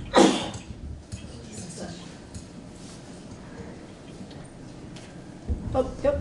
I apologize for coming in late and perhaps this was in there, but what is the cost of becoming a member? $9,964, I believe. That's correct. Thank you. So I think you've answered all our questions, Sue. We really appreciate you being available for this meeting, and I guess we'll be in contact, right? Yeah, sounds good. Have a good holiday, Sue. Thank you. Thank you, Sue. Thank you. Drive careful. I will.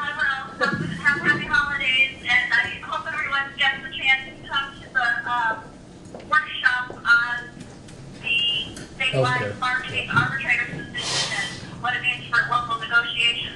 There's one that's held in Brattleboro in January, I believe. Sounds good. Good plug you got in there, Sue. Good work, good work. You've got a TV audience for that Yeah. one. Thanks, Sue. Have a good night. Bye-bye. Okay. Look, it's 5 o'clock. And it's 5 o'clock. Is NASDAQ also long distance? This is Mark Andrews. Yeah, do you want to give us you've talked to him, right? So he came recommended from 2 districts, OSSU and Washington Central. OSSU used him last year. Washington Central's winding up a search right now. They both were really pleased with him. He is, for those searches, he's $5,000, but he's located a little north of Burlington, I believe. So he would have. Did he send a? Yes, and He did. I think you sent it to us. I sent it to you, but I don't think I ever opened it to see what Oh, it was okay. going to be. No, he He sent his resume and a search proposal. But did it include the dollars in it?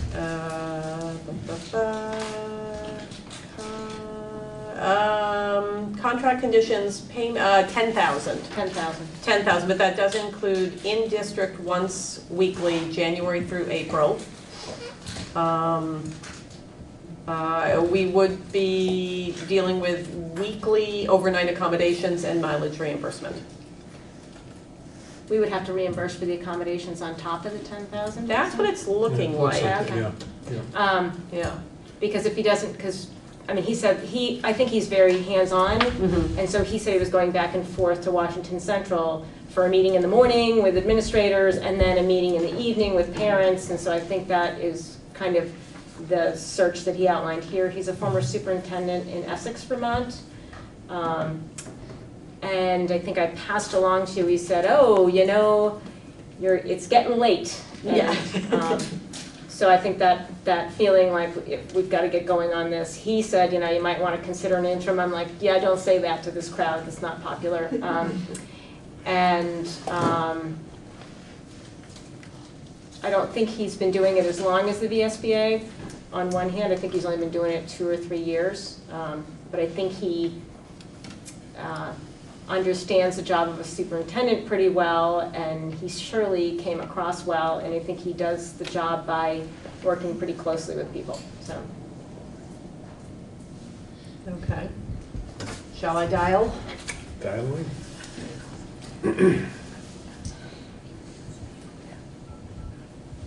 Oh, let's see, wait a minute.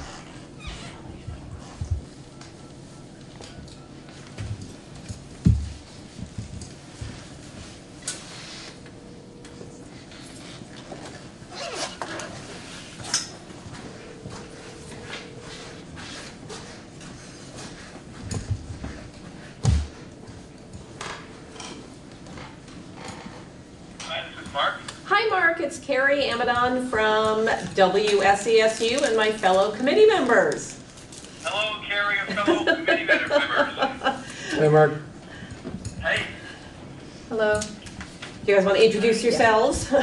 Hi, Mark. It's Christina Naylor from the WSESD board, and I spoke with you the other day, and then passed you on to the capable hands of Carrie Amadon to do the important work. Emily, Okay. Emily. Can everyone hear me okay? Yes. Can you hear us? Yes, I can. I've got you on speaker, and technology seems to be working tonight, which is a good thing. So this is Emily Murphy Core. I don't think we've actually met before, but from the WSESD board. And I'm Dave Scholes from the WSESD board. Good evening. Dave Scholes, hi. Hi. And then you're at this is a public meeting, so we have about 15 members of the public as well, so that we won't. Okay, hello, public. They're all waving. Okay, very good. So do you want to ask for the elevators? Yeah, we've been starting off just asking people sort of for their, 3-minute elevator pitch. What would you think is most important for us to know about what you do? Well, I can begin by sharing with the group assembled tonight that I'm doing a number of different things in retirement. I retired as a superintendent in 2017. I had sent my resume off to Christina, and perhaps she has shared that with some of you. Since retiring, I've stayed active in the educational community as I wasn't quite ready to retire when I did. And that's neither here nor there. So I'm a certified principal mentor, and I'm mentoring, and I'm actually coaching as well up in the northeastern part of the state. I've conducted a couple of superintendent searches. I'm still active in the Vermont Superintendent Association. And I stay busy with hobbies around the house, and I work at a food co-op in Morrisville, and it's all good. And have several new grandchildren, and that's also an awesome experience that my wife and I are enjoying immensely. So could you outline the process, sort of, 3 minutes, kind of 3 to 4 minutes about what you have done with other districts in their search for a superintendent, SUs in their search for a superintendent? Sure. Has Christina, have you shared the outline that I shared with you? I have, yes.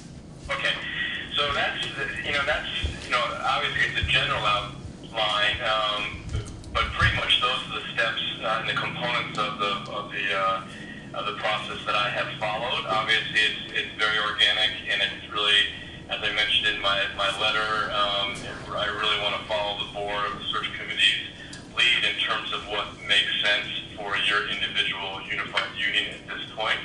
So we can move some of those pieces around the chessboard, and we can go deeper into some areas and maybe brush over others. And again, I would defer to the committee in terms of how to best meet your needs. As I mentioned to Christina very briefly, I really believe that the work that of the committee is to identify a person who can best align with the mission, vision, values, and goals of the former supervisory union, now unified union. Not to forget the town of Vernon as well, and that's a big conversation that I always like to have. And even though I haven't had typically enough time with the standing board to go deeper into that conversation, I think that's where I really think we need to begin. My belief is that the superintendent, is the leader of the district, is really has to work closely in alignment with the board, and so having that congruence, making sure everyone is on the same page before we start looking for a superintendent, I think is just tantamount to finding the right person to match up with the job. So the superintendent's position is important, but really I like to start with what does the board believe is most important based on the values and again in the beliefs in your community. So I can take I'd be glad to answer any questions. Jumping off of that outline, but there's really nothing much more to offer than what I have laid out on that one pager for you. Mark, it's Carrie. I guess I'd ask, can you help us get to that vision? Well, I would be glad to be part of that conversation, Carrie. I've been a little bit not disappointed really, because I understand the timelines that boards are facing, but given the short timeline that you have in terms of finding the right person, I think it's multiple meetings to just, leading the board of the committee, whoever those folks might be, in a conversation about, as trustees of your communities, and now as a unified board, starting with you, who best reflect, I think, what the taxpayers and what the staff and what the students are looking for. If we had more time, as I've said to other boards, I think it needs more time to actually have a number of, longer sessions working with the board, especially, and having that richer conversation.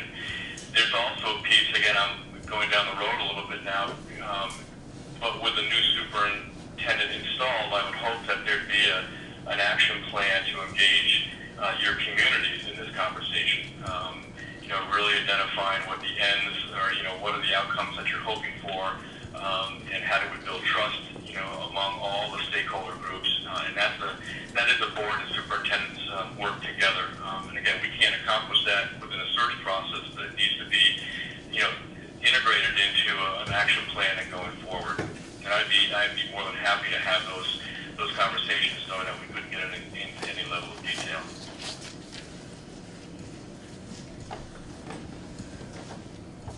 Ask about the diversity question, David? Yeah. Mark, have you had any experience identifying, finding candidates of color in any of, for qualified candidates of color in any of the work that you've done? Or do you have any resources or leads to get application materials in front of those people? Well, we in the search that I'm conducting now, we went outside of School Spring, knowing that the candidate pool currently is not deep, and so we use a number of print media and other digital platforms to put the word out there.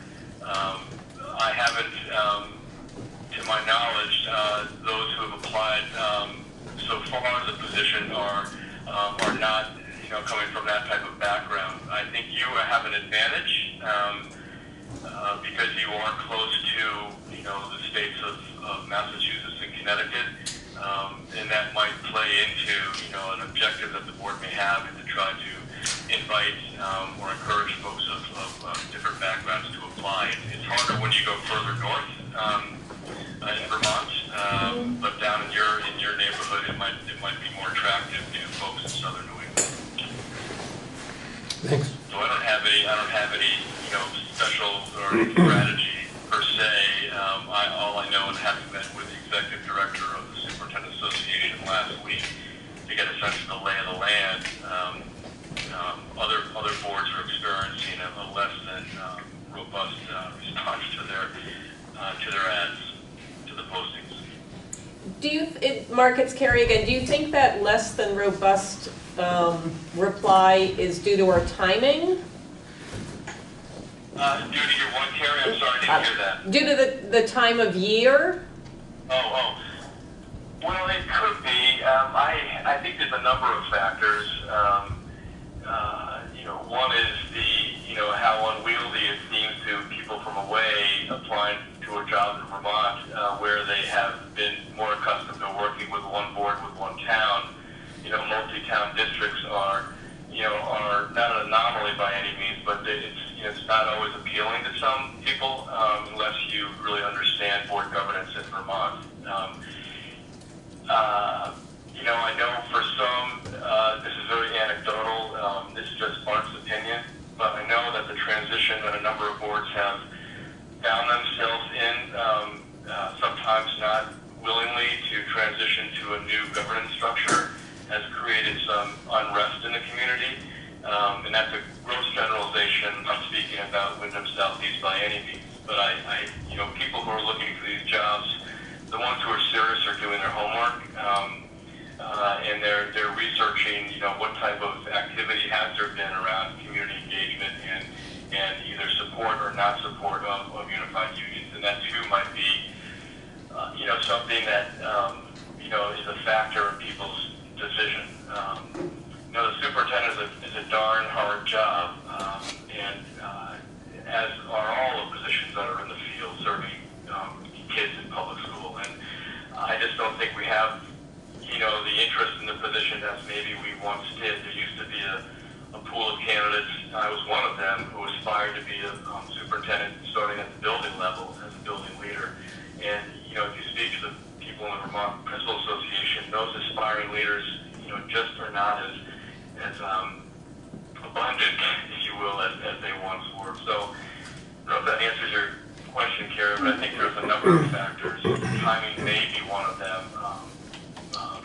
I got out pretty aggressively with the Washington Central ad back in early November, and we still have not a very strong candidate pool at this point. So, and there's only 5 positions. Actually, excuse me, there are 8 positions currently open in Vermont. So we would be 9. When you I say think you might be 8. We're 8, okay. Yeah, I think you might be 8. It's not to worry. It's just the reality, and even if you crank up the base salary and you try to put some perks in there, that doesn't. People take these jobs not necessarily for money, but for the reward that it offers. It's becoming less rewarding, I think, all in all, to do the work. Just a follow-up question. When you say not a strong candidate pool, are you mainly talking about not a strong candidate pool in Vermont, or is it, I guess that's one question. And second question is it typical that most superintendent positions get filled by somebody from Vermont? That's a good question. I don't know the answer to that. I know that when I started practicing as a superintendent, back in 2004, and I'd walk into an all-day meeting, it was primarily people who were in Vermont. But I think that trend is changing. I do think that more, and again, that's a good question for the Superintendent Association, but my hunch is that there are more people from downcountry, other parts of New England and even beyond, who have applied. Yao Obang, who's just recently tendered his resignation, he's a Canadian. I can tell you that the candidate pool currently that we're looking at in Washington Central, the majority of people are from out of state. So if that's an indication, my guess is that there's fewer people in Vermont that are looking than there are from away. But again, that's just one data point, and I wouldn't guess. I wouldn't think that that's necessarily the case across the state.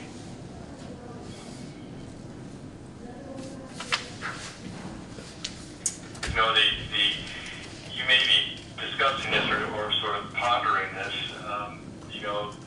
The board I worked with a couple of searches ago, they were looking for someone who was fresh and new, and didn't fit necessarily sort of the mold, and they were looking for transformation, not transition. The ethos, I think, in most districts is about just making another transition to yet another superintendent, and I think more and more boards are seeing, not that we don't have some outstanding superintendents in the state, but I think now that we've got, there's a whole host of different expectations that many of which we don't have control of coming from state policy, that you need to have someone who can see the work through a different lens. And if you've been in Vermont your entire career, sometimes you may not be able to see sort of the opportunities that others might have coming from different states. So shall we open it up to other folks' questions if they have them? Yeah, I think that sounds good. So we have, as we said, a room full of folks, so maybe you guys have some questions?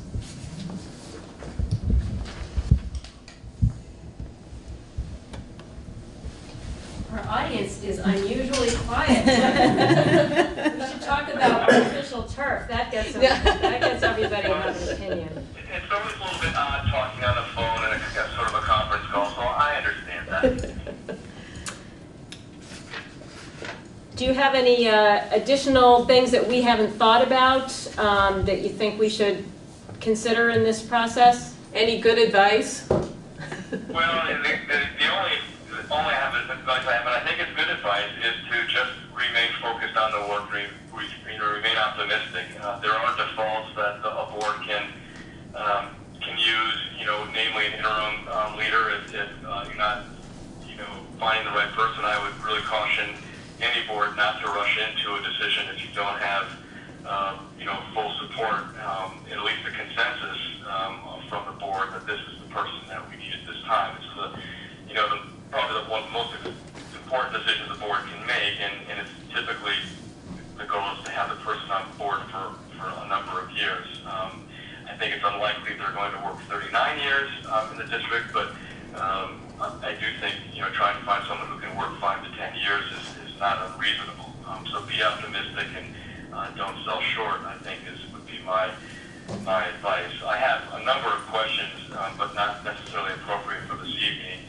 If my candidacy was something you wanted to continue to talk about, then I would want to ask some other sort of clarifying questions in terms of just what you're looking for and the different stakeholder groups that you want to engage in the process. But at this point, I don't have anything else that I think would be helpful for the group other than to say, I'm interested in the job.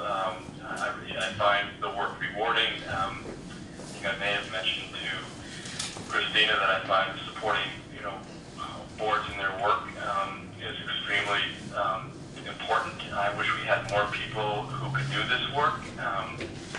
We have the Association of Vermont School Boards, of course, and I know that at times they're probably feeling pretty lean in terms of what they can offer. They've got some outstanding people that work there and work for them under contract. But that said, searches for superintendents notwithstanding, I just think there needs to be more people who are willing to work with boards who are truly the leaders of the district. And it's something that, again, if you thought that I might be a viable candidate, I'd want to talk more about how I can approach that with you during this process. We're all nodding here, Mark. I think it only works if it works for both parties. So we would agree with that. So. So thank you, Mark. You're very welcome, and thanks for taking the time to assemble and give me a call. If I know you will, but you can either give me a call, please send me an email in terms of one way or the other what you guys are thinking. Okay? We'll do Thank you. Thank you. Have a good night. Have a nice meeting and good meeting, productive meeting, and we'll talk soon. Thank you. Thank you, Mark. Bye-bye. Good night. So that was the end of our calls, right? That's the end of calls, correct. So did you want to continue on NESDEC? Do you want to go back to Yeah. NESDEC? There's not a lot left, but it has a lot. It's very similar to what Mark said. Whoops, wrong draft. Oh no, that now is in your email inboxes. I just sent it to you so you can put it in the minutes, Carrie. Oh, okay. So now let me go there. So I'll start that paragraph.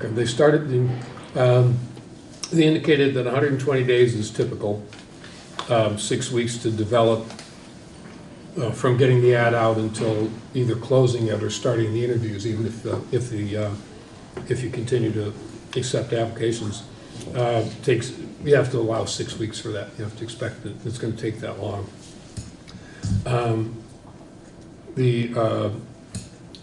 The number of people applying to pool diminishes into the spring. It gets smaller and smaller as you get further into the spring.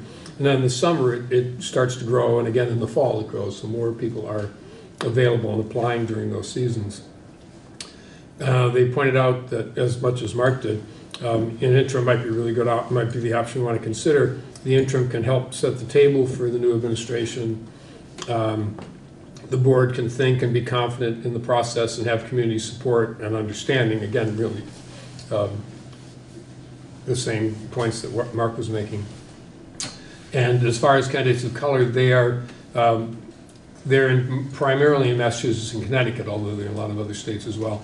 And they're finding that is becoming one more, the quote is, becoming one more component in their search, in their list of components for the searches that they do.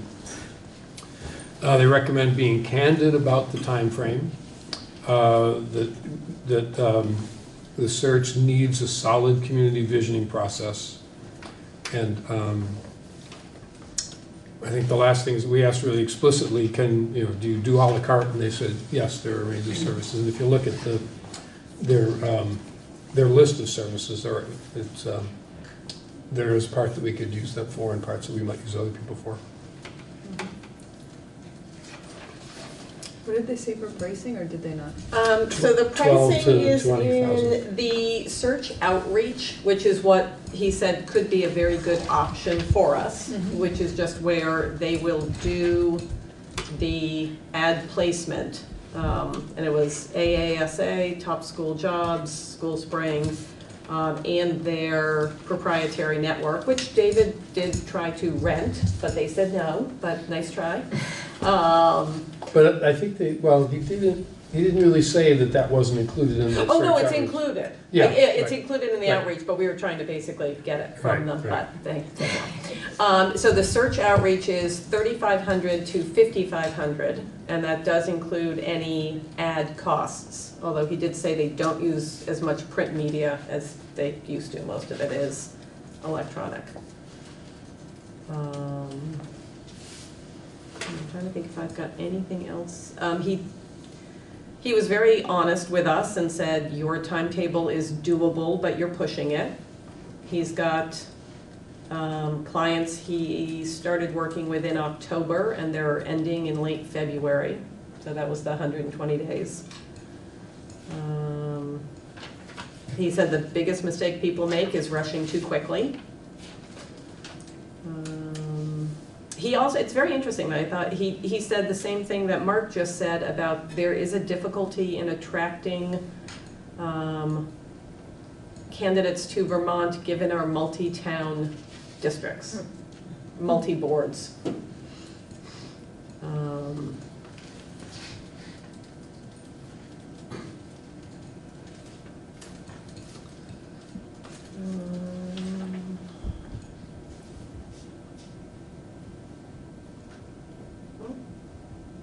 I think that is it. For him. So this 3,500 to 5,500 search outreach, this is not, that would just be in addition, we'd still have to hire somebody. We'd have to hire someone to do the visioning. Okay. And probably, if we want to make tweaks to the job description, so we would need that work done. But, he did say the most economical way to engage them might be to do the search outreach, just because they do have a national database that is proprietary. And so I think that was the 300, do you remember what that was, David? 35 to 5? No, the number of who searches? who the proprietary people were. I think it was, affiliate districts within New England? 300 affiliate 300 districts. affiliate districts within. And also he mentioned a number of, I don't think he said how many colleges they have a relationship with. Yes, they have relationships with, yeah. Okay. And I don't know if he thought if that meant somebody coming out of a graduate program, or if it meant people in colleges that might want to become superintendents. I'm not sure exactly what he meant by that. But. That would be a little weird for a superintendent search to get somebody.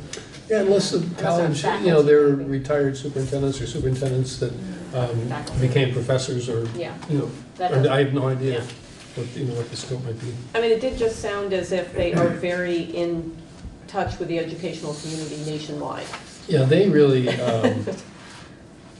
He had a good network. Andy made this referral to us, and it was a really good call. They're really the very competent and knowledgeable about all of this thing.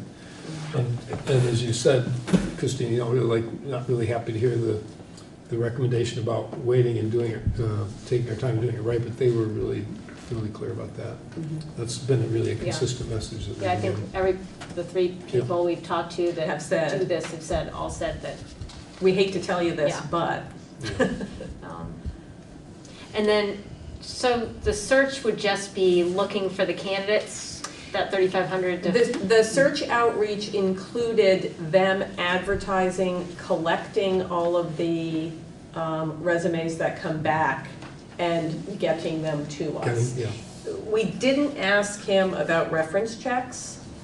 I think they, But I can't remember if he said they, I don't remember asking that question, and I'm sorry for that. And so do they have a next level service plan up on their dim sum menu that allows, that they'll kind of help manage focus groups, interview groups and manage candidates and do all that? Because I don't see this board at this, I like to save some money, but I think this board can't do this right now. So they've got a guided search, which includes telephone and electronic access to an assigned search consultant.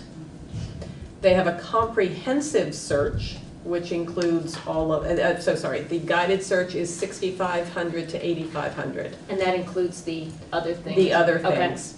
The comprehensive search is the broader scope of services typically requested by most of our clients. So I think that is the full visioning. That is 12,000 to 20,000, and that is where they like to design it around your particular community.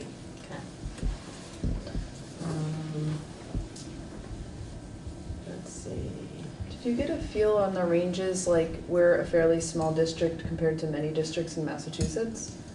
If they're working mainly in Massachusetts and Connecticut, are we falling maybe at the lower end, or no feeling about that? again, it sounds like. No feeling. Okay. Excuse me. I can answer some of that. And the answer is they've done both. And you can go to the website and you can, they have a listing of searches that they've conducted. And they run from small communities, student population probably similar to ours, to urban areas where, many more students, so they do both. Yeah.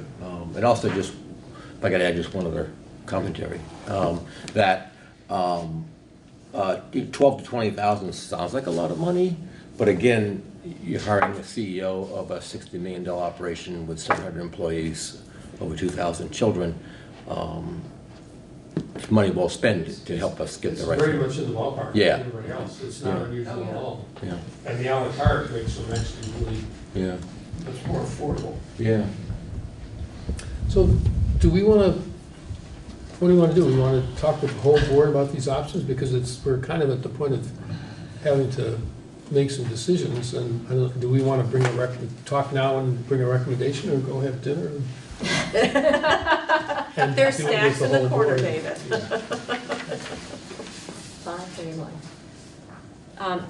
Maybe we could attack it a little bit like principal search is attacked, where we just sort of debrief and talk about the positives of the candidates.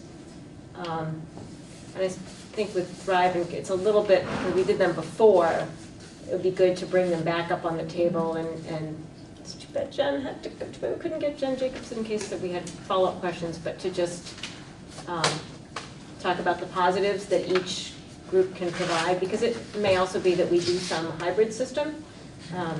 Yeah.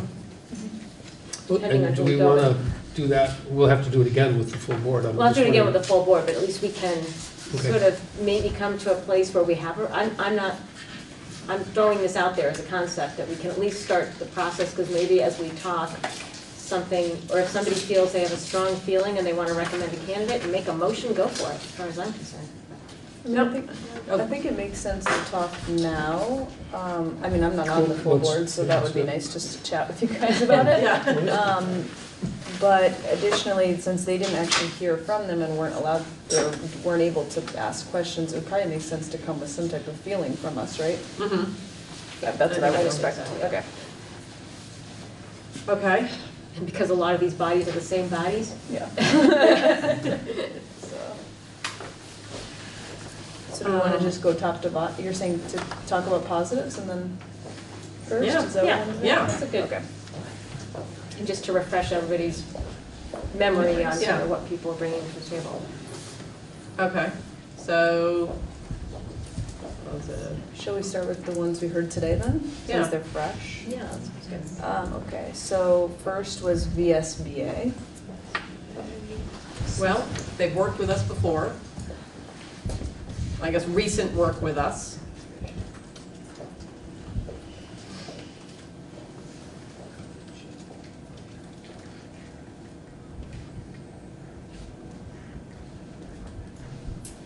I guess for Mark, I would say I liked his being a former superintendent. There was something nice about that. I felt comfortable talking to him. I thought he was clearly an educational leader.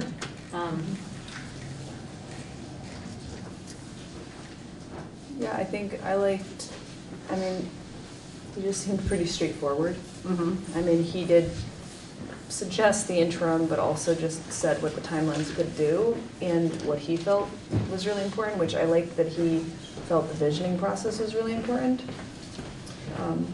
Because I didn't necessarily hear the same emphasis on that in other folks. Yeah, he also, the point he made about having a plan to engage the community in the search, but then also in the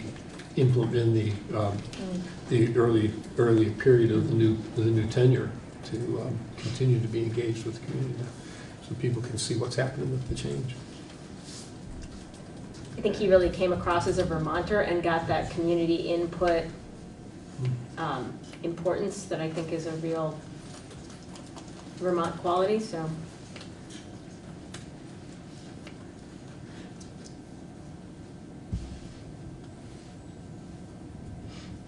I would say a positive for the VSBA is they do a fair number of these, so they aren't, you know, specifically superintendent searches. Bless you. I mean, it did seem for VSBA and Mark Andrews, they have time. I mean, it's not, VSBA said they just had one that was on their plate, I guess. And Mark seemed to have the time to also kind of personalize the process.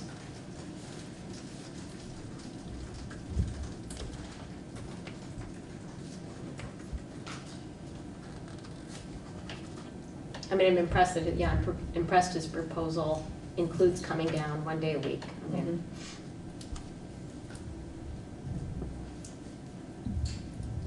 Okay.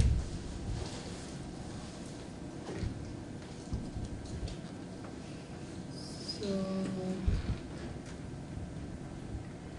does the community also want to say positives? We could do Anything they NESDEC, heard? we could do NESDEC too. Oh, NESDEC too, okay. I'd just say wow. Yeah.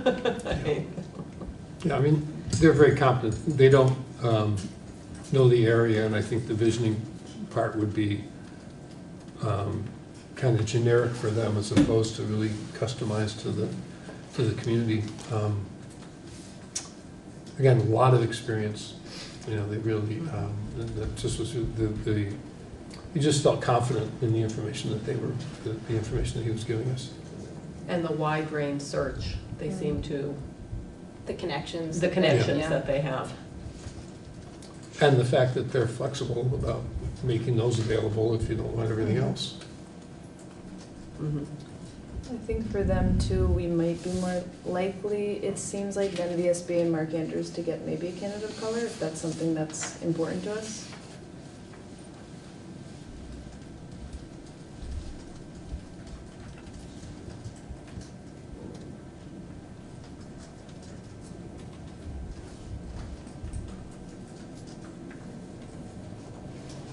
Okay. I just want to call him Anderson, I don't know why. Andrews, sorry. All right.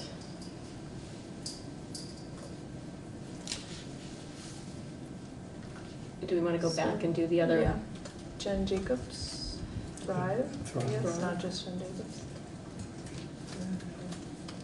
Love that they're local Yeah. Yeah, and a track record, a local track record. Yeah. yeah, and successful in getting a broad pool of applicants, which, at least for the town, the Brattleboro Town Schools, was really important.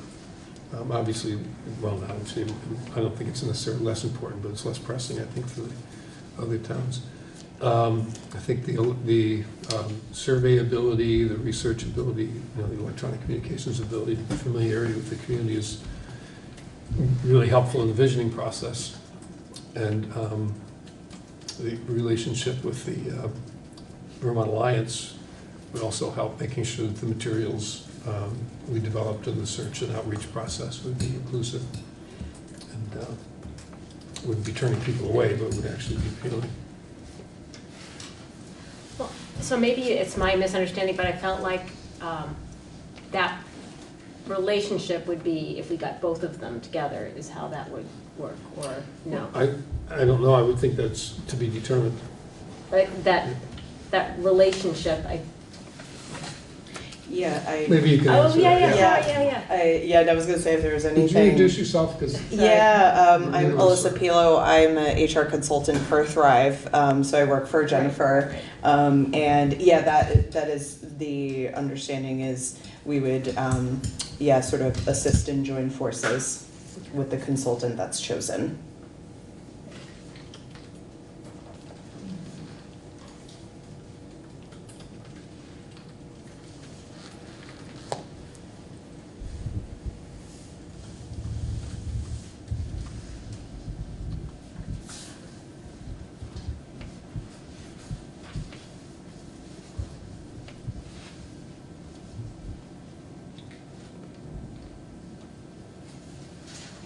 So, Curtis also gave a presentation last time.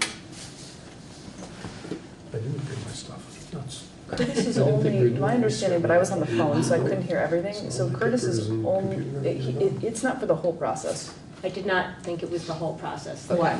Curtis was Curtis not is- proposing the whole process. He was proposing, Support with language and. yeah. And outreach, Protocols and. candidates for outreach too. Okay. Yeah. Looking for different ways to do outreach, and working with committees on implicit bias to make sure that, and working on our description. But he was and our also, ads. he did talk about an evaluation matrix. Oh, that's right, yeah. And participate in the triage and interviewing of candidates. Reviewing the job description. Assist in the development of written and oral interview questions, an evaluation screening matrix. So it seems like he's. I just didn't think it was gonna be the running the interviews and, Okay. that's what I okay. don't think that was what he was proposing, the piece of managing all the stuff. Okay. I did, Okay. did I miss that? No, I don't Right. think so. I don't think So so. he's he's playing a supportive role, but not a management role. Right, he's like an upgrade, you know? Yeah. Okay.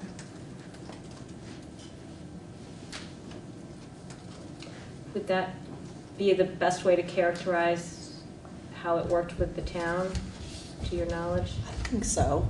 Yeah. Yeah. I wasn't involved with that particularly, but it does sound like that. Jennifer would coordinate the interview process. Okay.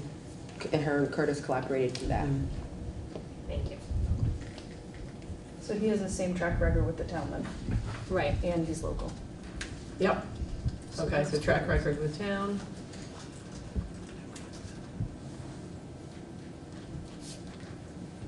One of the points that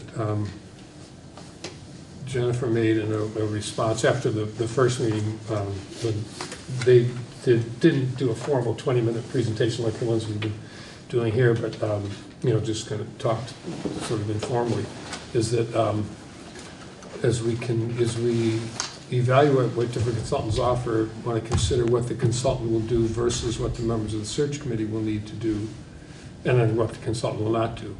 And they provide guidance for strategy and execute each portion of it while remaining closely aligned with the goals and vision. So a partner rather than an advisor coming in. I like how you said guidance and execution. Yeah. Because that's Thrive. Yes. Do we have it? Guidance for strategy and execute each portion of it. Okay.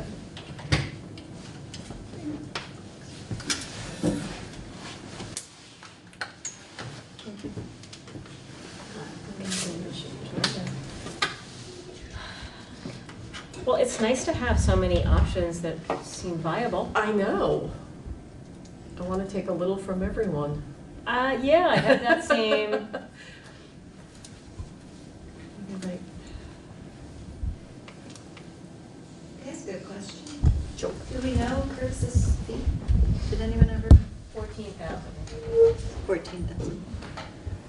But he also has an hourly consulting fee if it's not, if we're not asking for not the whole a full thing, yeah.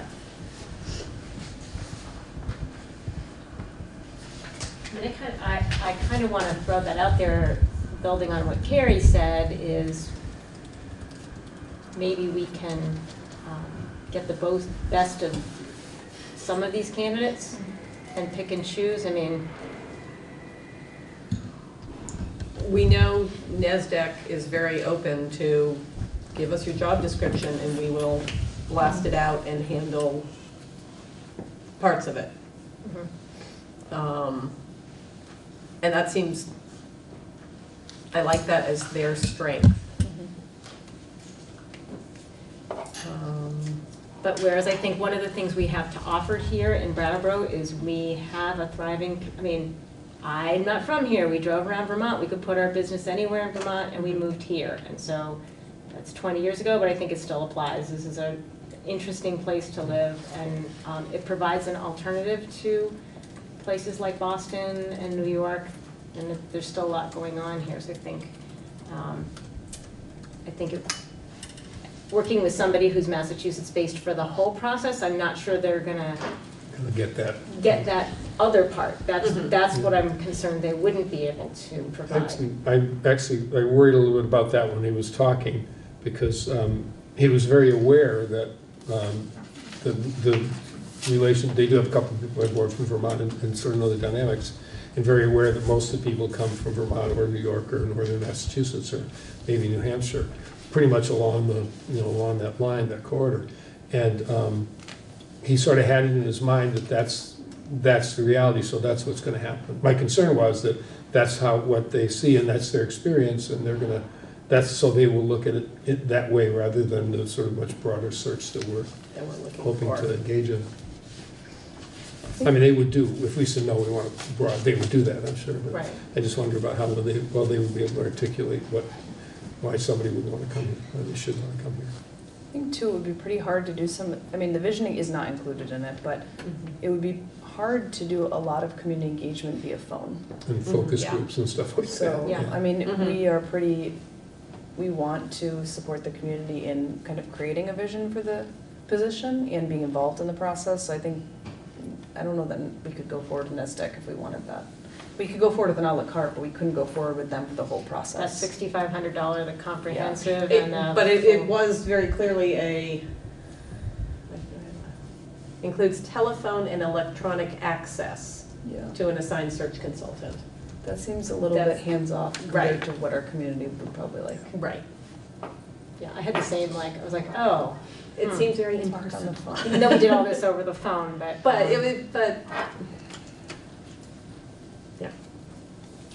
it doesn't mean we can't have them maybe for the national, they can put our stuff out for 3,500 if we want to.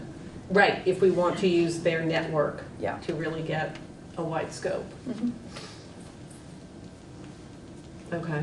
So it sounds like we're thinking about it, an a la carte approach with using the local resources to do the initial visioning and developing materials and a lot of the outreach as well in the search, and then also engaging the larger group to expand it even further, and probably, I don't know what else they offer, but he was a helpful person. They definitely are in the business as well. I think even if we only engaged them for $3,500, I think it would be worthwhile.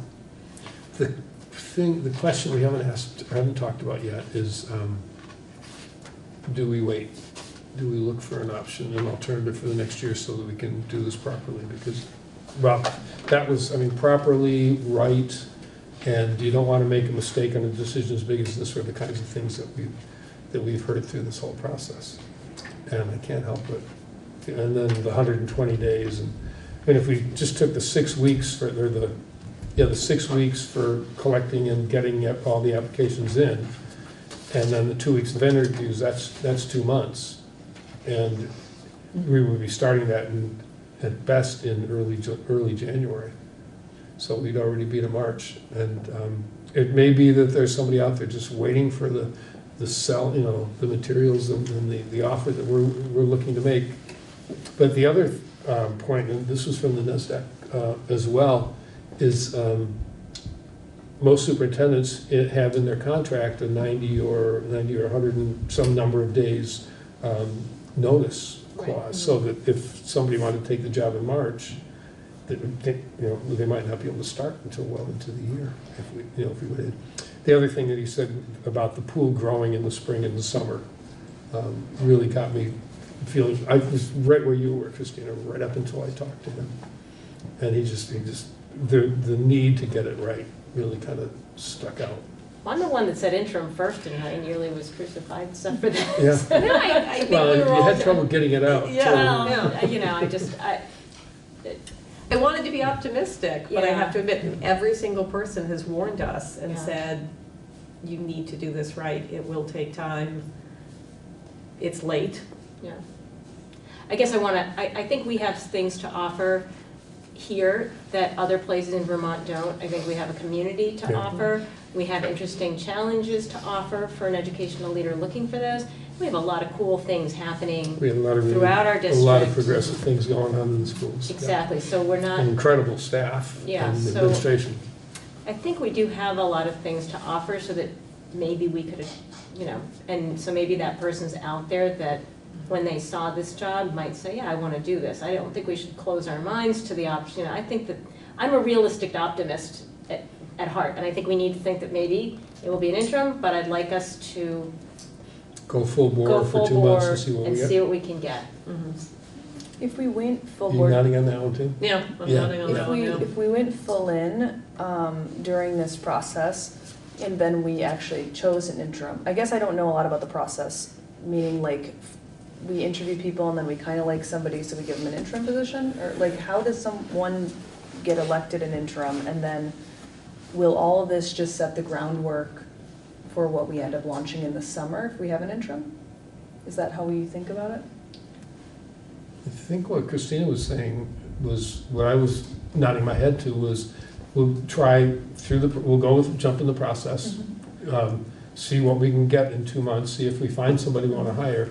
If we don't, then obviously we'll extend it and try to find somebody to fill in for or some other option to get through the next year. So there's no harm really, from what I'm hearing then, in going full in now, because you're just extending it. Like, what's Well, what- let me play devil's advocate. Is there though, with what NESDEC said, that the pool is starting to shrink and it's not gonna open up again until summer, fall? Do we not go full in on the advertising of the position, but we go full in on the visioning? And making, preparing materials. and preparing so that we can go all in, whatever this dip is in the thing, once we know the pool is growing, is that when we say, okay, we got it? I'm torn because there could be somebody out there ready to say, hey, I want that job. And I don't want to lose them, but I want that wide pool. Would that person, you think, apply for an interim? If they really wanted to be here, and then they can apply for the full, or does that not happen? I don't know how that works. I mean, that's such a... The other thing I feel like is we've been through a lot this year, and so to go through 2 leadership, I remember when somebody asked me at the candidates night, we have a strong administration, we have a strong community, we have strong staff, and in a couple of years, the board will be strong too, and it's just gonna take us a while to find our way. And so I think, I don't wanna miss the opportunity to try to attract, and I think we'll know early on if it's even a Yeah, if we're possibility. not getting applications, and we then won't can be switch having course. people processing them, yeah. And we'll have learned from that. Yeah. And we'll have all the materials, and we'll have the vision stuff in place. we should not hire somebody that's not for a full-on position. Right, That is not, right. we're not sure about, so. So do we Clearly. know when that time is that we have to say, switch course? I think after probably the first round of. Okay. Yeah, the Okay. first that first 6-week period of getting applications. Okay. So just a question on the timelines then. So the 120-day timeline from that NASDAQ gave, and a lot of folks suggested that same one, but 3 they were months, like yeah. 3 months. That doesn't include 3 to visioning 4. though, Or 3 to 4 months. right? It does. Oh, it does? It Yes, does. it includes Okay. everything. Yeah. Okay. But he also did warn us, December's gone. Yeah, I mean, it that's is, yeah. part of the reality. I'm around. I think we have a meeting scheduled next week. What's this? If I see you Yeah. all on Christmas, I am so interested. No, you can have Christmas off. Let's go caroling at Carrie's house. We'll sing some. A bunch of eggnog and crash on the couch. So, What's our dream scenario? Like what would we do if money were not an object, time were not an object? I mean, I think Who would we tap for what? well, if money, so here would be my like dream scenario is NASDAQ does that initial, we work with someone to come up with our vision and craft our job description. And that's in January. In early January. And it's interesting because I think a lot of people offer a lot of stuff. I think Mark offers a real understanding of the job and has done this search. And he just sounds like he understands board dynamics and he's used to working with school boards. Mhm. Jen understands our local community, and Curtis can bring in the piece that I think we really would be worth investing in trying to assure that we're packaging our community in a way that can attract a diverse candidate pool. How could we make that work? And then NASDAQ does the search Send it out. piece of it, and then somebody, and I don't know who, it would probably make sense to have it be more local, does the guiding through the management. Is that Jen? Well, I think too, Curtis has, Curtis and I think Thrive also have a pretty strong list of organizations and contacts that we would want to also have outreach to, getting materials to. I'm a little bit worried about, I agree with what you said about Mark understanding the circumstances and the job, but I'm not sure how available he would be in that compressed period of time when we're going to want to be doing that. And then as far as surveys or focus groups, I don't know that he's available to do any of that. And we would want to at least try to have at least 1 or 2 of those. I think he was, on his thing, which I don't think we're looking at his whole I've got it if anyone wants to. Yeah, I didn't see that. whole gig. I've left my. I've got the I proposal, didn't get his back home resume, today. and that's the letter. So he was gonna come 1 day a week to work with us every week, so I think he would be, his plan was to be here, to do a lot of that work, so I don't. When I first talked to him, he was iffy about the availability, and and then he called back and said, yes, he would, because of the distance, but then he thought about it and.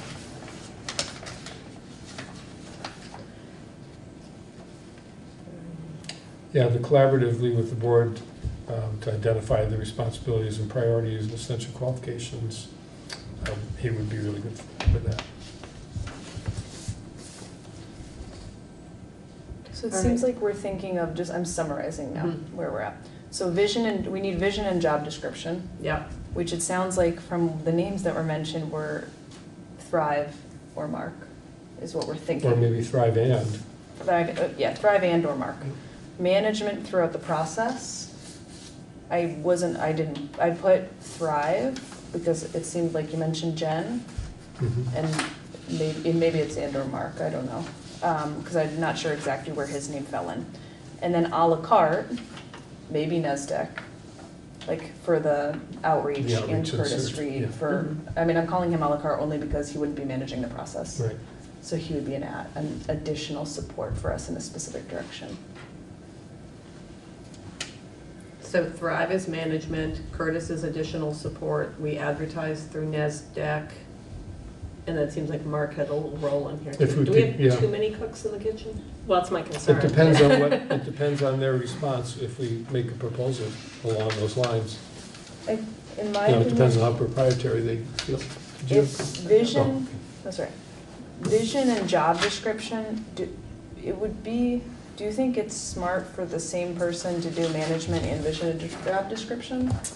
I mean, it seems like it would be more seamless if you had one person versus, I mean, I do think Mark seemed really invested in that, only because he was the one who specifically spoke about visioning. But if we did not go with him for management, it might be a little. It seems clunky, like Yeah, here, like, 'cause you're other with folks us for probably so could do long and that, then you gotta like- hand it over to somebody else. Yeah. I worry about the Passover. Yeah. Just of those Yeah. two. Although, I also could see them as sort of discrete, getting everything boiled down and clarified from somebody who's done the job. And then you have a package that you're marketing then and managing. And I think that's something that I feel we really need help with. And so who's going to be the best person to help us with that visioning process? I didn't get the sense the Have you looked at, VSBA. have you seen this, Mark's? Yeah, I have it here, yeah, Okay. yeah. So I feel like he would be the best one at doing that. I don't think the VSBA was gonna, they didn't, but we weren't talking to the key person. We were talking to Susan Holson, which is unfortunate. Yeah. She's the one that does it, but, like, I don't think the question was even really like, oh, visioning, missioning, you know, we're trying to vision what we want for our educational leader, and I don't think that was. No, She said that was strategic planning, so I think she wasn't getting the connection. I know, I tried to reiterate the rephrase the question, so I'm not sure if it was just the phone connection, not the right person, but I just walked out feeling like this key piece that I'm concerned about is, I thought he would be the best one to do that. Not NASDAQ, because they're not even gonna come here. Mhm. And Thrive probably would be pretty good at that, but also some people who've done superintendent searches before have been through the process before, so, you know, and people who've done the job kind of know the issues. I think for the VSBA and Mark both, they really have not done anything really outside of Vermont.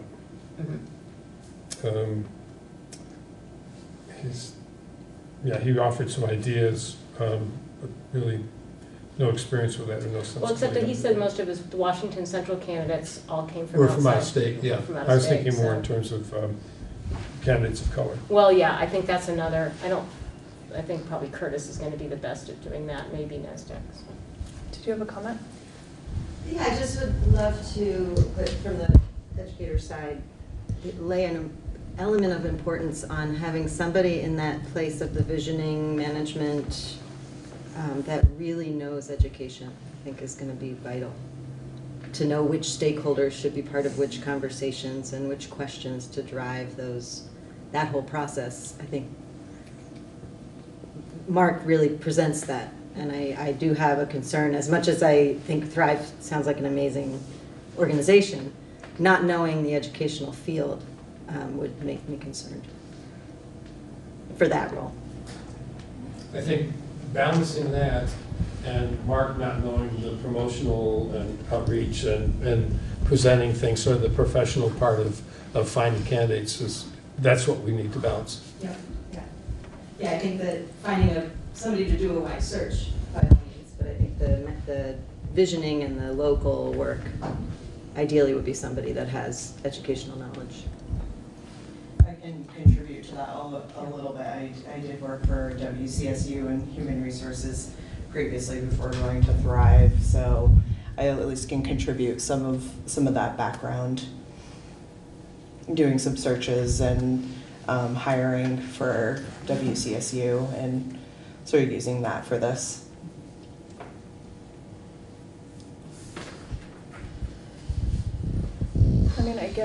I mean, one nice thing too is if we did go with Thrive for the management process, they're right here. So like, I mean, management is the part where it's like a lot of random things happen, we have to meet, and so Mark is Someone's kind gotta of keep it far. on track. Yeah, and we Right. have a short timeline, so it's a little like, it would be hard if we needed him more one week and, he wasn't available. But maybe like Christina said, if we went with Mark for the vision and job description, or what she, one suggestion she gave, I guess if we wanted, we just have to make it seamless because we do have such a short timeline that there has to be very descript, like this is the deadline and here are all the processes that lead up to it, and needs to be a kind of, he would need, if he was the first one, the vision and job description, he would need to really get moving soon. Which I think he's expecting anyways, but Yeah. it would just be understanding if he could really do that.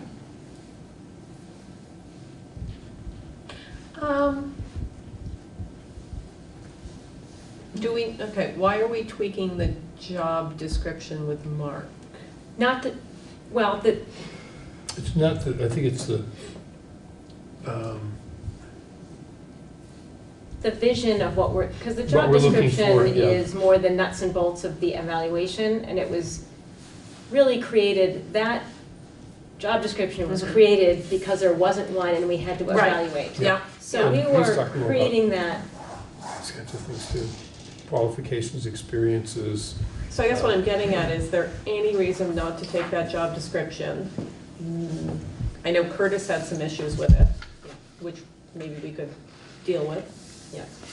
Is there any reason not to take that job description and get it out now? And then get the visioning going early January? Where do they connect? Where do they cross? I think there needs to be something, because that's a really nuts and bolts job description, Mm-hmm. and I think there needs to be something that really clearly defines, I think like a half page Mm-hmm. of what we are looking for and what we're Where offering. we want to Okay. go. And where we want to go, yeah, what are So we're missing our elevator pitch of our elevator pitch, Yeah. not the, you 2 have years of this this, and 3 this, years and of this. you, It's the- you've evaluated principles, and Okay, okay. that's what our current job That's- description is versus what are the really good stuff, Yeah. that The stuff that will catch your eye and say, I want to go there. Washington Central had a great elevator pitch. Did you read that, David? No. I feel like I've got it somewhere. We want to, Hold on, I know. I mean, I don't think it really applied to us. There we go. You have it? Scott Thompson wrote that. It was, I don't think Is it was it our single board, single budget district contains blah, blah, blah. Historically, our townspeople strongly support both their own schools and public education in general. Okay. Yeah. Our current board has 10 members, which will increase to 15. Our student population shows little racial or ethnic diversity, but it spans significant differences among the axes of income and socioeconomic status. Natural population growth is stagnant. All right, oh, a successful candidate must have, no, okay, now it gets into.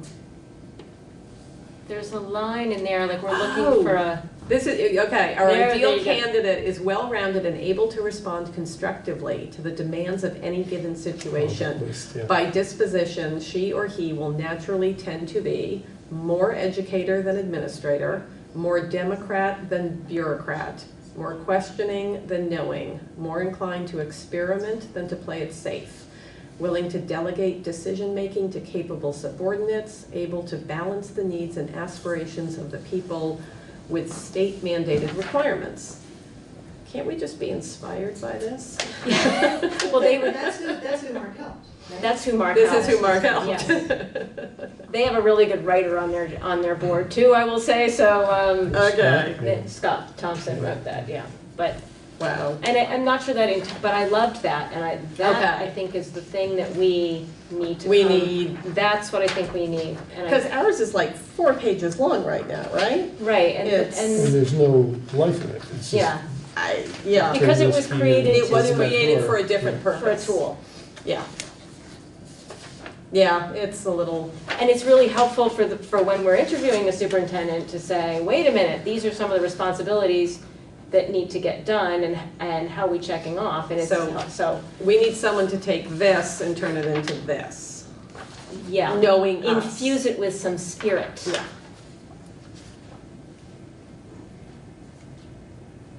And yeah, that is who Mark, like, that was their This ad, and they is- worked with Mark to come up with that, so that's maybe also where I get the idea that he might be really good for this, so. Yeah. No, I know that, I didn't realize he wrote this or was.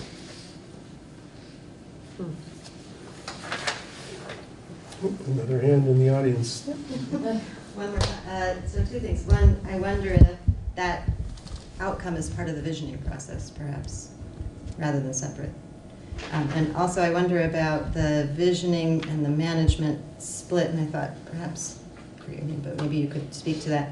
It seems like it might be important that the person doing the management is very involved in the visioning process as well, that they might be very intertwined. Yeah, I definitely agree with that. I think in the whole holistic process, that would be crucial.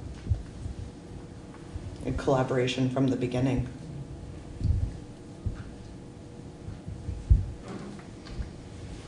Yes. Oh, I'm just going to reiterate something that was brought up at the last meeting. There's been a lot of great proposals. I think everybody's been very clear. It's nice to hear what everybody has to offer. NASDAQ does offer everything I feel like that you would need, and they've done it, like this is what they do. So just, you have something there that can do the job you're looking for, I think. And so to consider that, you know, rather than having to find all of these people and split up the resources, does it make sense to go with a package that exists? That's a decision that would have to be made, but you know, I was at the meeting last night and it came up with the contract, with the turf field, of course, and if you're working with somebody, you can ask them for what you need, right? Like you could ask, can we meet once a month or once a week or whatever? You know, I don't think that should be off the table because it's not listed in their proposal. I would just, something to consider. It's a company that does this, and they've done it well for 70 years. It's worth considering. Did you talk with them about the possibility of meeting in person? Do they have people that will travel here? And Yeah. Yeah. Again, I think it's we a asked much if they've- longer process if we're gonna engage them for the whole thing. I mean, that would pretty much, well, it's. He did say they haven't done a lot of remote work, but I thought he also said, but we've gotten a couple calls lately. Yeah. I feel like other people are looking at them as well. Mhm. So this is not. They're in New Hampshire. They're doing some searches currently in New Hampshire. If you just click on their link, so you know it's not just southern New England. Yeah. That they're No, up here. they've done. I mean, they've done hundreds. Yeah. Their most recent were Granby, Connecticut, Hingham, Mass, Norwich, Connecticut, Putnam, Randolph, Mass. We almost have too many good people. Is it appropriate to like seek people out that have worked with these organizations and ask about their experiences? As far as if like if there's a concern about level of support or, you know, physical people being there, could you reach out to a district that uses them and gain that perspective? I think the thing about NASDAQ, they are very thorough and very complete, and it's a whole package. And that has its advantages. I think having local people involved, deeply involved in the visioning process is really important, and that we've heard that from everybody and from them as well. But they were the ones that were most clear about the amount of time it takes to actually do that.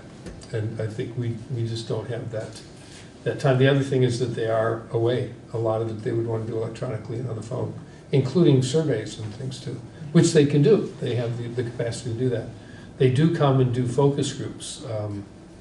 That was one of the things he emphasized. Mm-hmm. But I'm not sure how that gets set up or what, you know, how they would know who to meet with, or what does it say?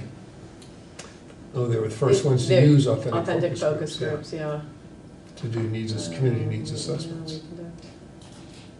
Yeah. I mean, they do seem full service. They do seem that they will do.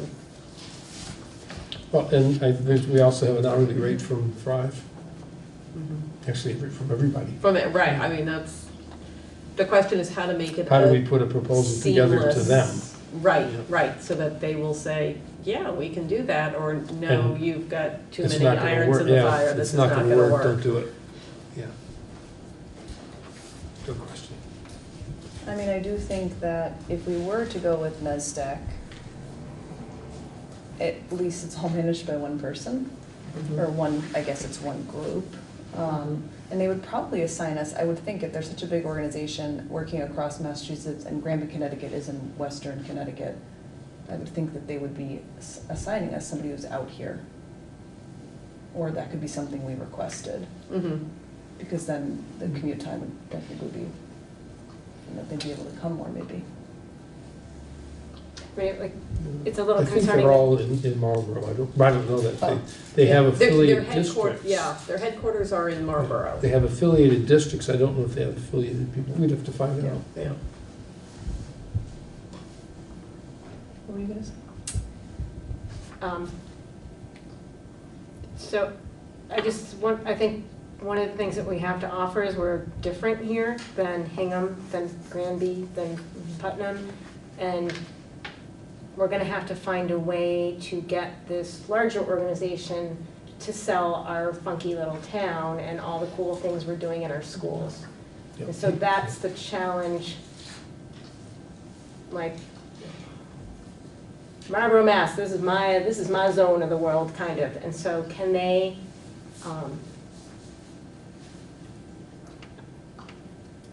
differentiate us? Can they differentiate instruction for this group versus what they're used to offering? I mean, I think they would do a comprehensive job, but can we get that local flavor, that the terroir of Brattleboro area schools? Do you think that every school goes in thinking that they're different though? I mean, I would say. No, it's just us. No, I think our community is definitely different. The one and only Brattleboro. Well, I mean, no, we are different from other districts, but I'm just wondering, like, I'm sure there are, out of 300 districts they're working with, there are probably a few special cases. So I think when you think of going to teach in Vermont, you don't kind of think of this. Yeah. This is not what a lot of Vermont looks like particularly, you know?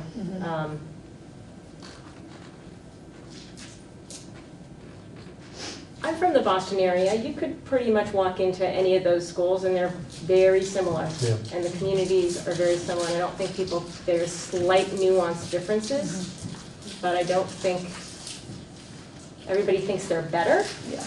But The reason I asked you is because, so Amherst Pelham Regional School is actually a school district really similar to ours, because I grew up there, so I know. But it's like, Leverett, it has a bunch of surrounding towns, Yeah. and it's a pretty diverse place. I grew up in the town south of it, didn't go to that school, but I don't know, I guess I just wonder, like, if they're working with them, and I think it's actually a really well-functioning school district. I don't know, I guess I just wonder if how that search is going, because it is only about 45 minutes away from us. that would be a good reference.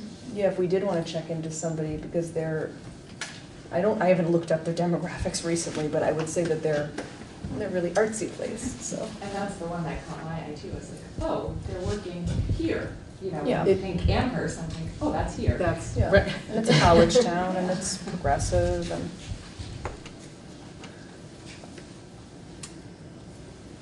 400 students. Anybody know anybody on the board at Amherst Pelham Regional Public Schools?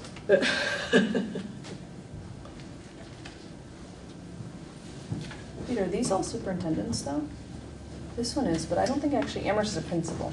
Yeah, they do executive searches, so, Okay. Oh, this is executive, it does not mean executive, the whole organization. Right. yeah. Oh, where do I go Yeah, for they that? have They, superintendent's list. Yeah. well, I've got the recent, well, even some of these are, or one of these is an I executive. thought executive director. was the executive. Yeah, yeah. Okay. Executive openings, that would still be principals? Principals, yeah. Yeah. Line, conference superintendent. I can't see any of the other ones then, I guess. Interesting. So you just scroll through them, is that the only way you can? Well, only here was only like very few. Oh. In addition, I'm only seeing principals, I think. Sorry. Interesting news. My second half cousin-in-law was on the Bourne Public School, so I can call her. They just finished the superintendent search. She used to be chair of the board. So I guess where are we at? Like, what's the temperature? Because now I'm like, I liked both options for different reasons. Yeah. I mean, I walked out of the NESDEC phone call just going, wow, he was awesome. Yeah, and he was I mean- also really clear that we need more time.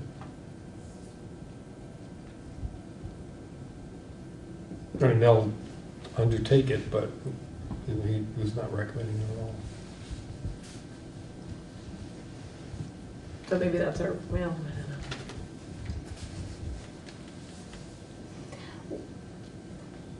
Can you, because, sorry, I'm not good if I don't, because I wasn't part of the Talk it call. up, yeah. So their process of getting to a local vision for the educator, how are they going to run that? They have somebody who, I think they have the ability to do outreach and set up focus groups, so somebody would come here and work with the search committee to do that. Okay. Is there anything in the materials that? Yeah, okay, so that would probably be the comprehensive search, which is 12 to 20,000. Okay. Covers the broad scope of search services requested by most of our clients.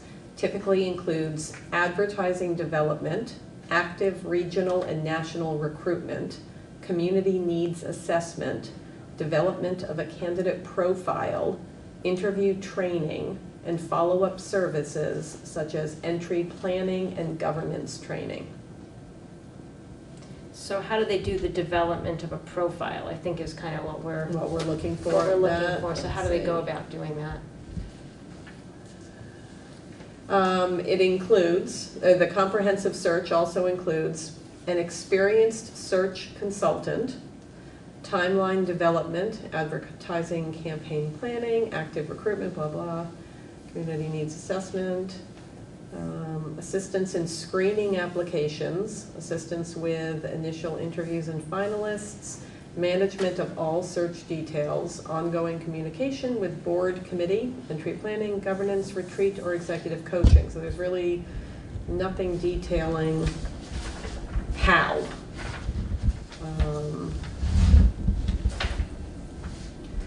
I suspect it's less of a need in a lot of these schools, like I know Brookline, Mass. Yeah. They've had the same people, they have people on the board for 20 years. They know their vision, they know their community. That community hasn't changed since Yeah, John F. Kennedy was born. One of the things I wrote down about that process, when they're talking about the authentic focus groups, they do 6 to 10 of those.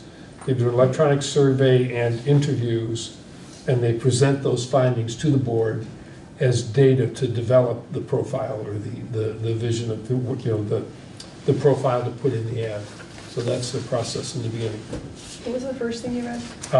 They do focus groups, 6 to 10 focus groups, an electronic survey and interviews, and face-to-face interviews.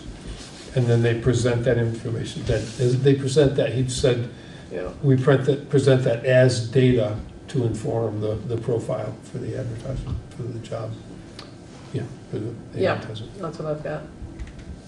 Present that as, okay. Board as data and evidence of what the community is telling us the successful candidate profile will include.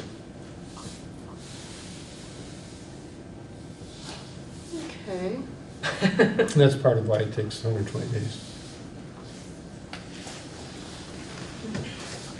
I mean, the challenge, I see like a challenge in kind of, maybe in our feeling of values. Maybe it's not necessarily a values challenge, but I'm reading between, or the tea leaves or between the lines or whatever they say. One is a corporate structure. So like, I mean, if we go with them, it's going to be a little more like they're going to present certain things. And we can ask them for certain things, but they're also managing a large pocket of folks. So it's not that personalization level that you had said. If you go with somebody smaller, or, I mean, they're still an entity, but not a big corporate, then we're we want more of that personal touch. At the same time, a corporate has become a corporate because they were successful at doing things. So there's a value in the corporation, there's also a value in the personal touch, but I guess it depends on, with our timelines and with all the things we need done, how much corporate versus personal we can go. And if we do want to piece together stuff. That's just my... Yeah.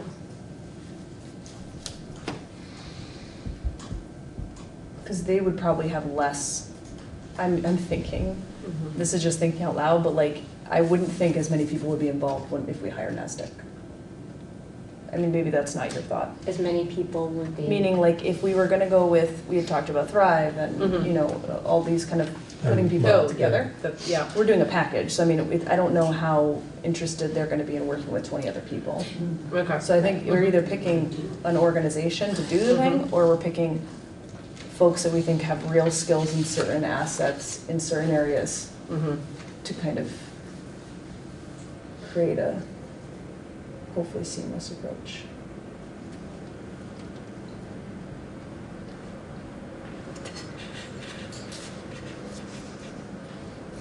I was worked for a school system in Central Mass for 23 years, and we did a couple superintendent searches. So I just want to say, it's a stressful time for everyone, right? But the timeline still worked. We had a superintendent that resigned in like late June, July, and we got to hire somebody by October. You know, we hired a full, you know, and we did a. And School Spring isn't a terrible tool. Actually, it's used so often. And actually, when you post a job, I used to manage School Spring. When you post a job, you get a chance to post it on other sites as well. You have to pay for them, but they have people of color sites that you can post it to. So yeah, it's great, you know. But just I think that everyone's saying, oh, no interim, the timeline. But I think your timeline can still work if you started in January for successful July. Just not try to finish it in March. Yeah, and I get the idea that the timelines and would someone having to give their notice and such, depending on what that would be, but just to try to help you ease your anxiety, I've been through it. You can go through a crunch and you can still find a successful candidate. You can really do that. We needed that. Yeah. Yeah, maybe we need to deal with the possibility that it goes beyond March 17th. Your seat's not up, right, Karen? No. Okay. So, are we thinking we're gonna have a recommendation for the other board? Or? Not at this point. Okay. So I guess, I mean, I'm gonna throw my 2 cents in again. I do think, like, you know, we wanna be thorough. At the same time, if we're talking about this huge deadline, you know, we can't keep pushing it back. So what do we feel about that? Like, when is our deadline for ourselves to like get a move on? And what if the deadline's not tonight, what do we need before we hit that deadline and we just have to like call the question? I kind of think the deadline is tonight unless we want to go back to NASDAQ and answer some of these, get a better sense of like, would they be willing to work with Curtis Reed to try to make sure our ad, you know, is that going to be problematic or not? Because I do think to make sure, you know, I imagine we could do some implicit bias training that would sort of could be concurrent and wouldn't mess with their process, but it might mess with their process and their timeline to have somebody giving input onto how an ad is written in a big structure like that. So maybe there are other follow-up questions like that we might go to, and maybe it could be one of those creative motion-making times where the board empowers somebody to answer. I'm getting, yeah. By the time I retire, I'll be a ninja at motion-making. To empower, you know, to have a preferred structure and then a couple questions to ask, and if it isn't working with that, because I don't think we're going to go terribly wrong with any of these options, honestly. No, I think we're lucky to have the number that we've got. And so I think we're just trying to find the best way to get the best process that, and to try to get it done relatively quickly. I like it. which is why I get into the dim sum menu, like, NASDAQ uses their Right. 3,000 to 5,000, that we use somebody to help us vision. We use NASDAQ to do what they do, which is to do the outreach once we have the vision. They take it and they push it through, and then we think about what else might happen. I do worry about managing all of that. Yeah. That, Yeah. you know, if we're not on top of it, something could fall through. Where one company is going in this direction and the other company is going there and trying to. And so then the it's hurting alternative- cats at some point. So I think the alternative is then we have to manage how we have our voice in a corporate process, and how we make sure that the candidates have a real sense of what this area has to offer. And that's going to be on us if we go with NASDAQ. So we're going to manage something with any of these. They all, unless we're going to break it apart and manage a broken apart process, we're going to have to manage something extra. So I think we're going to have to really manage We're going to have to stay corporate- on top of the comprehensive search and making sure it's sticking to our vision. If they can, yes. That they are properly creating our vision. But they're not going to be able to sell Brattleboro. I don't see Yeah. that. I don't see No. that happening in a way that I think a local organization could, which I think was really helpful in the Brattleboro process. Was, and so I think that we'd have to find another way to do that. And maybe again, then it's breaking it apart and thinking about it that way. How do we? We could, yeah, I mean, we could also have, what you're saying is we could, I think, or alluding to is like, we could also have somebody, just like we're gonna have more piecemeal if we said like, let's have, what was his name, Andy? No, his name's not Andy. Mark Andrews. If we're gonna have Mark do the visioning, Thrive do this one do that. I mean, you could also have Mark do the visioning still and hire NASDAQ, right? Well, like, hopefully, yeah. So you could have a personalized approach with Mark who gets up and running quickly and then hand that off to, I mean, you could still do focus groups and a few other things that are more data oriented, but you want him to create that vision of like, you know, that blurb that was really nice. Is that, I Maybe? think I mean, if- that seems like a middle ground. Thinking that way, I think I would like to hear from Mark and from Thrive as far as doing the visioning part, because we didn't hear a real presentation from them Right. about how they would go about that. We got a general outline. I think for Mark, it's the things like identifying key superintendent responsibilities based on current board policy, identifying key priorities for the superintendent to focus on based on the mission, values, vision, and goals. Once once we have that, essential qualifications, experiences prospective candidates must have, and then helping to create the job posting. I think those three things specifically in the process we'd like to have his help with, because he knows this. He knows the job. The local terrain. Yeah. I have to go get something to eat, or I will not make it through the next meeting. So, you can keep going. It might be but I good really for us have to do adjourn this. and just think for a minute too, and sit with this, and then meet with the. as an But Deb had a SGP. question first. Just something I just realized, sorry. Just thinking of NASDAQ, in my mind I had really expanded them to be this national organization, and then just realized they're a regional organization, they're New England. So I think that's. Yeah. He mentioned that they don't go down to Pennsylvania, North Carolina, places like that, but primarily New England. Yeah. So that made me feel more like, oh, they are more local than I was thinking. Yeah. But the plus for that is they do have a national network. That's, and I think that's what. National outreach, Yeah. Which is good. So are we gonna So, adjourn? I can't stay for the next I meeting. have to. Okay, so we're gonna let David get food, so what are we gonna? I mean, I'm fine with you guys deliberating in the next meeting too. I mean, do we want to come, I guess we have some ideas that you would be envisioning in the next meeting. We're not really, The next meeting is Tim? Yes. Tim, David, you, me, possibly Kelly.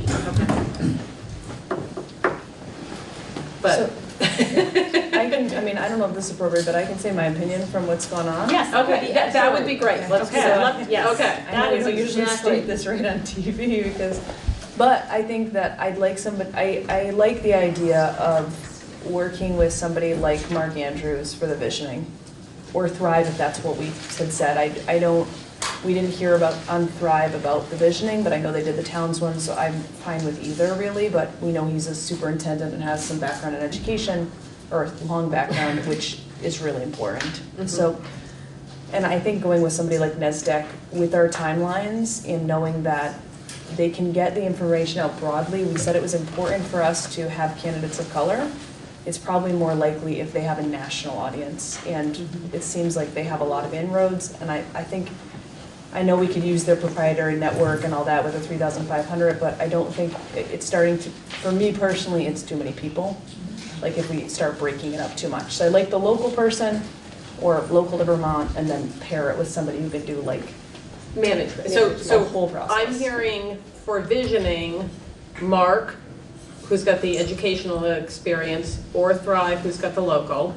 And then when that's done, go to NESDEC for management of the rest of the process. That seems to, I mean, that's only my opinion, but Okay. I guess because you're gonna be Okay. chatting about it. And there might be stuff that, I mean, I was very persuaded by what you said. I mean, it's true, it's a big undertaking, so it's gonna be a lot for us to manage, and the board is already very, very busy, so. Do you have a preference, or? Since we're voting. No, I mean. I like that preference, and I think we're getting the best of two organizations with Okay. this. It might be interesting to think about Mark and Thrive working on the visioning process. Okay. Because you're bringing us somebody who has an outside view, who's intimately familiar with the educational scene in Vermont and the superintendent position, and somebody who really understands the local. And you like NESDEC for management as well? We'll see. So are we thinking we need to ask people more questions? Are we thinking we're not ready for a, is this a, we should talk at the next meeting about what's next?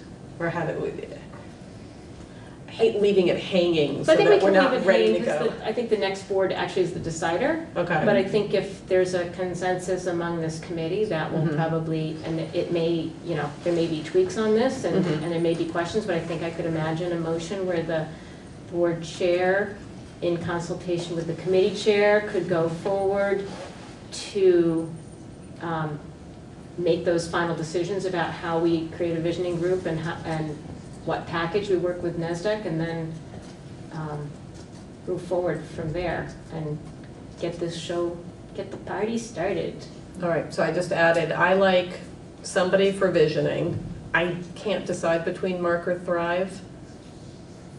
I'm not sure I like the idea of trying to hybrid those two together, just from the management point of view, of who's calling who to say, hey, meet here. I don't know, I see us having a hard enough time showing up at all of our meetings, but to try to be going, did Mark call Thrive, did Thrive call Mark?